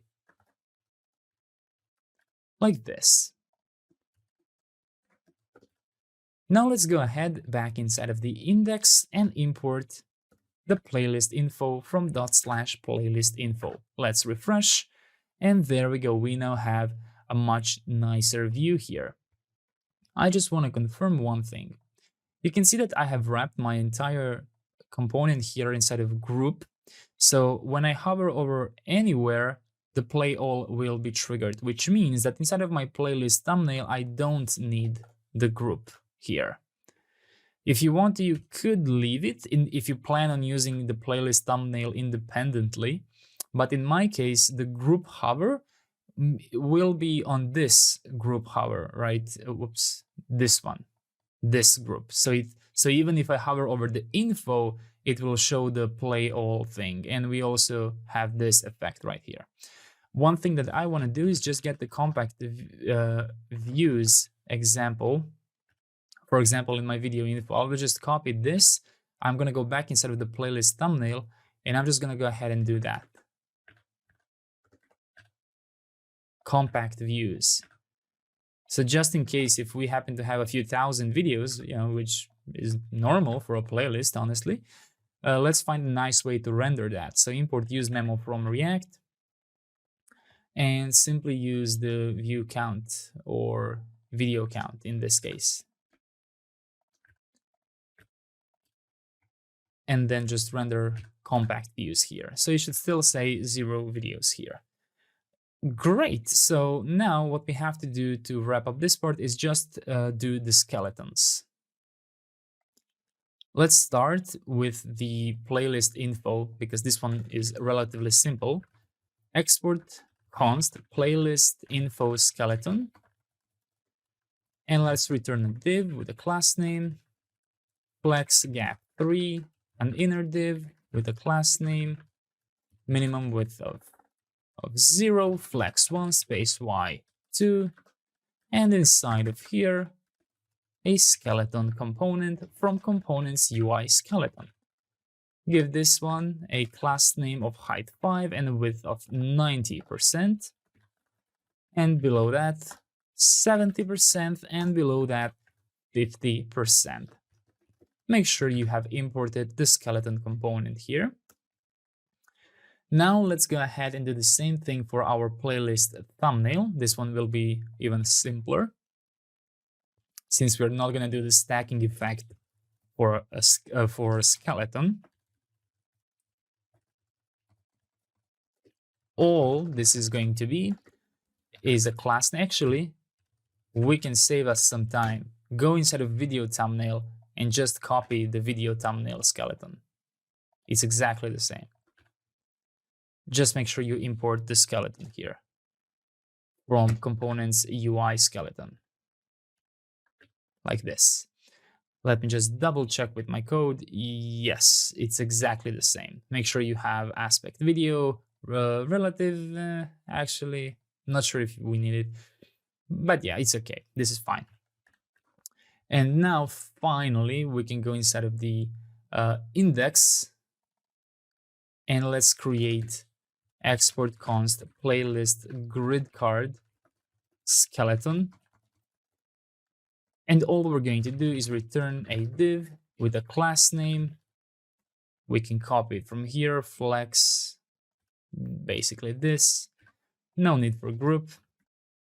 And render playlist thumbnail skeleton and render playlist info skeleton from these two respective components. There we go. Now we have the playlist grid card skeleton, and we can now go ahead and create the proper skeleton here. To create the proper skeleton, let's save us some time by going inside of the trending videos section from where we stole the grid. And now let's steal the entire skeleton here. So I will just steal the skeleton like this. And instead of importing video grid card skeleton, we will import playlist grid card skeleton. This is the one I will import. You can just join this a little bit like this. Rename this, of course, to playlists section skeleton and use it here, and remove the imports from videos UI because now we have the proper skeletons here. If I refresh, there we go. Let's try another one here, and this one should appear first one here. Excellent, amazing job. All of this is working just fine. Let me just try I'm barely testing my infinite load, right? But you can see how that works. If I do a hard refresh, initially I load just 5 and then auto loads the other ones until it reaches the end of the list. Amazing. So that is definitely finished now. I think this is all we wanted for this chapter. In this chapter, we're going to learn how to add videos and how to load them inside, which is also going to be a cool query we're going to have to build, because we're going to have to generate the thumbnail for each of these by the last video added inside. So that's going to be pretty cool. Great, amazing job. You are so close to finishing this. Great job. In this chapter, we're going to go ahead and learn how to populate our playlists. In the previous chapter, we've learned how to make them, right? So if I go inside of my custom playlists here, I will be able to see my playlists. But how do we actually add items here? That's what we're going to focus on in this chapter, starting by implementing this video menu add to playlist model right here. We're going to have to implement that component, and we're going to have to implement a special playlist procedure called getMany for video. So the goal will be to implement a normal infinite load of all the playlists this user has, but with a special video ID, so we know, so we can check whether a video is already a part of a playlist or not. So we are going to implement like a little toggle functionality. And we have to implement the add and remove procedures for a playlist. Let's go ahead and start by building this UI. So I think that's an easy win we can get right away. We can start by searching for the video menu component inside of modules video UI components video menu. And let me remove the to-do here, because that's what we are going to be building right now. So here it is, add to playlist. Obviously, this component will have to have some states. So let's go ahead and just add a normal use state here, open and set open. Let's be specific, open playlist add model and set open playlist add model. Let's add this. Let's import use state from React. Let me just move the constants here. There we go. And now let's go ahead and change the add to playlist to call set open playlist add model to true. And now we have to go ahead and implement the playlist add model. So what I'm going to do is I'm going to copy one of the existing ones we have, which can be inside of our playlists. Actually, I think we have a model here. We do playlist create model. Let's go ahead and copy and paste it and create playlist add model like this. Instead of here, let's go and immediately rename the playlist create instances to playlist add. There we go. Now let's go ahead and import that component here. So what I'm going to do is I'm going to wrap this entire thing in a fragment, and I will very simply render the playlist add model component. I will pass in an open to is actually open playlist add model, and set open playlist add model. Actually, I prefer maybe is open playlist and is open like this. I just think that makes more sense. Set is open, and set is open. And this will be on open change actually. So now if you go ahead and pretty much in every single video that you have, you should be able to open create a playlist, which is not the one we want, but we are managing to open something from here. This should be visible in all of our video rendering styles. If I go inside of my history, I should be able to do that. If I go inside of my liked videos, I should be able to do that. If I go ahead and search untitled and go to the search page, I should be able to do that. Perfect. So just confirm that you have been reusing the correct video menu component throughout all of our cards. Now what we have to do is we have to modify this so it actually renders what we wanted to render. Inside of the playlist add model, let's go ahead and change the title here to be add to playlist. And inside of here, what we can do is we can remove the form component entirely. And instead, we can prepare a div here with flex column, and a gap of 2. We can remove the onSubmit method, we can remove the create method, the utils, and the form. Let's go ahead and clear out all of these things. Even though we might add them later, I just want to keep it clear for now. And no form schema either. So just a very, very clear model here.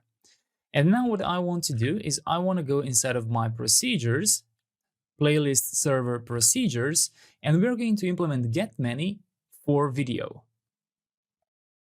We can save some time by copying the existing getMany method here. And let me just move to the top and render the getMany for video. I want it to be descriptive because it is a very specific type of procedure here. It's going to be a protected procedure, and instead of the input, besides the cursor and the limit, we're going to have a required video ID, which will be a type of string UUID, at least in my case, UUID. Okay, and now that we have this, let's go ahead and do the following. So we're going to include everything from the playlist, video count. We don't really need the user, so no need to select that, right? We don't need it. But we will be needing, actually, I'm not entirely sure. Maybe we will. Let's leave it. We can check later. But here's what I want to do here. I want to, so we are now loading all playlists, basically, right? It's exactly the same as the normal getMany. But this one will have a special field called contains video. So basically, inside of this data here, we're going to have a field called contains video, and it's going to be a Boolean, true or false. What this is supposed to do now is supposed to go over our connecting table, which we call playlist videos. So it's supposed to search through those videos and find a matching video ID for this specific playlist ID. I have not been able to do this using normal query builders. I have only been able to do this using the SQL operator. So that's what we're going to do here. I'm going to check if the video ID has been passed. And if it has been passed, I will use the SQL operator, which you can import from DrizzleORM right here. And we're now going to build the SQL query.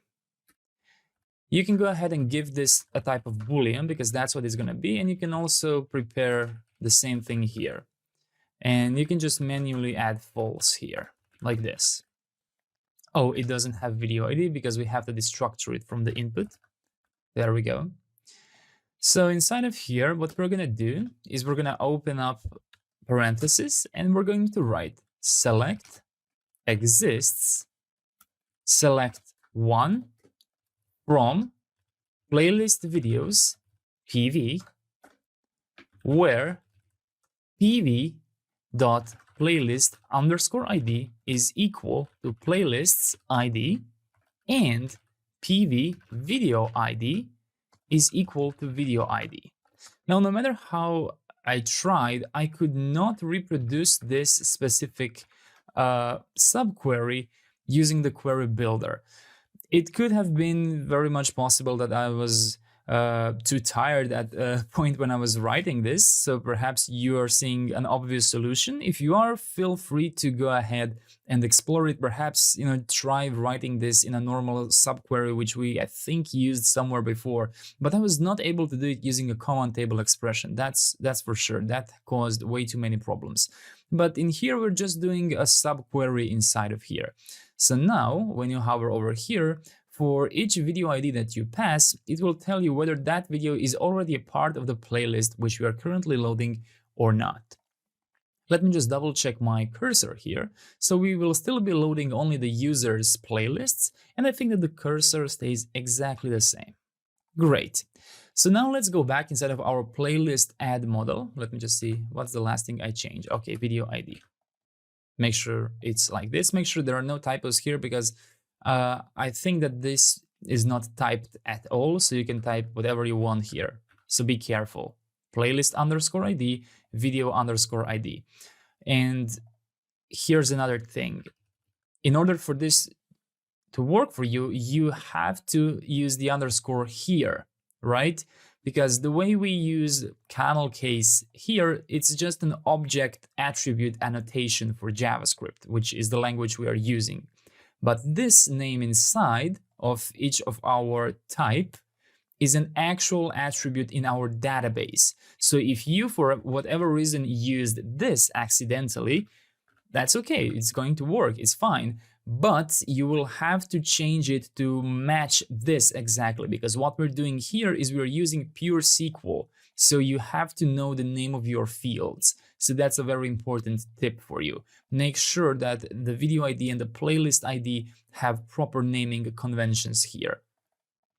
In case you decide you want to change yours, for example, if you did this and now want to change it to this, no problem, you can do it. I would recommend before you do that, leave it as it is, leave it like this, clean your entire database, right? Remove all items, then do the change, because if you do the change and save and then open the studio, it will probably break. So just keep the change as it is, delete all your videos, and then after you modify this, you have to do Next Drizzle Kit Studio push, and then just create new videos.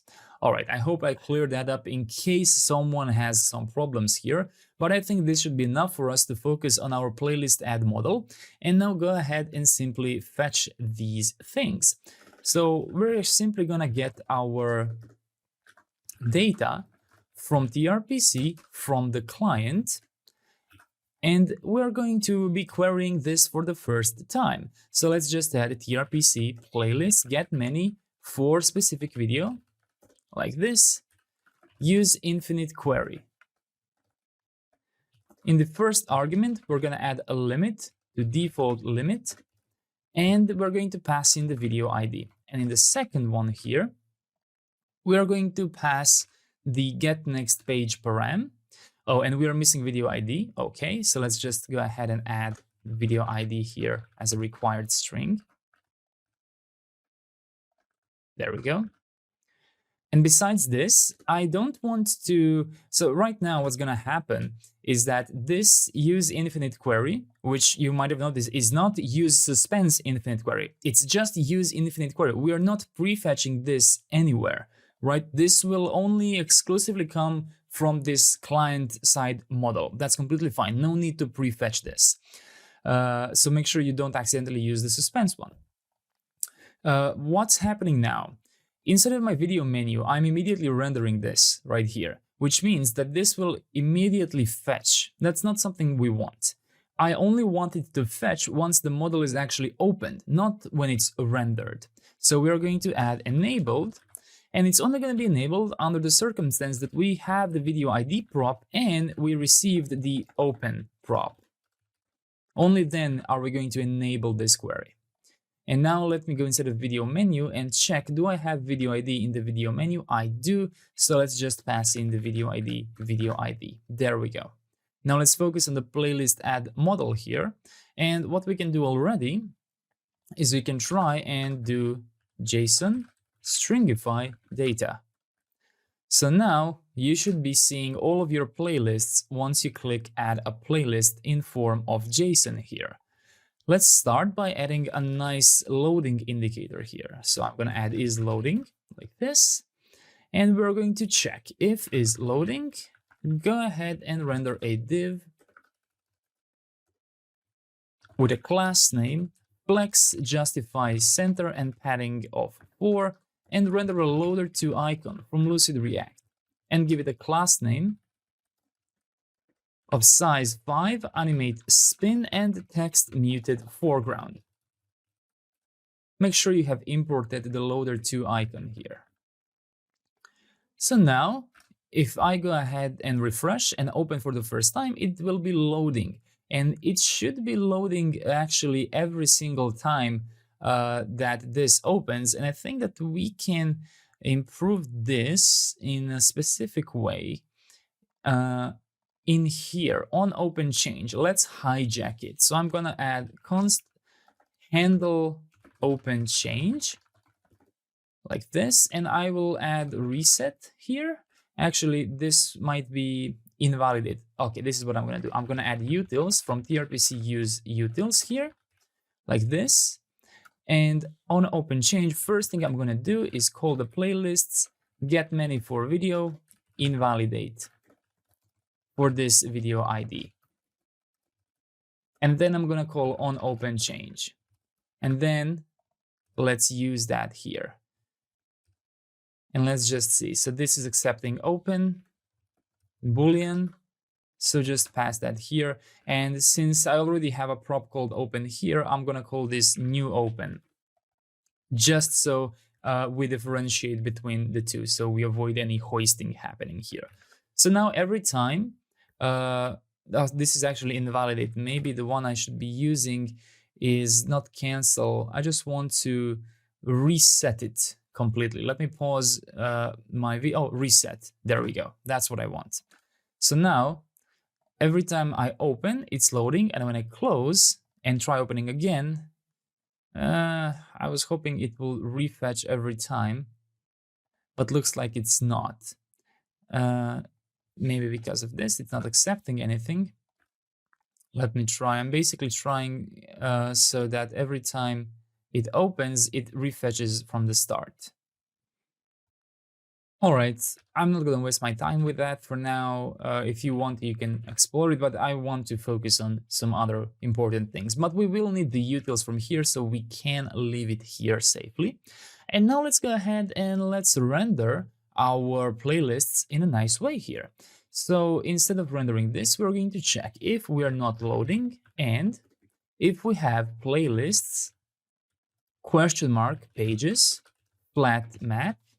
Playlists is not defined. That's because we are calling this data right here. How about we remap this to playlists like this?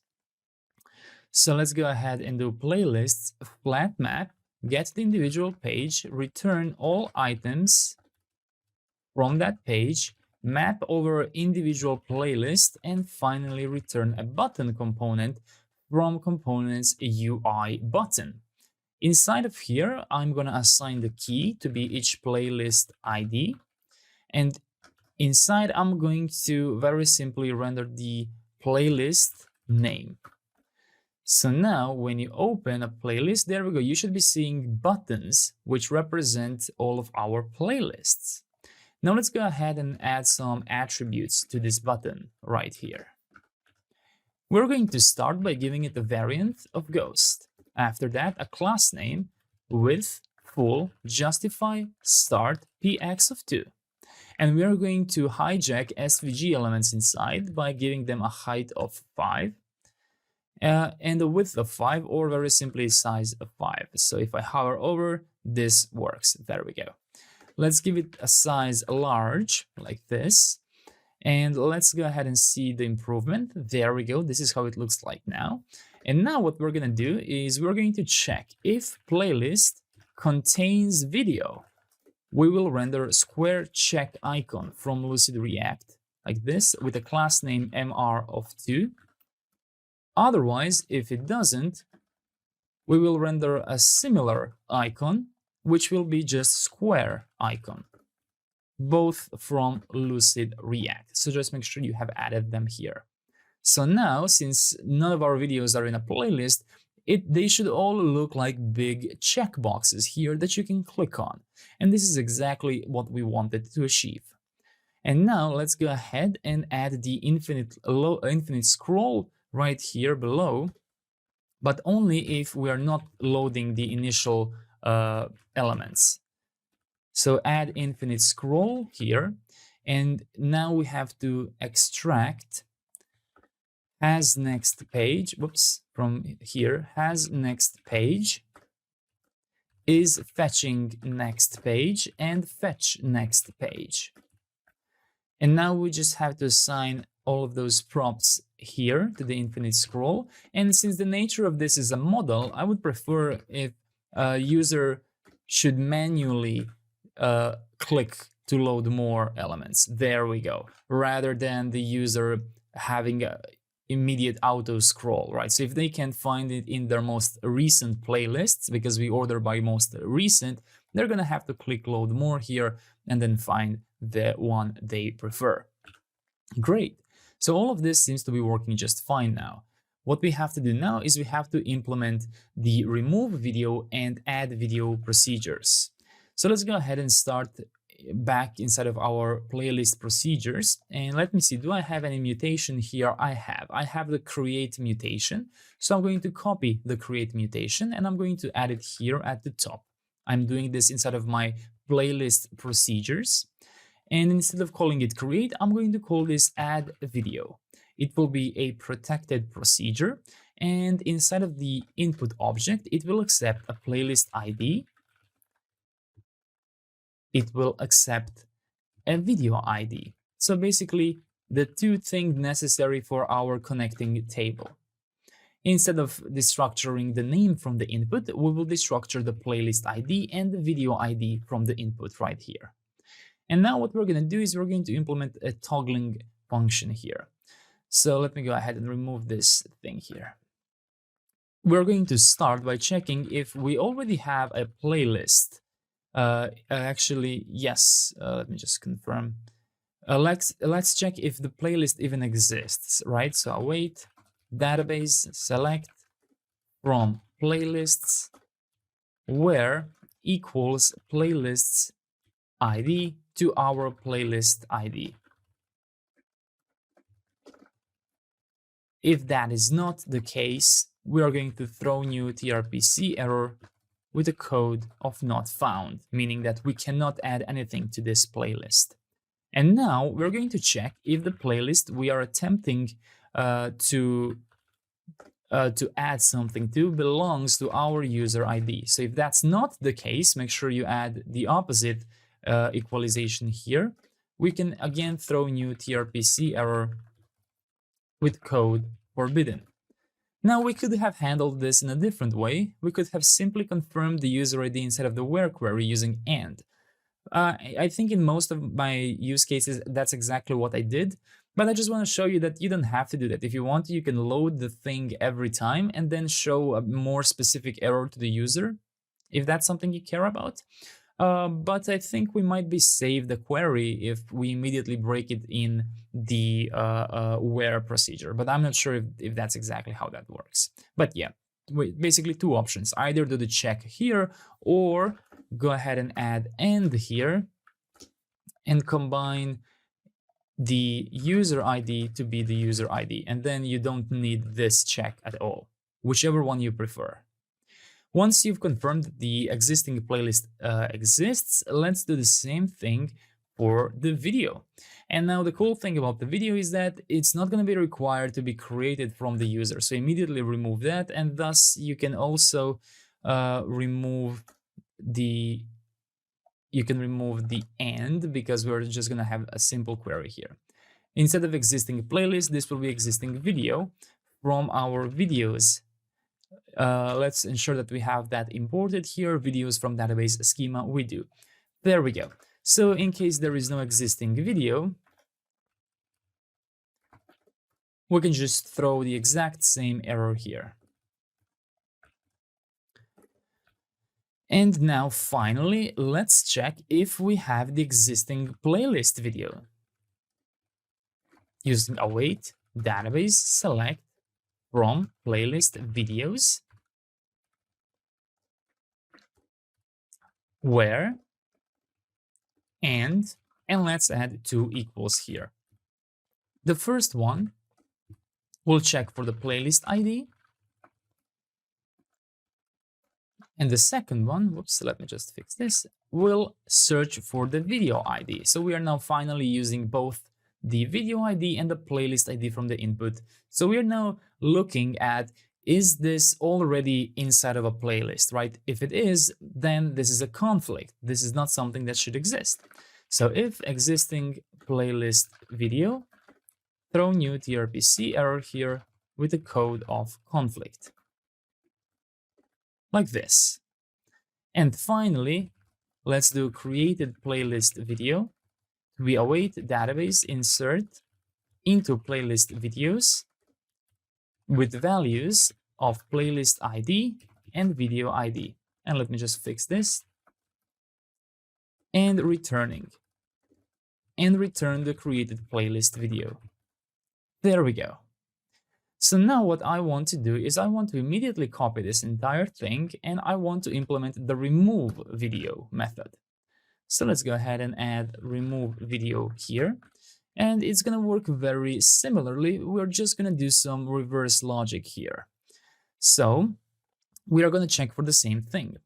Does the playlist exist and does it belong to the user? If it does not, we're going to throw not found. Now we're doing the same check for the video, but we don't care if it, oh, here's a mistake. My existing video query will never work.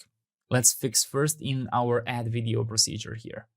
So existing playlist is fine, but existing video should be using video ID and video ID. My apologies, videos.id with the video ID. Let me just go down here to confirm that in here I use the proper one. I do. And in here I use the proper one as well. Okay, this one is fixed. Let's go back up to our newly duplicated remove video. When we look for an existing video, instead of searching for playlists ID, we are looking at videos ID and comparing it to the video ID. There we go. If you don't fix this, this will always throw an error. Great, so now we confirm that the video we are trying to add to our own playlist is existing. And now we are doing a check. Does this already exist? Is there already an existing playlist video? But this time, we are expecting it to exist because this is a delete method.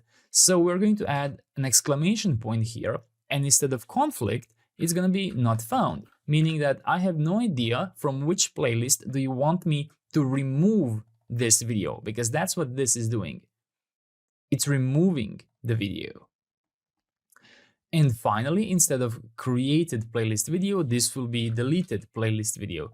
So let's delete where, and now let's go ahead and add the proper query here, and playlists videos, playlist videos dot playlist ID matches the playlist ID, and playlist video video ID matches the video ID, like this, and return this deleted playlist video. If we've done everything correctly, we should have fully working add and remove video from a specific playlist. Now we can revisit our playlist add model, and let's go ahead and create the mutations. So just below this, I'm going to add const add video, and I'm going to make it tRPC playlists add video use mutation. On success here, I'm going to get the data, and what I'm going to do is I'm first going to add the toast from Sonar. Let me just import and move the toast here, like this. And I will say video added to playlist. Then I'm going to call utils, and I'm going to re-invalidate all of my playlists. I don't have to pass anything inside because they are private anyway. This is only loading my own playlists. Then let's go ahead and be a bit more specific, and let's invalidate get many for video. The reason we need to invalidate this one specifically is because when we refetch get many for video, that's going to refetch this. And more importantly, it will give us new information whether this playlist contains a video or not. So we can show in real time user information via a checklist like, hey, this exists or doesn't exist.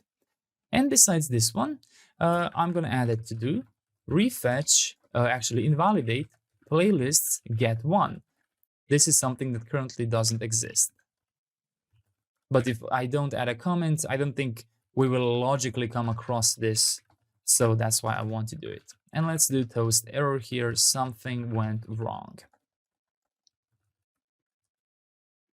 There we go. That's our add video. Let's copy and paste this to remove video. Ensure that you change this to remove video as well. I think I've forgotten to do this 3 times. So for now, we actually don't need the data. We will need the data for this. So you can remove it for now. And hopefully we are going to remember that we will need it back then.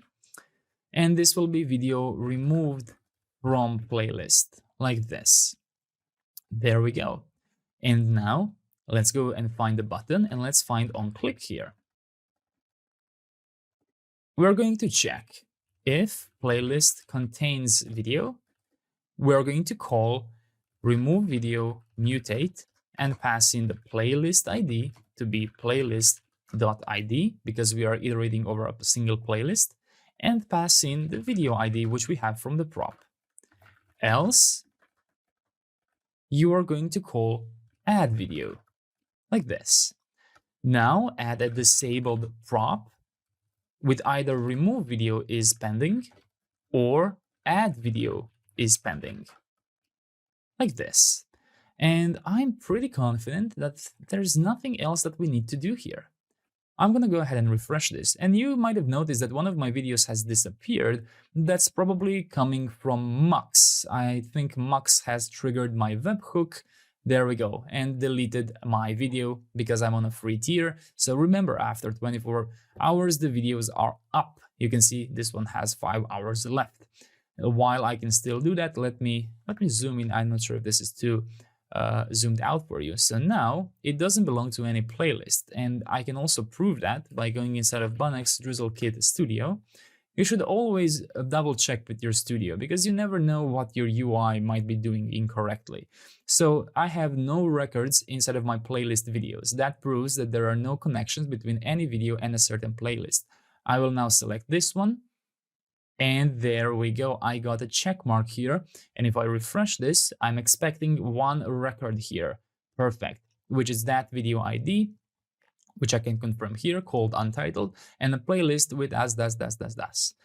There we go. And I should be able to toggle it out. There we go. Video removed from the playlist. And if I refresh this, there we go. And I should also be able to add my video to multiple playlists if that's what I want, right? So that's what we wanted to achieve. We wanted to add the ability to add a single video to multiple different playlists, right? So this is one playlist, this is the same video, another playlist, the same video, third playlist. Exactly what we wanted to achieve. Perfect. So that is working, and we can now see what playlist this video belongs to.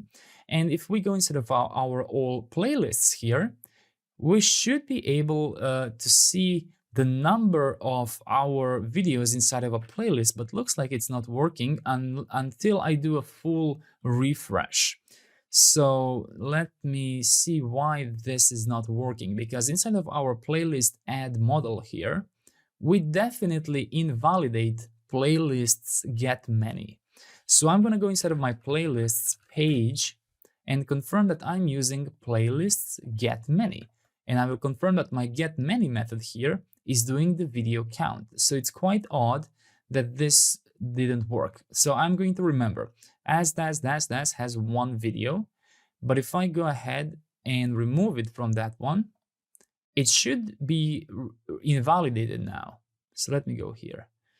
And there we go. Now it says one video. Maybe the invalidation was simply a little bit late. But there is one thing that I think we can do in this chapter simply because it makes sense that we do it here. So this is the last thing we will do. And it's specifically concerned inside of this get many procedure. So this specific procedure, which is used inside of the playlists page.tsx, right? This page right here. As you can see, all of my playlists are telling me that while I do have one video inside of these two, it has the same thumbnail as the other ones, indicating that it's empty. So how about we go ahead and actually create a query which will allow us to load the current thumbnail. Now, again, there is only one way I've been able to do this, because this connecting table seemed to be specifically problematic to work with query builders. I added a comment from my original source code where I explained why we have to use a SQL builder for this. It is because Drizzle lacks native max aggregation for subqueries, right? That's what we have to do here. You're going to see exactly how we will achieve the following. inside of our select for our get many, inside of our playlist server procedures, we need to add a thumbnail URL for each of our playlists. And that thumbnail URL needs to come from the following. It needs to find the proper playlist videos. Then it needs to find the proper playlist, and then it needs to find the video. And once it finds the video, let me just find my video. Once we finally find the video, we have to obtain the latest one, a thumbnail URL. So only the latest one that's been added. That's the issue. So I've only been able to do this like this, adding a SQL operator and giving it a type of string or null, because it's possible that we don't have a single video inside. Double check that you have the SQL operator here. We have already used one for the contains video, and now we will be using it here for the thumbnail URL inside of the get many protected procedure. So this is the query we are going to build. Open parenthesis and write select v.thumbnail underscore URL from playlist videos as PV, like this, join videos v on vid equals playlist video dot video underscore id, where PV playlist underscore id equals playlists id, order by PV updated underscore at descending, and limit by 1. So that's the query we have to do. Again, double check that your video underscore id, thumbnail underscore URL, playlist underscore id, and updated underscore at are all written like that inside of these parentheses inside of the strings. That's very important. So you have to have proper, created underscore at. If you don't, that's fine. Just use the same field name here correctly. So specifically, we need the thumbnail URL to be written with an underscore. We need both the video ID and the playlist ID from our playlist videos to be written like this with an underscore. And we also need the updated at to be the same.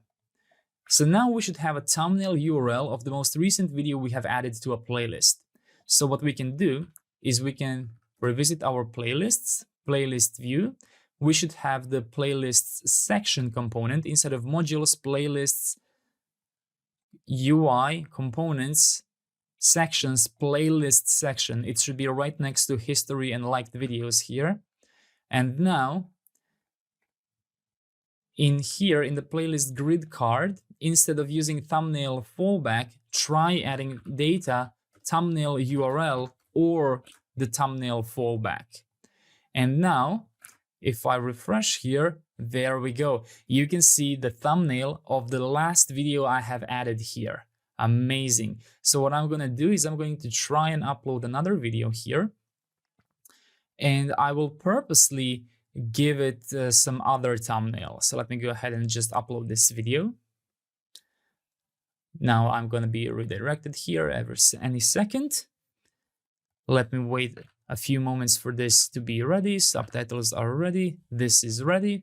And I'm going to go ahead and manually change my thumbnail here to a red one, so it's clearly visible. So let's just wait for upload thing to upload. There we go. That's here. We don't even have to save. Everything's already made up here. One thing I have to do is change the visibility of the video to public, like this. Now we should see both of my videos, and let me check. Instead of my playlists, my DFGD has the blue one. If I go inside of here and choose to add to this playlist, and now revisit my playlists, it has the newest video thumbnail. I think this is so cool. I love when we build a query and it just works.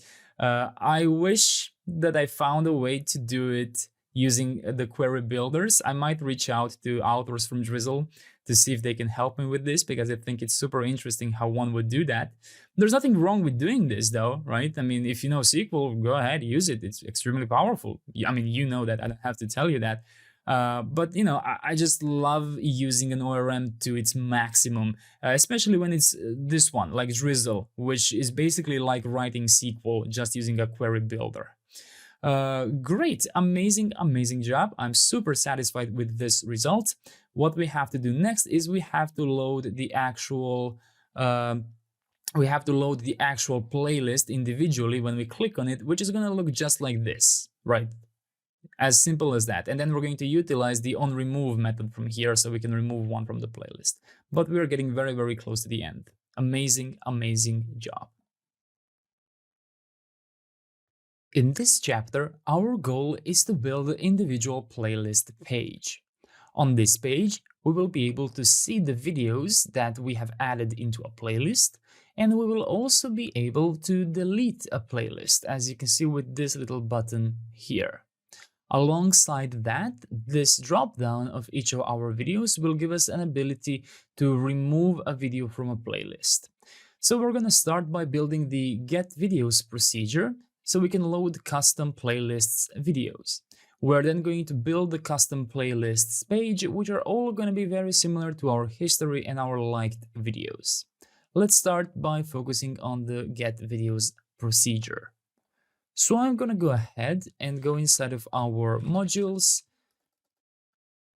playlists, server procedures. So this is where I want to go, modules, playlists, server procedures. And what I'm going to do is I'm going to copy my get history procedure. So either copy this one or the get liked one of those. Now I'm going to change this and rename it to get videos, like this. Or you can maybe call it get custom if you want to, whatever it makes more sense to you. And this will need to have a playlist ID, which will be a required UUID string here. So we can now destructure it here, a required playlist ID. And instead of having viewer video views, we're going to have a common table expression called videos from playlist. Let's call this playlist videos like this. And we're going to select the video ID from playlist videos schema from playlist videos. Let me just fix the typo here. And in here, we're going to query by playlist videos playlist ID matching the playlist ID, which we will enter through here. So that's our common table expression, which we can then join right here, like that. Now, what we are going to do is we are going to remove the viewed at property because we are not going to need one. And while we're here, let's also immediately go and fix our cursor so we don't forget to do that. The cursor will have a normal updated at field right here. So make sure you change this immediately. Now let's go ahead and see whether we have to do something instead of this data here. We are probably going to have to do a left join on the videos from playlists. There we go. So let's do an inner join from videos from playlist. And inside of here, we're going to add videos from playlist.video ID. So basically, the videos from playlists are already being queried by the current playlist ID for which we are loading the videos.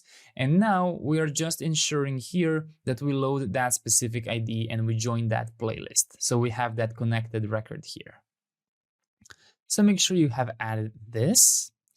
And now what we have to do is we have to modify our cursor here. So the cursor will be even simpler because we are working with the videos records. So change all 3 instances here of videos. And instead of a viewed at, change all 5 instances to use updated at. As simple as that. And this should completely resolve our cursor. And now change the next cursor to be updated at as well. So all of this should be back to updated at, which is basically our normal way of using a cursor, right? When we used get liked and get history, we had the special ways, but now we don't. And for the user ID here, well, we probably should find a way to utilize the user ID here as well. We are join. Oh, okay, we're doing that here. Yes, so we don't have to do any specific query here because we will ensure that oh, actually, no. So basically, what I want to make sure is that the playlist that we're trying to load only belongs to this user who is currently logged in. Or if you want to, you can make this a public playlist. So here are our choices. For example, I'm going to comment this out and I'm going to remove the context from here. What this will then do is what it would make sense to do now is to change the get videos from protected procedure to base procedure. So you have to import that. This will essentially make all playlists public to look at, right? Private to add to, but public to look at. So if you want to, what you can do is you can go ahead and make this public with base procedure, or you can add protected procedure here if that's what you prefer. And then what I would suggest you do is extract the user ID and do the following: existing playlist, await database, select from playlists where, and in here you would check the following: if playlists ID matches our playlists ID, and if our playlist's user ID matches the user ID, only then continue with the query. Meaning that if this does not exist, existing playlist, throw new tRPC error, code not found. So whichever one you prefer. For example, this will make viewing all playlists private to the user that created the playlist. And you have to add context here. So pick one, either make it a base procedure or make it a protected procedure and simply do this check here if you don't want anyone else to have access to this playlist. Great, so I think that's it for our get videos procedure. Now we have to go ahead and build the individual custom playlist ID page. So let's go ahead and go inside of our source app folder, home, playlists. And now I'm just going to create a dynamic playlist ID here, like this. Make sure you don't misspell this, use proper camel case here, and add a page TSX inside. And I will, for example, copy the content from my history here and just paste it here. So export default is important, and we will be prefetching the get videos here. Get videos, like this. Let's create an interface here for the page props, like this, and let's assign them here, page props. We should have the params here, and you should be able to extract the playlist ID from await params. And then you will be able to pass the playlist ID here, and you should have no more errors. And let me just go ahead and add this here, because it seems like we didn't have it inside of my other page.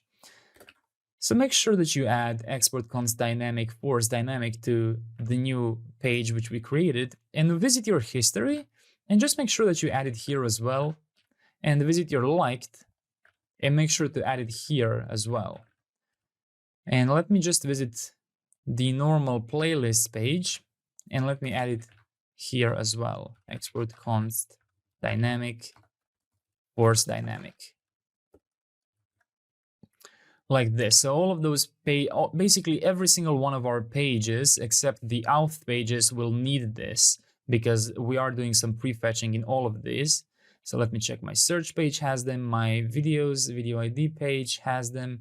I think that every other page that I do has them except the playlist ones. All right, I'm getting off course. Let's stay back inside of playlists, playlist ID page here. Now that we are prefetching the videos for a specific playlist, let's create videos view. Make sure you don't accidentally import this from anywhere, and add playlist ID here, prop to be playlist ID, like this, and remove the history view. And we are now going to create the videos view. Now the videos view can easily be created by copying the history view. Let's go inside of playlists, UI, views, and copy the history view and rename it entirely to videos view. Now inside of videos view, let's go ahead and modify this for now to just be custom playlist, and this to be custom playlist as well, and rename this to videos view.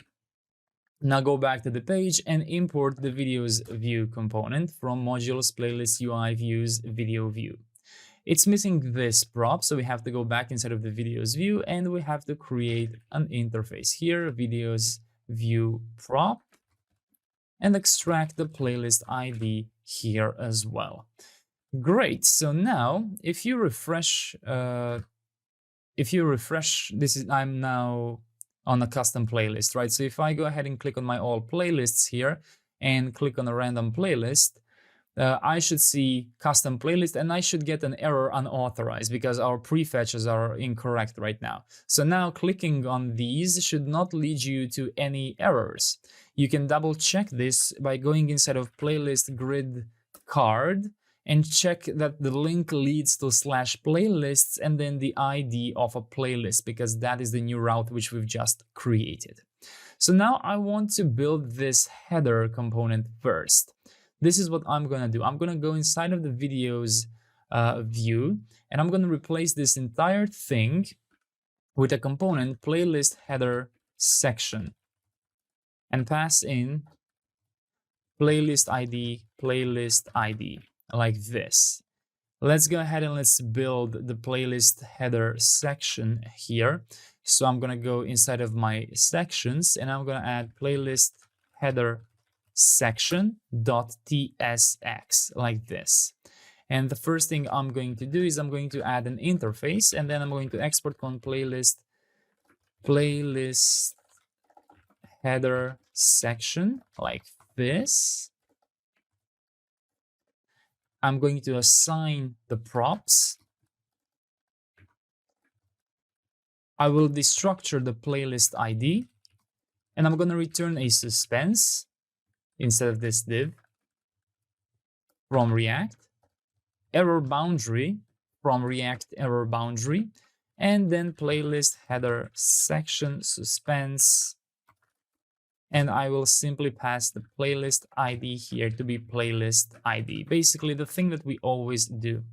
And let's go ahead and add a fallback here. And I will just add a paragraph here. Change this one to loading for now. And let's build the playlist header section suspense. We don't need to export it, but it needs to be a constant. Let's go ahead and assign the props here. Playlist ID. And now we are going to go ahead and build something here. Let's just ensure that we did this correctly so that we can go inside of the videos view and import the playlist header section from .sections playlist header section. So if I refresh, we should see a text which says build something here. And what we are going to put inside is the following. So you can go inside of history view and copy this div with, history, videos you watched, all of those things. And you can put it here like this and give the outer div a class name of flex, justify between, and item center. And now inside of here, we're going to say videos from the playlist, and we're going to have a button component from components UI button right next to here like this. And let's go ahead and give this a variant of outline, a size of icon, a class name of rounded full, and let's add a trash to icon from Lucid React. Let me just move it up there. And now you should see the text history, videos from playlist, and you should have a trash icon here. What we have to do now is we have to get one playlist. Basically, we want to load the name of the playlist, right? So in order to do that, we actually have to build one more procedure here, which is going to be a little bit simpler. So I'm going to go back to my modules, my playlists and my procedures here. So I did get videos, and now I'm going to do get one protected procedure or public procedure, whatever you decided. Let's add the input ID string UUID, and let's add the query to be an asynchronous query. Let's extract the ID from the input, which we can get from here, input and context. So this is the input, and from context dot user, we can destructure the ID and remap it to user ID for clarity. And now let's get the existing playlist to be await database select from playlists where and then let's add first of all playlists ID matches the ID from our input, and the second one user ID matches the user ID. If there is no existing playlist, we can throw new tRPC error here with the code of not found. Otherwise, we can return back the existing playlist. There we go. And while we are here, I want to build one more procedure called remove protected procedure mutation. And let's also just add an input here. The input will be exactly the same. There we go, without the query. Asynchronous mutation with input and context here. And you can destructure the ID from the input. You can destructure the ID, user ID from context user like this. And then just go ahead and do the same thing, which we just did here. Find the playlist and throw the error if it doesn't exist, like that. And then it's time to delete the playlist. So deleted playlist, await database, delete playlists, where, and you can just copy these two. So that's the playlist we want to remove, and add returning here and return the deleted playlist. And actually you don't even have to do this check here. You can just do this instead.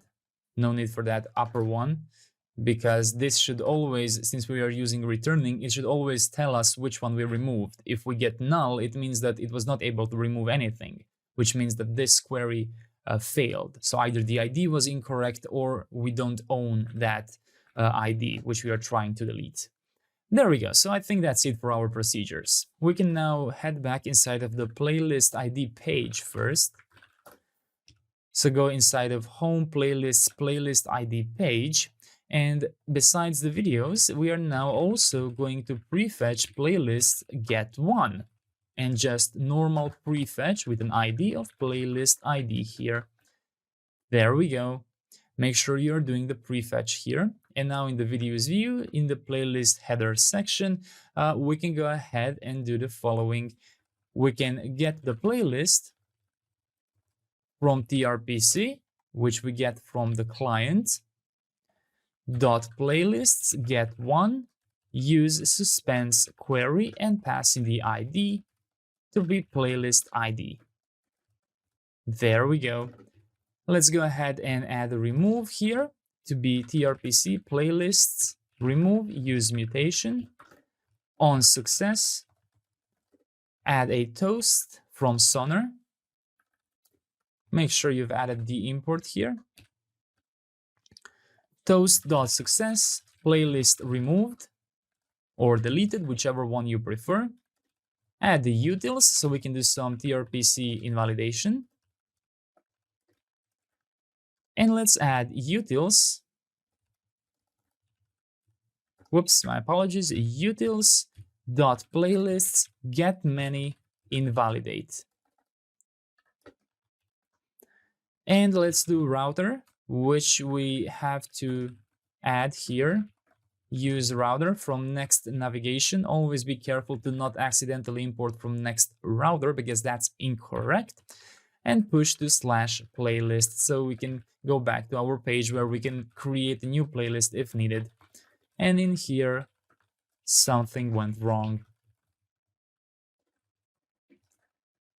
There we go. And now let's go ahead and replace this with our playlist.name because we have prefetched it and we have used suspense query, which will be loaded right here. And inside of this button here, let's add onClick here, which we'll call remove mutate and pass in the ID playlist ID. And disable the button if remove is pending. There we go. So now that we have this, let's wrap it up by adding a very simple skeleton here. Const playlist header section skeleton will just be a div with 2 skeletons inside. Skeleton from components UI skeleton. Let's give this a class name of flex column and gap y of 2. And let's go ahead and give both of this a class name of height 6 and width of 24, change the bottom one to 32 and the height of 4, and use the skeleton in here. And make sure you have imported the skeleton right here. And of course, make sure you actually return this here. I forgot to do that. There we go. And now it should be much nicer when I refresh here. Oh, we have to mark playlist header section into use client. So when I refresh here, there we go. You can see how I have a nice loading indicator first. Excellent. Now let's go ahead and let's fix the lower part, which is currently loading the history videos section, and let's replace it with videos section. Do not import this from anywhere. Simply pass in the playlist ID like this, and let me remove this.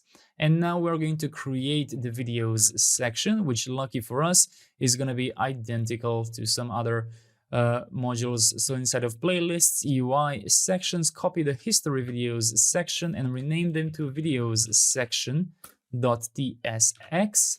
I'm gonna go ahead and find all instances of history and remove them. So it's just a videos section skeleton and suspense, and change the playlist to be get videos here. And we now also need to incorporate this, the props, and let's add them here. Props, and let's spread them here. And let's make sure we use them here. And simply pass playlist ID alongside get videos here. There we go. So we should now be correctly prefetching everything here. Nothing should be changed, and we should be able to import our new videos section from .sections videos section here. And now if I refresh, there should be no more errors, and we should be seeing only the videos which are in a playlist. In here I have one video, so I only load one video. In here I have two videos, so I load two of them. And if I click on a random one, it's empty, and I should be able to delete it now. There we go. I am now also able to delete my playlists. Perfect. One more thing we have to do is enable onRemove method here. What I recommend we do is go inside of playlists, add modal component, and find, oh, there we go. We can also do this to do. So definitely go inside of playlist, add modal here, and do utils playlists, get one, invalidate, and now we need the data from here and pass in the ID of the playlist to be data dot playlist ID. There we go. That's the one we need. So delete that, and also you should delete. You should invalidate get videos for this playlist ID, and you can remove the to do. So copy these two and make sure that you also do the same thing for the remove video in place of this comment here. And now that our also add data here. And now that our remove video is working fine, we can go inside of the videos view, inside the videos section, copy that and add it here. So you should now have remove video here. Now I'm just unsure if we can actually invalidate get many for video. I think we can if we use data. Yes, we can using data video ID. So you can do that here. Import toast from Sonar, and we can simply add the utils here. tRPC use utils. There we go. And now simply pass this copied remove video to our video row or grid card. So I'm gonna do the same thing to both of those. Add on remove method, which will call remove video dot mutate and pass in the playlist ID and video ID to be video.id. There we go. Let me go ahead and collapse this simply so it's more visible for you. So the same thing goes here and here. And all of these should now work just fine. There we go. Make sure you've added on remove. And now when you hover, you should be able to remove an individual video from a playlist. I'm just unsure if this broke or if it just didn't revalidate. So let me check my remove video here. Uses the playlist ID. And inside of here, I passed the video ID from the current iteration. So it should definitely work, I believe. I'm going to do a refresh here and see what happened and maybe try again. Okay, looks like something is going on. Oh, maybe instead of our video row card, we never assigned on remove. Let me check that. Maybe that's the issue. Let's see. We are passing it to the video menu. Are we using it in here? Looks like we're not using it in here. We have to add it here on remove. And I think that this will automatically fix both my mobile and my desktop view. So let me try removing. There we go. And let me try removing this one from mobile simply because it uses a different kind of card. There we go. Perfect. So we've wrapped that part up completely. Everything works just fine here. I can remove the videos and now all of my playlists are immediately refreshed. Excellent. We can delete the playlists and we can safely from any part of our project. Yeah, I think one place we did not test was from here, but we should also be able to do add to playlist here. And it should work just fine. If I go to my playlists, there we go. We can find it here. Everything is revalidated now. Excellent. So what we ought to do next is we have to build the user's profile, and we are pretty much done. One thing that I think we can do here, simply because I don't want to waste time later, is this: views, comments, and likes. Let's just fix this quickly. We can do this quite easily because we have all the data we need. Let's go inside of the app folder, studio, page.tsx, go inside of studio view and go inside of videos section. So inside of UI, my apologies, module studio UI sections videos section. And now simply find the place where we render the views. And inside of here, render video.viewCount. Looks like it's missing, so we're gonna have to add it. But go ahead and render video.comment count here. And go ahead and render video like count here. Since none of these exist, that means that we have to fix our studio get many. So you can go inside of studio module server procedures and find get many right here. And this will be quite easy to fix. We are going to focus here on the select method. So first of all, let's go ahead and do get table columns here and pass in the videos. So import get table columns from DrizzleORM. Then add the user. Since we are doing inner join, I believe. Oh, looks like we're not doing any inner join here. So that's our next step. Then after from videos, make sure you do an inner join on the users. So we are only, yes, this was a big mistake actually. in our studio, we only have to load our videos, right? Not other users' videos. Yeah, it's a good thing that I checked this because I would have completely forgotten about this. Okay, now we're technically restricting that here. Yes, that's fine. But it's good to have an inner join as well here. Okay, and now besides this, let's go ahead and let's add our view count. So import video views from the schema. Now let's go ahead and let's add our comment count. Import comments from the schema. And let's go ahead and add our like count. Import video reactions from the schema. You should have video reactions, videos, video views, users, and comments here. And now if you refresh, you should see the proper amount of information here. So if I go and add a comment and a like, let's see if that will be updated. One like here and one comment. And let's go ahead and leave the comment here.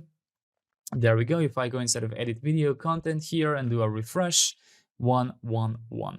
Great. Amazing, amazing job. I'm, of course, before we end the project, I will go throughout my entire code to see if we are forgetting some things like this inner join. Even though this inner join without this inner join, nothing dangerous would happen. We are still only seeing our videos thanks to this, but it's still good to do an inner join on the users.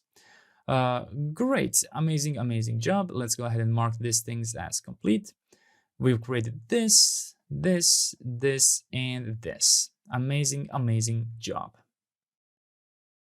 In this chapter, our goal is to create the individual user page. We're going to achieve that by first adding banner URL and banner key to the user schema. And we are going to use that in this field right here. So this is going to be a banner. It's going to be optional, and later we are going to implement an upload thing, uploader for this, but by default it's just going to be a gray area.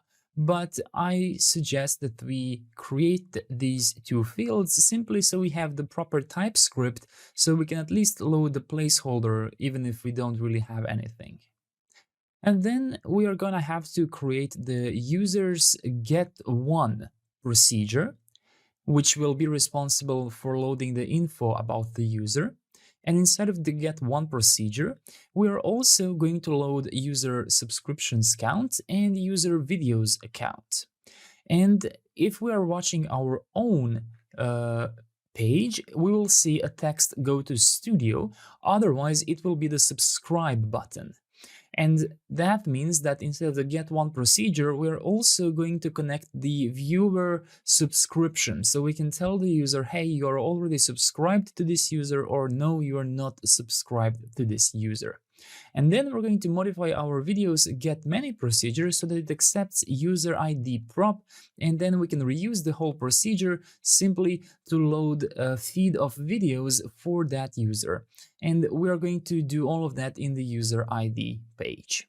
So let's start by adding banner URL and banner key to the user schema. So I'm gonna go ahead and do the following. I'm going to go inside of my source database schema.ts, and I will find my users here. And I have a to-do to add the banner fields. Let's add the banner URL, which will be an optional text with banner underscore URL.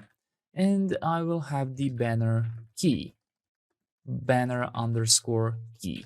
That's it. Now let's go ahead and immediately push that. So Bonex drizzle kit push, and that should also resolve this little issue that we have here, which says the banner URL does not exist. That's going to be fixed now once we give it a proper push to the database. There we go. And now let's go ahead and let's create the user's get1 procedure. I don't even know if we have the users procedure. I can't really remember. Let's go inside of modules. Do we have users at all? We do have users, but we have no procedures here. So what I suggest we do is we create a server and procedures.ts inside. Let's speed things up by loading procedures from videos and just pasting them here. Now we are going to have much simpler procedures here. So we can remove get many subscribed, of course. We can remove get many trending. We can remove get many. And we're just going to focus on the get one. This is the one I'm interested in. So I'm going to find the end of get one, and I will then remove everything else. So I just want to speed up the process of adding just a single procedure here. Let's rename this to users router like this. And now let's go inside of our tRPC routers underscore app. And let's add users here, users router. Let me just add users and let me move these to the top. There we go. Now we have the users router. So now what we want to do is load the user. Here's how we are going to do that. So we're going to be using the base procedure. The ID will stay the same. We are going to have clerk user ID. So optionally, we're going to load the database user or not. This is perfect. We are going to reuse this, so this can stay the same. But our viewer reactions will not be needed here. But our viewer subscriptions is perfect. We will be needing that. Basically, what we are going to do here is we are going to prepare a temporary table from which we are going to load all subscriptions for the currently logged in user if such user even exists. And then we're going to join that inside of our query here.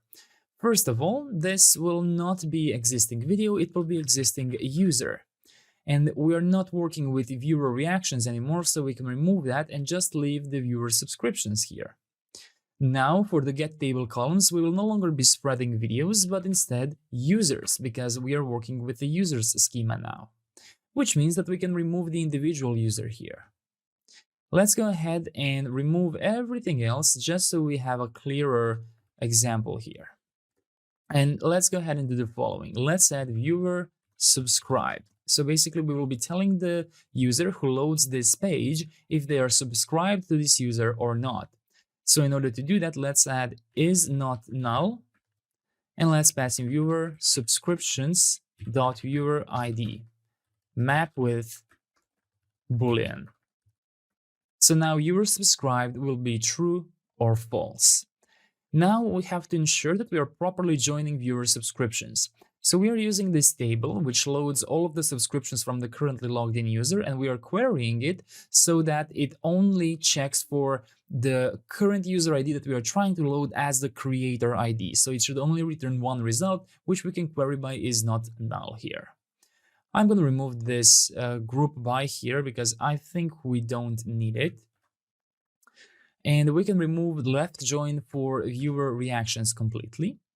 And now let's go ahead and replace the from videos here to be from users. And we actually don't need the inner join for the users because we are querying the said users. And the where query will be users ID matches the input ID, like this. If there is no existing user, we will throw not found, otherwise we will return the existing user, like this. So now that we have this, I want to add a few more things here, starting with the video count, which will be database count the videos equals videos user ID where users ID, like this. And let's add the subscriber count, database count subscriptions, and then equals subscriptions creator ID matches the user ID. My apologies, user's ID. There we go. So now we can tell the user if they are subscribed to this user, how many videos they have, and how many subscribers they have. Basically, we are searching for subscriptions, where the current user we are searching for is the creator. Great. And we have a left join here, which means that this query should work just fine. I believe that this should be it. And now let's go ahead and clean up everything we don't need here, the workflow, the mux, the API, and the descending. All of these things are completely unneeded here. And let's also remove these two. There we go. Now that we have the user's router, let's go ahead and let's create the user's page. So I'm going to go ahead inside of source app folder home, and I will create users. And then I'm going to go ahead and not create a new file, but create user ID here. And then page tsx, like this. Inside of here, let's go ahead and create an individual page. And let's return a div user page. Now, what should happen is that we should be able to go and click on a user, and we should be redirected to this user page right here. You should no longer be seeing 404s. You can, of course, confirm that by visiting video grid card, for example, and find video info. Inside of video info, confirm that your user avatar is properly wrapped in the proper /users and then user ID. And same thing for the user info here. Basically confirm that you have no typos inside of this redirections, and confirm that you have properly created the name here, users/user ID, inside of the home route group. Now let's continue focusing on the page here. First things first, we are going to need the user ID prop from here. So let's create an interface for our params. Let's mark this as an asynchronous component. Let's destructure the params, and let's add page props here. Let's go ahead and destructure the user ID from await params. And now let's prefetch using void tRPC from server.users get1 prefetch and pass in the ID user ID. There we go. We just prefetched the user information from here. Now let's add our hydrate client from tRPC server. And inside of here, we're going to render the user view component and pass in the user ID to be user ID. Just like that. Now let's go ahead and build the user ID. So we're going to do that inside of the user module here. Let's just find users. We have UI here. Let me just close videos. We have UI, but let's create views here. And let's inside create user view.tsx. Let's create an interface page props, or maybe user view props, which will accept the user ID, and export const user view. And let's return a div user ID. Now let's go ahead and add these here and extract user ID. Now let's import the user view from here. And we should be able to see the ID now. There we go. I can see the ID of that user, and I can see the ID of this user. Perfect. Let's continue developing inside of the user view. I'm going to start by giving this outer div a class name of flex column, and a maximum width of 1300. Let's go ahead and add a px of 4, pt of 2.5, mx of auto, margin bottom of 10, and gap y 6. Now let's create the user section, which will accept the user ID. Make sure the prop name is user ID as well. Let's go ahead and develop the user section by creating a new sections folder instead of users UI and add user section.tsx. The user section prop will accept user ID. And let's export const user section here. Props, user section props. And as always, we are going to return suspense from React, error boundary from React error boundary, and then user section suspense. And simply spread the props here. Let's go ahead and add fallback for both of these. Change this one to loading. And let's go ahead and build user section suspense component. The user section suspense component will accept the same props, but we can destructure them so it's easier to work with. And inside of here, what we are going to do is we're going to fetch our user using tRPC from the client. So make sure you have added the proper import. Make sure you don't mix up server and client imports. Let's go ahead and do tRPC.users.get1.useSuspense query and pass in ID of user ID. And inside of here, you can return a div JSON stringify, and we should now be able to see more information about the user. But we just have to import the user section from /sections user that section inside of our user view right here. So this is the component we've just added. So now if I do a hard refresh here, it seems like I am getting an error. Let's see what exactly seems to be the issue here. Cannot read the properties of undefined reading get1. I believe that's because our user section should be marked as use client. Let's see if we are still encountering some errors so we can fix them. Looks like we are not. I can successfully load my user. I can see the banner URL, the banner key, I can see the clerk ID, the total video count, the total subscriber count, and I can even see the fact that I am subscribed to this user, which is true. When I click on subscribed here, this user's video should load, and it does, which means that I'm subscribed to this user. Excellent. Now let's go ahead and build the user page banner component. So I'm going to go ahead and give this div a class name of flex and flex column. And then I'm going to add a user page banner component, and I'm going to pass in user entirely here. Let's go ahead and develop the user page banner, which we can put inside of the components here. User page banner ESX. Let's go ahead and before we continue this, create the proper types. I'm going to borrow the types from videos so we save some time. I will copy the entire file from my video module's types, and I will add the same to users. And instead of having video get one output, we're going to have user get one output, which will look for users. And we can remove this one. Now let's go ahead back inside of the user page banner here. And what we are going to do is we are going to create an interface user page banner props, which is going to use our new types right here. Let's export const user page banner. Let's go ahead and assign user page banner props, and let's extract the user. Let's go ahead and return a div with a class name, relative, and group.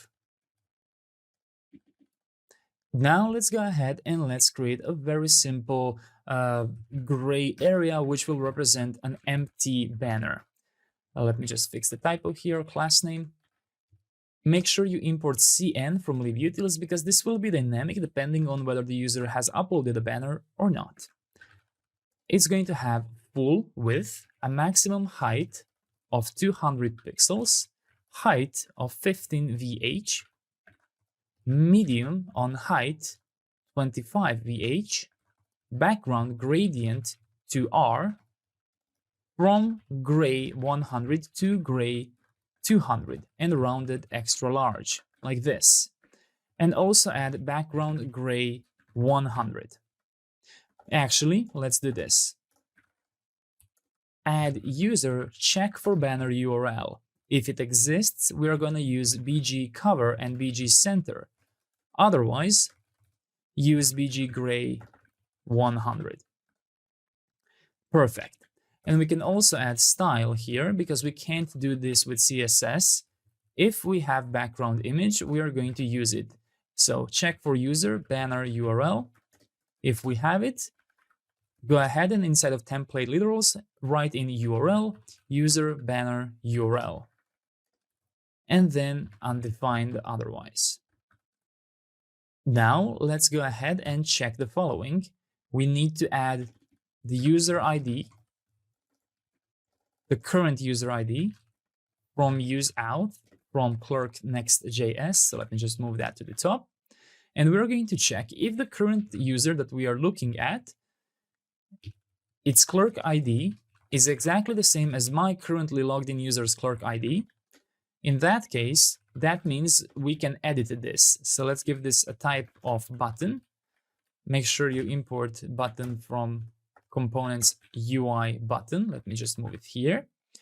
And what we're going to do is give it a size of icon and a class name, absolute, top 4, right 4, rounded full, background black with 50% opacity. On hover, background black with 50% opacity. Basically, we are overriding any effects on the hover. Opacity 100% by default. On larger devices, opacity will start by being invisible. And then when we do a group hover, which is this, the entire content is the group. So when we hover, we are going to change the opacity to 100. And let's add transition opacity and duration 300. And inside, edit to icon from Lucid React with a class name of size 4 and text white. Make sure you have imported this.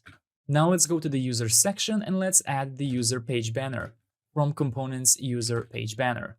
And now when you do a hard refresh here, you should see a nice banner here. Since I'm on another user's page, I don't see the button. But if I go ahead and go to my own page, now I can see the button here when I hover. Excellent. So that is working just fine. Now what I want to do is I just want to export the skeleton from the user banner because it's going to be very, very simple. So let's just prepare the skeleton from components UI skeleton. And let's export const user page banner skeleton and return a skeleton component with a class name of full width, maximum height of 200 pixels, height of 15 VH, and a medium height of 25 VH. There we go. That is the user page banner skeleton component. And that's it for now. We do have to add upload banner model. We're going to do that later. For now, we want to focus on adding the videos to the user section here. So that's one part of user section semi-complete. Now let's go ahead and let's add the user page info component instead of the user section suspense. And this component will also accept the user value. The user page info component will be created in the same place as the user page banner. So let's add user page info.tsx. We're going to start by having the same props by adding the types, and let's export const user page info. Now let's go ahead and let's assign the props here. We can destructure the user. And inside of here, let's go ahead and return a class name, starting with py6. Before we move any further, let's import the user page info from the components.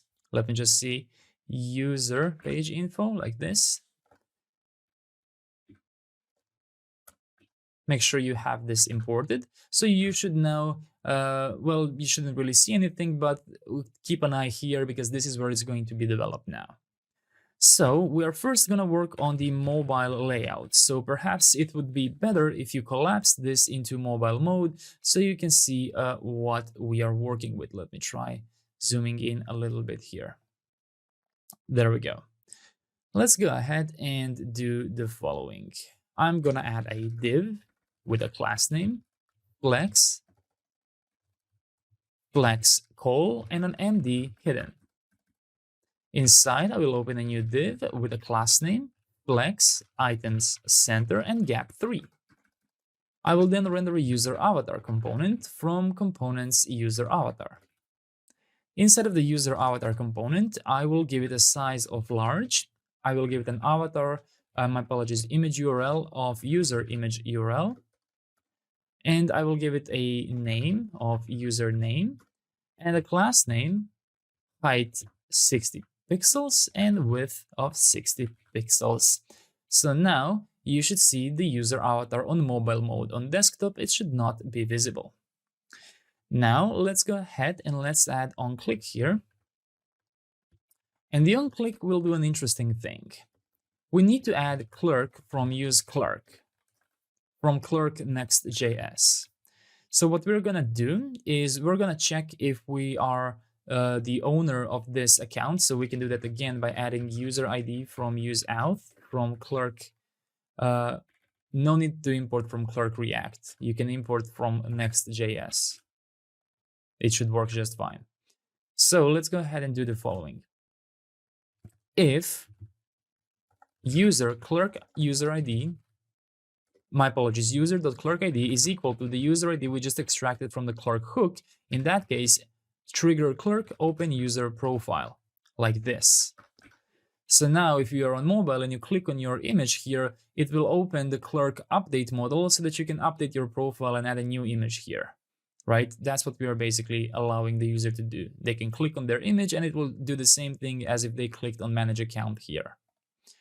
Now let's go ahead and continue with the development. So outside of the user avatar, we're going to add a div here with a class name, flex1 and the minimum width of 0. And then we're going to add an h1 element, user name. Let's give the heading element a class name, text extra large and font bold. Below that, let's add a div with a class name of flex items center, gap 1, text extra small, text muted foreground, and margin top of 1. Let's add a span element, user subscriber count, subscribers. And let's add video count, videos. And in between those two, you can add the little bullet item. Again, I still don't know how exactly does one render this. Wait, maybe I can ask AI. Wait a second. Okay, I think that we can use @bool. Let's see. Yes, you can use @bool. It should work just fine. Let me try zooming in. I can't zoom in. I have to use this. There we go. You can use this @bool, and that seems to be working just fine. Great. So we now have the videos here. And now what I want to do is I want to create the optional button either to subscribe to the user or to go to the studio. So go outside of this div, outside of this div, and outside of this div, and check if user ID is equal to user clerk ID. That means we are the ones watching this. So the button which we need, which you are going to import from components UI button, will simply give us a link from next link and go to studio text and an href to go to /studio. Let's give this a variant of secondary as child prop and a class name of full with margin top of 3 and rounded full. Make sure you have imported the link from next link. So if you're looking at your own account, you should see go to studio button, and when you click on it, you should be redirected to the studio. Now let me go back to where I was. And now let's go ahead and instead of using this, let's use the ternary operator. So the alternative will be the subscription button. You can import the subscription button from module subscriptions UI components subscription button, the same one which we have already used inside of the video owner component previously. In order to use this, you might already know, we need our use subscription hook. So let's make sure that we use this. Let's go back inside of the user page info here, and I will add that here. We need the use subscription, so import it from modules subscriptions hooks use subscription. We don't have the video ID, and the purpose of from video ID is not something we're going to use on this page, but the rest is something we need. Now let's go ahead and use that inside of this subscription button here. I'm going to go ahead and give it a disabled prop of is pending, or if not is loaded. This is loaded part will come from useAuth. Make sure you have this. Is subscribed will simply mirror the user viewer subscribed, and onClick will be onClick. And class name will be full width and margin top of 3. And make sure that this onClick is the one you have exported from use subscription here. There we go. So right now, since I'm looking at my own account, I can't really see much. But if I go to another user's profile here, I should see unsubscribe, which right now doesn't really work. Here's why. If we go inside of our use subscription, it works. What it doesn't do is this. It doesn't re-invalidate. Let's add utils, videos, my apologies, users, get one, invalidate. And inside of here, we are going to invalidate the user ID that we just subscribed to. ID, user ID. And copy this to the unsubscribe method as well. There we go. So no need for users get one now. I'm going to remove that from here as well. But still leave this comment. I mean, you don't need the comment. I have them. It's fine.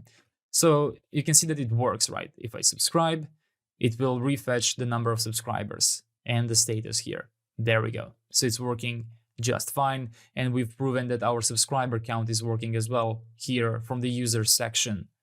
Basically, in this get one method, everything seems to be working exactly as we expected. Perfect. Let's continue building the user page info component. So we just wrapped up the mobile view, I believe. And now let's go outside of this div and let's build the desktop layout. So right now, if you expand, you won't see anything. That's because the desktop layout is quite different than the mobile one. So I just found it easier to build in two different sections instead. We can start by adding the opposite of this, right? So let's go ahead inside. Let's close this. And we're just going to do the opposite. So it's going to be hidden by default. But on MD, we will get flex. And we're not going to have flex column, but we will have items start and gap 4. And then we can add the user avatar component here. And let me just go ahead and copy all of these attributes because all of these attributes are exactly the same. So we don't have to spend time with those. But we will change the size to extra large and you can remove, actually keep the class name. Here's what we're going to do. We're going to add cn here, which you can import from libutils. Basically on desktop, we can be a little more interactive because we have the hover elements. So if user ID is equal to clerk, my apologies, user clerk ID, in that case, cursor will be pointer, hover will be opacity 80, transition will be opacity, and duration will be 300. So now on desktop, since this is another user's profile, nothing happens. But if I go ahead and click on my own profile, you will see that I have a clear indicator that something will happen once I click here. And it does happen, right? So this check and this check match each other. Great. So now let's go ahead and let's copy this part and we'll see how much we have to modify it. So basically the flex one minimum with 0 and all the way including the user's name, subscribers count, videos, all of those things. And let's put that directly below the user avatar here. Like this. Instead of text XL, it's going to be text 4XL. And this will be flex, item center, gap 1. Text will be small. Text will be muted foreground and margin top will be 3 in this case. Like this. And then let's go ahead and let's copy this part right here. And let's render that just below this div for the flex one. Actually, no, we're going to render it inside of here, like this. So on mobile, we render it outside of it, but on desktop, we will render inside of it. And we're going to modify the classes a little bit. It's not going to have a width of full, but it will be rounded full. And same thing for the subscription button. It will just have a margin top of 3. There we go. This is how it's supposed to look like. So this is on desktop. And this is on mobile. There we go. And now if you go ahead and click on another user here, you should see the subscribe or the unsubscribe button. And it should re-invalidate immediately and tell you the user subscriber count. Great. And if you are on your own account, you should be able to go to Studio here. Excellent. Now let's go ahead and let's do the following. We now have to load the videos for this user. So that is this. We have to modify videos get many procedure to accept the user ID prop. Let's go ahead and do that by going inside of the videos module. There we go, videos, server, procedures, and find the get many procedure. And we are now going to add an optional user ID right here. And what we are going to do with it is the following. We're going to extract the user ID here. And then we're going to do the same thing we do with the category. If we have user ID, then videos user ID will have to match that user ID. Otherwise, it will be undefined. As simple as that. And I think that's it. We don't have to modify anything else. Also, if you don't like nullish, or if for whatever reason it's causing you errors, you can also use optional. But I think that nullish works just fine, and we use it for cursor. So yeah, let's use it like this. Now let's go ahead and do the following. Let's go inside of source, app, home, users, user ID page, and alongside prefetching just the video, the user info, let's do void tRPC videos get many prefetch infinite user ID, and limit of default limit from constants. There we go. We now have prefetched all the videos that this user has. Let's go inside of user view and let's create videos section, user ID, like this. Let's go ahead and make this a little bit easier for us by copying the one from the home feed. Go inside of modules here, home, and we're gonna have sections, and there we go, home videos section. Let's copy the entire thing here because we will be working with this exact kind of grid, but just slightly modified, so not really exact. Let's go inside of the users UI sections and let's add videos section .tsx and let's paste the entire thing here. I will now go ahead and replace the home instances and just remove them because we are going to call it just videos section here. We can remove the props and make it a required user ID in this case. So the suspense key does not need to be changed like this because the entire page will be different if the user ID changes. So no need for the key here. And now this is what we are going to do. First, we're going to call this user ID. So this actually stays the same. This is perfect. tRPC videos get many user ID is exactly the thing that we are prefetching in here. Videos get many with user ID, prefetch infinite, EU suspense infinite, videos get many, user ID with the same limit. Perfect. And now we're just going to slightly modify the grid here, but you can already, if you want to, go inside of user view and import the videos section from .sections videos section. And you should be able to see the videos for that user. There we go. And if I go to this one, it's the blue one. If I go to this one, it's the red one.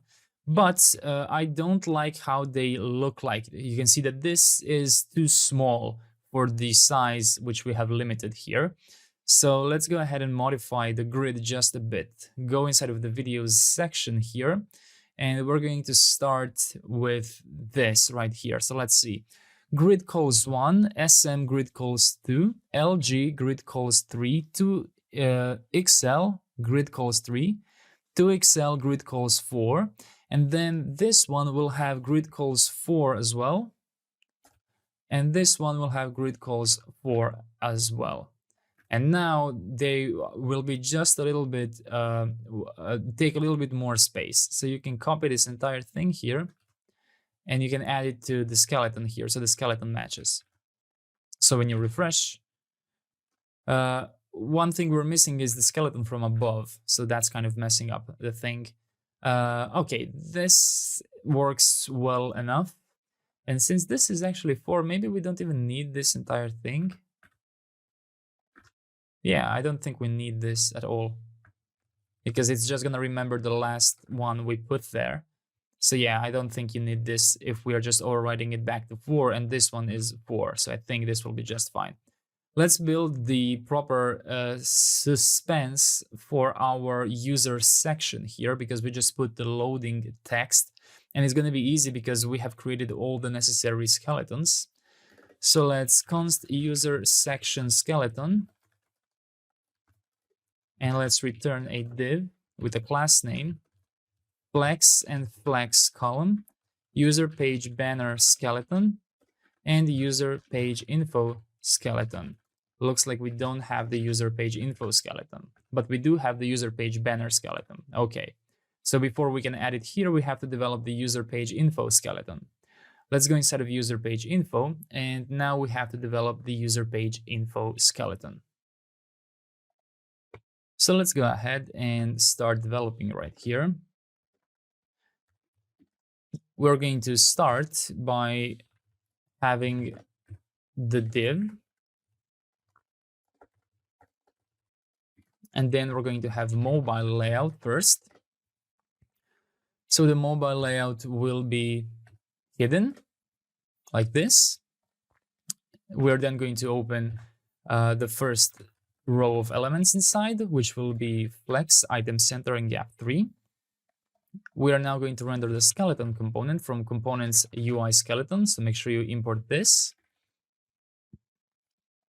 And this skeleton will have the following attributes: height 60, width 60, and rounded full.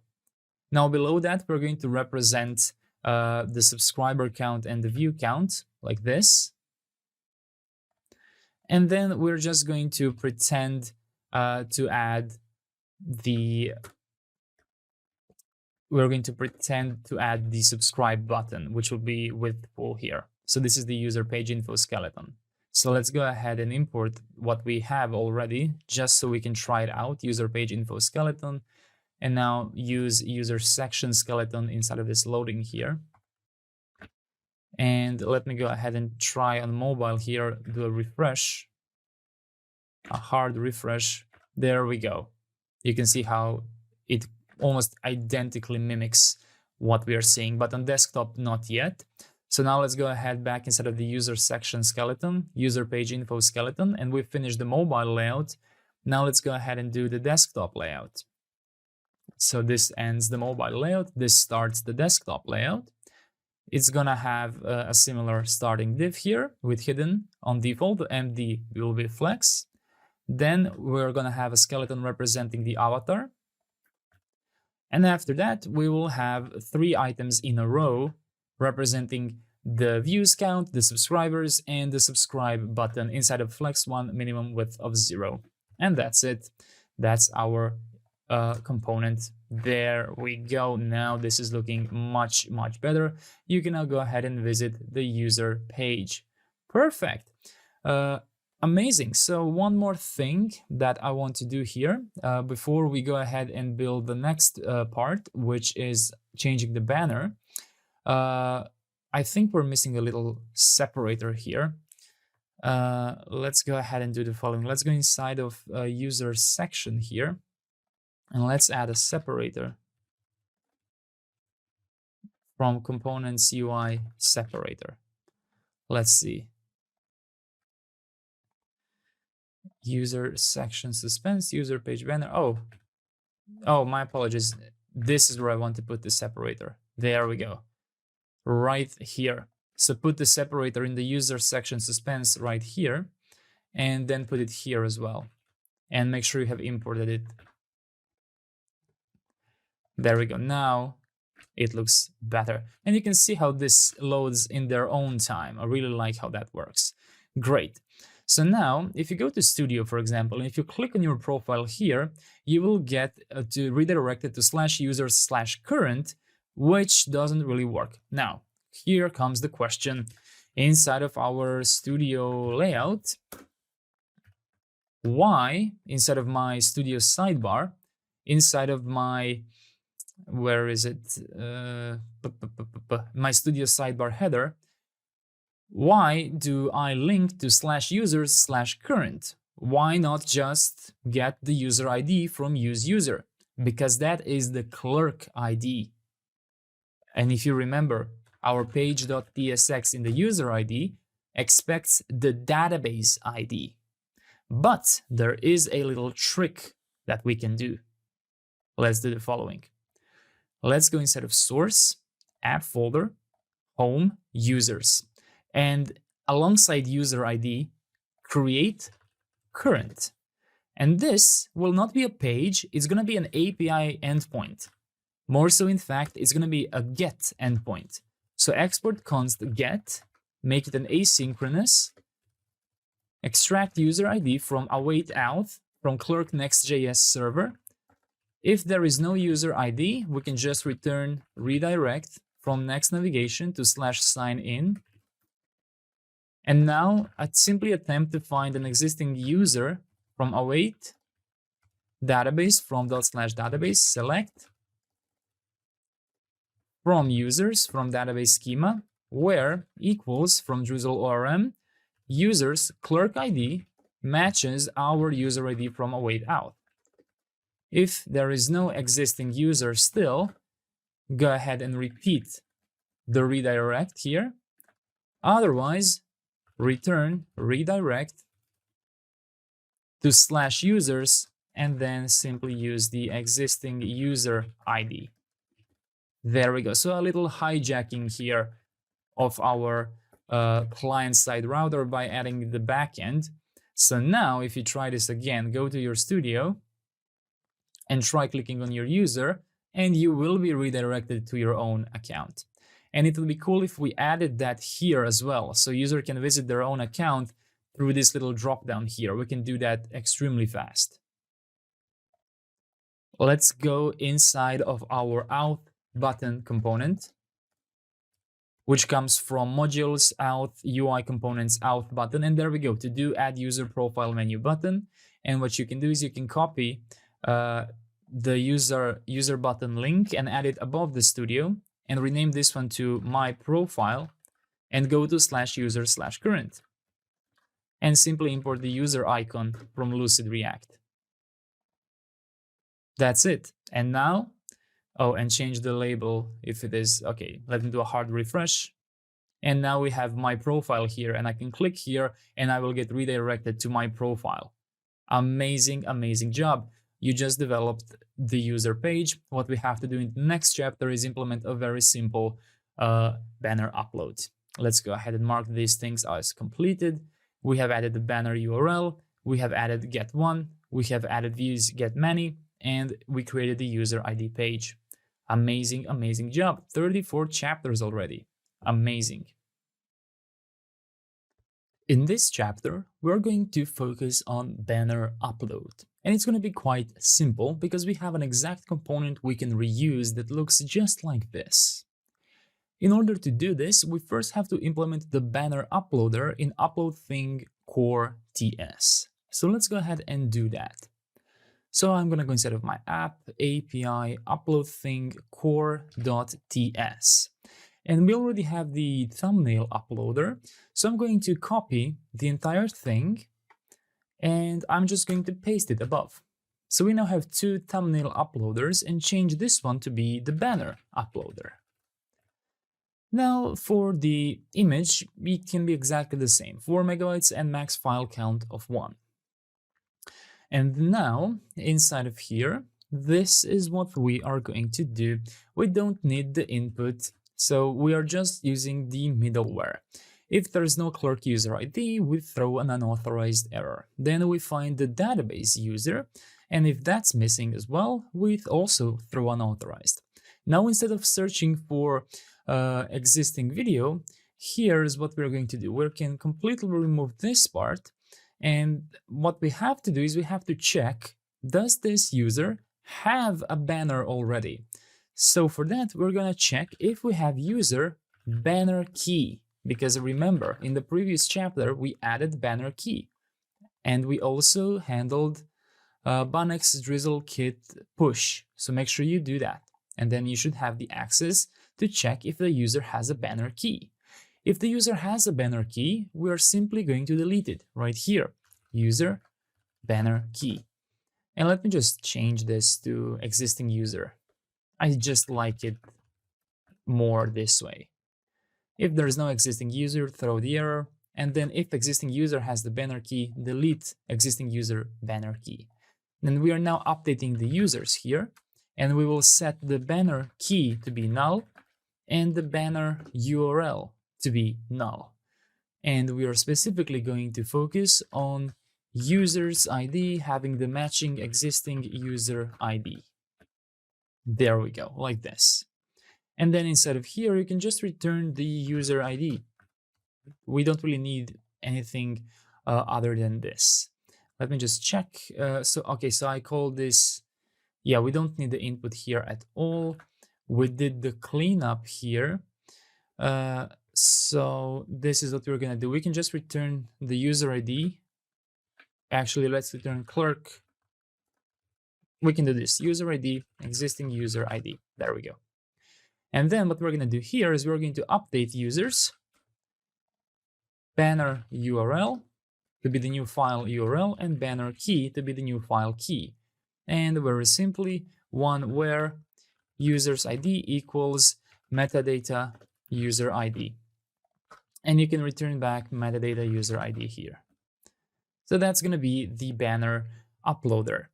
So just make sure that you are remapping this to clerk user ID, and then you fetch the database user in existing user. And then you do all subsequent checks using the existing user banner key, existing user banner key, existing user ID. Existing user ID is returned here. And then inside of the metadata, we're using the user ID, and we can compare with the actual ID. We don't have to use the clerk ID because this user ID comes from the database user right here. There we go. Now let's go ahead and let's copy the thumbnail upload model component. You can find it inside of modules, Studio UI components. So copy thumbnail upload model, and then go inside of modules, inside of our users, UI components, and paste it here, and rename this to banner upload, banner upload model, like this. The banner upload model will accept user ID instead of video ID, and on upload complete, we are simply going to revalidate users get one. ID will be user ID, and then close itself. This will be upload a banner, and it will simply use the banner uploader and remove the input. We don't need it. And that's it. That's our entire component. And let's rename it to banner uploader. So instead of thumbnail upload, it's going to be banner upload model. And now let's go ahead and go inside of user page banner here, and let's render the banner upload model component. One thing we can already add is the user ID from user.id. And now we also have to add the state. So let's go ahead and add const is banner upload model open. I like to be specific. You don't have to be this specific, of course. You can just use is open and set is open if you prefer. So is banner upload model open is actually open, is banner upload model open, and on open change set is banner upload model open. And then when we click on this button here, we're just going to go ahead and set this to true. And now you should be able to visit your user here. Make sure you are visiting your own user. Let's wait a second for our user to load. There we go. And now when I click this, it says upload a banner here. And I'm going to go ahead and just upload, I don't know, I'm going to use the thumbnail. And it's going to be uploading now. So I'll pause my video, and once it's finished, it should automatically revalidate this page, and we should see the banner. And after it's uploaded, there we go. And if I go ahead and change it, the cleanup will be initiated, and I will be able to replace that inside of my storage with this new one right here. Amazing, amazing job. So it was that simple for us to implement the banner using the upload thing and the drop zone, what we're going to do next is implement small subscription list right here. Amazing, amazing jump. Let's go ahead and mark these as completed and see you in the next chapter. In this chapter, we're going to create the subscription list. We're going to add a few of our recent subscriptions in the sidebar itself, but we're also going to create a dedicated subscriptions screen so that we can easily keep track of all the people we are subscribed to. We're going to start by building the get many procedure. So let's go ahead and revisit our source modules subscriptions procedures on the server just to see what we have. We have the create, we have the remove, and I think that is it. So let's go ahead and save some time by visiting, let's see, do we maybe have get many in the users? We don't, I think this is only get one. Let's use videos. We certainly have get many in the videos. So find the get many base procedure here and copy it entirely. So we have the pagination and everything else. That will save us a lot of time. I will paste the entire get many method here and it's going to be riddled with errors. We're going to resolve that now, starting with changing the base procedure to protected procedure because logged out users can't have their subscription list here at all. We will not accept any category ID. We will not accept any user ID either. Just a normal cursor with updated at as part of its configuration and a normal limit. So you can remove these items from here. And since this is a protected procedure, we have the context. And inside of the context, we can destructure ID, user ID from context user. Now it's up for us to fix this. So let's go ahead and import getTable columns because we will be needing it. But instead of spreading the videos, we will be spreading subscriptions. And we already have this imported because this is the subscriptions procedure. And we will simply load the user for each subscription because if you remember, our subscriptions simply have a viewer ID and a creator ID. So we as a viewer will load all of our subscriptions and we will have to do an inner join on the creator ID to load the proper user so we can display the user information like this. So we are going to have the users, so let's import them from the database schema here. And we are not going to need the like count or the dislike count, we will just need the subscriber count. So basically, we want to learn what's the count of these subscribers that they have, because we will be displaying it here. Perhaps it would actually be better to display that inside of here rather than the subscription element. So go ahead and do getTable columns and pass in the users here.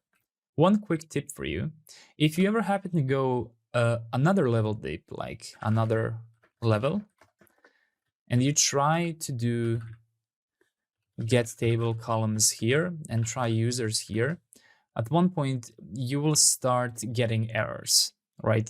There's a limit to how deep you can go with the select here. I know because I tried to add like metrics and then I would add metrics inside, but eventually this starting to get some errors, like another one. And if you tried subscriptions or something, basically at one point it will tell you that you went too deep, just in case you go exploring this yourself. But it will still work. It will just give you a TypeScript error, right? The Drizzle team has a pull request or an issue to resolve that. So yeah, it will definitely work, but you will get a TypeScript error. But for our case, we don't go that deep. So we just need the subscriber count for each user. So make sure you spread the other user information and then do a subquery using database count subscriptions, and you're looking for the creator ID for the user's ID object. And that is it for the select. So we are searching from subscriptions here, and now let's inner join users using subscriptions, specifically on the creator ID. And let's map that to user's ID, exactly like this. And now what we have to do is modify this. We don't need this. We don't need the category, and we are always going to have the user ID. So this will never be undefined, and it's required. So we're now going to check so that we only load subscriptions where subscriptions viewer ID matches the currently logged in user ID. And then we're going to populate the creator ID from that model, because we don't have to populate ourselves, right? We are already logged in. We know our information. So now let's go ahead and import OR here from DrizzleORM, larger than from DrizzleORM, and descending from DrizzleORM. Make sure you have all of those here. And now we're just going to fix our cursor here. So instead of videos, all of these will be subscriptions. And instead of ID, because we don't have ID here, we will be working with creator ID. So let me just resolve this creator ID. And we're also going to modify the cursor here to not have the ID then, but to have creator ID instead. So now we should get an error here. There we go. So updated at, and creator ID, and creator ID, last item, creator ID. But we leave updated at as it was. Excellent. So that's it. That's our query here. It's a protected procedure which exclusively loads the currently logged in users' subscriptions and populates the creator alongside giving it a useful subscriber count. So now what we can do is we can go ahead, and I want to do the sidebar first because it's easier to do. So let me just go into localhost 3000 here. Keep in mind that some of your videos might be removed by now. I think I had 2 videos, but now I have only 1 because it's been 24 hours. So yeah, just keep that in mind. So now we're going to build the subscribers area here. So let's go ahead and revisit our modules, home, and we have components, home, sidebar. Besides personal section, let's copy it and let's add subscriptions section like this. Subscriptions section. It's unfortunate naming here. I'm calling these 3 sections. Maybe you can rename this to main items, personal items, and subscription items. Simply because we call sections something else, right? We call sections places where we are going to use the suspense query most of the time. So maybe just change it to... Actually, subscription is fine. Yes, subscriptions section, that is fine. Let's just check. Do we have subscriptions section anywhere else? We don't, but we will have after this. So you're just going to be careful to not accidentally import from the home sidebar. Inside of the subscriptions section, let's go ahead and do the following. First of all, we're not going to have any items. This will not be static. This will be entirely dynamic. And let's rename this to subscriptions section. And we are not going to need the clerk and is signed in, but we will need data from tRPC from the client, subscriptions get many. And we will do use infinite query here, and we are very simply going to limit by 5. And then let's go ahead and add the second argument here. But the thing is, we won't really need it because we're not going to do pagination here. This will only be used to load just a few items.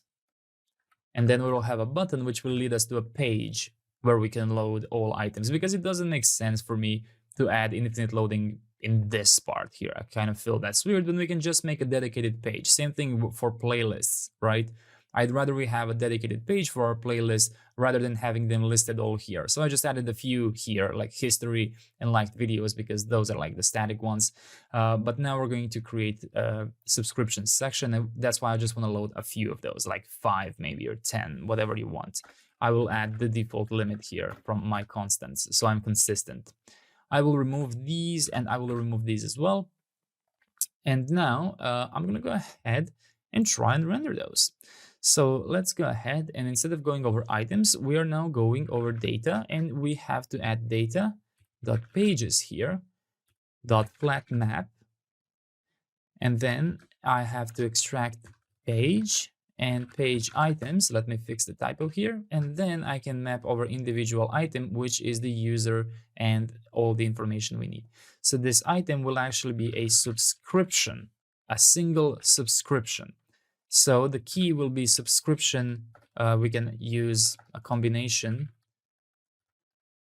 subscription dot creator ID combined with subscription viewer ID, because that's the actual unique primary key that we are using.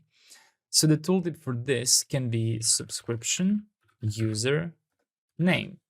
That can be the tooltip when we are in collapsed mode.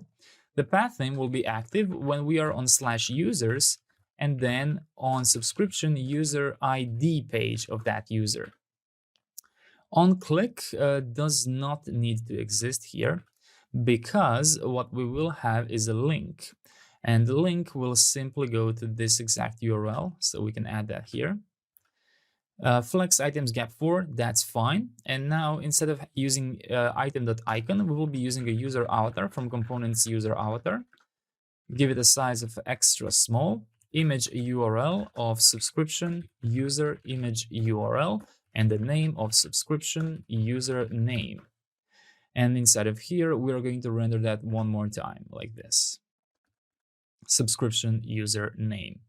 And let me just go ahead and confirm that we imported the user avatar right here. Now we just have to find a place to render this subscriptions. And let's also change this label from you to subscriptions. And now we have to go ahead and render this inside of our home sidebar. So let's go inside of home sidebar index. And what I'm going to do is I'm going to import signed in from clerk Next.js, because it's a handy util which we can use like a JSX element. And inside of signed in, let's add a fragment so we can render both the separator component and the subscribed section. Whoops, not this one. Subscriptions section from /subscriptions section. So yes, we have to be careful. There are, because of this, the way we call them section, just make sure it's the one you just developed, the one you created here, this one. And now if you're logged in, you should see your subscriptions here. And if you go ahead and unsubscribe, for example, this should be refreshed. So what we have to do is we have to find our use subscription method from subscription module hooks use subscription. And there we go. To do revalidate subscriptions get many utils subscriptions get many invalidate. And you can remove the to do here and do the same thing for subscribe. There we go. So now if I refresh, my subscriptions are empty, but if I click subscribe here, there we go. The user appears in my sidebar immediately. And you can see how it's active because we are on that user's ID. If I go somewhere else, it's no longer active. So now what I want to do is I want to add a loading indicator. And besides a loading indicator, I also want to add the button to go to all subscriptions page. Let's go ahead and just go inside of the subscriptions section. And let's import the skeleton component. So we can create a nice loader here from components UI skeleton. And what we can do here is export const loading skeleton, add a fragment here, and simply do 1, 2, 3, 4 map, get the individual item here, and render the sidebar menu item, give it a key of this. Let me just close this one. You are probably noticing that I used this method here. You can use this, or you can use array from, and then give it a length and then map, whatever you want to use. I just remember that we can do it this way as well. Let's add sidebar menu button here with the prop disabled, and let's add 2 skeletons here. Let's give the first one size of 6 and rounded full, as well as shrink 0. And the second one, a class name of height 4 and full width. Fun fact, I'm pretty sure that sidebar element actually has their own skeletons, sidebar menu skeleton, and oh, it just has sidebar menu skeleton. Yes, but it's quite good, right? The issue is the sidebar menu skeleton, which I refused to use here, will generate random widths for the items every single time, which is not the case for our subscriptions, which are pretty, you know, they kind of look like buttons, right? I just didn't like the way they had different widths every time. I feel more consistent with this. So let's go ahead and use the loading skeleton now. Since we're not using use suspense here, because inside of layouts, we cannot prefetch properly. So we have to use this. I forgot to mention that, yes. We are not using use suspense infinite query because we did not prefetch the subscriptions anywhere. So we can't use suspense infinite query. And if you try prefetching in the layout, it will just act as if you never prefetched. Basically, it won't work. So let's go ahead and do it this way because this is completely fine. And what I'm going to do is I'm going to check if we're loading. So for that, I also need to extract is loading like this. And now we're going to check just above the data pages if is loading. Just go ahead and render the loading skeleton here. And let's add instead of here, if not is loading, and if we have data pages. And let me just fix the fact that I never return anything here. So that should resolve the error below. There we go. And one more thing I want to do is right here after we end the pagination, and let's do if not loading. So if it's loaded, add sidebar menu item here again, add sidebar menu button here, give it an as child property, and is active of path name being identical to /subscriptions. Make sure you don't misspell subscriptions. I often add subscriptions, so just be careful with this. And inside of here, we're going to add a link element, which we already have, and give it an href of /subscriptions. Basically, it needs to match this one. And the class name, flex items center, and gap of 4. Let's run the list items icon, actually list icon from Lucid React with a class name, size 4. And let's add a span all subscriptions. And the class name, text small.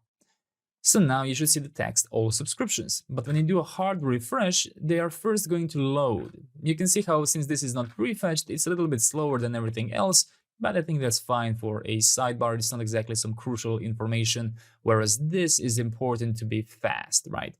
Quick reminder that if sometimes it takes a lot of time for you to load a specific page, like you can see I pressed enter and I'm waiting for a few seconds for this to load. That's because it has to compile the search page first. As you can see, it took a second to do that. The compiling will not happen in production.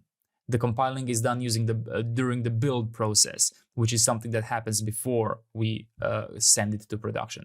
So you don't have to worry about that part of being slow.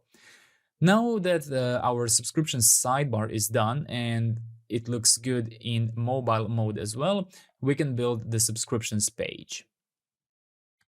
Let's start by building this 404 not found page. So we're going to go inside of our source app folder, inside of home, and we already have one subscriptions page, which is inside of feed. So we are now going to create an actual subscriptions page outside of feed, directly in home. Let's add page tsx here, and let's go ahead and return div subscriptions. And we should no longer be having a 404. It should now just say subscriptions here. And this should be highlighted here. So now what we're going to do is mark this as an asynchronous component, and let's do avoid tRPC from the server, and let's prefetch our get many. Prefetch infinite to be more specific, and let's add a default limit here from the constants. So we don't have to worry about mismatching limits in our suspense later on. There we go. Now we have to mark this as hydrate client from the server as well. And we now have to render the subscriptions view. Make sure you don't import anything from anywhere, because this should be a completely new page. And inside of our module now, for the subscriptions, inside of UI, we have to create a new folder called views. And what we can do is we can just copy from our playlists UI views, just copy the history view because it's quite similar. So go inside of subscriptions back, and instead of the new empty views, just paste it here. And let's rename it to subscriptions view. Rename this to subscriptions. Let's change this to be all subscriptions, and the text will be view and manage all your subscriptions. And no need for any, if you want to, you can, okay, let's do it. Instead of history view, instead of playlist module, you can also find the history videos section. Go ahead and copy it. Go back inside of subscriptions UI, create sections folder, and paste history videos section. This will now be subscriptions section. And if it asks you to update any imports, you can press yes here. It should only update the imports from here, this newly created views. So that's fine. It's not going to mess up anything else. So from now on, be careful. Subscriptions section has the exact same file name as our home components, home sidebar subscriptions section. That's why I said it's an unfortunate name. We should have called it main items, personal items, and subscriptions items. So close the home module, close the playlists, and let's focus on subscriptions module, UI sections, subscriptions section. Let's change all instances of history video to subscriptions like this. So subscriptions section suspense, same for skeleton, and same for the main export constant here. And now inside of here, instead of loading get history, we are going to load the subscriptions, but let's just import subscriptions section here. So now when you do a refresh here, just go back to the page, the new home subscriptions page, and import the subscriptions view from the modules. And now you should have all subscriptions and an error, which also loads the history. The error is because we are mismatching what we prefetch here and what the hydrate client suspense here, which is a completely different query. So let's go ahead and fix that by going and prefetching subscriptions get many like this. And now we are going to have subscriptions here. Let's immediately prepare the utils from tRPC use utils because we will be needing it. And let's also prepare our const unsubscribe method, which we can copy from use subscription, the hook inside of the same subscriptions module. So just copy unsubscribe method here, like this. And to simplify, this page will never be accessible for non-authorized users, so no need for this part. No need for this. And just import toast, just in case something else goes wrong. This will never come from video ID, so no need for this either. And instead of ID here, this is what we are going to do. We are going to get data when a new subscription has been created or removed, right? So this is why I always tell you, even instead of our remove mutation here, we always did deleted subscription and we chose returning. So we can always get it back. So we knew, okay, this is what I just deleted. So from here, I can now extract data, creator ID, right? I can refresh that user's profile page so that when we visit it, it will no longer say that I'm subscribed to them, right? That's why it's so useful that even when you delete things, you still return them back. And that's why the database will also give you something back when you delete that record. All right, so now we have the, and this will say unsubscribed. We only need unsubscribe because this is a page which shows the people that we are already subscribed to. So when they unsubscribe, they will simply be removed from the list. All right, so that's everything we need from the new things here. And now let's go ahead and fix this iteration here. So this will be a little bit simpler, actually. It's not going to have a desktop and a mobile view. It will just have a single flex call and gap4 view like this. And you don't need this part here. So it's going to have a simpler skeleton as well. Instead of videos, it will be subscriptions. And instead of rendering a video card, we are going to be doing the following. We will add a link from next link and give it an href of each individual user. So that, and this is not a video in the end, this is a single subscription.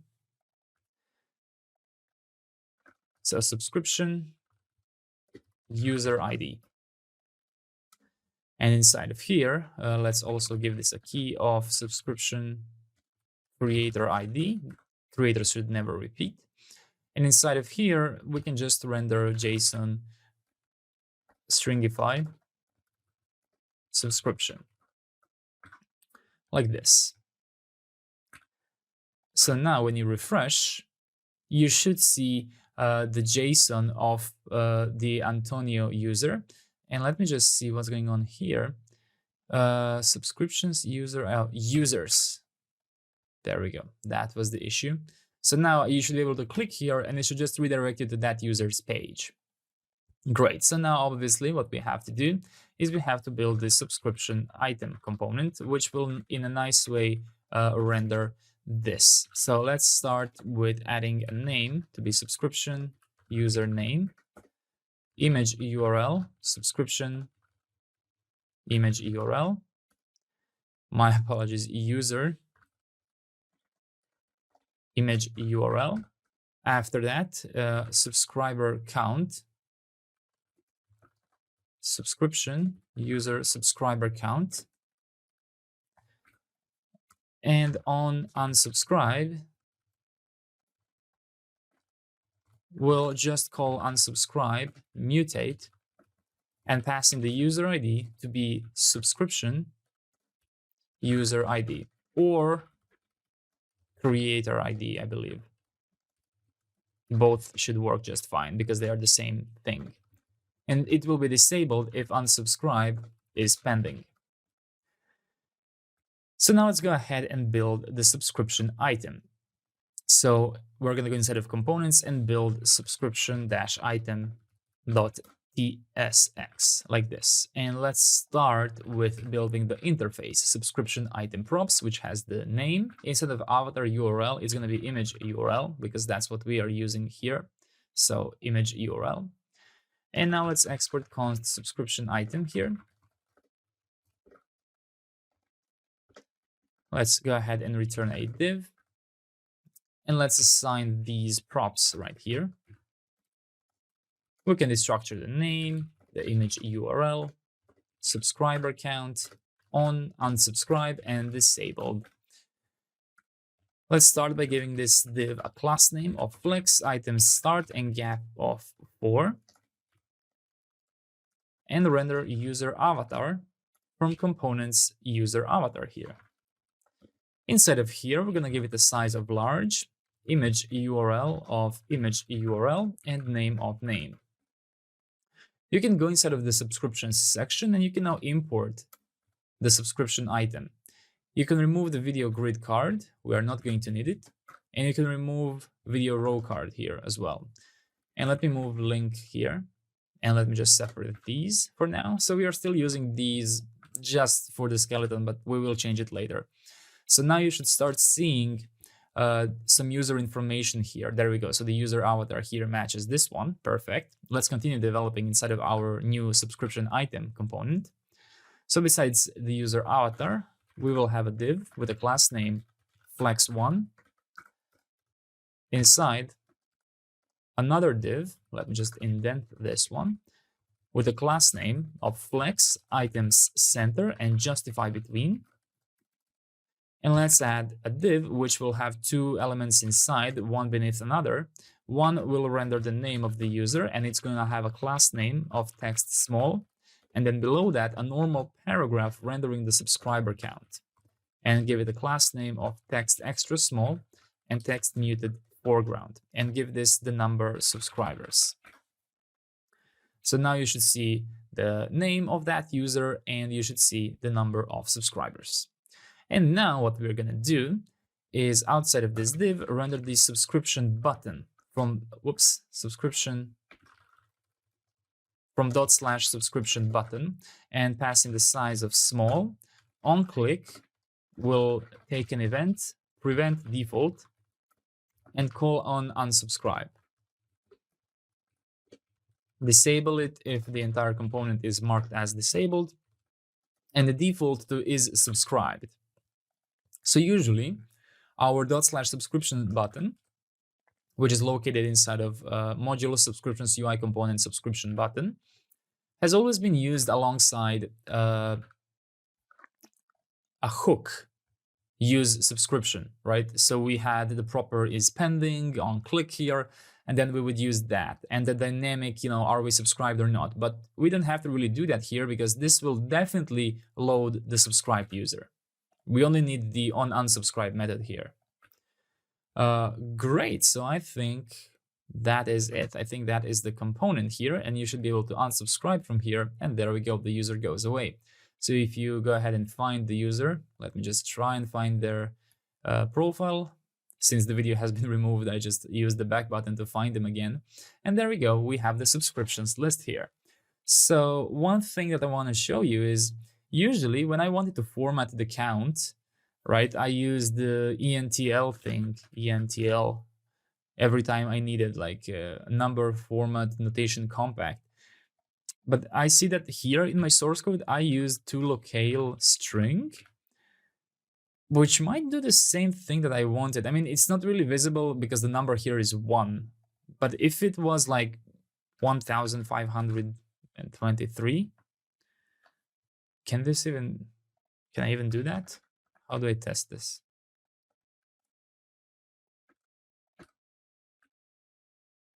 Okay, maybe not. This is a number. Okay, how about I do this? I'm just trying something. Const test 1536. And let's try test tolocale string. Yeah, you can see that it formats it with a comma. So basically that's what I want. I want the number to look good. What if it happens to be like a much larger number? Yeah, I think this is good. We can do tolocale string. I mean, I always used the ENTL one, simply because I don't know. Okay, we are using it here for compact, so maybe that's why it makes sense here. But I think that tolocale string accepts both the options for number format options. So yeah, maybe we could have done it easier with this. Yeah, basically, if this doesn't work for you, I mean, you can just do this, you can do this, you can use our ENTL, whichever one you prefer. You can create a util, which will help you be consistent. I should have done that probably. But yeah, so now let's wrap it up by just adding the subscriptions skeleton. So we need to build the subscription item skeleton. Let's go inside of the subscription item here. And let's export const subscription item skeleton, which will just be a mock of whatever we just built down there. So a class name, flex item start and gap4, skeleton from components UI skeleton with a class name of size 10 and rounded full representing the user avatar, and then a div here with a class name of flex1, another div with a class name of flex item center and justify between. Now a div which will just render two skeletons, one below another, which are going to represent the name of the user and the subscriber count. Let's just make it a little bit smaller like this. This is height 4, this is height 3, perfect. No need for a third skeleton here, but we will be using the third skeleton here. And let's give it a class name of height 8 and width of 20, representing the unsubscribe button. Make sure you've imported the components UI skeleton. And now let's go inside of our subscriptions section. And now we have to build the proper skeleton here, and we can do that quite easily. Just copy this, add it here, remove the outer div, remove the mobile one, there we go, and just simply render the subscription item skeleton. Make sure you import this and remove these two. There we go. If you want to render 18 of them or render 8 of them, whatever you think looks better. There we go. Amazing. You just wrapped up the subscriptions. I'm pretty confident this is the last thing, the last module we had to implement. So amazing job so far. This is my biggest project so far, and I'm extremely proud of how well it ended up being. And I'm sure you are for building it and getting this far. Good job. I will dedicate another chapter through going, through my to-do here to see if I'm missing something here. But I think that most of these to-dos are just, some suggestions. Yeah, we already did this one in the seed script. No need for this. We've kind of confirmed, yeah, this might be not needed, so you can remove that. You can go inside of your, let me close everything else just a second. We can go inside of your source app home. Let me close this. Inside of your source app home route group layout, and you can remove this. I think this does nothing for layouts. Nothing will change here. But still, I will dedicate a chapter just going through my code once more, confirming with my final source code. Maybe I missed something obvious. Maybe you know that I've missed something. Hopefully I will remember it. If you know that I've missed something but I didn't add it, feel free to leave a comment. And see you in the next chapter. And we also have to do the deployment, yeah. Anyway, let me just mark this as done, done, and done. Amazing, amazing job. In this chapter, I want to wrap up some final improvements for our app. Hey there, Antonio from post-production here. We're actually not going to include all elements from this list. We are going to fix the responsive navbar, but we will not protect the video's get1 if not public. The reason for this is that it will add unnecessary complexity to the current state of our project. So instead, what we are going to do is we are going to treat private videos as unlisted videos, meaning that they're going to be private in the sense that they will not be searchable on our app. But whoever has the link, assuming that the creator has shared it with them, will be able to see the video. As per the loading.tsx pages note, which I have added here, we are not going to do that either.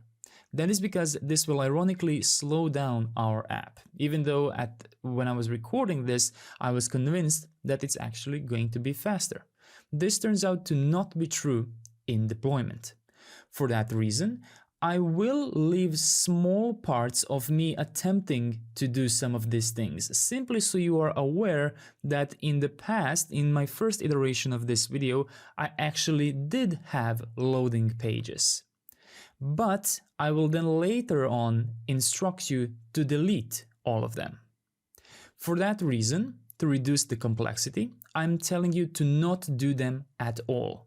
I will once again add a post recording like this one to instruct you to not add those loading pages. And now back to the original chapter. The fact that our navbar is not that responsive. For example, if I were to collapse this into mobile mode, you will see that this logo completely pushes this side.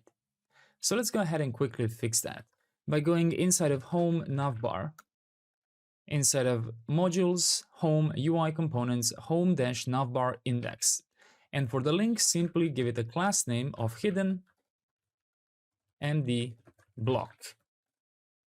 And now on the mobile, it's going to be hidden. You can also try how it looks when you're logged in. Just a second, there we go, looks just fine.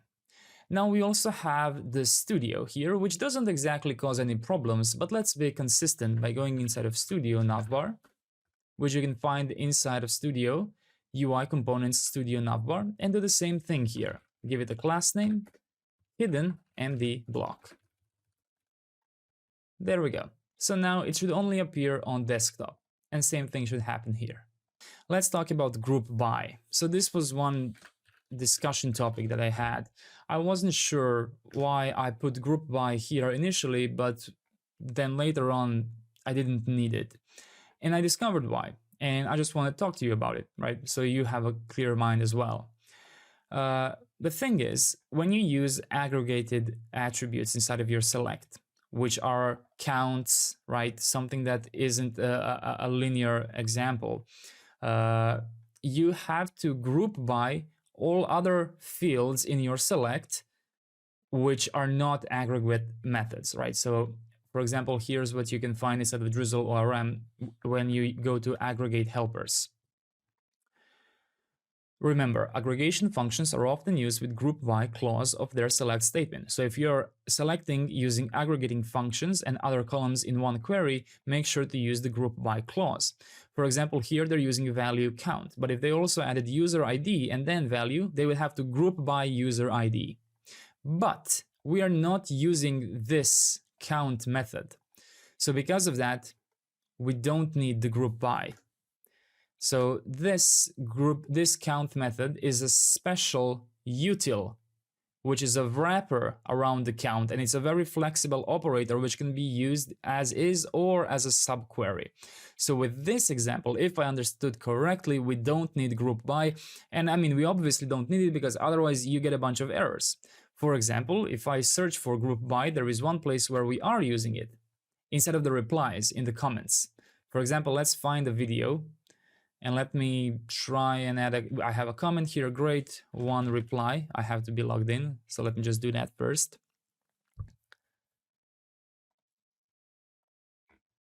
I will reply, hey, this is a reply.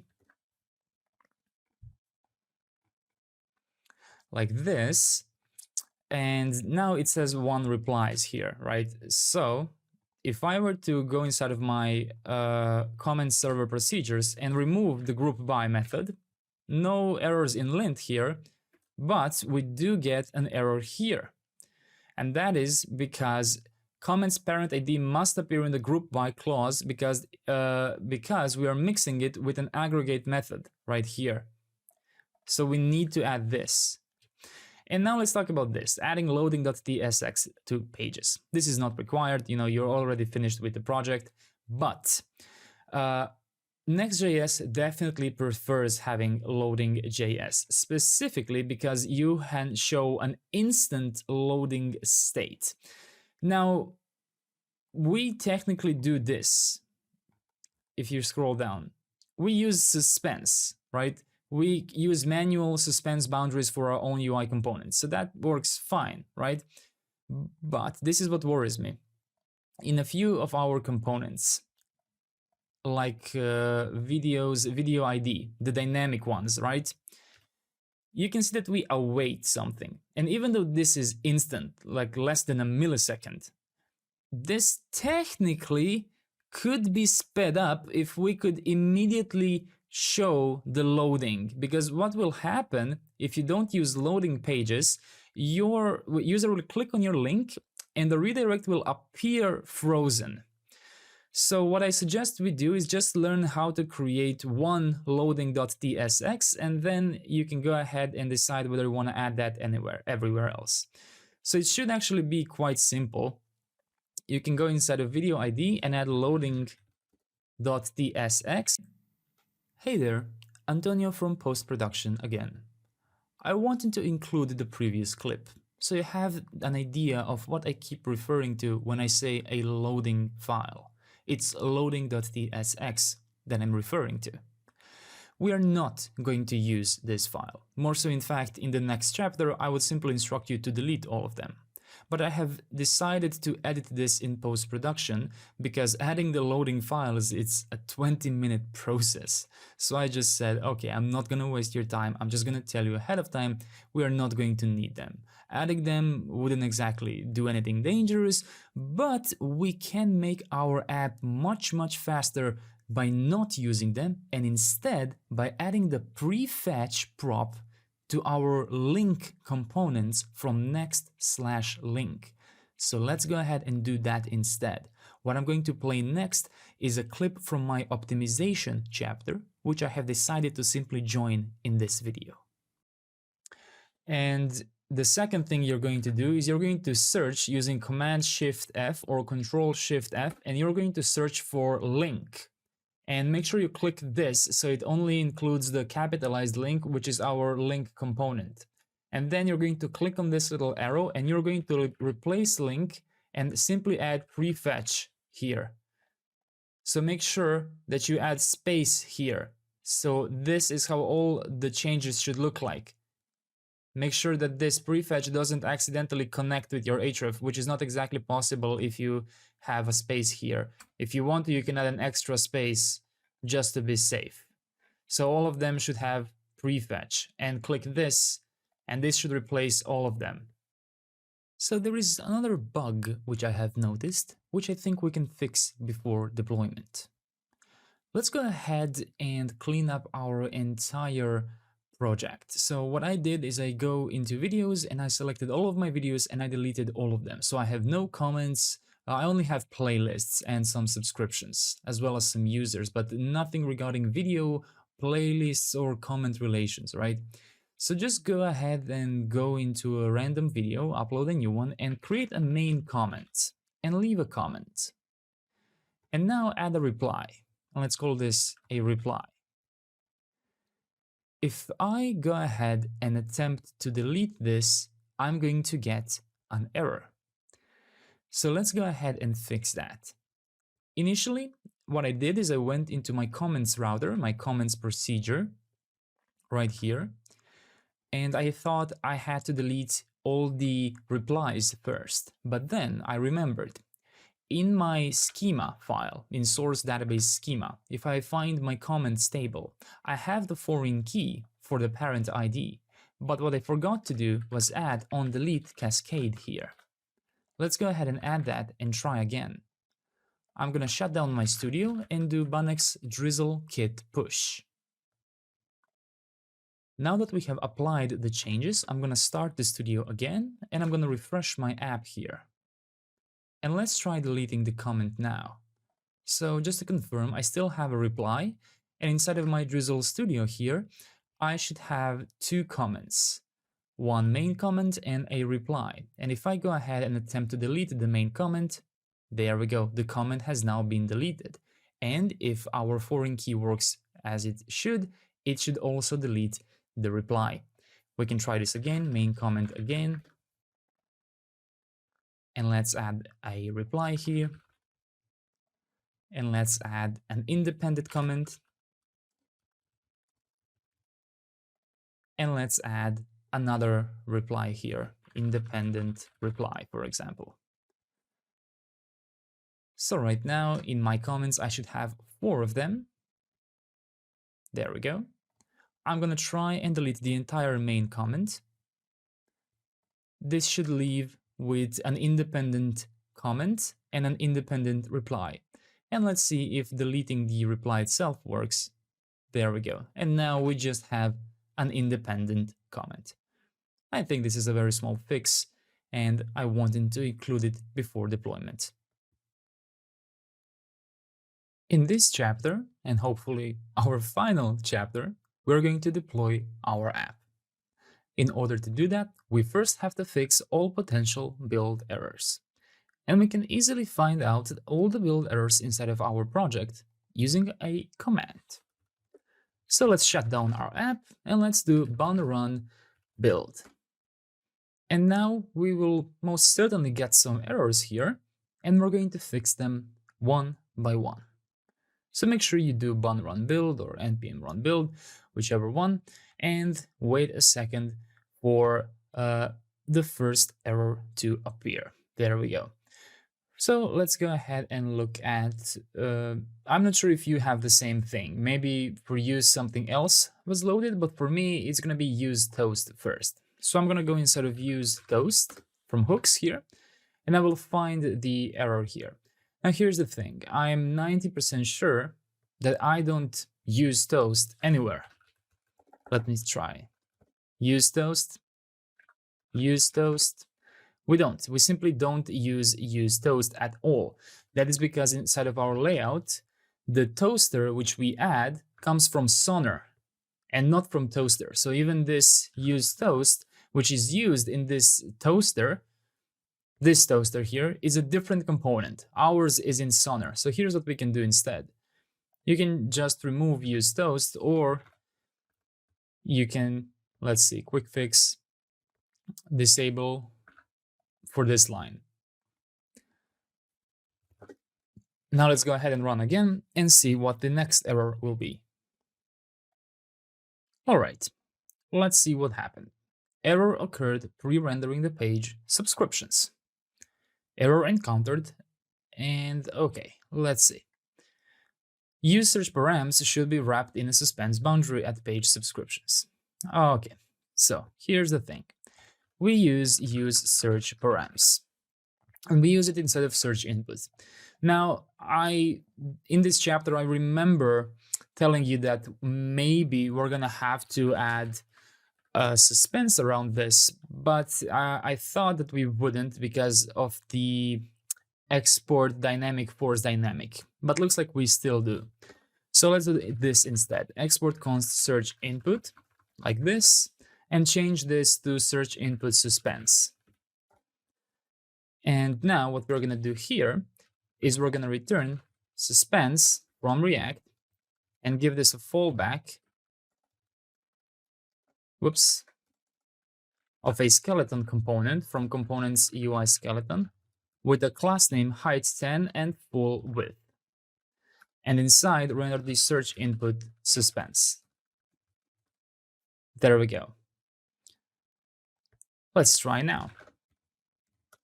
When I first did this bund run build, I also got a bunch of errors, so don't worry, this did happen to me in my development process as well. I also expect that we get some more errors actually. This is quite odd that it's already working, so that's good news. But just in case yours isn't working, let's go ahead and double check. So what happened for me was my components UI was riddled with errors. So I'm gonna go into each of my components and just confirm that none of them have any errors, right? You can immediately see the file will turn red if there's an error, and you will see the error here. So I just want to go through all of my components here, just so I can confirm no errors here are happening. In case you are having some errors, you can fix them in like multiple ways. You can hover over something and use the quick fix, or if you're certain you don't use that component, you can just delete it. Because, remember, we added all components from ShadcnUI, even though we don't need all of them. But yeah, perhaps the version of ShadcnUI which we used here has resolved these errors finally, meaning that we no longer have any errors inside of our components here. Yeah, I'm going through each of them purposely because I want to make sure that my bund run build isn't accidentally lying to me. But if bund run build is working, that most certainly means that it's going to be able to deploy. All right, I think we're getting close to end of our components here, and not a single one is showing any errors at all. And these outside are our components. This one has some warnings here. Yeah, this is a weird warning. You don't have to do anything about this one. Okay, great. I guess this means that everything is working. In case it doesn't, you can of course turn off ESLint for that one line. Basically, you have to fix the build errors. If you have some problems, you can always just do the same thing I did here. where is it actually? In use toast, this excellent disable next line. So if you go into a component and see the error, just use quick fix, and you can either turn it off for the entire file, or you can turn it off for this line. Right, just use one of those, and that's supposed to fix your issue. Great, but just before we do that, there is one thing that I think I forgot about. Instead of my source middleware here, we need to add some more routes here. So besides protecting all studio routes, we also need to protect /subscriptions. We need to protect /feed/subscribed. So I think that's what it's called. App folder, let's go. Inside of home, I have subscriptions, and inside of feed, I have subscribed. So that's what I'm protecting, because there's no reason an unauthorized user should see those pages. And also everything regarding playlists, all of those things should be private as well. So now I think we are pretty safe, and we don't have to worry about API routes, because we are either using tRPC or we are using webhooks, which are protected in a different way.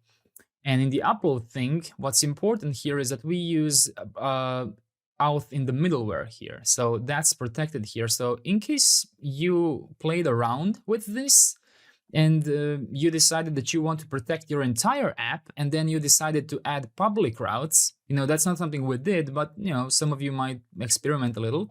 Make sure to allow all API routes for upload thing. Basically, /API/upload thing should be allowed completely, right? We don't have to add it here because these are protected routes. I'm just saying for the people who might have done the opposite thing for whatever reason. Maybe they're just using this tutorial as a guide for something. So just a little tip for you. Okay, let's go ahead and just do run build one more time, simply so I can convince myself that this is working as intended. There we go, seems to be working again. In case you're still having errors, it could be that you are missing force dynamic. So make sure you added these to each page where we prefetch, right? Wherever we prefetch, we need to have force dynamic, otherwise it will not work as expected. Great, so we have that. Now what we have to do is we have to deploy this, push this to GitHub.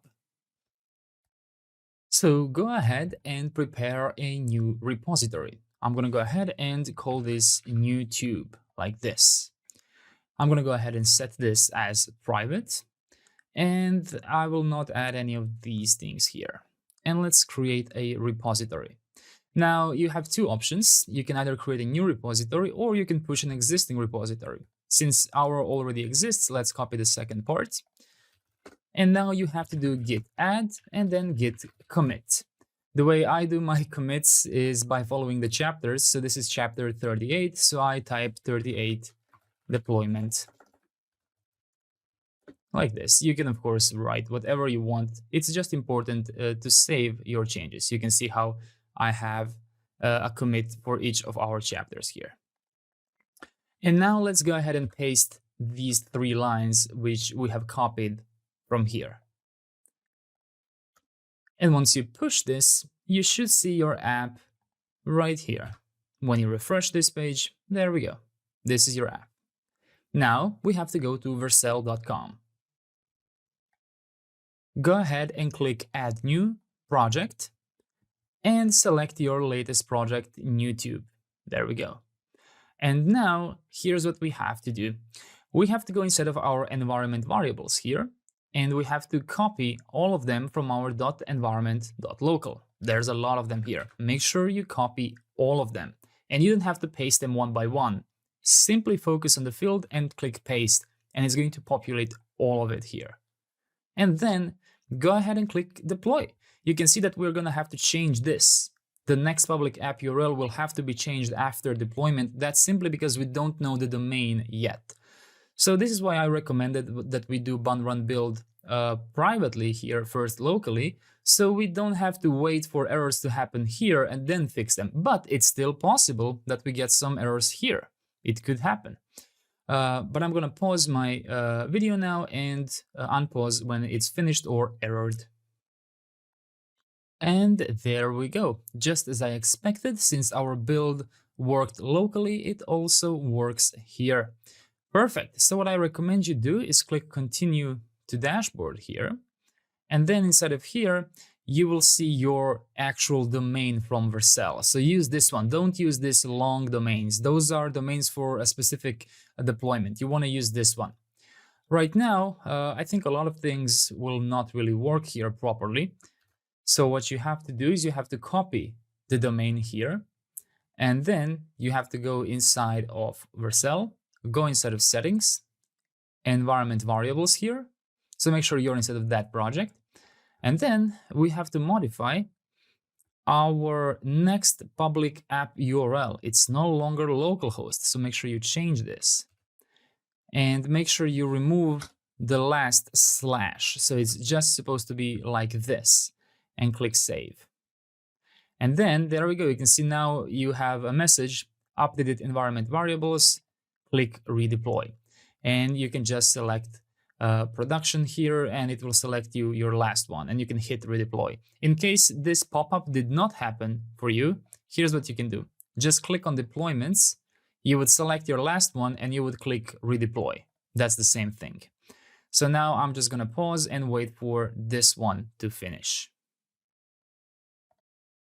And there we go. This deployment works as well. And let me just double check. Is that truly all we need? Because I just remembered we also have the Upstash Redis URL here, and we also have the Upstash workflow URL. So I've completely forgot about this. This should no longer be our ngrok, right? In production, that should be our actual domain. But maybe Upstash doesn't even use this environment variable if it detects production. I think I might have read that somewhere, but just in case, I suggest that you go, my apologies, go inside of your project and just go and do this again. My apologies for not telling you the first time. So just go ahead and find the Upstash. Actually, it's going to be under workflow, I think.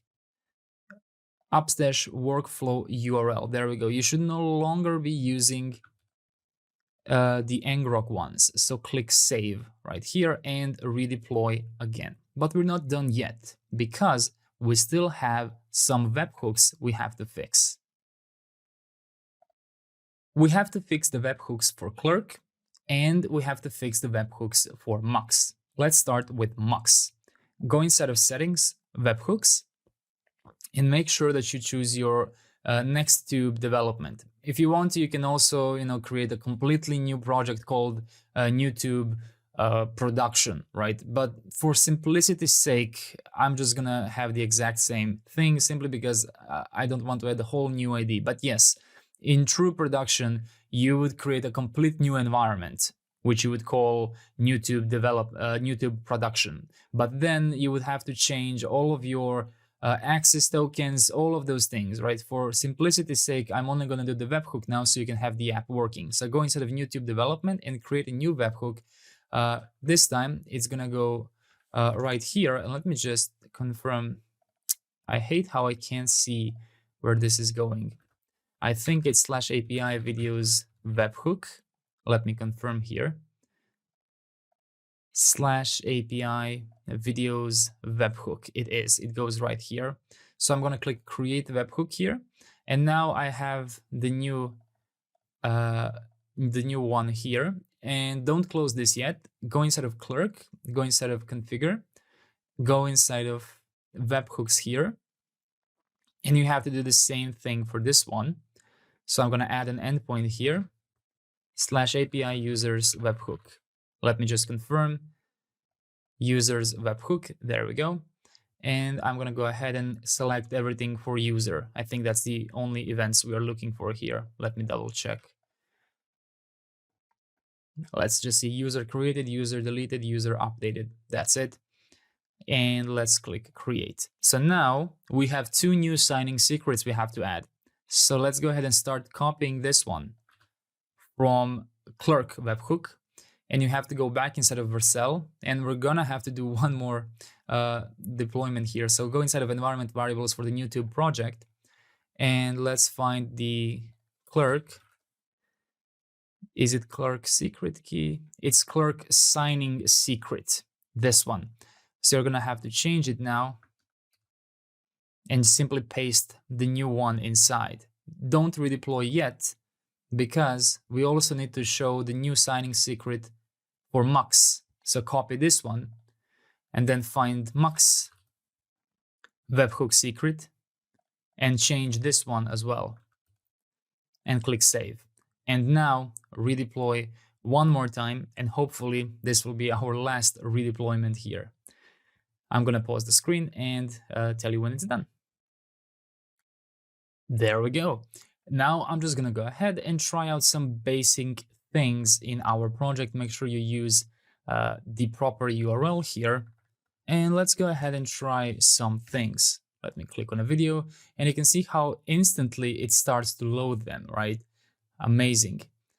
And let's try liking something, and we should get prompted with an error. Now let's go ahead and logging in, and let's see if that works. That should work just fine here. It seems like we are getting some issues with our images here, so I am interested in that, why that is happening here.